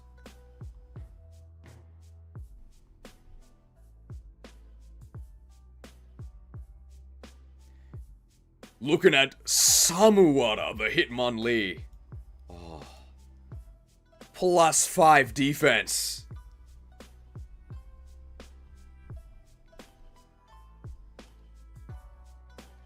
Break yourselves upon my body. Break yourself upon my limbs. Or my legs, maybe. Break yourself upon my legs. Ebiwara the Hitmonchan. +5 speed. I mean, it might hit some new speed breakpoints, and then you can jab him with your 105 attack.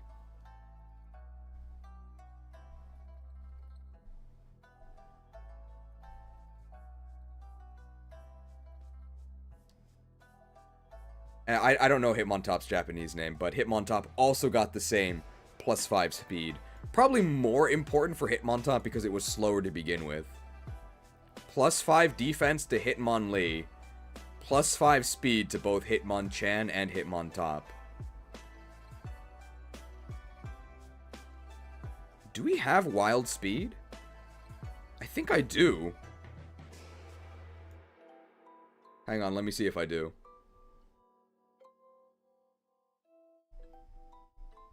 If I do, we'll play that for Hitmonchan. I think I do have it.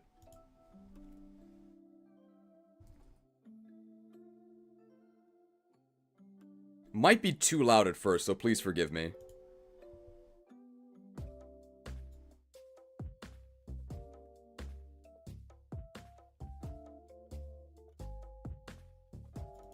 I do have it. Give me a second here. It's gonna be too loud.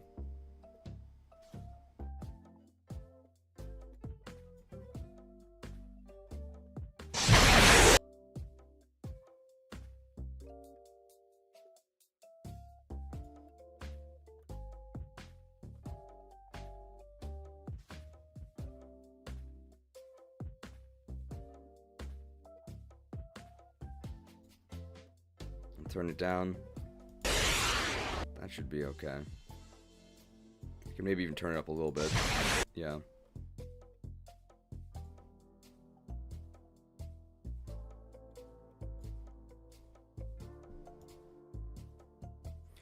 Looking here at Hitmonchan. Looking here at Ebiwara, the Hitmonchan. Oh, +5 speed. And what about Hitmontop?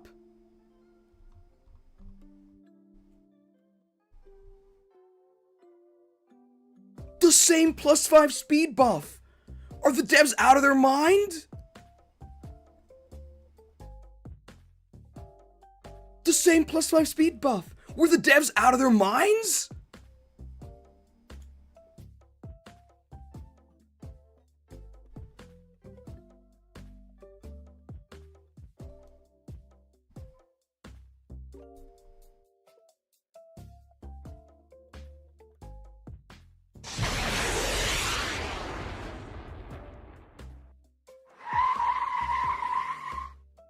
Too slow. Well, now they're viable.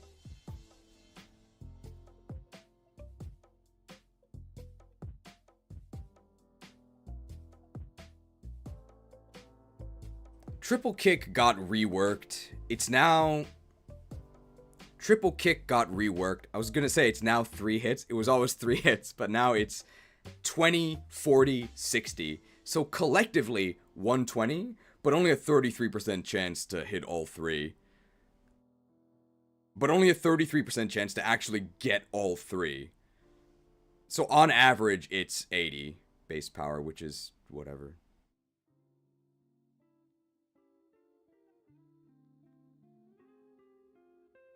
Alright, that's it for those.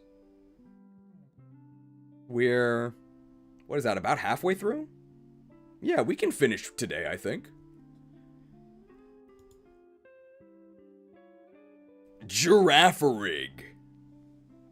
Girafarig. You can spell Girafarig backwards at any time, and nothing will happen.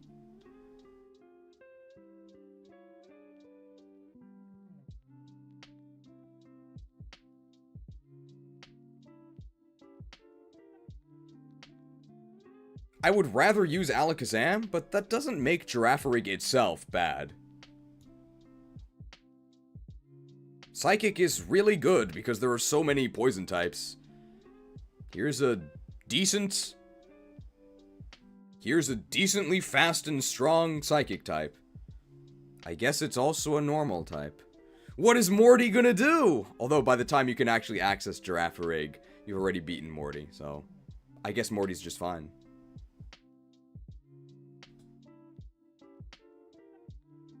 Isn't Girafarig literally Kirin in Japanese? How would you like to die? It's Kirin Riki, you casual. But it's also a palindrome in Japanese.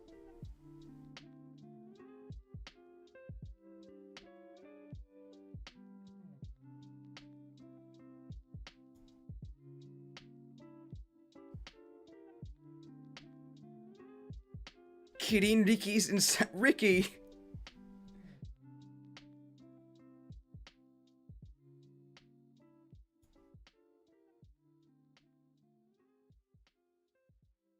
Anything else to say about Girafarig? It's fine, right?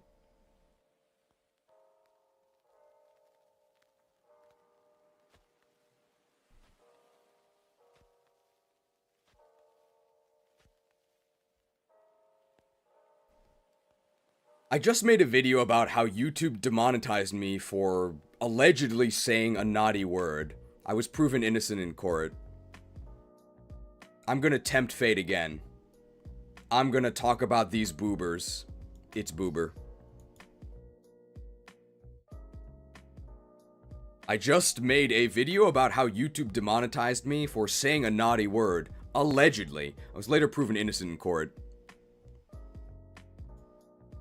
However, I am going to go ahead and tempt fate intentionally. Get a good look at this boober right here. Boober is Magmar's Japanese name. Get a real good eyeful, cause Boober is going center screen. And then it's going where it actually belongs, higher than that. You're going to be seeing a lot of Boober in your gameplay. This thing is actually quite good. They made it available in the burned... It's available in the burned tower, and you can immediately enter the Elemental Punch-Out League. Fire and Thunder Punch, and later on you can get Psychic, much later on.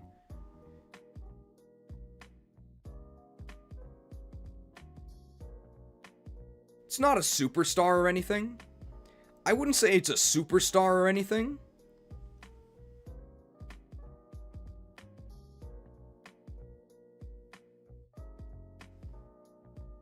I wouldn't say it's a superstar or anything.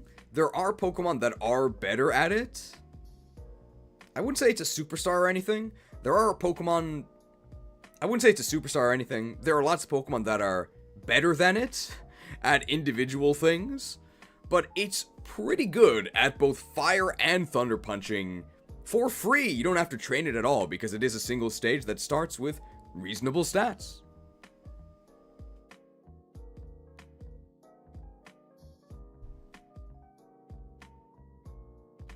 No buffs, right? Oh, it did get buffed.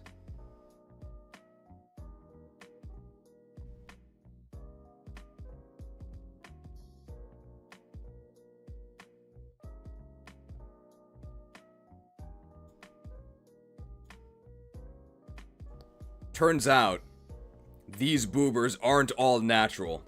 The devs meddled with nature by reducing its attack by 10, but increasing its HP by... They reduced its attack by 10, but increased its HP by 10. They reduced its attack by 10, but they increased its attack... Oh, I'll get it right eventually. They reduced its attack by 10, but increased its HP by 10. So they chose to go the path of bulky boobers.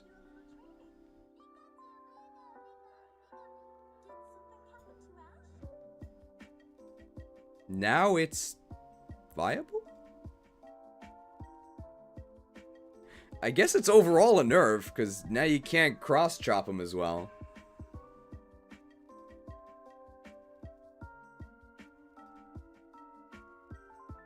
Enough about boobers. Here's Jinx.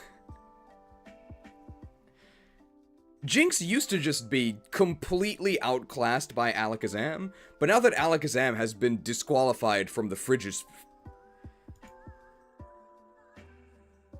Enough about boobers. Here's Jinx. Jinx used to be completely outclassed by Alakazam because Alakazam could just use Ice Punch. But now that Alakazam has been disqualified from registering for the Frozen Fist within the Elemental Punch-Out League, Jinx now has a niche again. It's actually quite good. I'm actually surprised at how high I'm ranking this, but it's decently fast, decently strong, stab, ice, and psychic, both of which are very, very good on offense. Main thing holding Rujuna back, main thing holding Jinx back is that the availability is kinda iffy. However, it is available from the odd egg. If you get it from the odd egg, then yeah, I'd probably put it here, near the top of A. If you have to wait to actually catch a wild one in Ice Path, then I'd probably give it a bit of a penalty, but I think it's still A. It's a very reasonable choice to sweep the remainder of the game. It's a very reasonable choice to sweep the majority of trainers that you face with Ice Psychic. Very strong. It is, however, made of paper, so make sure you don't get hit by physical attacks. Which you can do, because you can just knock out the opponent.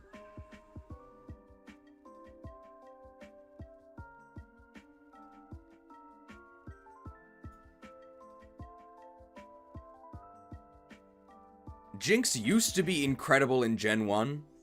It's pretty good in Gen 2. And now, it just makes...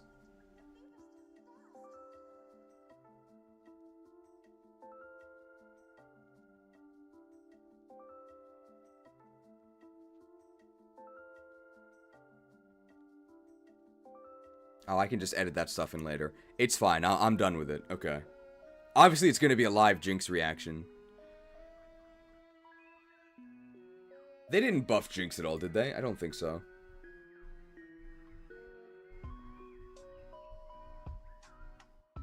No, they didn't.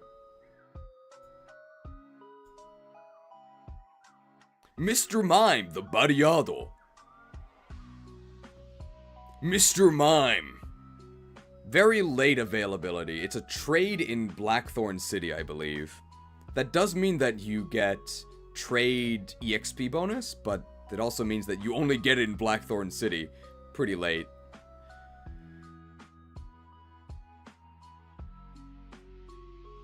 We keep comparing Pokemon to Alakazam because Alakazam is the gold standard. Oh, I thought this was Crystal. Just because Mr. Mime is worse Alakazam doesn't mean that Just because Mr. Mime is worse Alakazam doesn't mean that Mr. Mime itself is bad. It's perfectly fine. Psychic is a really good type. I think with the availability penalty, we'll just put it next to Girafarig. I think it's better than Girafarig, but you get Girafarig, I would say significantly earlier. 1 or 2 gyms earlier.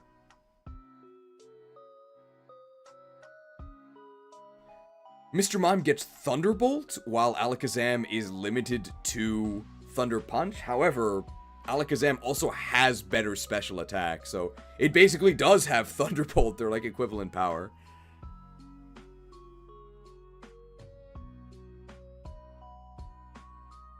We can also point out that the trade itself is also kind of specific.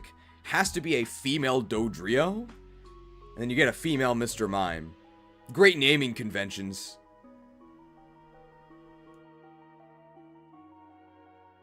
We can also point out the trait is pretty specific.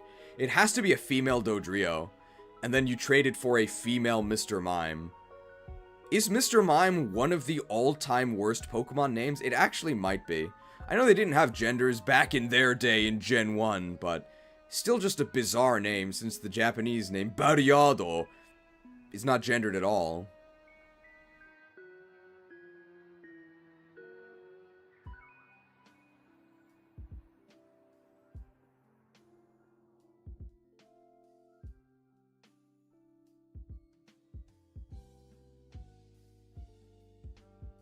Electabuzz, known in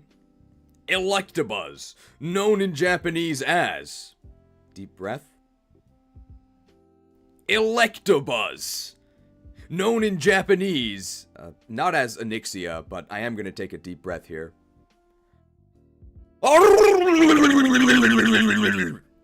Erebu. Electabuzz is really good. Electabuzz is really good. When we talked about Hypno, we weren't too excited, right? Actually, I don't really remember a lot of what we said about Hypno. My memory's kind of hazy. But with Electabuzz, this guy is, I think, the title holder of the... But with Electabuzz, I think he's actually the championship title holder of the Elemental Punch-Out League.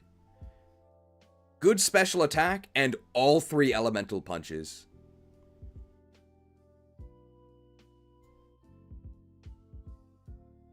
When you get the odd egg, you're kinda gambling. And if you get Erebu, well hey, you hit the jackpot.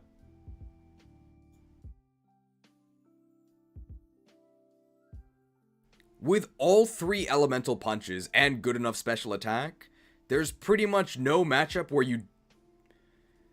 With all 3 elemental punches, reasonable speed and reasonable special attack, you can do something in pretty much every matchup. And that's probably underselling it. When I say something, I mean that you win in most.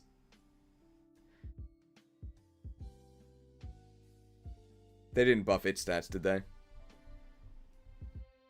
They did not.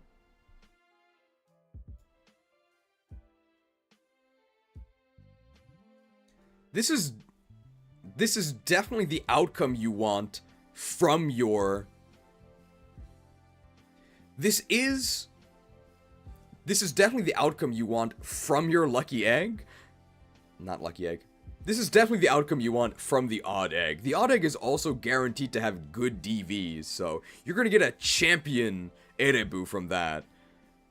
It does start as a baby, if it's in the odd egg, but the Gen 2 babies, specifically Smoochum, Elekid, and Magby, are actually shockingly strong. Although they are so even though they're babies, they're actually stronger than most first forms. As someone in the chat said, you might describe them. As someone in the chat said, you might describe them as kinky kids.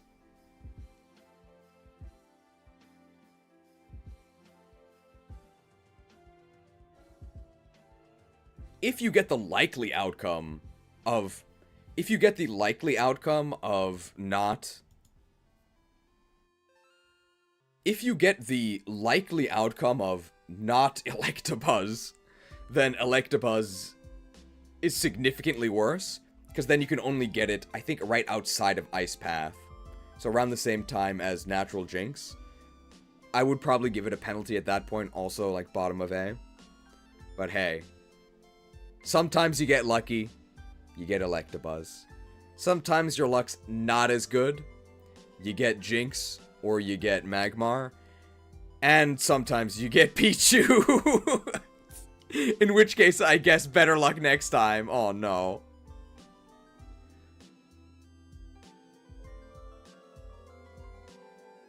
Smeargle. A Pokemon whose... Smeargle. A Pokemon whose... Smeargle Is this the worst in-game Pokemon ever? It actually might be.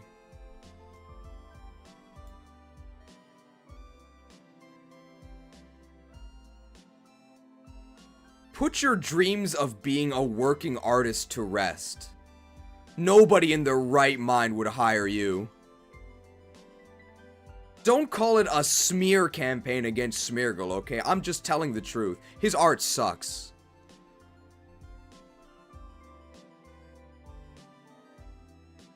Ditto, at least, in Gen 2, with the Ditto specific held items, it can maybe survive to maybe become a bad version of the enemy who's already probably a bad Pokemon. What does Smeargle do? Smeargle's own stats are a travesty. They're unusably bad. The whole point of Smeargle is that it's a utility monster, right? You can copy all of the best moves in the game with Sketch, and then use those for unparalleled utility. But you're not doing that. To sketch a move, the opponent has to use it first. For in-game, you are not setting that up. It's not happening. It's just a blank canvas, and not one of those that you can sell to an art gallery for millions of dollars, calling it white on white or whatever. Whatever you're selling, I'm not buying. Johto's finest. Trash.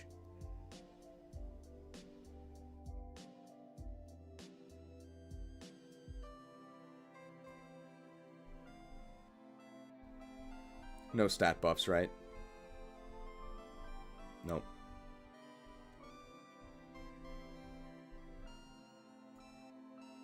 So bad.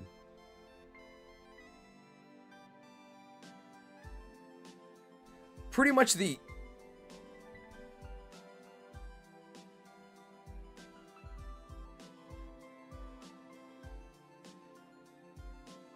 Far-fetched. Pretty lucky this is going after Smeargle, because that's about the only way to make this thing look good. I say that. Even though it's one of the worst Pokemon in the game. But hey. But I place it in Johto's finest. I don't know about with love, but without animosity. Just like Tsuchinoko. Just like Dunsparce, this is a Pokemon that is intentionally bad. So yeah, it's bad. We can make it like George Lucas, right? We can make it rhyme. Let's put them together. Joke Bros 5 ever. Even though both of them have gotten variations that make them not quite as funny as jokes.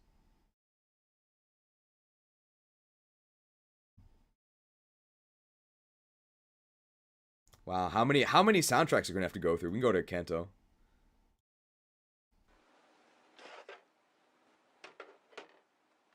Do you know Natu?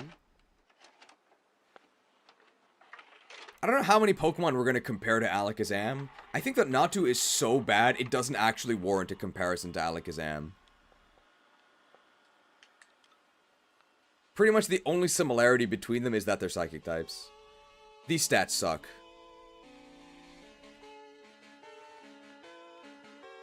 I'd probably still rather use it than the Grass Crew, though.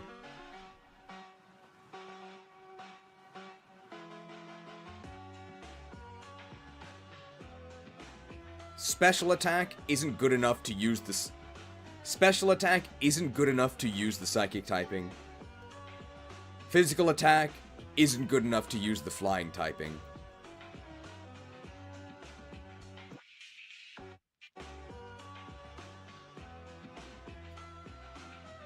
This is a bit too loud.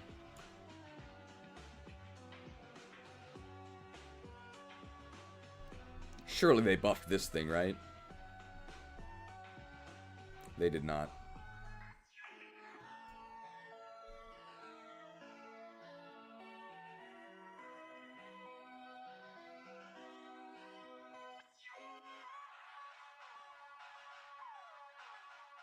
Is this even C?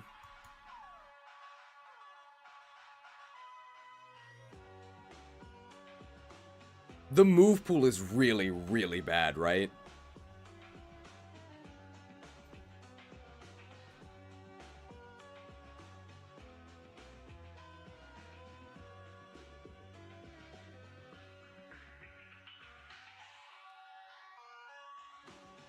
And you need Surf to get it?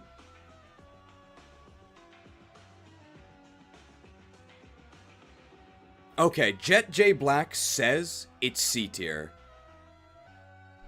Which means that it's D tier. Because they also think dancers are bad. So there you go. Okay, I'm convinced. If you're wrong about one thing, that means you can never be right about anything else. Also, Natu's move pool is absolutely atrocious. It's so bad. You're basically stuck using Nightshade and Peck until like level 40. It's like unspeakably bad, and yet I just said it.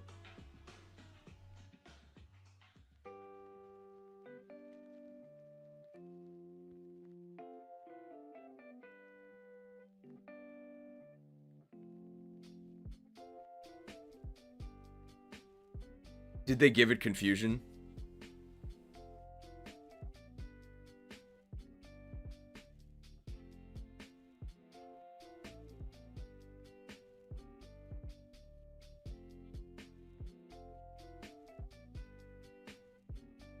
No confusion.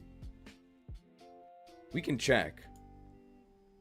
It says here, they have all the learn set changes. It's possible they gave it confusion. Can just search, right?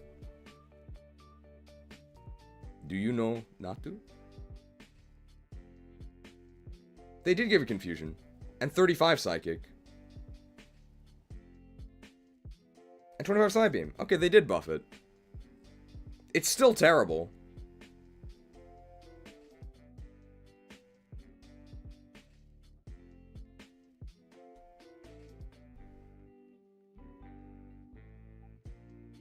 That's definitely better, though.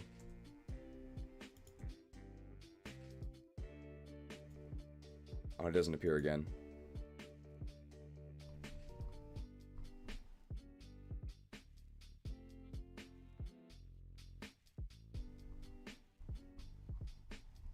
We're just going up.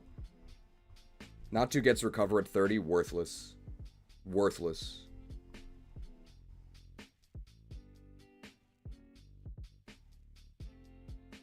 Yeah, we can move it back up to C. Put it here. It was next to the grass crew, right?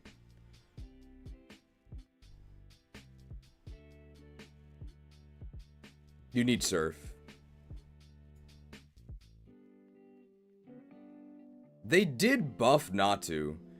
It used to have one of the worst move pools ever.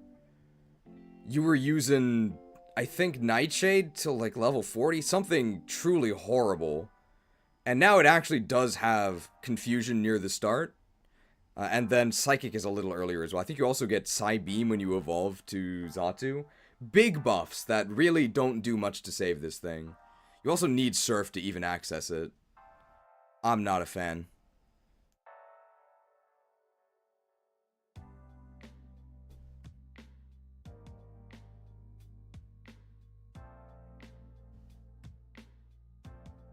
Where's my phone? I'm getting a call.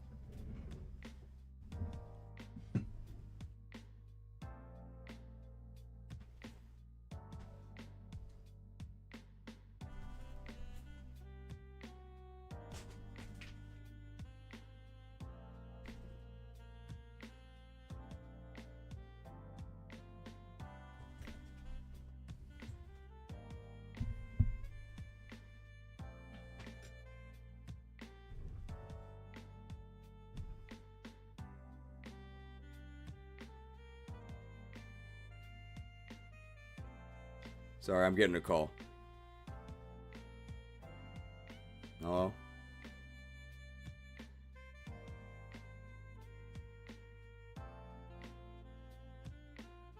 Sorry, I'm getting a call. I have to answer this.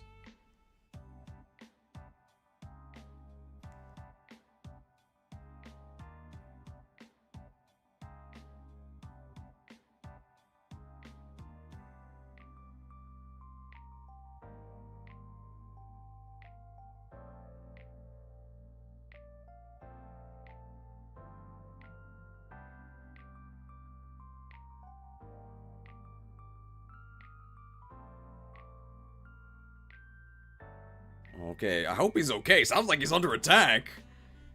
But more importantly than Uncle Ralph's well-being, whatever that matters. Did you hear that? It's the opportunity of a lifetime. We gotta get one of these Qwilfish for ourselves. Who knows when we'll get another chance. And he called us right as we were about to talk about Qwilfish.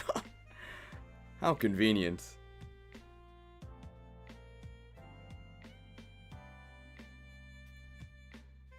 It's a Qwilfish. I don't know what I'm going to say about this thing.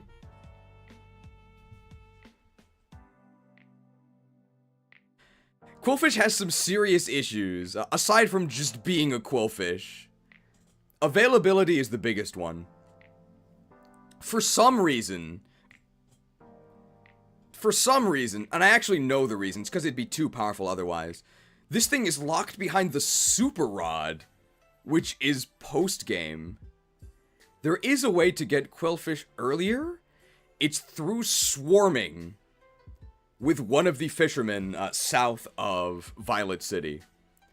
I think I'm safe to say that no reasonable player would go through the effort of manipulating a swarm to catch a Qwilfish.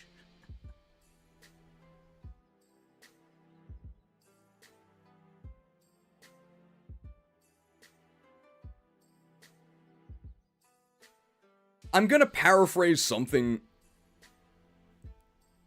According to the Crystal Legacy Explainer video, I'm paraphrasing a bit here, but Qwilfish was used explicitly, YouTube don't ban me, as an example.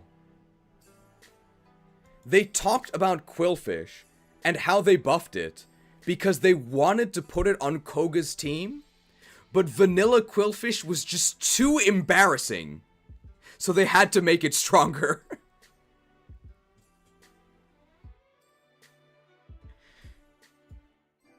How much did they buff it?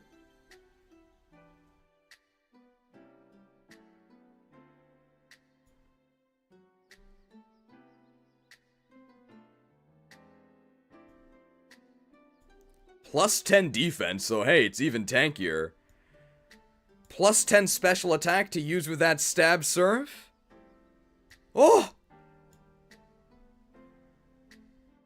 And plus 20 resistance!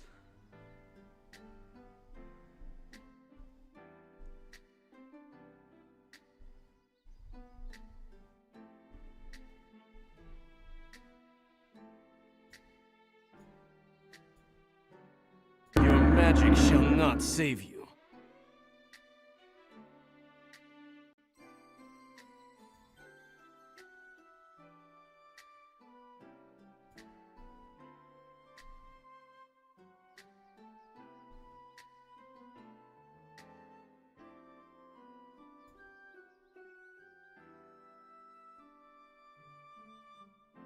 Well, now it's viable.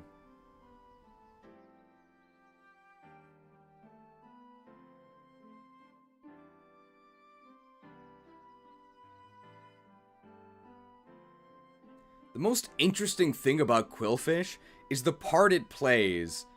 The most interesting part about Qwilfish is the part it plays in the heart-wrenching drama, tearing Fisherman Ralph's family apart.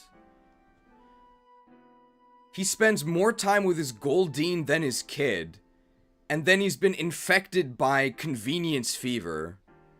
How will the story unfold? Stay tuned to find out. How will the story unfold? How will the story unfold? No matter how will the story unfold? No matter how it ends, I think it's gonna be a tragedy.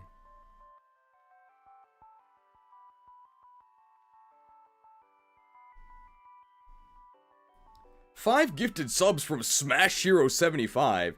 Great timing. Thank you for the gracious gift of convenience. Nice 5-hit pin missile.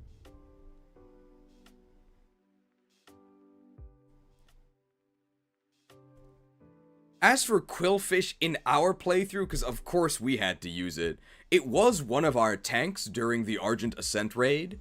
Didn't do nearly as much damage as Tyranitar, but it was really good at holding aggro.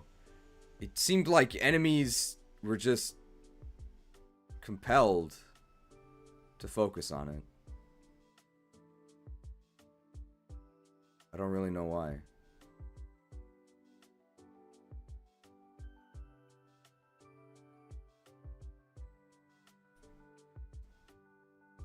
Everybody okay with Quillfish C tier?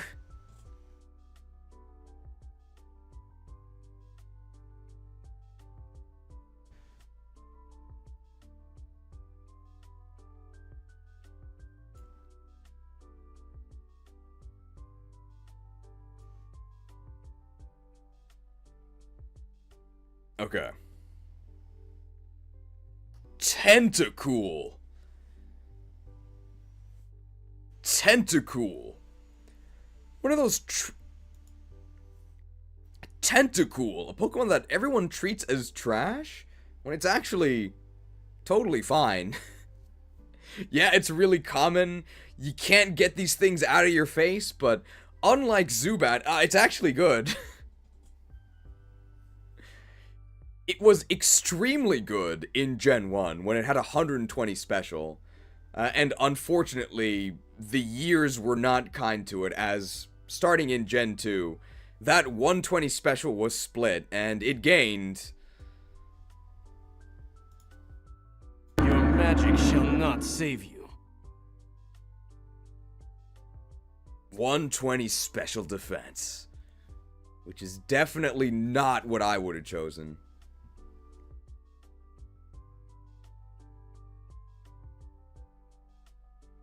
Great speed, though, and good enough special attack. Floating near the top of the sea.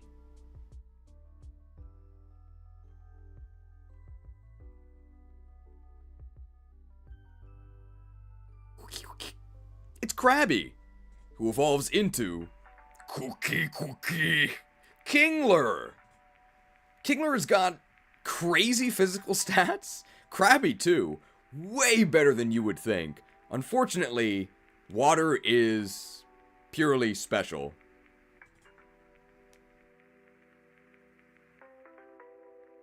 Good news for Krabby and good news for the Krabby clan, though.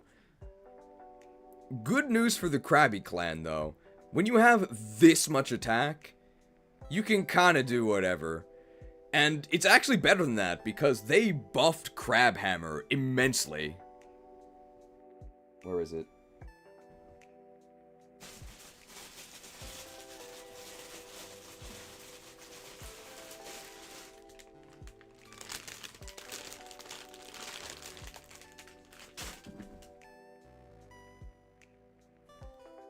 Good news for Krabby, because in addition to its monstrous attack, Good news for Krabby. Good news for the Krabby clan, because in addition to its monstrous attack, they buffed Crabhammer.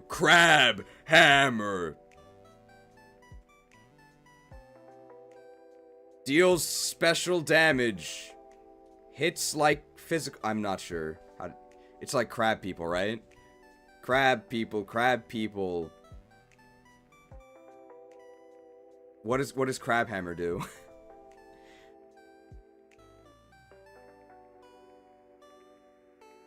Crabhammer.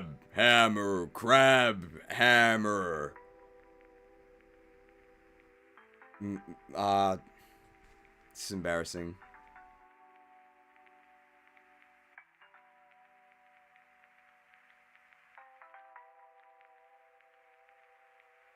Crits like something, maybe?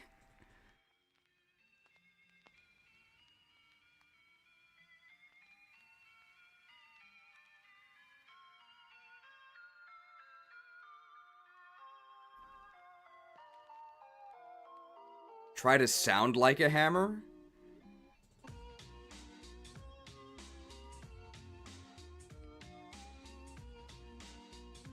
Tastes like crab, hits like hammer? Oh yeah, that's good. Oh, that's really good. Crits like slash, hits off special. I do like that. Oh, that's good. Crab, hammer, crits like slash, hits off special. Which is bad. However, they buff these values. They buff these values like crazy.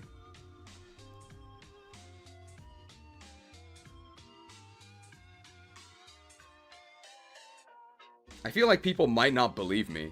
But like, look at this.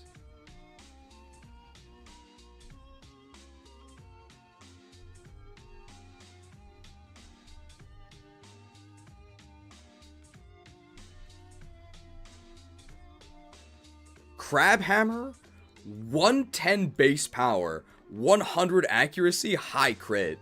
I think they did this specifically because Kingler had bad special attack.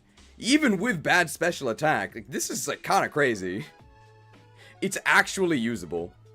It would probably be too good if it actually had good special attack.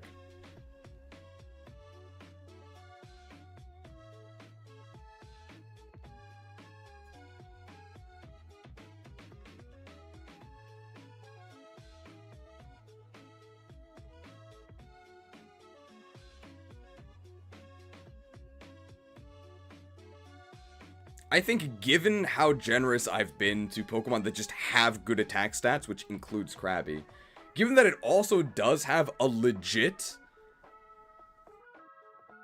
Given that it also kind of has a legit signature special... I don't know, I'll put it at the bottom A. This is mostly on the back of its crazy attack stat, where you can just use random physical moves. But it does also have signature Crab Hammer.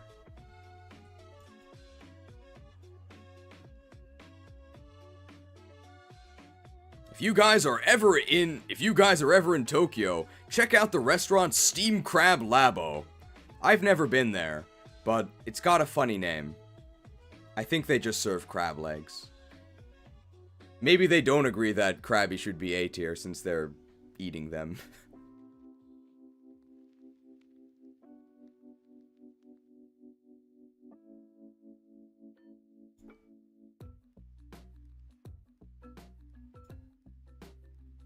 Shuckle.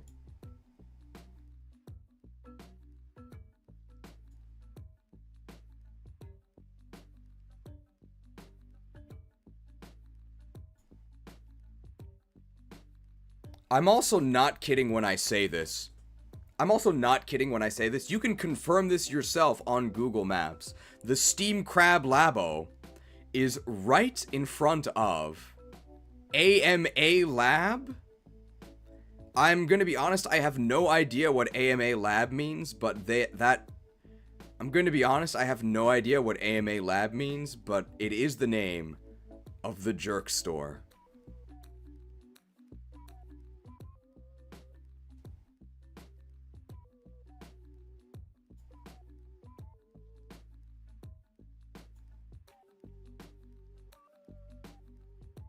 The mythical jerk that I always speak of, and that I must sacrifice today because it's already 3:30. The jerk store is a lab. Yes, it is.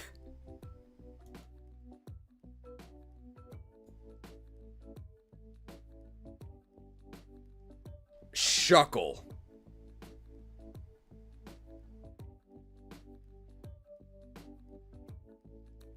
Some sort of shuck pun. Shuckle. Anybody read the American Have I been able to go since it reopened? YouTube. I'm playing it risky here. I'm already on thin ice. After my recent dealings with saying naughty words.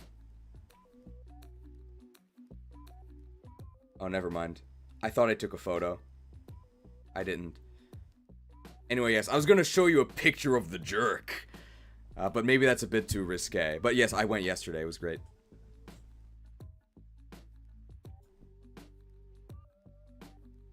Shuckle. Ever read the American classic Shuckleberry Finn? Shuckle does specialize in berries. Do you know they actually banned that book in some areas? I wish they'd ban Shuckle, so I wouldn't have to talk about it. Horrible.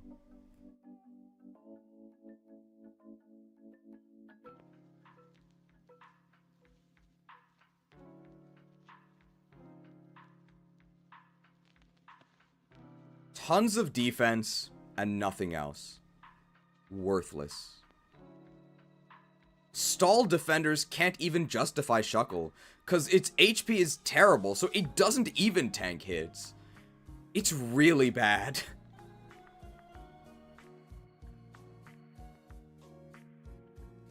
I'll just say this. There's a reason why, when Silver mugged that guy and stole his Pokemon, he let him keep Shuckle.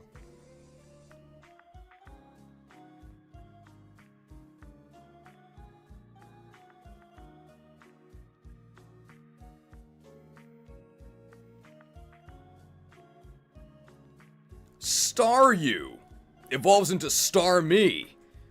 Well, Staryu is only 1 star, and then when it evolves into Starmie, it's sort of like 2 stars? But of course, I'm rating it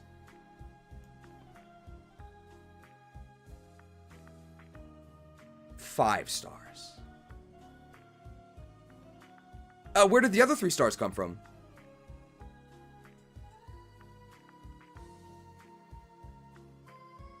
Biggest issue for the Staryu line in vanilla was that the Water Stone was Kanto exclusive.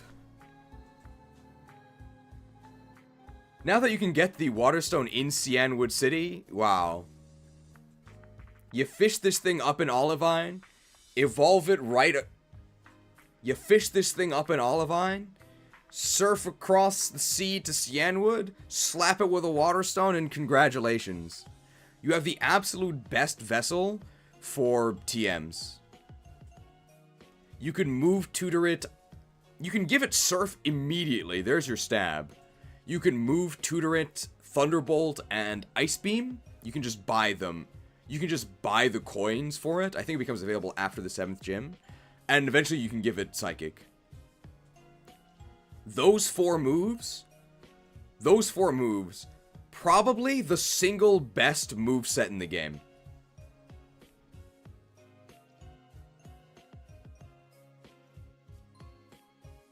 Those 4 moves, probably the single best moveset in the game, and the template they fit on is Starmie.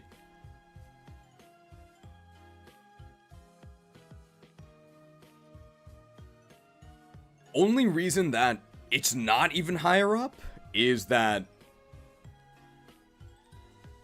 Only reason it's not even higher up is that you don't even get Starmie until... The only reason it's not even higher up is that it's not available until about the 5th gym. Only reason it's not the absolute best is that Staryu itself isn't even available until, like, the 4th, 5th gym. And then it doesn't come fully online until you get the move tutors after the 7th gym. But once it's completely active, it's maybe your best Pokemon.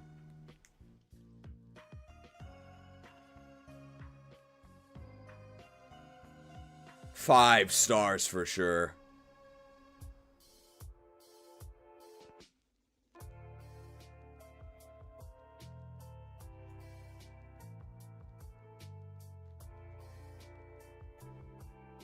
Shelder! Another Water Stone Evo, which means that it's buffed by the new stone availability.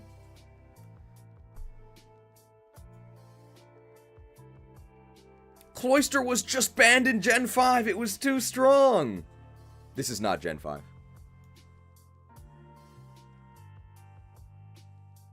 To the sea with you. I think people fixate on Cloyster's defense a bit too much. Its defense is incredible. That's definitely its standout trait. However, its other stats are not that bad. It's probably faster than you think, and it's probably stronger than you think. Not to mention, they buffed it.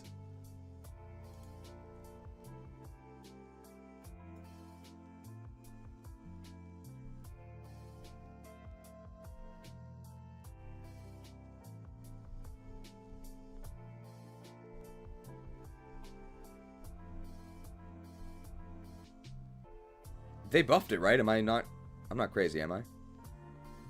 I might actually be crazy. Why did I think they buffed Shelder? Because they did.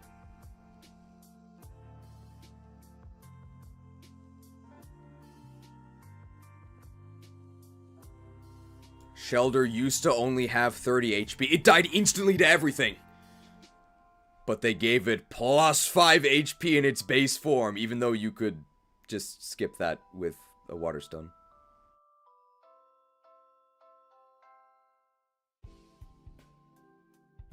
This is probably one of the more mystifying changes.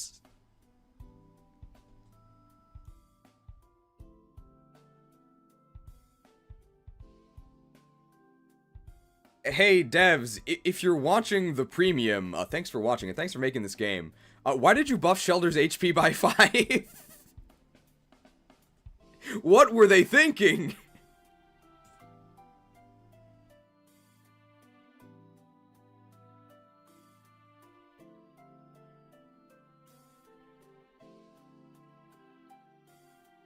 What were they thinking?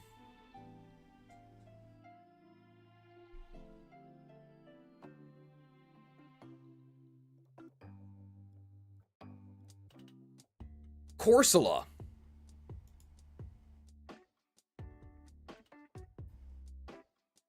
Corsola. Water rock type.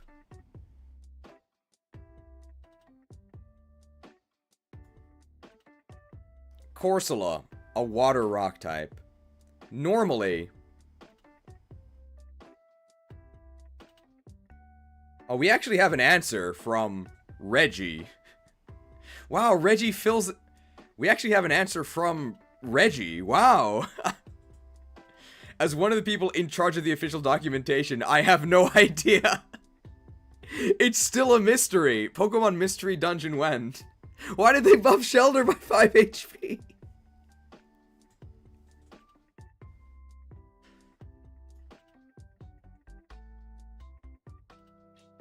Corsola?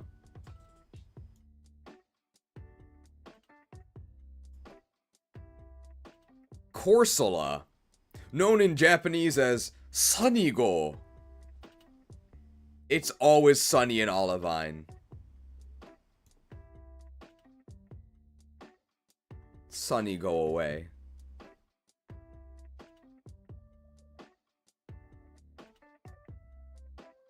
It's always sunny in Olivine.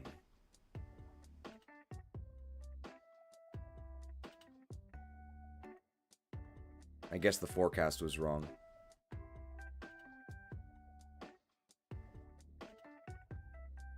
Horrendous stats. Unusable. But they buffed them.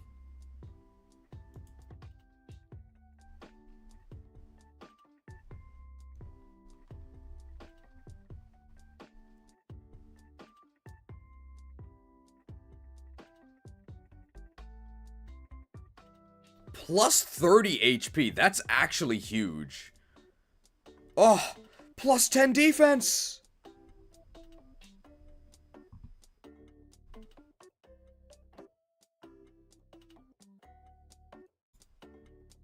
Break yourselves upon my body. And the buffs don't stop there. And the buffs don't stop there. We're also rocking plus 10 resistance? Your magic shall not save you.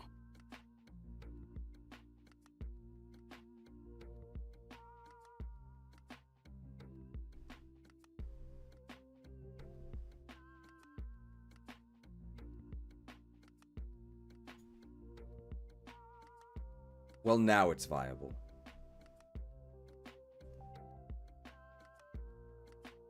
Well, now it's viable. I'm actually only half kidding. Because Corsola was buffed in this manner for a very specific reason. And they do tell you this in the developer details video. It's meant to be a check to fire types on Jasmine's team. I think in that role, it's perfectly serviceable. As a Pokemon you would actually use to play through the game, no, it sucks. Sunny go. More like Sunny go away. Ha!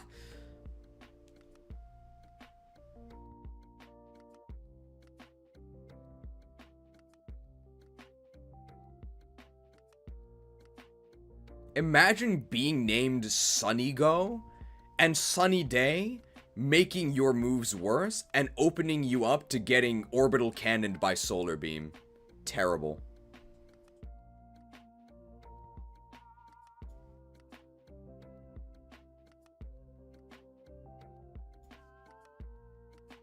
Remoraid.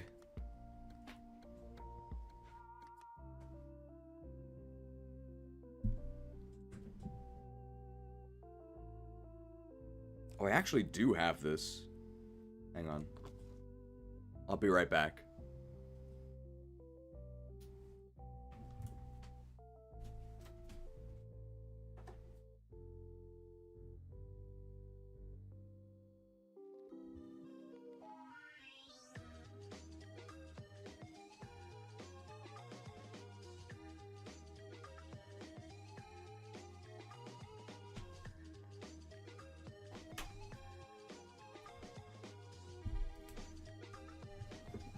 I imagine some of you know what's coming up.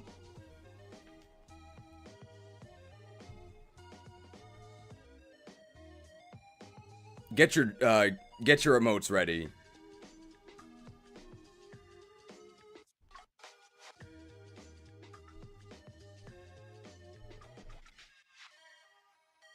Can I find it?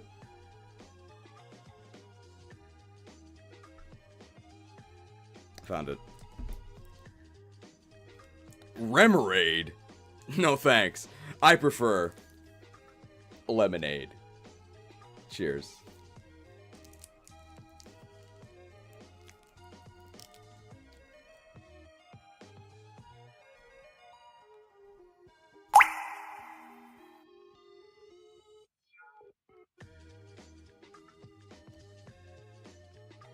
Refreshed.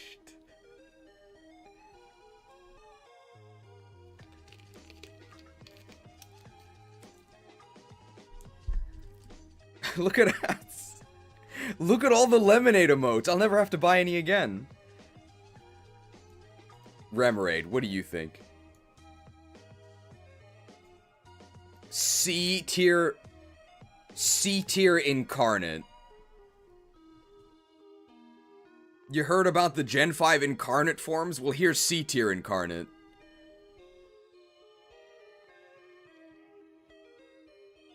It's actually got a really cool move pool. Like, there's tons of ammo in this tank. Unfortunately, the tank is very slow.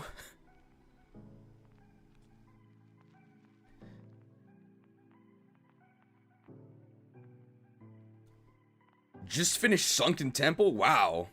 Sunken Temple is a long dungeon. Did you know this is a long stream? 65 base power, 85 accuracy. What are you talking about? What's that? Octazooka?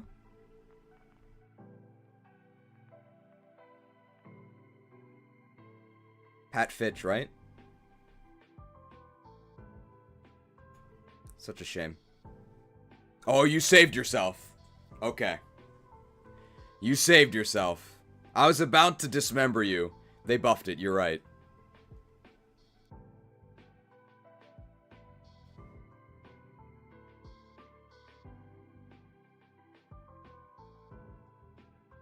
They did buff the Remoraid line. They did buff the Remoraid line in two ways.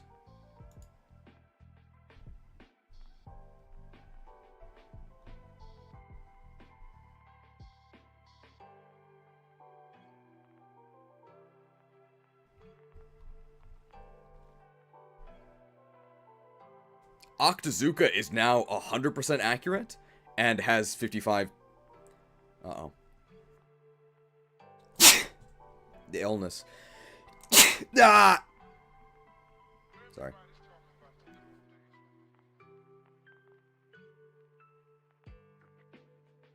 You joined a stream to everybody spamming lemonade emotes. You feel like you walked into a cult? You think the lemonade emotes are the cult? Welcome. How should we initiate them?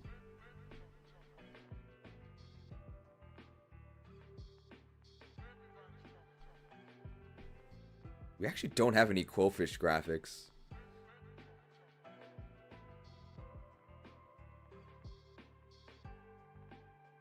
Devour them?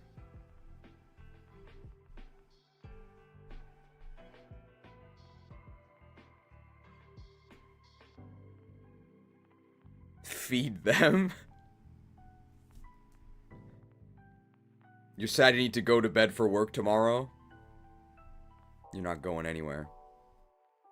You're going to sleep? Fine. I guess you're going to sleep. Forever.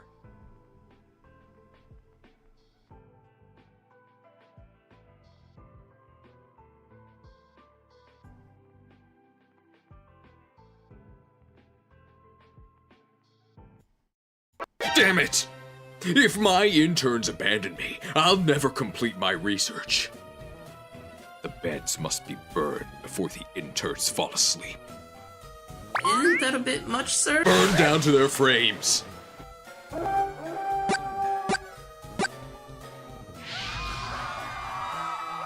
No one goes to sleep until our research is complete. Damn it! If my interns abandon me, I'll never complete my oh, they actually joined. Hey, welcome. As you can see, we do actually have a position openings, since one of the interns actually just got reduced to a pile of ash. So I guess you can have his job. It was this chief complainer. You think you can do it? The competition's stiff. What were we talking about? Oh. Octazooka was actually buffed. It's now 100% accurate, and it has more PP. However, it's still outclassed by Surf, which you have because you need to Surf to even get Remoraid, so just use Surf.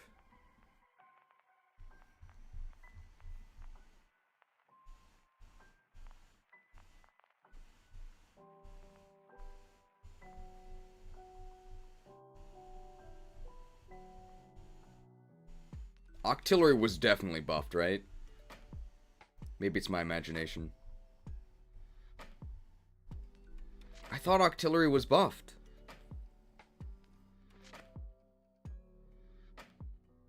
Control F.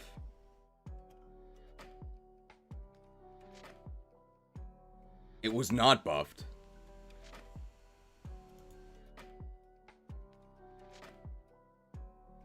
So we actually do have to, we have to change that then.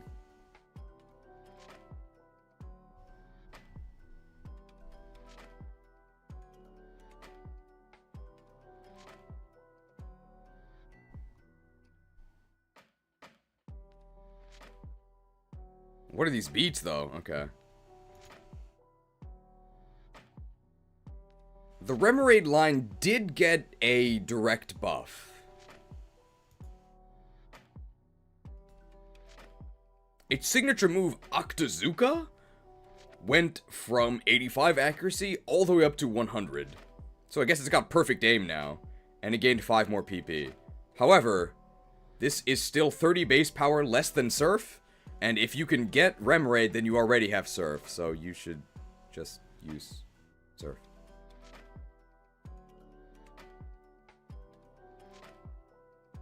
I think that's it for Remoraid then.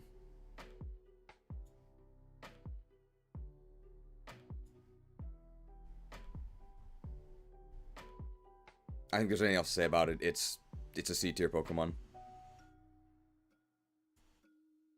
But hey, at least I finally got to drink this thing. This is actually the lemonade I used in the Argent Ascent video. May as well drink more. We've only been going for nearly 9 hours.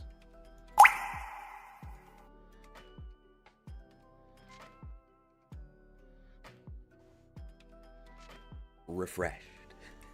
Actually refreshed.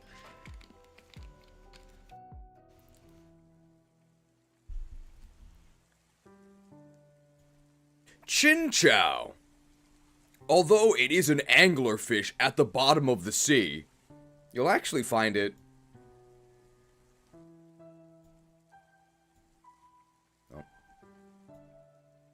Chinchou. Although it is an anglerfish, native to the bottom of the sea, you'll actually find this one near the top of our sea. Available in Olivine, you can fish it up, evolve it into Lantern. It's got decent bulk, which to me is meaningless, but water and electric stab is really good. I really wish it was faster. I really wish it was stronger. But for what it is, it's perfectly fine.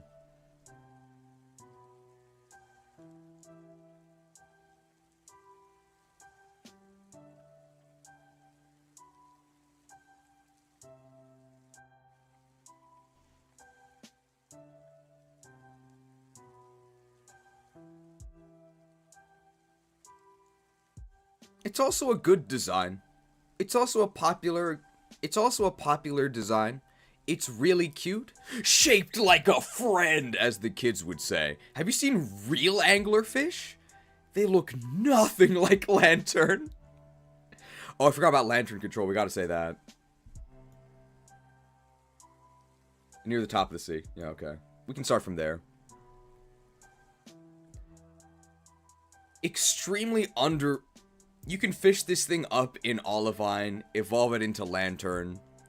Extremely underwhelming offenses, but pretty good defenses. So, if you're the type of person that wants to play Lantern control, well, here you go. Here's Lantern.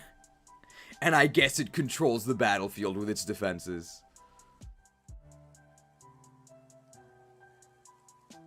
You monster. Although playing Lantern control makes you a monster, Lantern is very friend-shaped, as the kids would say. It's very cute. Have you ever seen a real-life anglerfish? They're actually hideous. I don't care if it restores 20 HP and can heal me over my max. I'm not eating that.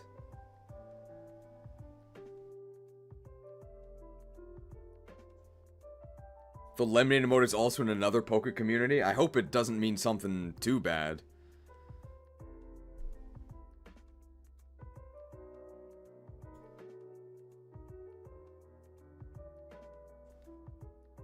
Water, electric, a very legit stab combo. You can get Ice Beam. The stats just aren't there to be a viable Pokemon on my list.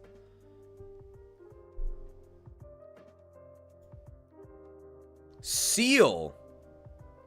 Does it get any more boring than Seal? I don't think it does.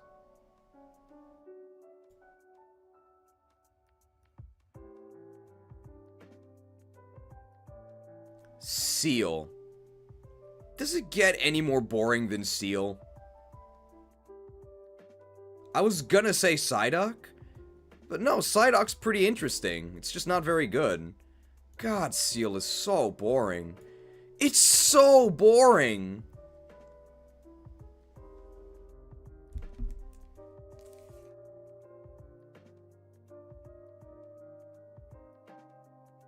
Seal. More like Fuin, which is the Japanese word for seal. As in to seal away. And... Seal. More like Fuin, which is just the Japanese word for seal, as in to seal away. If we seal it away in the sea, hopefully I'll never have to look at it again. This doesn't really have to do with Pokemon, but I posted a picture once on our... This doesn't really have to do with Pokemon, but I posted this image on our crap post emblem. YouTube, please don't demonetize me. I thought it would be perfectly valid because, for those of you guys who don't know, the Japanese name of Fire Emblem 6 is Fuin no Tsurugi. So I thought a game just called Tsurugi RPG would fit. Apparently not, because the post got removed. Redditors are drunk on power, unlike us. We're drunk on Mountain Dugong. I know this is still just lemonade. Please pretend.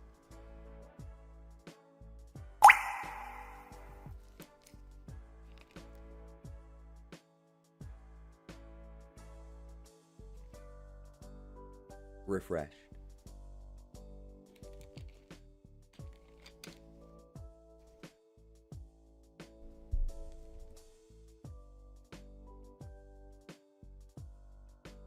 Since we're talking about Seal, an incredibly underwhelming water ice type. Since we're talking about Seal, an incredibly underwhelming water type that evolves into an incredibly underwhelming water ice type, let's talk about this underwhelming water ice type, Lapras. It's better than Seal and Dugong. It's actually better than a lot of these. It's actually, like, kind of good. It's probably better than Politoed.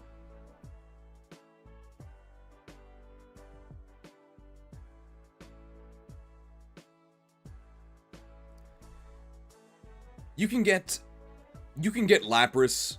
You can get Lapras in the basement of Union Cave. You can get Lapras at the base of Union Cave. You need the Poké radio chip, and then you tune it to the song Friday, and then you can encounter it. I understand in the premium it's not actually playing the Friday song. I don't want to get copyright claimed, okay? Only encounterable on Fridays. I'm actually not going to penalize it for that, because if you're playing Crystal Legacy, you're almost certainly playing on Nintendo PC. But even if you're not, they added a feature where if you hold B and down on the title screen, you can then set the clock. So you can just set the clock to Friday, and then collect your reward, which is a Lapras. I actually don't think I'll be collecting mine, I'm not too interested.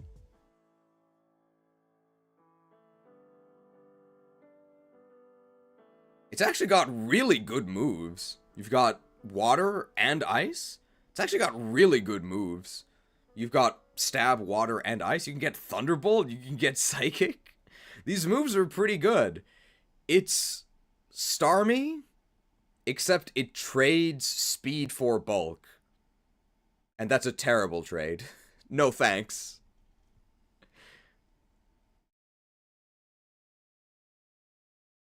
Oh, the music ended.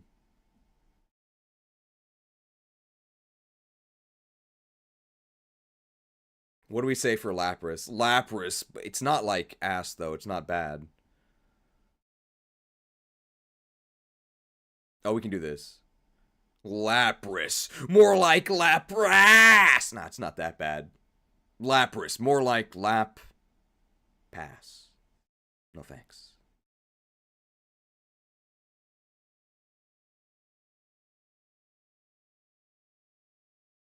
Back to Johto. Any music requests that won't get copyright claimed? Battle preparation themes. I like these. These are pretty good.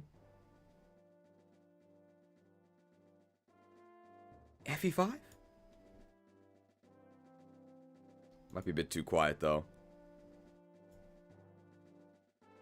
Yeah, I think the volumes are really different. National Park? National Park is, it's too short, though. Johto surely has National Park in it. Vashir from WoW Cataclysm? Cataclysm Classic just came out, right? Vashir.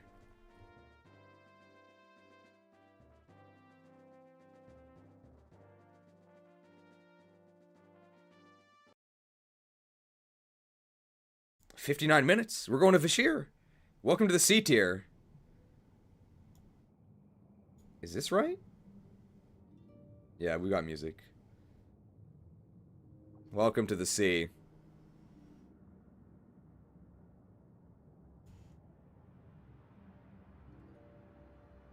Just talked about Lapras, right?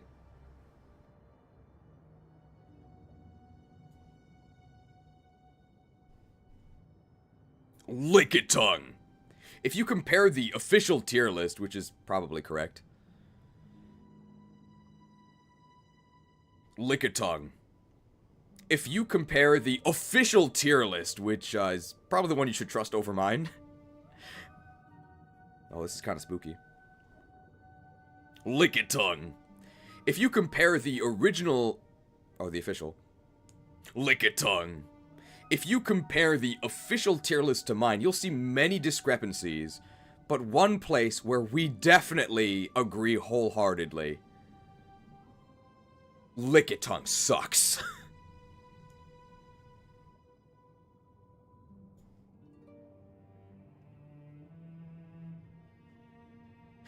Lickitung peaked in the Stadium Sushi minigame. It's all been downhill since then.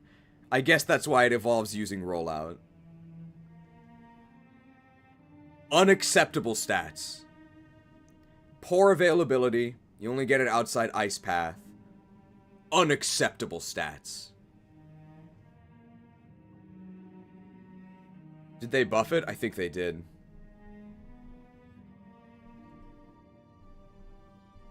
They did.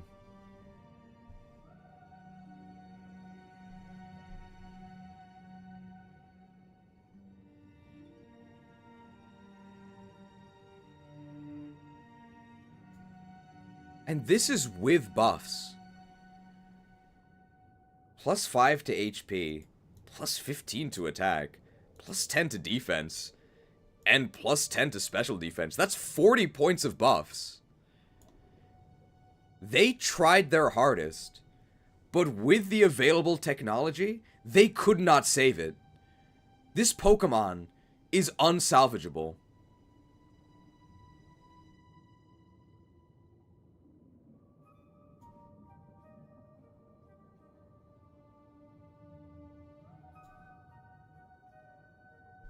It's not viable.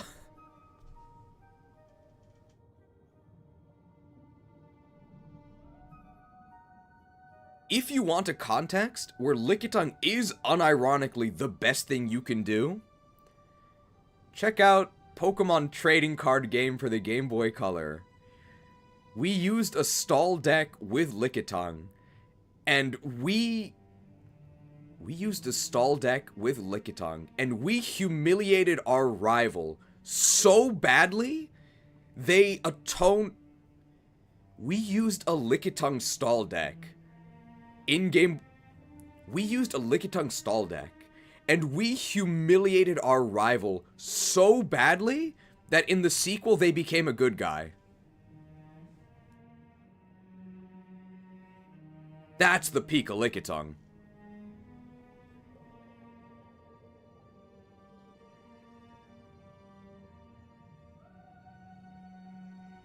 You think Lantern Control is bad? Check out Lickitung Rapst. You think Lantern Control is bad? Check out Base Set or Fossil. You think Lantern Control is bad? Try fighting Lickitung Stall. Oh. You'll beg for them to kill you, and they will deny you. It's horrible.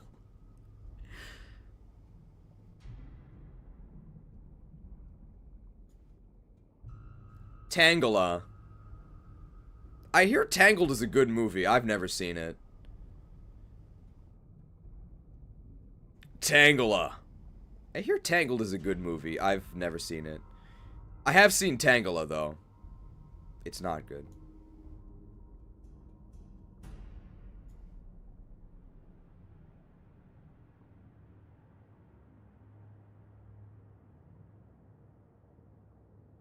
I sure do love defensive pure grass types.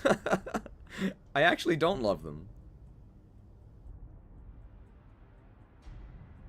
Did they buff this thing? I don't even think they buffed it. I don't even think they buffed it. They did not, no.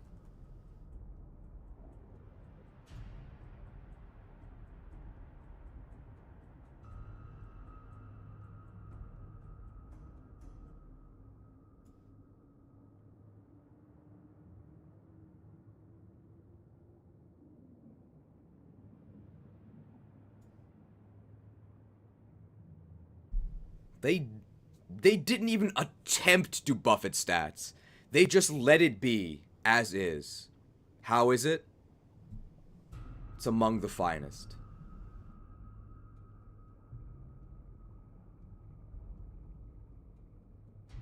Terrible. Anything else to say about Tangela? I don't think so. It's just really bad.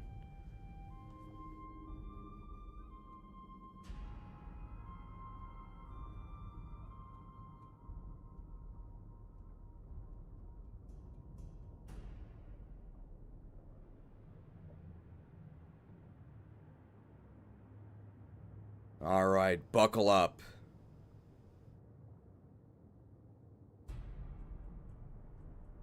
One, two, three, four, five, yeah.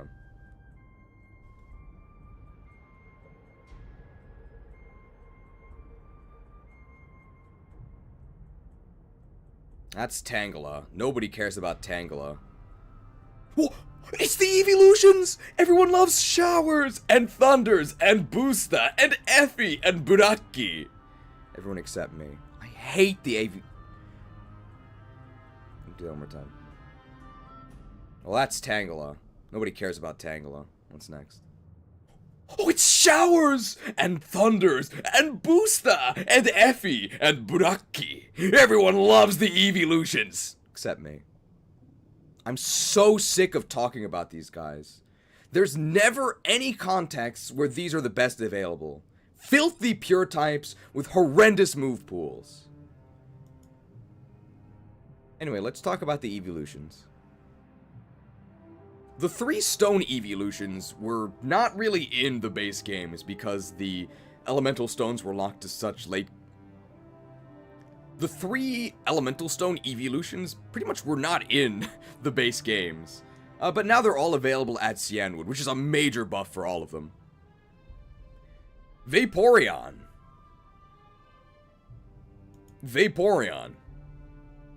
Showers. Did you know that, in terms of HM compatibility, Showers is one of the better... Showers. Did you know that in terms of HM compatibility, Showers is one of the better Surf users? 110 special attack is a lot.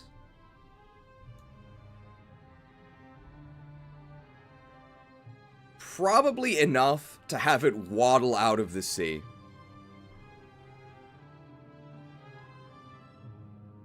It's still very slow, but its Surf is, I would say, significantly stronger than all of these. It's very bulky if you care about that.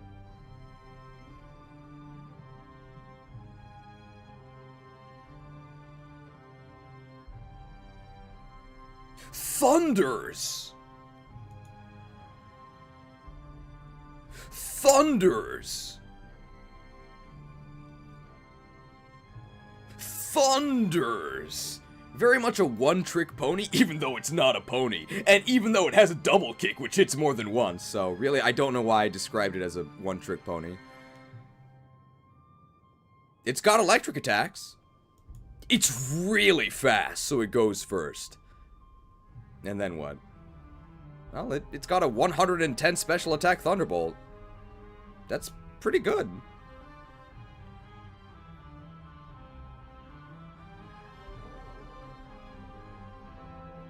I think when it comes to your electric options...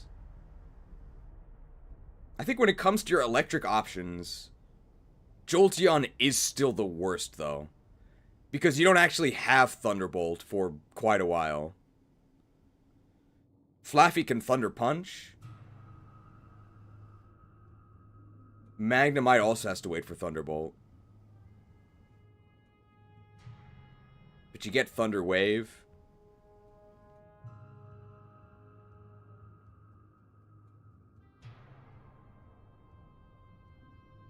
T-Bolt at 36? That's not that bad.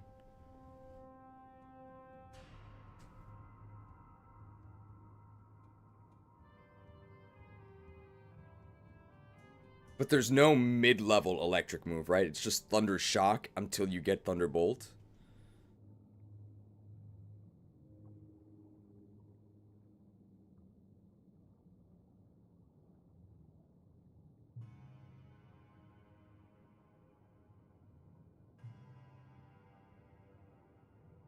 I think Jolteon's actually pretty good. It does have... I think Jolteon's actually pretty good. It actually does have... I think Jolteon's actually pretty good. I would say that 130 speed is actually not overkill. Because Aerodactyl... I think Jolteon's 130 speed is actually not overkill.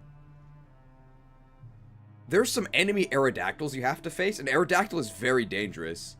Aerodactyl's also extremely fast, right, at 130. However, Jolteon also has 130, and you have stat XP, so you're gonna go first. That's really good. You're guaranteed to go first. And probably do very, very reasonable damage to whatever you're hitting. I think Jolteon's good. We'll put it about there.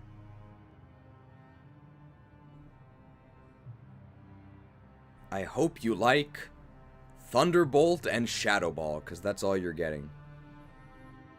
It's probably good enough. Booster! Booster!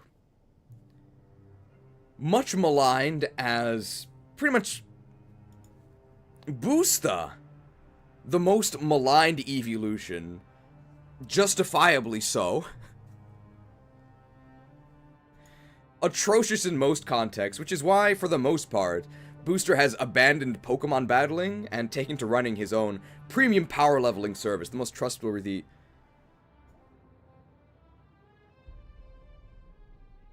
Terrible in pretty much every context, which is why Booster has given up on battling and has instead chosen to devote his life to running his own power leveling service, Boster's Tower, the most reputable one on the web. Booster is one of the Pokemon that has gotten the biggest buff.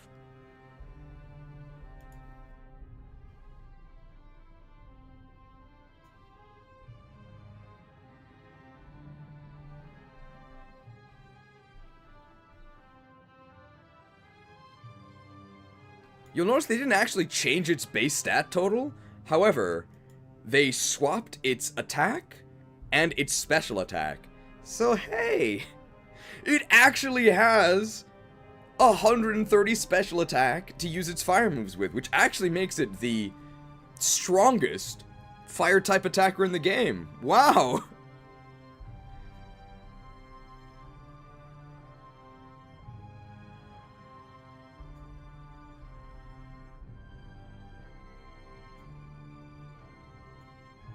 Well, now it's viable. It's nice to actually be able to say that and not be kidding. It still has weaknesses. It's still a pure type. It's still too slow. But especially once you get Flamethrower, I think in your mid-30s, you're actually in the territory where you can just attack and the enemy will die, which is a good place to be. I'm not going to say it's a great place to be, though.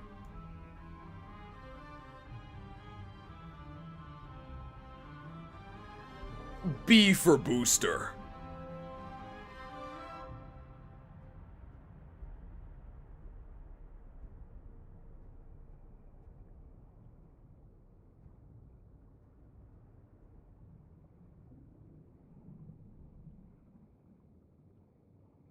Why choose between Pokemon and Fire Emblem when you can do both? It's Effie, the Espeon. We're gonna recycle a previous description. It's great value Alakazam. Same great psychic typing, fewer stats per serving. Just because Alakazam is better than Espeon in pretty much every way, doesn't mean that Espeon itself is bad. Espeon on its own merits is really good. Really good.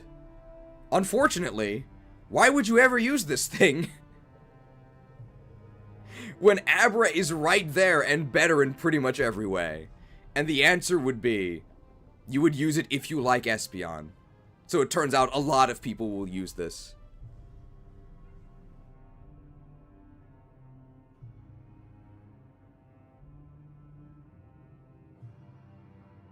Hope you like Psychic and Shadow Ball, because that's all you're getting.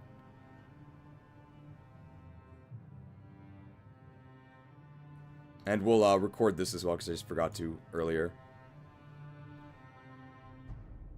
Even in Legacy, Flareon cannot escape the curse. It has no moves. Hope you like Flamethrower and Shadow Ball, because that's all you're getting. We'll just put Espeon back up there.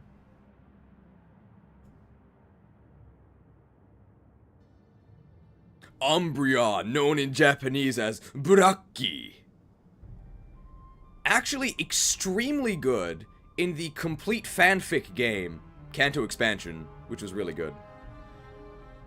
In this fanfic game, Crystal Legacy, it's not Braki's Lucky Day. Terrible. A Pokemon completely based around defensive utility. It is very sturdy. It's really bulky, so it survives hits. And then what? Utterly useless. To complete the game,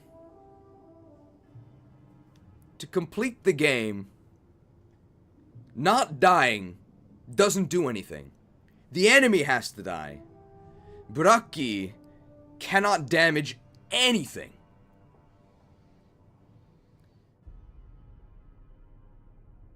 $10 microtransaction from Ganon, or macrotransaction. $10 macrotransaction from Ganon. Thank you for the... We need more gold. $10 macrotransaction. I beg of thee, Cheese, Umbreon does not deserve to be in the finest or D. You can't lobby your way out of this one. Defensive utility is worthless. Worthless.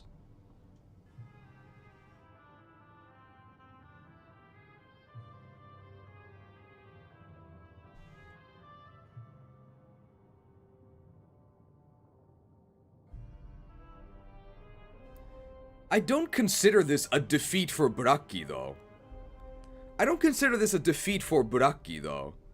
Just because it's bad in this context doesn't mean it's bad everywhere. It's always been perfectly reasonable in competitive, where stalling and defense actually is very useful. It's something you would use. In that sense, it's more successful than Booster has ever been.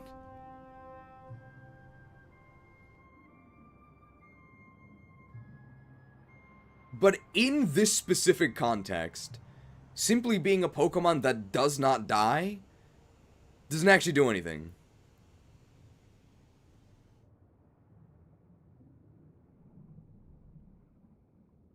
$2 microtransaction from Ganon. Umbreon D, please, Cheese.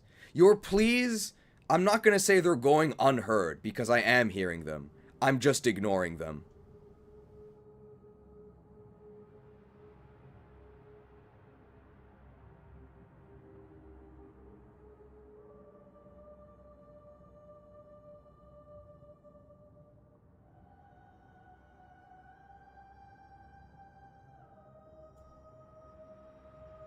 You can't accuse me of being corrupt, okay?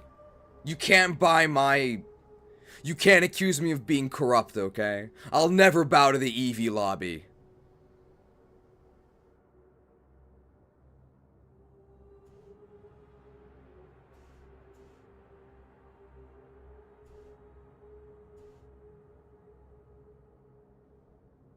I think you should put it lower than Pinecoast since Fortress actually has offensive stats. I think you're right.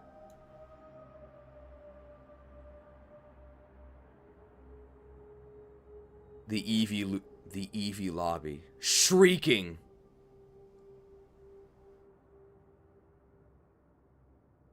The Eevee lobby is shrieking.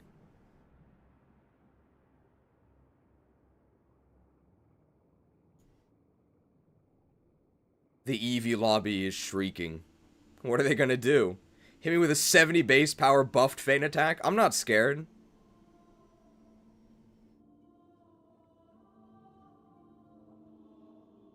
Horsey ends with C.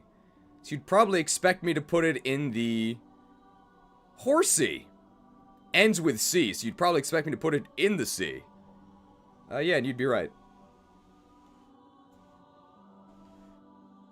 On both the official and the playtester tier lists, Kingdra is actually listed as one of the best Pokemon in the game. I'm just not seeing it.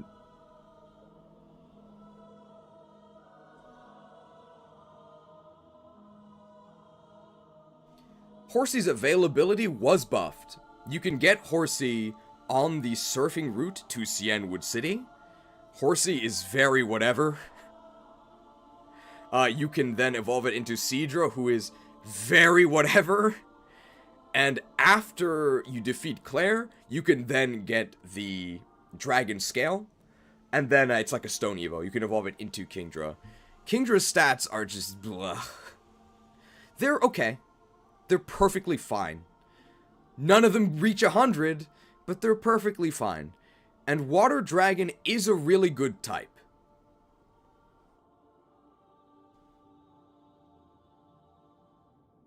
Especially considering that Dragon is actually an offensively... Especially considering that Dragon is an offensively viable type in this game.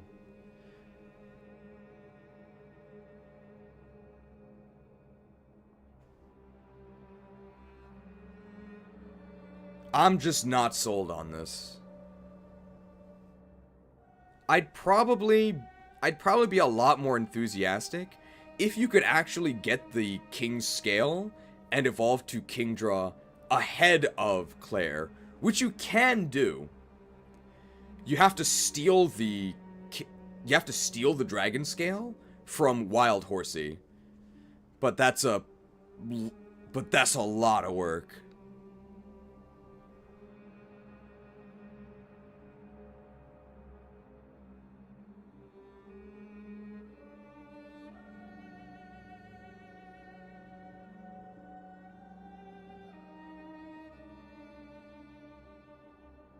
Its stats are probably good enough?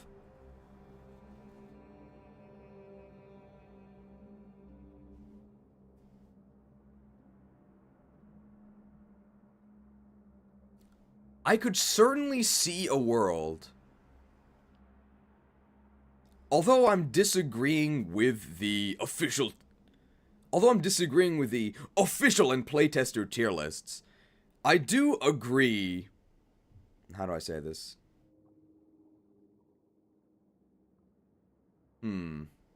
Although I'm disagreeing with the official and playtester tier lists, I want to remind you they put a lot more stock in defenses and hit trading, which Kingdra does do really well. It's pretty much impossible to knock out in one hit because it really doesn't have any weaknesses and has reasonable defenses. It can probably 2-hit KO almost everything. But for my standards, I really just care about 1-hit KOs. But I could certainly concede that maybe it's not C. We can move it up an entire 1 tier like that. How about that?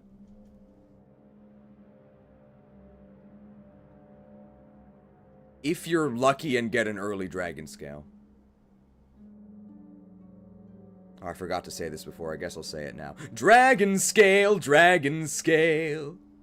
I hope you're happy.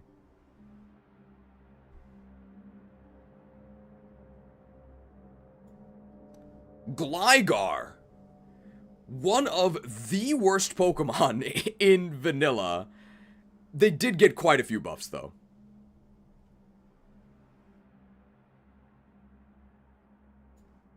First big one is availability. Used to be only below Blackthorn City at an extremely low level. Now you can get it, I think, right before Mount Mortar, which is much better.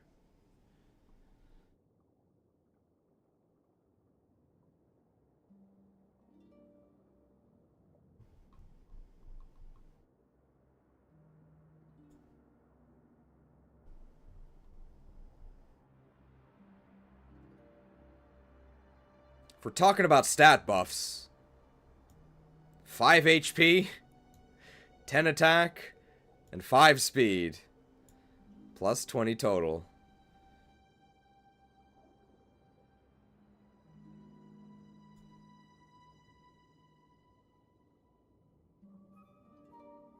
Well, now it's viable.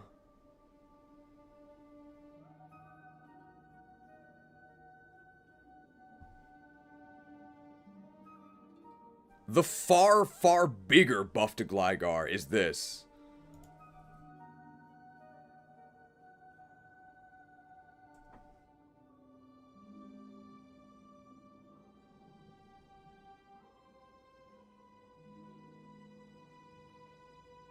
Now gets Natural Earthquake at 38, whereas it used to just get nothing. So that is a huge buff.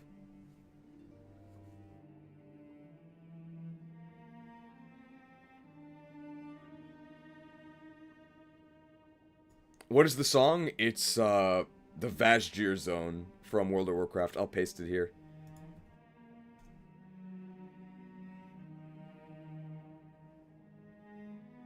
Oh, we have to mention that,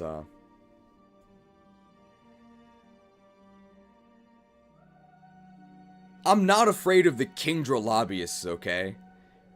I'm not afraid of the Kingdra lobbyists, okay?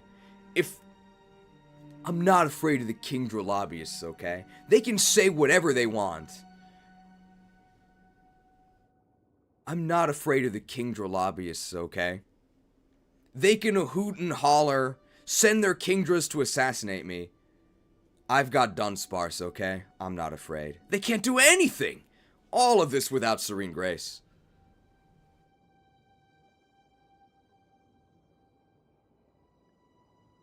Back to Gligar.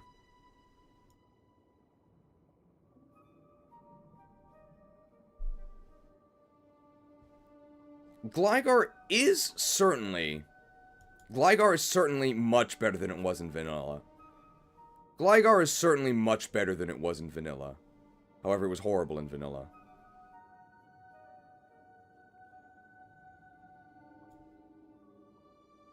It's got a pretty good type. Very unimpressive, but certainly usable.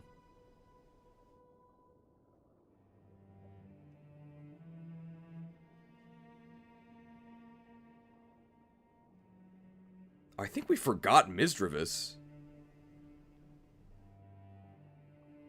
Move it up here.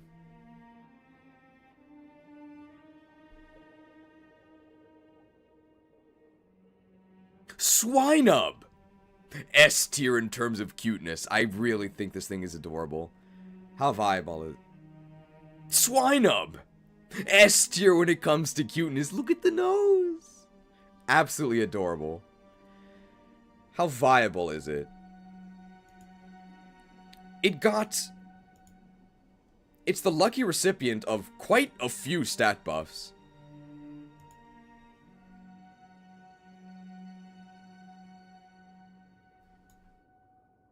Stat changes.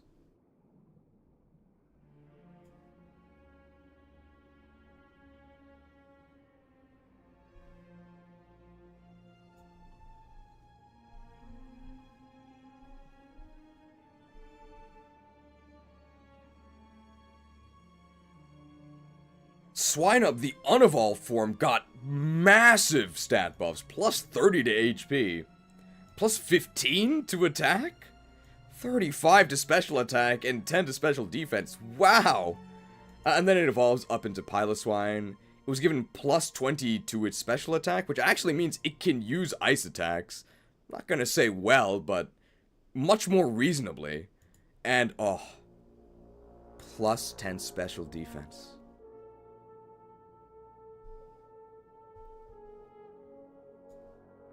Your magic shall not save you.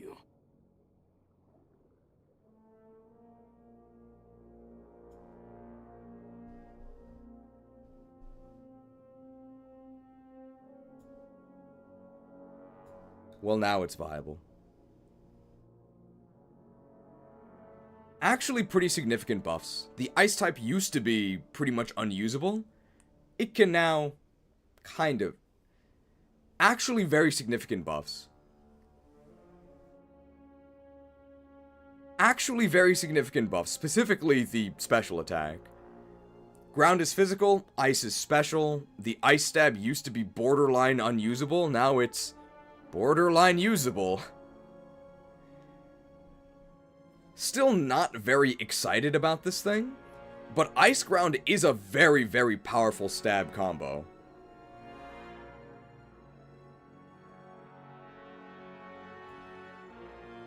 Here-ish, maybe? Can't really say I can recommend using this thing, just that it's not a total waste of your time, too. It's also available pretty late, Ice Path. And it's actually not good against the upcoming Dragon Gym, because the upcoming Dragon Gym is sort of like a Water Dragon Gym. Tons of Gyarados. I'm starting to hate that Pokemon. So maybe it's a little worse than that. Sorry, Swinub. Swinub! More like Snubbed!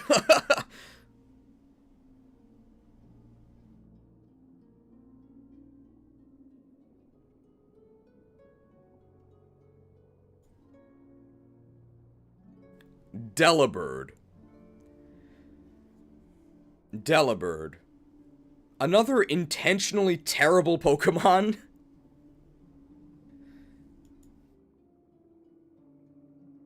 Wow, we're actually almost done. Delibird. Another intentionally terrible Pokemon. It's used to spreading Christmas cheer and giving gifts to others. Well, the developers were kind enough to actually give Delibird a present for once.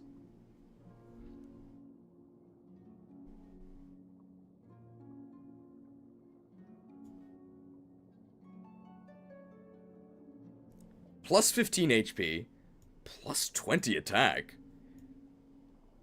plus 10 defense, plus 20 special attack, plus 5 speed, for a plus 70 total. Are we sure this is a joke Pokemon?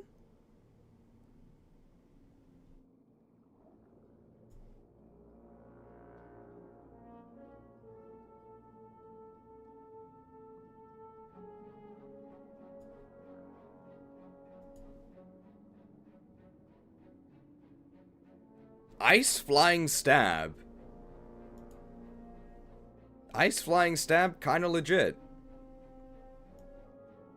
I say as I put it in D, but...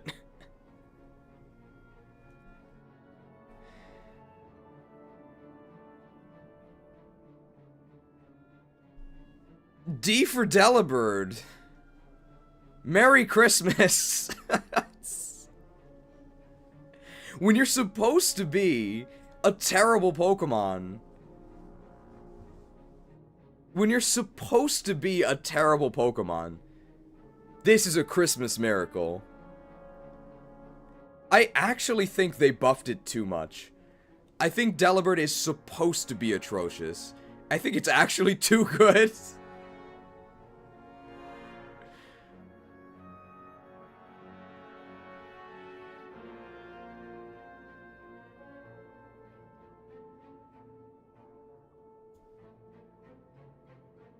Phanpy!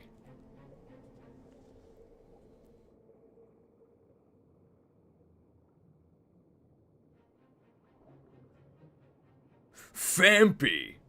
Available nice and early in Crystal. You can get it by going towards Blackthorn early from the south.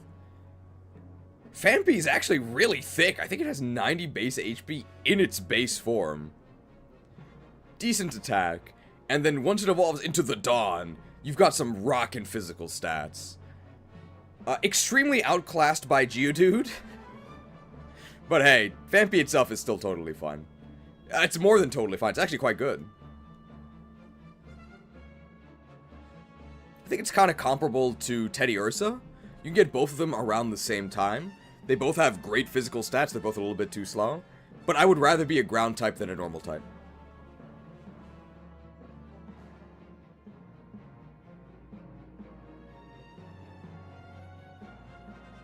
Really good. Rips, or Quakes, right? Really good. Really good. I'd put the Dawn on my team. Quakes for Arceus! Oh yeah, we can say that as well. Really good. Really good. It used to have a trash can move pool in vanilla, but they fixed it. Let's look for the move pool. Fampy.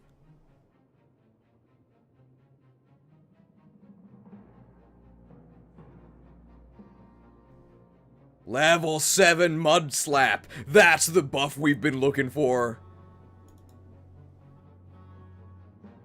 Level 7 Mud Slap. Are we sure this thing's not too strong? And the actual buff.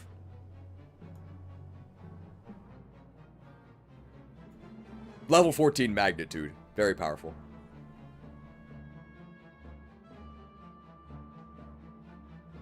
Is this Fanpy rating music? It's kind of intense.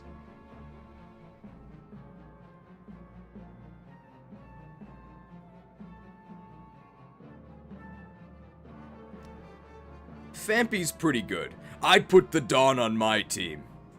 Quakes for Arceus!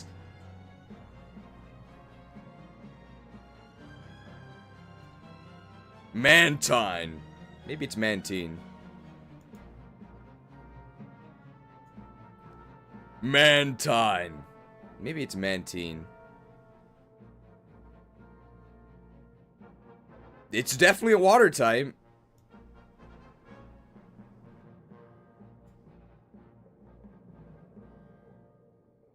Maybe this Remoraid fell off one of its wings.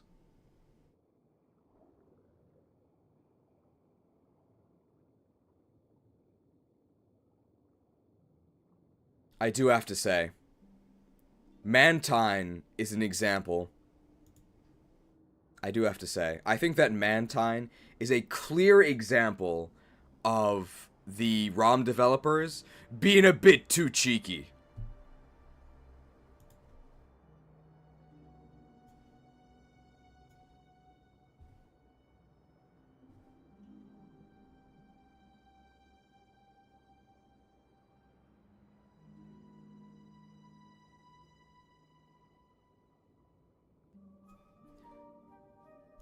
So if you look here, Mantine was actually the recipient of a stat buff.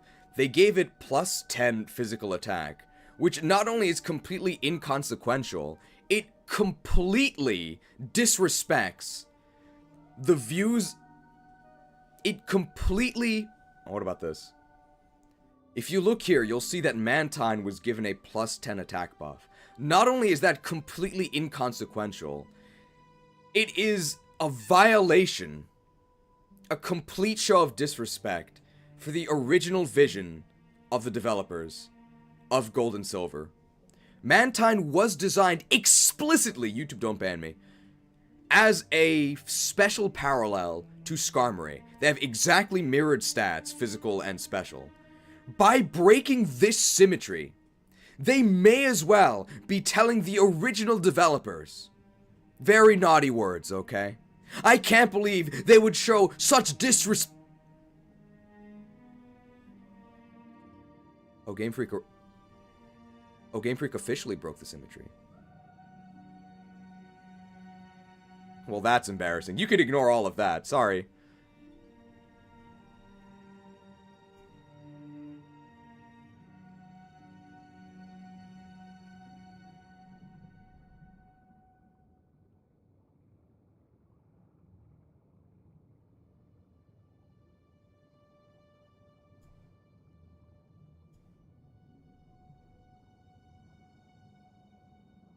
Skarmory, the metal Mantine? Or maybe Mantine is moist Skarmory, who can say? I thought this game only had Gen 2 Pokemon, and yet they backported in Skarmory? Very strange decision. Well, if you're gonna be a physical wall, you may as well be invincible. That's what Skarmory is. And unlike most Pokemon where... And unlike most walls where they can't really do anything, Skarmory actually can. its attack and speed aren't great, but they are way better than pure dedicated walls like these two. For that reason, I think Skarmory's a lot better than they are. This whole zone down here, probably Pokemon that aren't going to be one-hit KOing enemies, but these Pokemon actually have a risk of dying when they don't kill. Skarmory does not. Skarmory can never die. And your opponents eventually will. Its attack stat is probably a lot better than you think.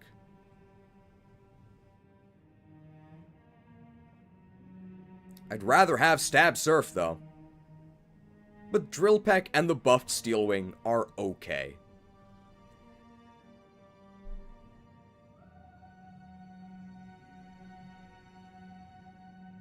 Everybody okay with C-tier Skarmory?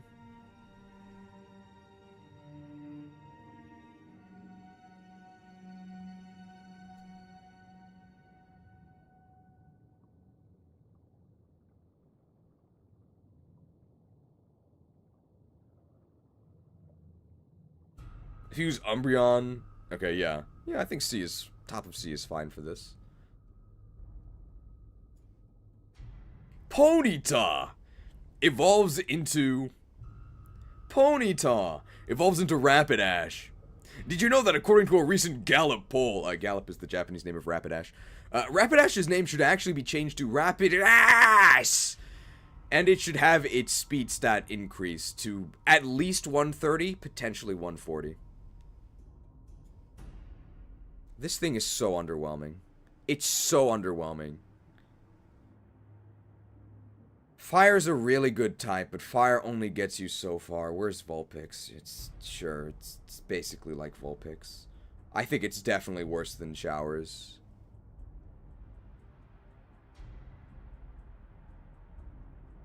It has much better availability than Vanilla. You can actually get it directly to the west of Ecruteak. And although it has a late Evo to Rapidash, Ponyta's stats for a first stage Pokemon are, like, kind of okay. And Rapidash gets Mega Horn. I'm probably being too generous to Ponyta. I could see it in a lower tier.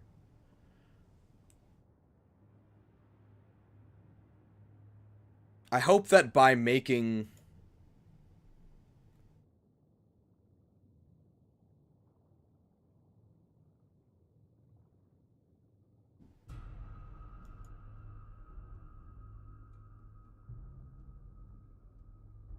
At least fire is a really good type.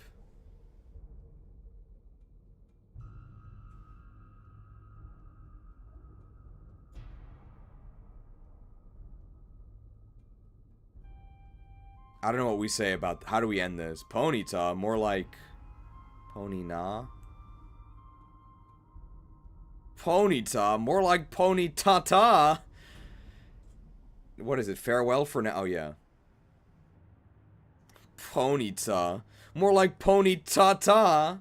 Farewell for now. Hopefully forever. I really don't like this thing. I'm moving it down.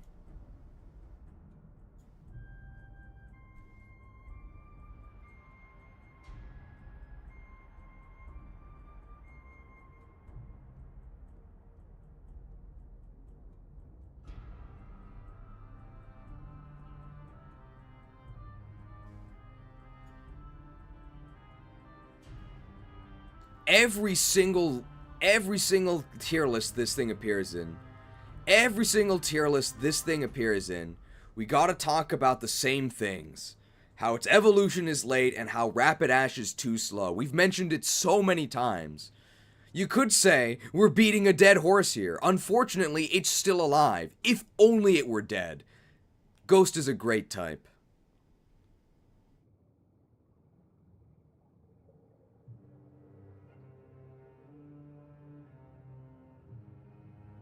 Cubone Bone. I have to check this because I'm not sure.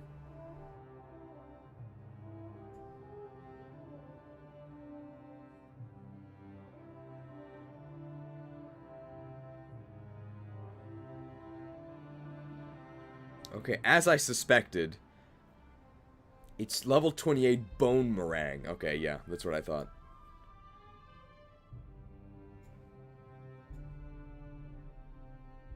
Did it actually get stat buffs?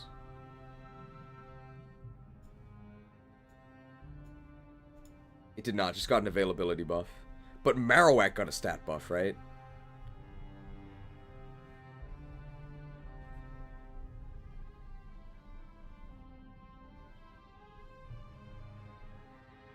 Yeah, it did.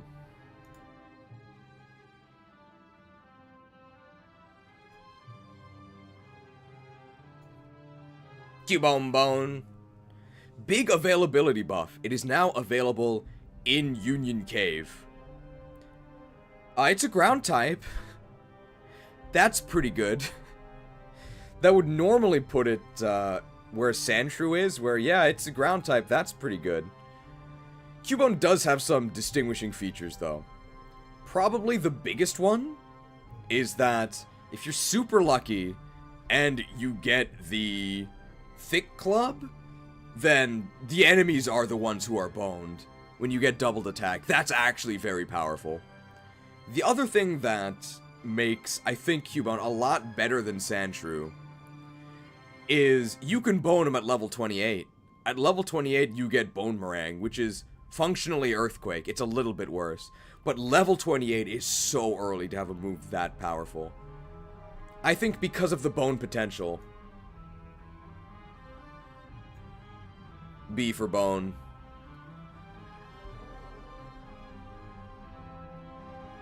If I'm not mistaken, I think they also gave it a stat buff.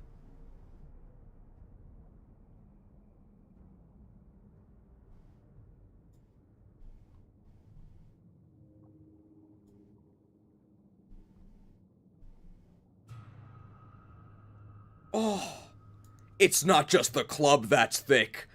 Plus 5 HP.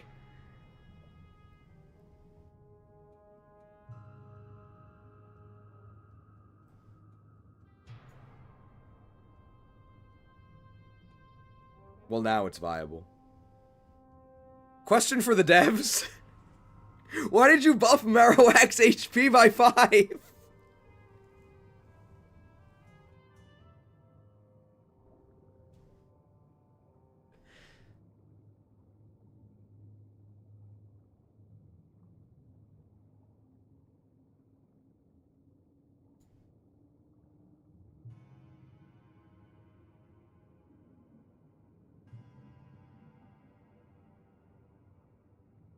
That actually is one of the devs. They're answering it right now. Because he drinks his milk and has strong bones. At least it's in line with the bone theme. I approve.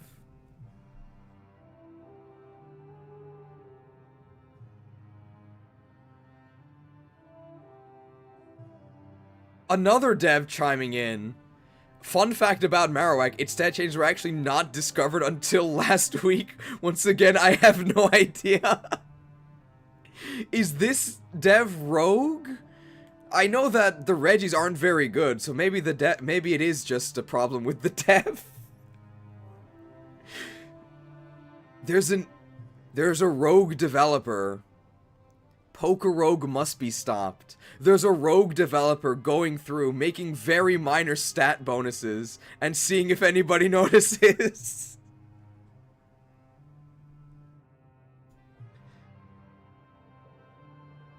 Murkrow. Another incredibly buffed Pokemon. First, in terms of availability, you can now find it at nighttime in National Park. You can also find it in the Kanto region, as I learned, because you can hear it very prominently in the audio of the Argent Ascent video.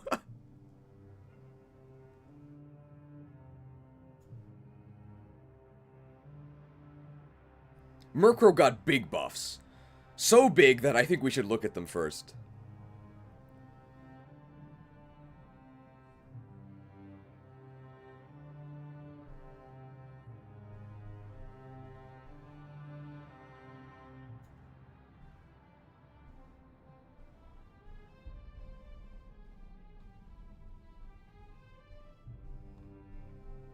Murkrow, hello? Plus 10 to HP, sure. Plus 20 to attack with, remember, Physical Dark. They also buffed Feint Attack to be 70 base power. And remember that Sky Attack is now Flying type Hydro Pump. Plus 10 defense. Wow. This thing's so durable.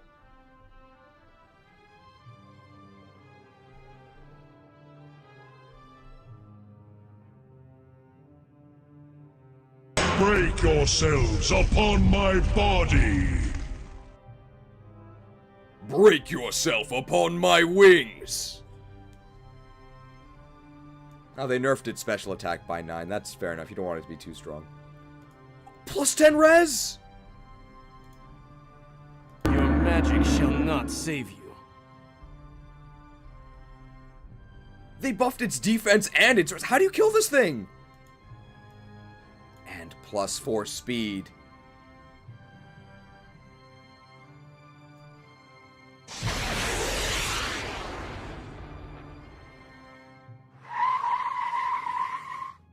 You're too slow! I think the devs might have gone a bit too far in some places.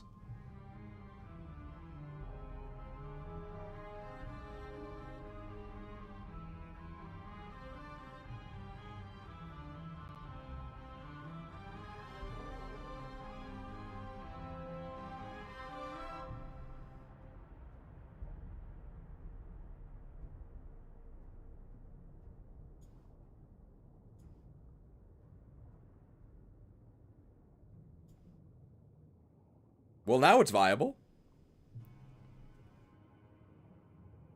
Not the best stats, but considering how early you get it, pretty good stats.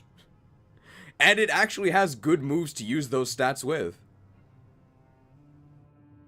Not quite the big honcho, but the Murkrow. That doesn't work.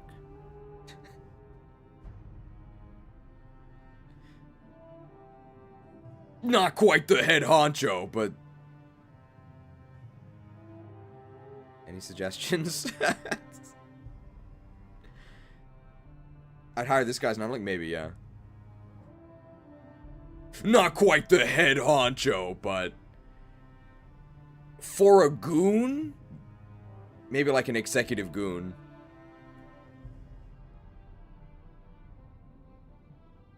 Shoulder soldier.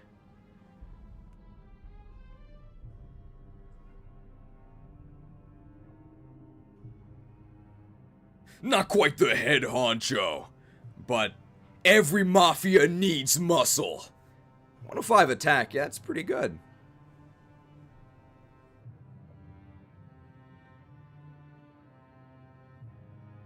I'd say consider this henchman for promotion.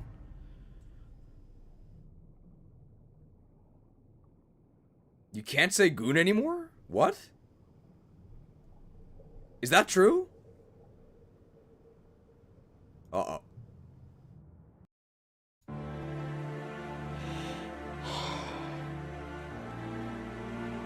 This is a difficult video for me to make. It's a difficult video for me to make.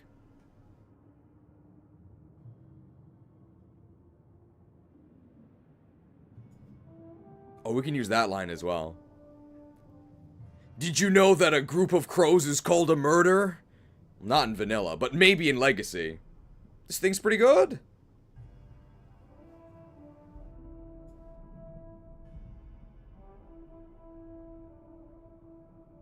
Okay, who's next after Murkrow? Gotta get this ready.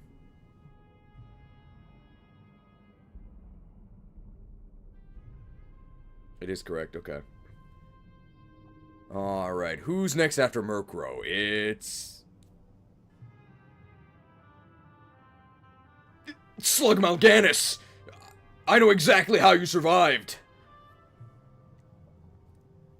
Slug Mal'Ganis! I don't know how you survived, but I swear I'll... investigate how you survived by looking at the stat buffs.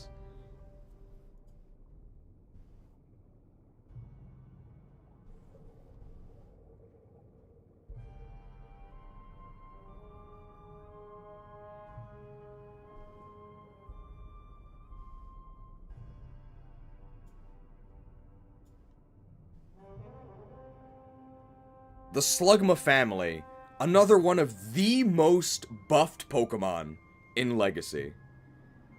The base form Slugma, plus 10 HP, plus 30 attack, plus 20 defense, plus 20 special defense, plus 80 total. I think that's more than Yanma?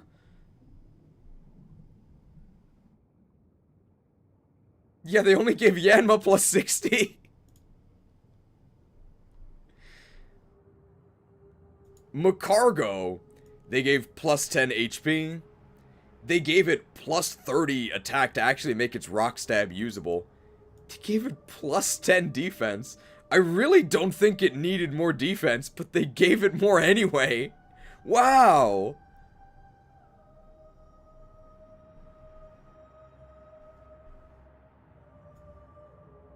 Break yourselves upon my body!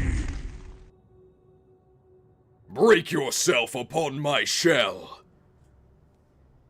And they even gave it plus 10 resistance. Your magic shall not save you. It's not a mystery how Slugmalganis survived. They buffed both of its defenses. Its biggest buff is not even listed here.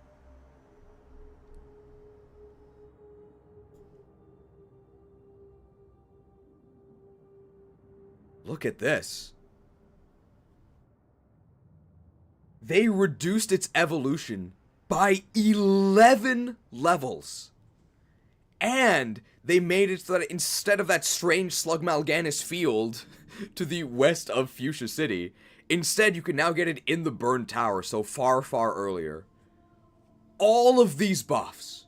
All of these buffs.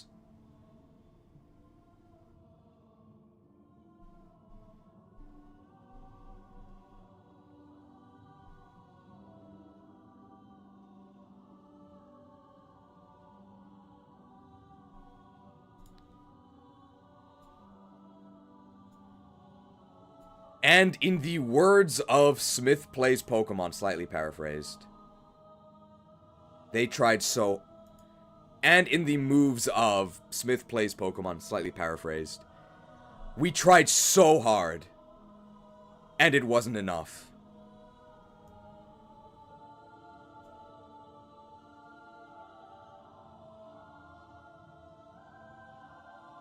Finest.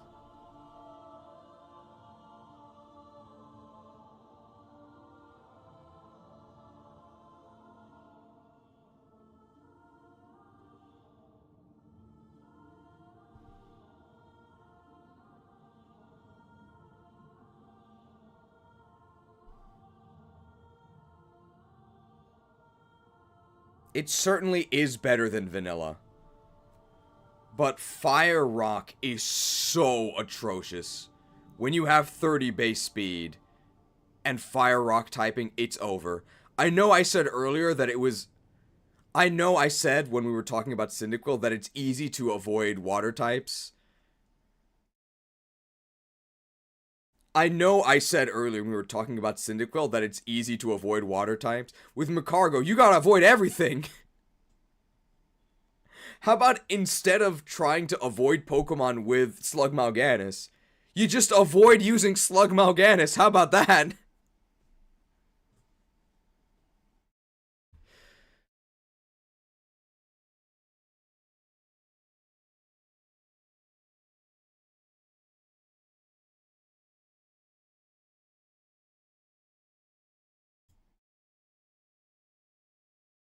I'll hunt you to the ends of the earth. Do you hear me? What do we say here? I'll hunt you to the... Are they hunting us?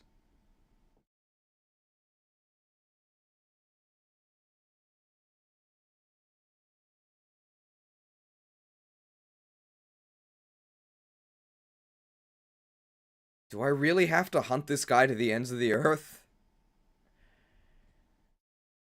Look, man, if he, like, comes to me, maybe I'll consider it. I'm not going anywhere for this. It's not the same.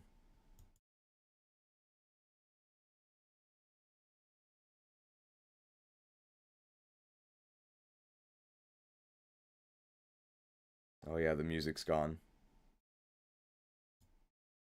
Let's do, human.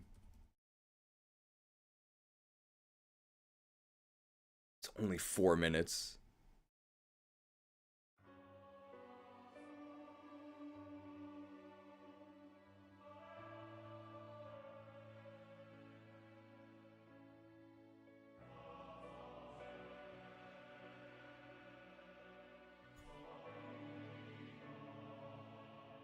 I'll hunt you to the ends of the... I'll hunt you to the ends of the earth. Do you hear me? To the ends of the earth! We did that purely as a We did that purely for entertainment value. I actually would not hunt this thing anywhere. It's so bad.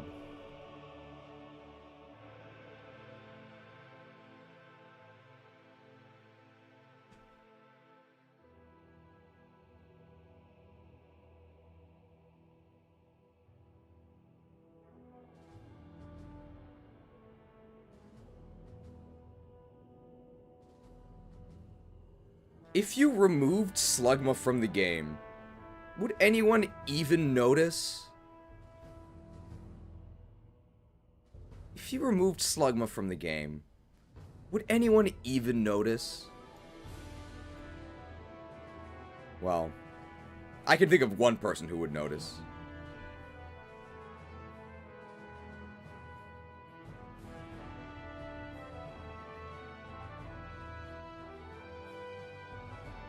I'll hunt you to the ends of the earth, Slug Mal'Ganis. Do you hear me? To the ends of the earth! Oh, I found him.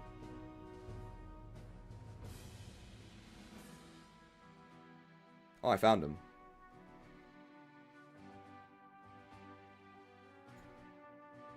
There we go. I think that's how we'll do it.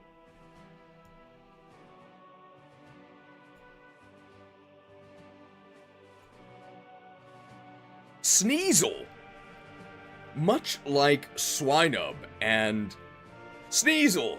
Much like Swinub and Murkrow, a Pokemon that was significantly buffed, such that we should probably look at the buffs before we even try and rank it.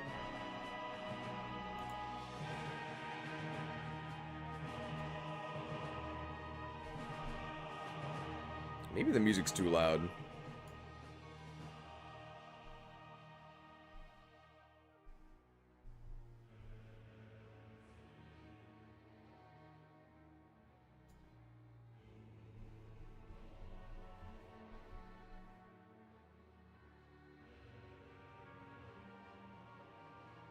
Stats-wise, Sneasel actually only got one stat buff. Stats-wise, only Sneasel's special attack was increased. It was increased by 35 up to 70. That's not great, but just like with Piloswine, it makes it so that its Ice Stab is actually something that you would consider using. Although its 95 attack is untouched, remember that Dark is now physical.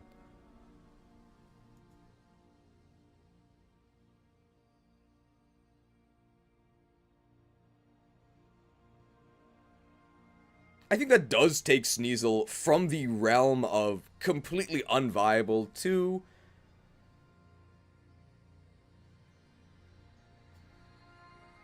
a very lukewarm recommendation. You might even say an icy one. It's a nice type. It's really fast, so it goes first. And then what?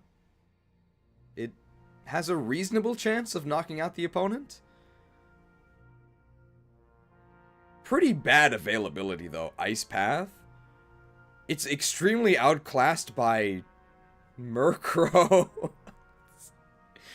We're forging new sentences here.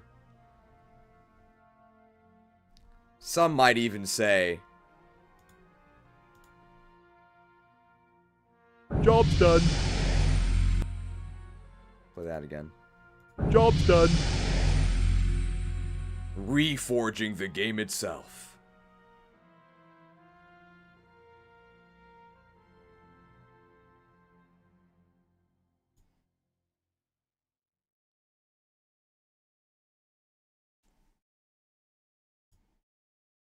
And now the music's over. Great Swords base. I really like that one. Let's do that.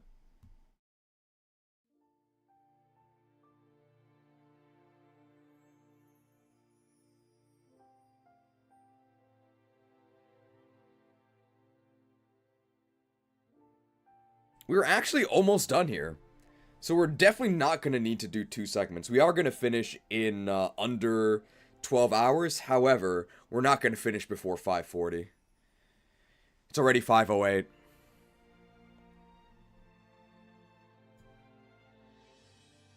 Misdreavus. Misdreavus. Like many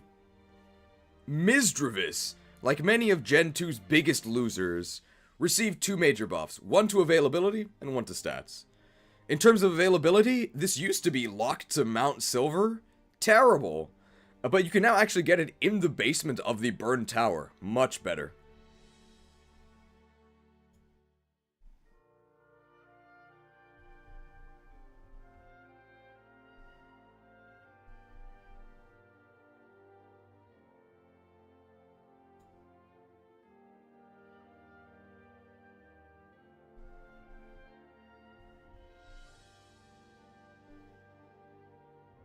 Stats-wise, the buffs are far more modest. It was given +5 in special attack.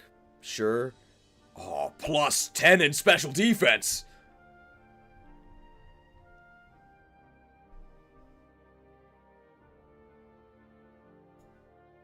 Your magic shall not save you. How do you kill that which is already dead? And +10 in speed, which is nice, although it was probably already fast enough. It's undeniably stronger.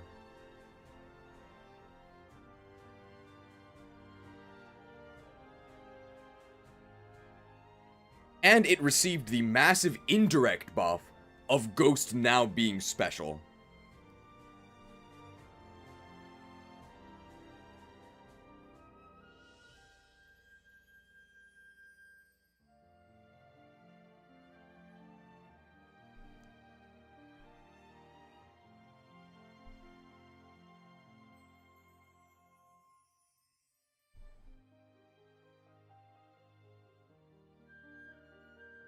I think it still ends up being worse than Ghastly, a Pokemon that can then evolve twice. But Ghastly's really busted.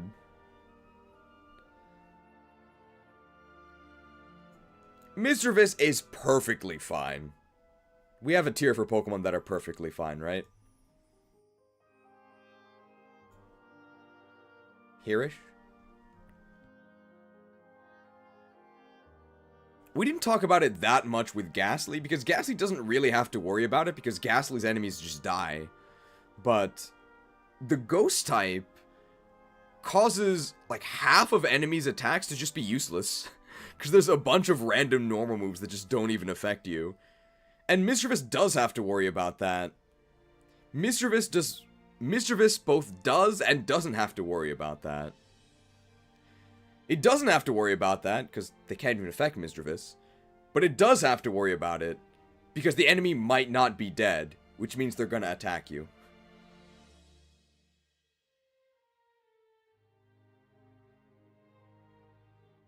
I think Misdreavus is one of the Crystal Legacy success stories. A Pokemon that was literally unusable in the original Crystal, because it was not even there. And now, it's a perfectly reasonable Pokemon that you might actually consider putting on your team. In that sense, outstanding success.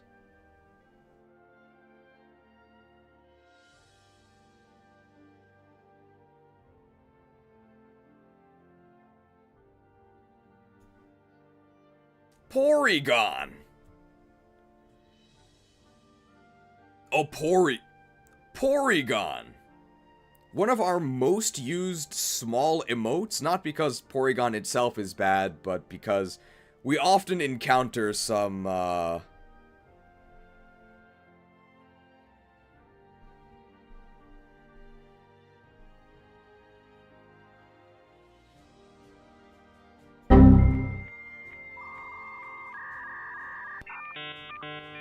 technical difficulties, which take many forms.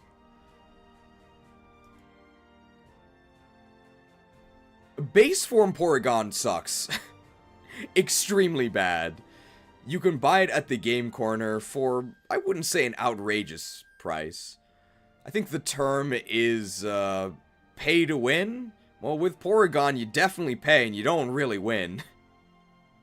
What do they call those deals? Am I allowed to say scams?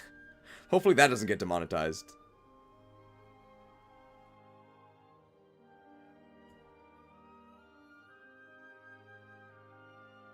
If you had to actually get the upgrade from Silphco in Kanto to get to Porygon 2, I would probably actually put Porygon in Finest. It's so bad. However, you do actually get access to upgrade after Gym 7. So in Mahogany Town, you get the upgrade, you can buy it there. You can install it on your Porygon to evolve it into Porygon 2. Porygon 2 has a really good move pool. We installed Thunderbolt, Ice Beam, Bolt Beam, Psychic, and I think you can also run Recover on it. For a Pokemon that, in pretty much every situation, can do something.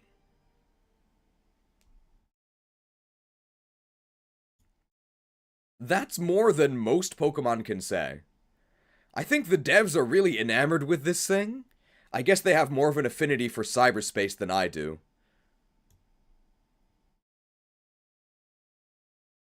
I was never really wowed by this thing. But at the same time, I don't really have any disdain for it. I think it's perfectly fine.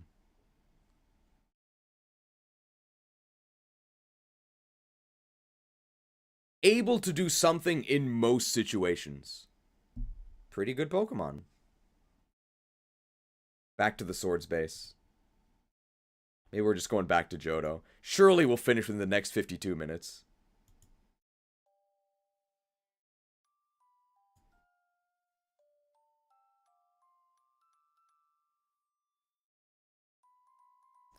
More nice things we can say about Porygon.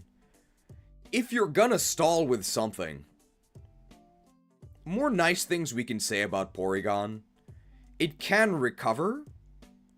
And if you want to actually try healing and outlasting your opponent, you need Recover. You can't use Synthesis. Synthesis actually dependent on time of day. And if it's not daytime or harsh sunlight, it's terrible.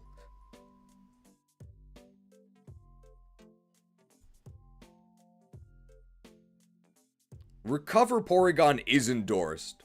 Remember to back up your data and have recoveries available.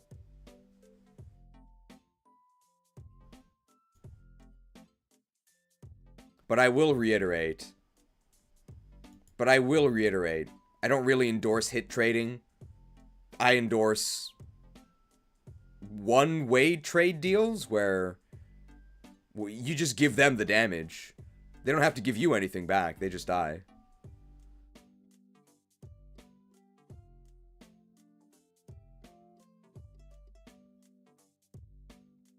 I think we forgot Kangaskhan.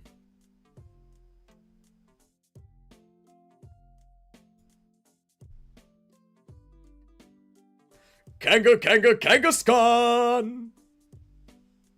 Why would you use this? I don't think you would. We'll put it next to Stantler as a very, very whatever normal type. You can find it in the basement of Union Cave.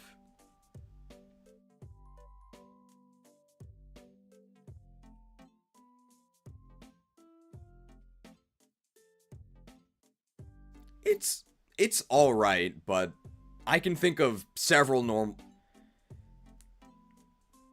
It's alright, but I can think of several normal types I'd rather use. Like Stantler. Or Snubble.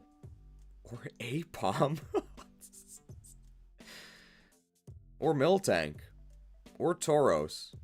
Or Teddy Ursa. There's actually a lot of normal types I'd rather use before this thing.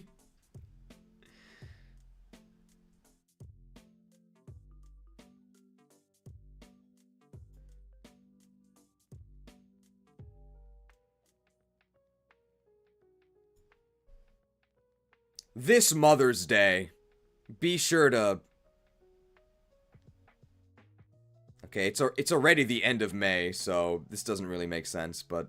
Maybe somebody watching this in the future, this Mother's Day, be sure to give your Kangaskhan... This is not working.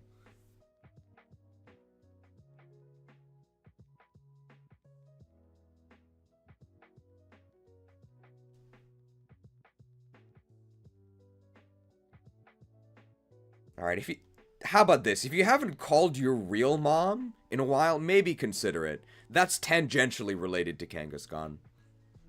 She's waiting to hear from you.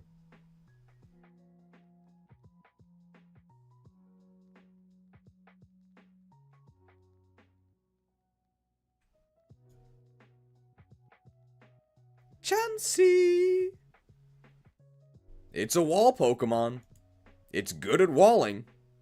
I do not care about walling.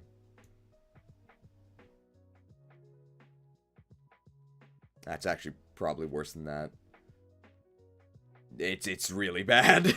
It's really bad.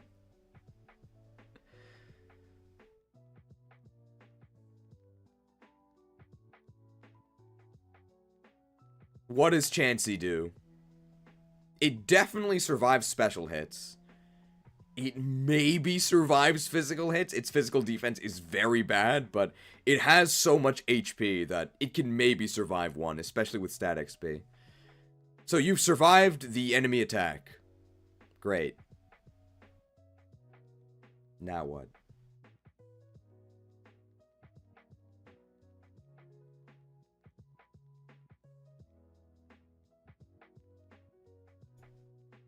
Ammonite, Kabuto, and Aerodactyl, the fossil crew. They've all been moved to the ruins of Alf.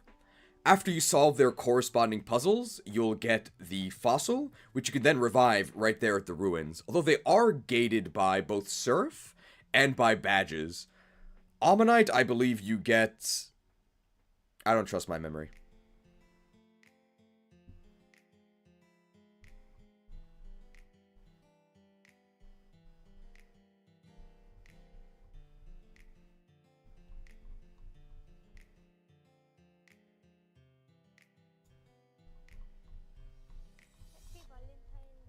We're doing the research, okay?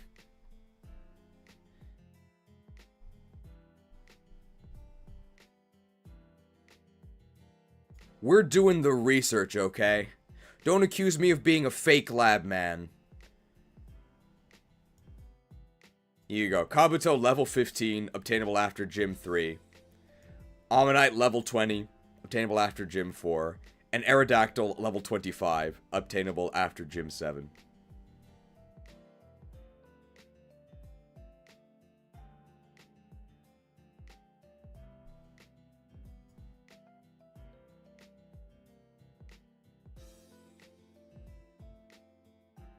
Ammonite! I'm a little bit biased towards Ammonite because it evolves into Omastar, and my name's Omar! Wow. I sure do love Omar Star.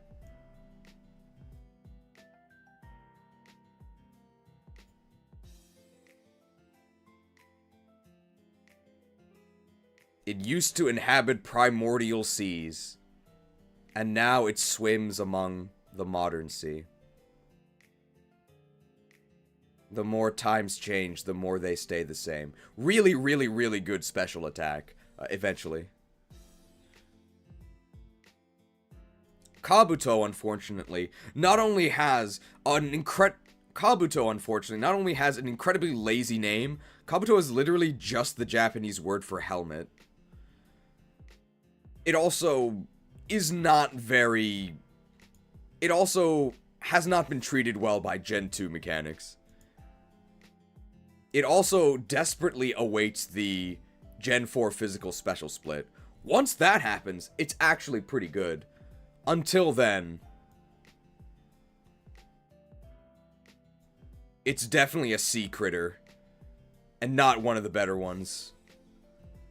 Its special attack is, I would say, unusably bad. It's like a last resort, but its physical attack is actually pretty good, and hey, it's got Stab Rock.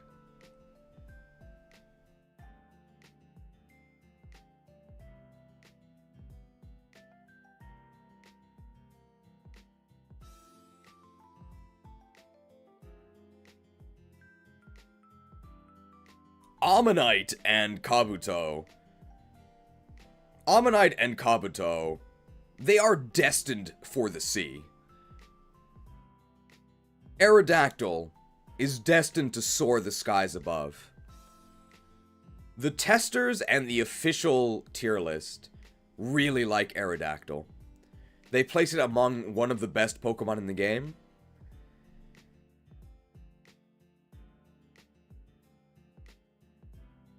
I'm a rogue researcher, okay? I brought Aerodactyl back from the dead to once again terrorize this land. From the top of A. A for Aerodactyl. A for Aerodactyl.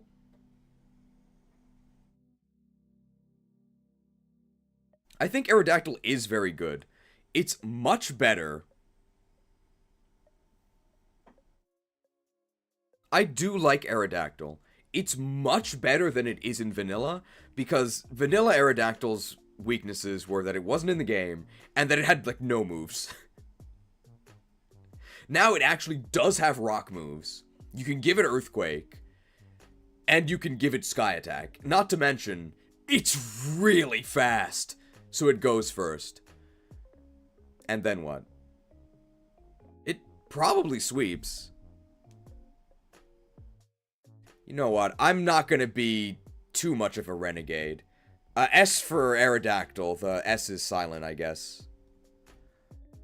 My main qualm with this thing is that it's underleveled. That's undeniable. If you could resurrect this as soon as you got the fossil, so Gym 4, maybe one of the best Pokemon in the game. The issue is that it's gated behind Gym 7, and it's a 1-2 punch. There's double kick, not double punch. It's underleveled. It resurrects at level 25. So I guess it's got resurrection sickness. You also have to worry about the durability damage. Is it worth catching up? I think it is. It's definitely worth investing in it to get it caught up, at which point it will pull ahead, because it has 130 speed, right? It's very fast. You just do have to overcome the initial investment. Shoutouts to Lance's Aerodactyl, who will wipe you. You cannot stop this. You cannot run from this. It's already in motion, except the end. I have Jolteon, who's faster and kills it. I challenge my fate.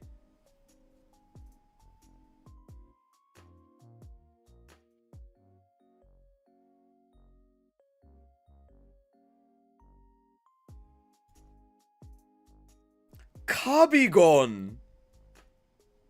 Kabigon! The undisputed best Pokemon in Gen 2 competitive? Red on his team literally has Curse-Lax, so I hope you're ready.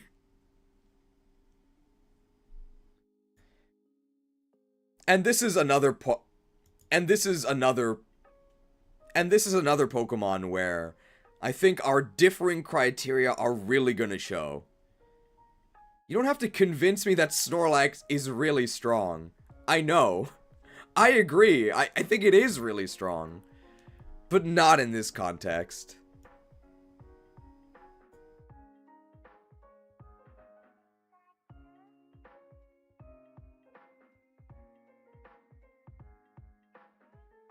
Extremely late game.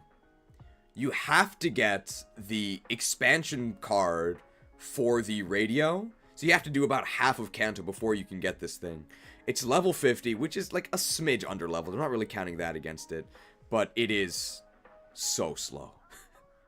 So slow. And when you go second, even if you do win eventually, so much can go wrong. And I don't want to deal with that every single battle where I'm using Snorlax. No thanks.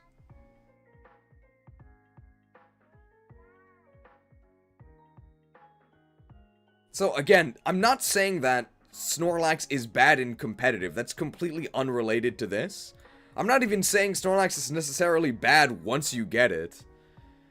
But you don't get it for the vast majority of the game. And once you do get it, because it's so slow, it's very far from a guaranteed win. So much can go wrong. And I, personally, me, imported cheese, would rather not deal with that. I would just rather win instantly with any of these Pokemon.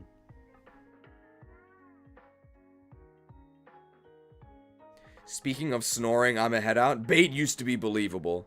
I'll never trust anyone named AJ again. Good night.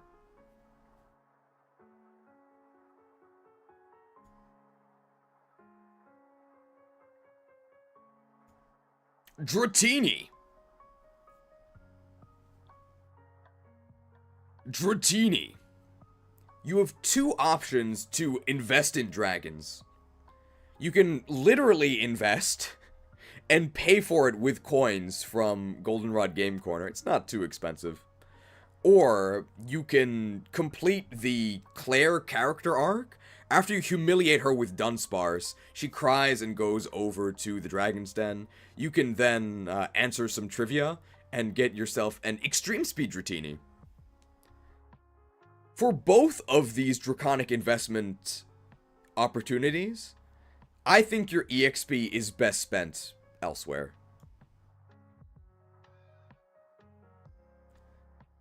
I think it is far, far worse than Tyranitar. You don't get the same payoff, and as you're investing in Larvitar, it can still fight.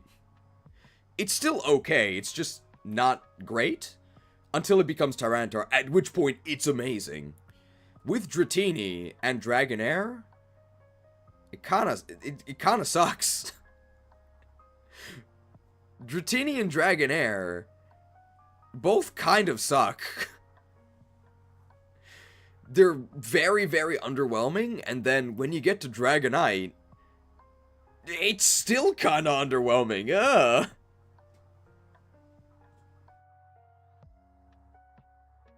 Never unusably bad, but never worth using.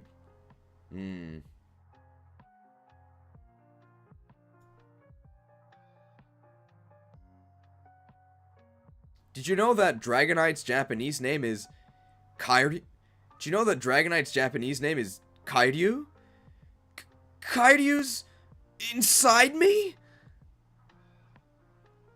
Well, it's definitely not inside my team, I'll tell you that much. I'm not using this thing.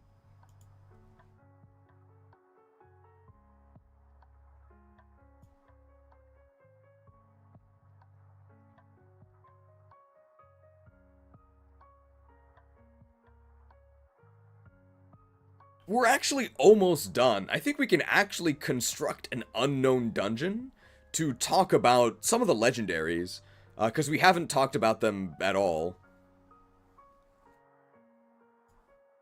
We're actually almost done. In terms of the live, we've been going for 10.5 hours, which for me is actually We're actually almost done. We're actually almost done. In terms of the live, we've actually been going for 10.5 hours, which, believe it or not, actually means we have extra time. So hey, let's talk about the legendaries.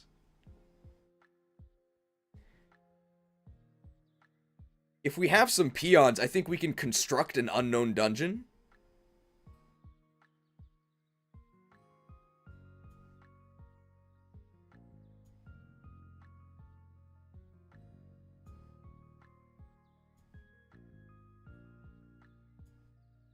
Meant to make this one purple and this one white.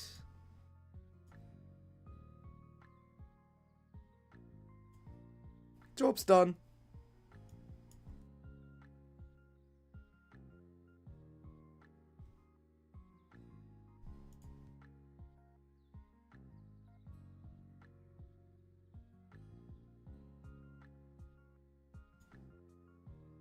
And there it is. Hey, they spelled unknown wrong. These contractors. Can't trust anyone.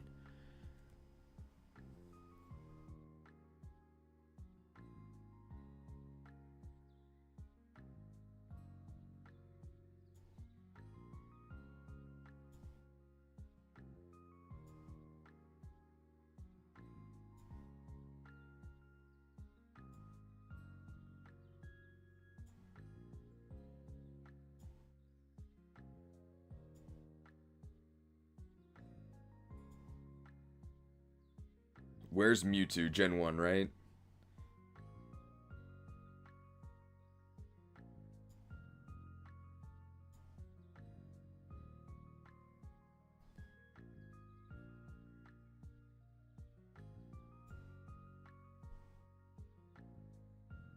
Not gonna talk about these Pokemon in depth. We're gonna go over them just really quickly.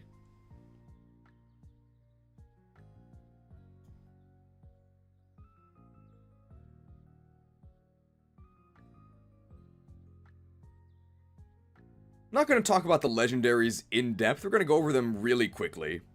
Suicune, I guess it's the cover legendary? Wallace or Eusine or Juan, whatever his name is. These fancy water type guys all look the same to me.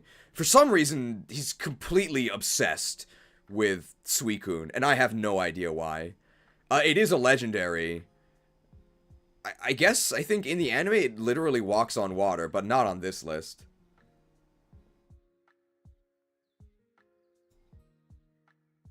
Super C tier. Cool, bulky, defensive water type. I'm not impressed.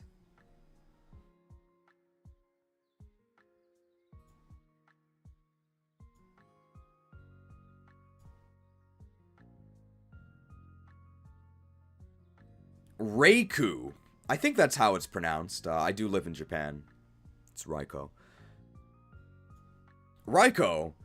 Extremely powerful, if you can catch it. Good luck. They did make the roaming legendaries a bit less obnoxious. You now have them registered in your decks as soon as you encounter them in the Burned Tower, so you can track them. That's the random part. That's some of the randomness out of the way. They also removed Roar from their movesets, so they're slightly less obnoxious to catch. You still have to track them down. You still have to trap them with either Mean Look or Spiderweb, otherwise they'll just run away. And they purge themselves of status after they flee. Extremely obnoxious to try and capture. I recommend using the Master Ball. Raikou is really powerful once you get it. It's basically just better Jolteon. Jolteon is faster, but that literally only matters against Aerodactyl. Raikou is stronger, which matters against everything else. So if you gave me the choice, I'd probably rather use Raikou. Entei, the Flame Emperor. It got the same buff. Entei, the Flame Emperor. As the spiritual resurrection, Entei, the Flame Emperor. As the spiritual successor to Flareon. I mean that literally. It's a Flareon that died in a fire and came back as an Entei. It received the Flareon treatment. Its attack and special attack were flipped.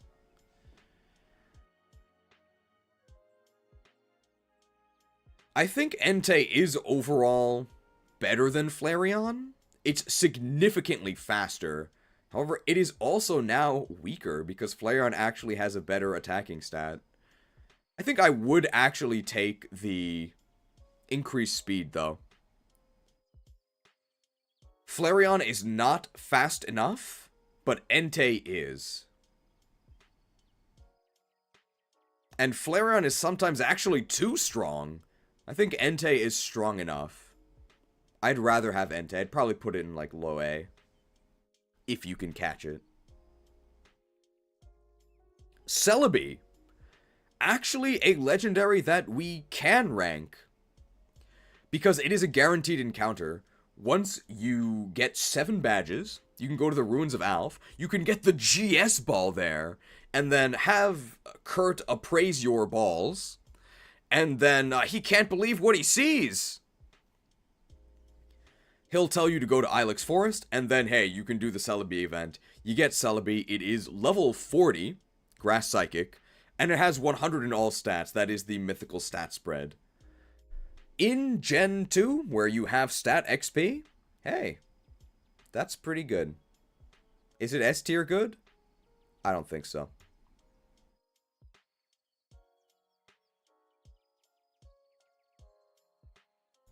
But it's pretty good.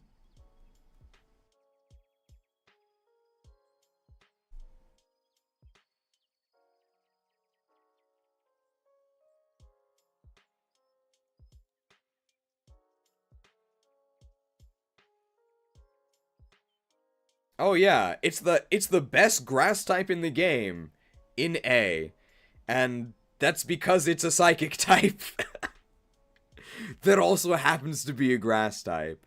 Hey, eventually you do get access to the buffed Giga Drain.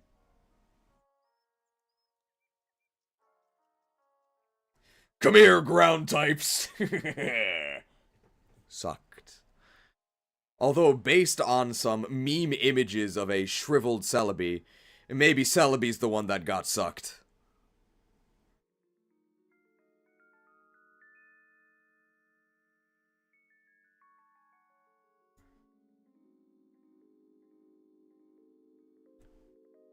Legendary Bird Trio.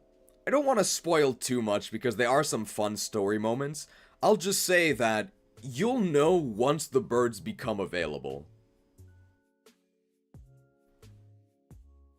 I'll just say that you have to clear certain battles to make the birds available. You'll know which ones.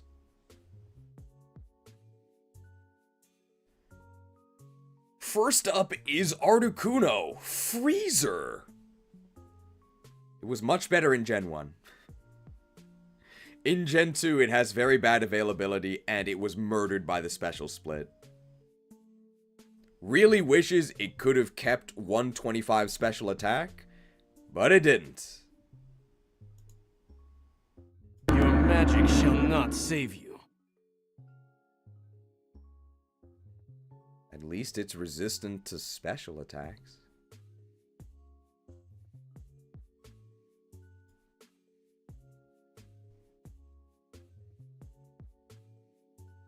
At least it can survive a Thunderbolt. Wow.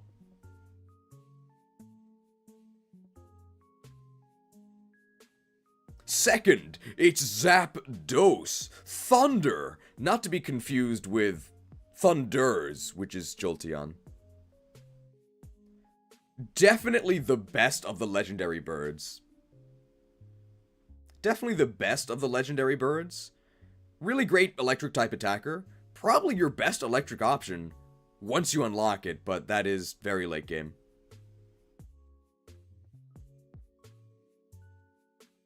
Moltos, the third one. Probably Moltos, the third one. It's probably better than Articuno after Articuno got murdered by the special split, but still a pretty unimpressive Pokemon. You'd think that 125 special fire attacks would be worth something, but Boosters got 130 way earlier, and I don't think Booster's that good.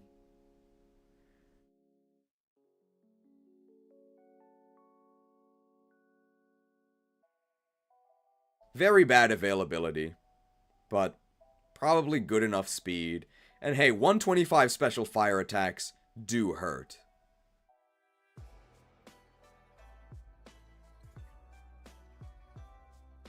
Lugia. Lugia.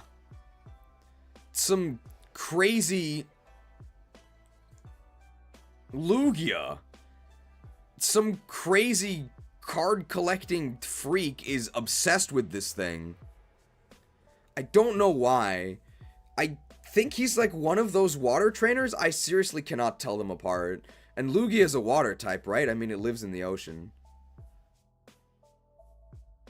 It's the defensive of the cover legendaries, but even though it's defensive, its offenses are actually very reasonable. It's pretty good.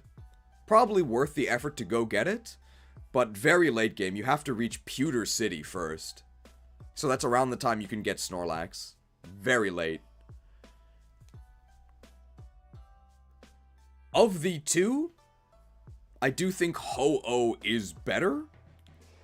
I just think Fire type. Of the two, I'd say that Ho-Oh is better in every gen except this one. Because there's just so many Psychic type targets that you can hit. Of the two, I would say that Ho-Oh is generally better. Except in this gen. Because there's so many targets to hit with Psychic moves. Although really, by the time you obtain these guys, the game is basically over, so there really aren't targets of any type to hit.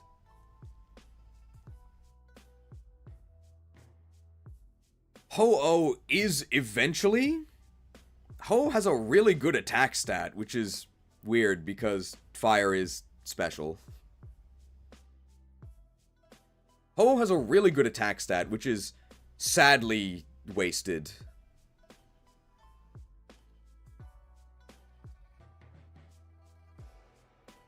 Ho-Oh has a really good attack stat, which is sadly wasted because fire is special.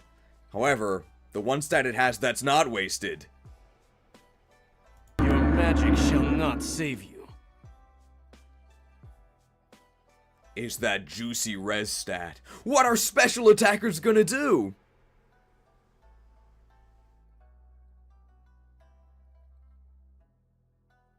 Much like, unfortunately, much like with Blood Mage, unfortunately, once you actually hit level 6 with Blood Mage and are able to summon Phoenix and shout at your enemies that vengeance burns, the game is over. So, great if you can get it, but hey, you're already pretty much at the credits, so can't give it too much credit for that.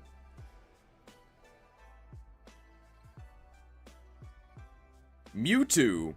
Obtainable literally as the last thing you can do in what we're considering in-game, without going into too many spoilers, but obviously incredible. Unfortunately, you can't really use it.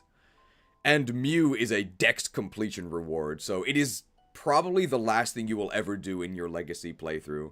It's more of just a commemorative reward than an actual Pokemon you can use.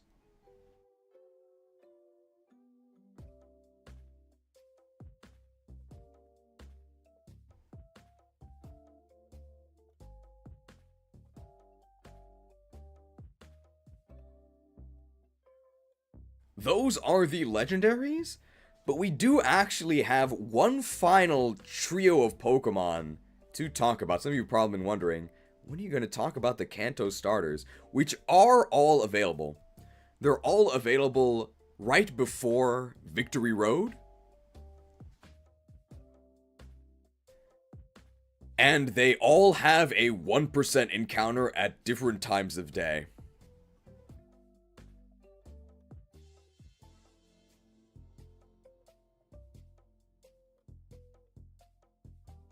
The starters themselves, I know starters are some of the most beloved Pokemon. The starters themselves are not very good. What makes them good is that they're guaranteed, and they're at the very start of the game. These are not at the start of the game, they are near the end of the game, and they are level 5, so critically underleveled. And, as we discovered, they are most certainly not guaranteed.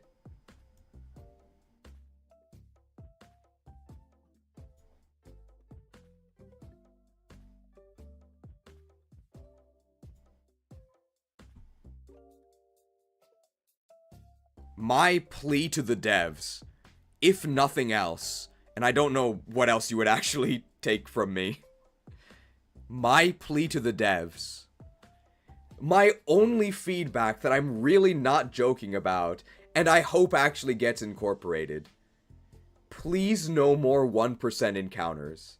Please no. There's video evidence, okay? Video evidence. Nearly 5 hours of our descent in... Nearly 5 hours collectively across the playthrough of our descent into madness, attempting to hit one of the 1% encounters. It was so bad that a developer was literally in the chat, and they themselves were beginning to doubt if the Pokemon was in the game.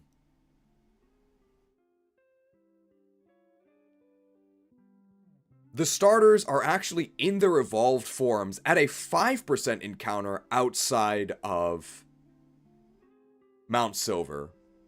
I think a 5% encounter is perfectly reasonable in terms of rarity. I think a 5% encounter is perfectly acceptable in terms of making an encounter rare and still exciting to hit. With a 1% encounter, I think that the chance for things to go awry, with a 1% encounter, I think the chance for things to go awry, or as OSRS players would say, for things to go dry, it's just too high. Please, hear my plea. No more 1% encounters. Except for Dunsparce. You can keep that at 1%. It'd be too strong otherwise.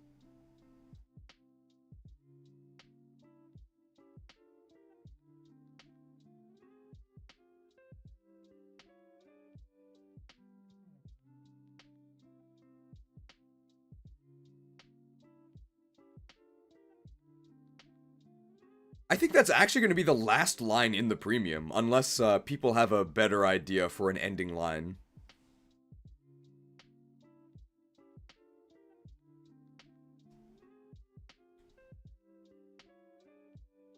The devs should have implemented a 2RN system that'd make the RNG feel better.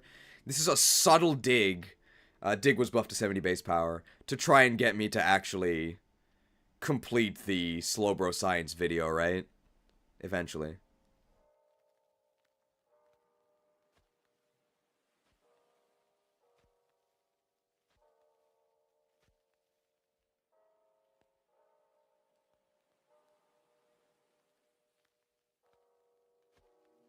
FE7 Legacy when?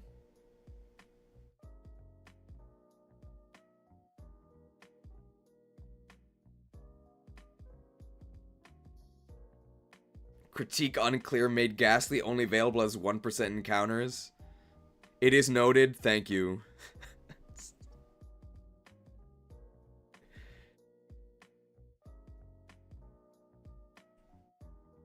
The potential for things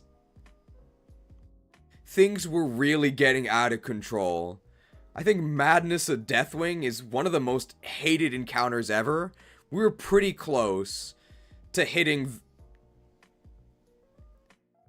Things were getting extremely dire. I think Madness of Deathwing is one of the most hated encounters ever. We very nearly were stuck on farm. We very nearly were stuck on the Madness of Cheese encounter. It was on track to become the new most hated raid. It just went on for too long. People were sick of it.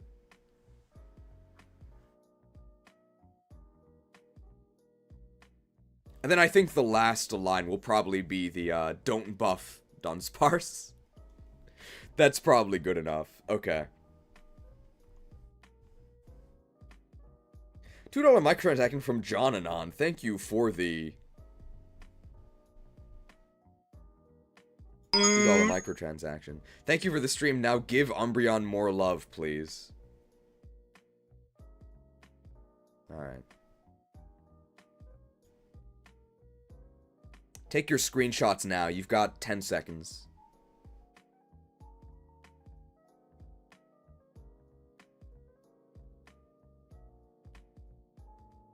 And now back where this trash belongs. I hope you're happy.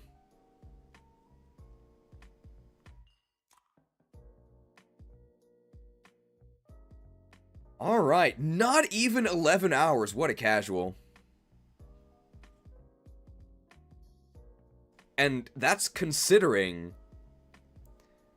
having to fight off Ganon at the beginning.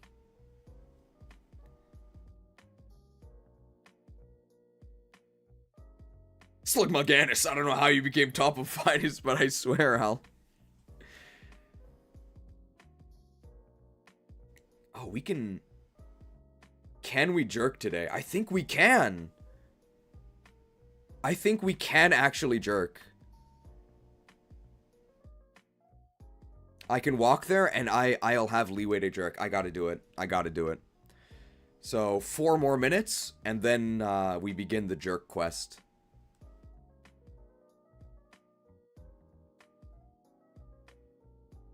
How much do I have to pay to put Heracross at the very top? You don't have to pay me. I could see it. This thing's crazy. Take your screenshots now.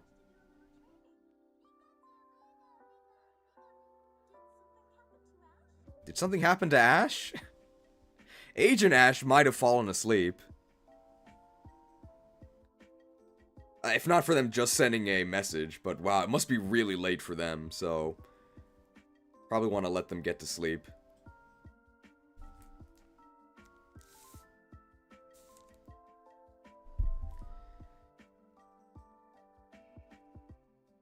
Only 2 base Kanto Smalls left? Oh, it's almost done! You must really like collecting things. So, last messages, I guess.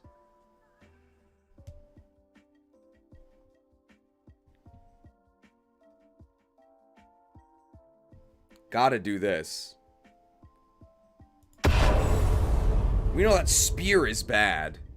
But if you can equip axes, then equip a hammer and smash that like button to help increase the reach of the stream. Obviously, a premium is planned. That's why I kept repeating things. Hopefully this gets done within this week. It's probably what I'm going to spend most of this week on. Probably going to spend tomorrow cutting it all together. And then the next few days, like, actually adding things to it. That is the plan.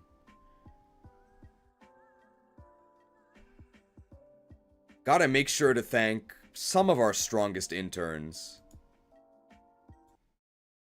Greetings, future intern. I'm Labman, head scientist here at the YTC Institute, and I'd like to offer you an exciting opportunity to evolve into one of the mighty Patreons you see on screen right now. Here at the YTC Institute, interns and Patreons alike conduct a wide array of essential research. We have a diverse, multinational workforce where everyone is welcome just as they are. You'll find many friends and opportunities. So if you'd like to join the winning team, consider evolving into a mighty Patreon with the link in the description. Thank you, and we look forward to working with you. The mighty evolutions. I'd never questioned their viability. Thanks to all the Patreons for their support. Of course, thanks to all the viewers as well for actually watching this almost 11-hour live stream. I imagine that many of you actually did have to sacrifice something to watch this, so thank you. Whether you sacrificed your time off or your hours of sleep, I do appreciate you being here. It is the viewers that make these actually worth viewing, right? Nobody would say anything if nobody else said anything. Only your eldest child? Well, that was definitely worth it. This game's pretty good. I think last thing we have to decide is, for the premium, needs an eye-catching thumbnail. We need the concept, and we need someone who can craft it. I think, here's what I'm thinking. Because the bugs are so powerful, how about Red? But he's got like a scyther behind him, and the scythe is like up to Red's neck. And Red's, like, really nervous about that. I think that would work, right? Because in the thumbnail, you can just have Red, you can have Scyther, and then you can have the Scythe, and, like, the Scythe is, like, gleaming.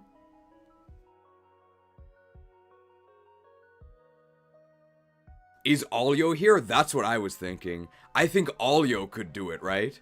Alio made the really nice stadium thumbnail.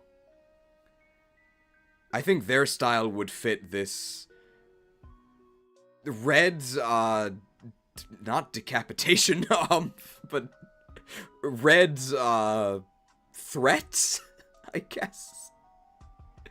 Alio's made a lot of, incredible drawings. If you go to the documents, or the, crystal, or many of the, intern spreadsheets, they made a lot of really great pictures. They did make the Red Adios pic. There's, like, the gruesome aftermath.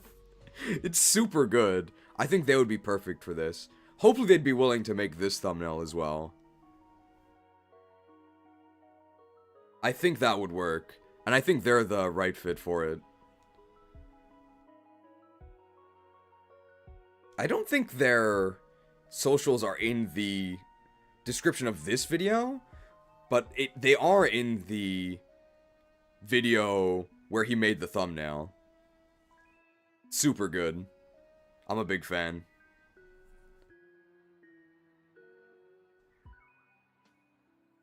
Where's that spreadsheet? It's in the... I think you can find it in the description of any of the Legacy playthroughs. That's a lie. It's in the Discord. You have to join the Discord, link in the description, because it's not public. Oh, no. I can make it public, because you can't edit it anymore. So I can actually just share it here. Let me grab it.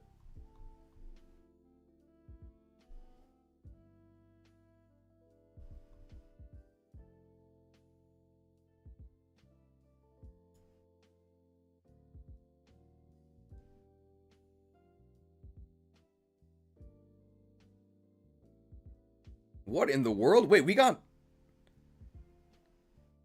3 new Patreons during this stream. That's crazy. So I guess thanks to Alex Gonzalez, Raydrick, we'll play Thracia 777 someday, 776, and Mario Yepes Olvera. All 3 evolved into Patrons during this stream. Thank you. Obviously, you can't be in the graphics now, but you'll be in the next one. The fact that it's crystal should be prominent in the thumbnail, just having Red and Scyther isn't very representative of that. I think it is important, though, because Scyther is really good. Which he's not in Crystal. Base Crystal.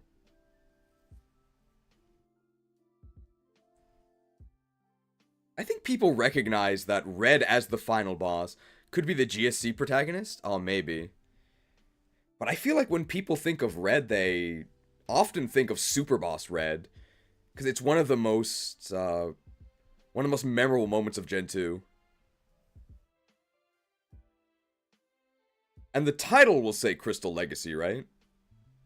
Maybe the Gen 2 MC threatening Red with the Scyther? Yeah, okay, so maybe Gold is, like, commanding the Scyther. Maybe that's too much to fit, though. So we've got Spooky Gold behind the Scyther, which is threatening the Red. Can we fit all 3?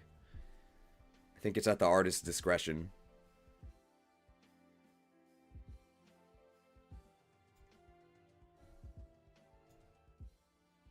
You gotta remember that we don't have a lot of space on these thumbnails.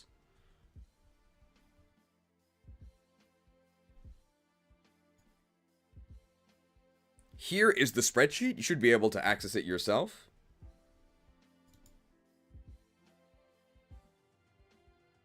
Although you won't be able to edit it. It is locked for editing. And I think on the very first tab is where you'll find the Adios artwork we're talking about.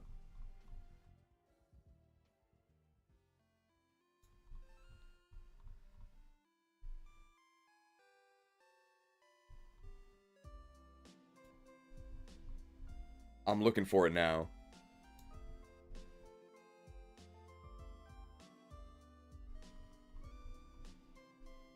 I found it.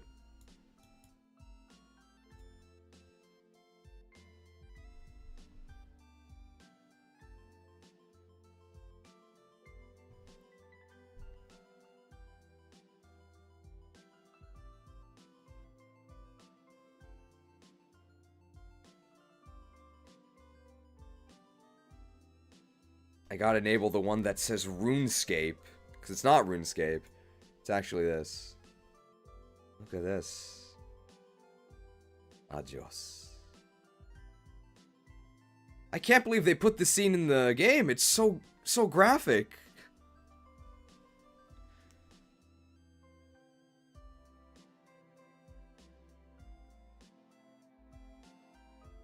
Are we sure this is a D tier Pokemon? It is good, right?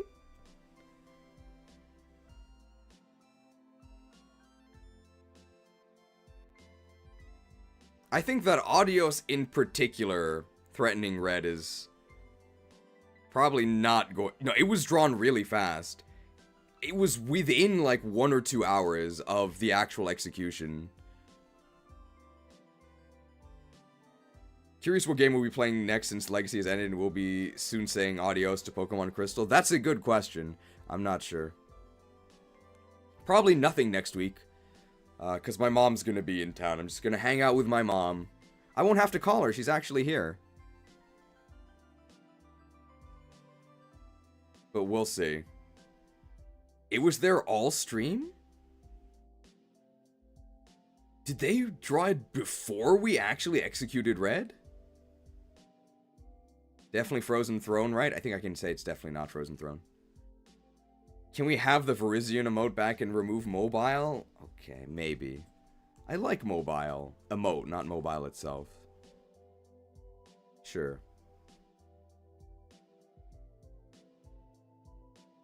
Virizion will be back eventually.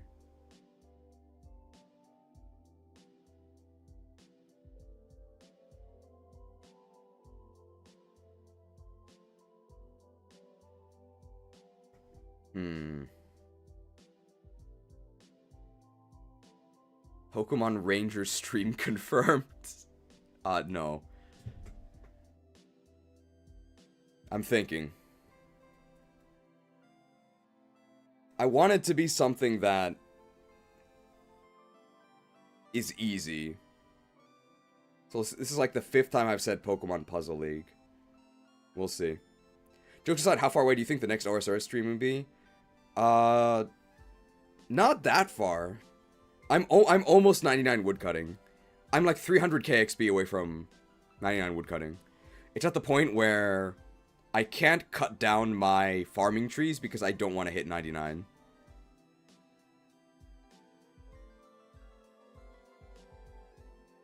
So maybe it'll be RuneScape. We'll see. There's a lot of factors. Pokemon Pinball. Oh no, I didn't like Pokemon Pinball.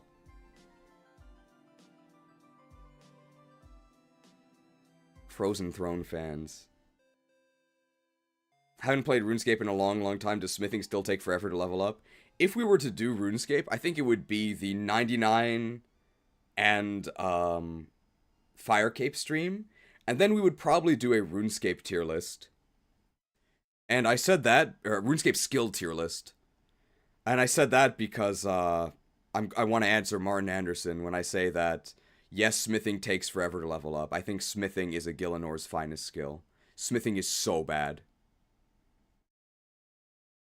It both takes forever, it's boring, and it's useless. Like, it's so bad. Pretty much every skill, or like half the skills, are a contender for the most hated skill in RuneScape. But smithing is a real contender.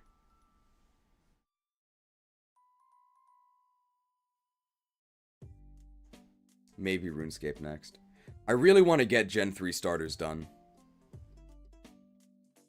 I guess that's a spoiler. You like mining? I like mining too. I have 94 mining. I have 98 woodcutting, and I have 94 mining. You can probably guess what kind of player I am.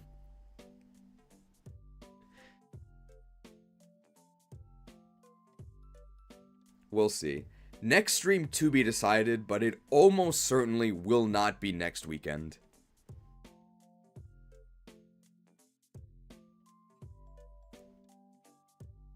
Hopefully, I can get a video converter, and I can get Ganon to, and I can subdue Ganon and get it to cooperate with us.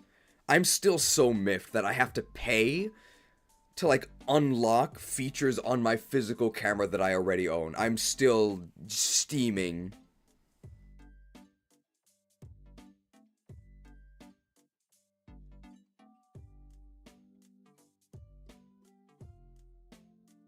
Speaking of steaming, I think we're done streaming. They're really not related aside from rhyming. Thank you to everybody who watched. Thank you to Red Pepsi for 17 months of membership. I hope to see you next week?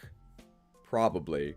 Although, the premium of this will hopefully premiere this week. And I mean, I'll be there, but we won't actually be able to interact with each other that much. Will One With Nothing ever work again?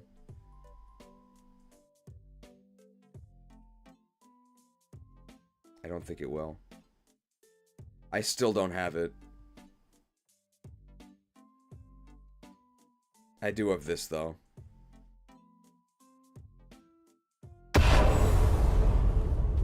It's so vanilla. Adios. Can we get the adios graphic one last time? Yeah, we can do that. We can do that. Just vanilla adios.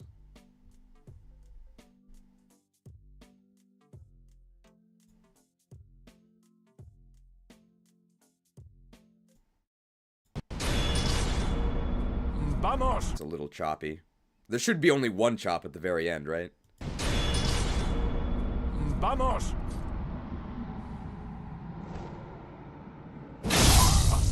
Bien hecho. Seguido. Adiós. Adios.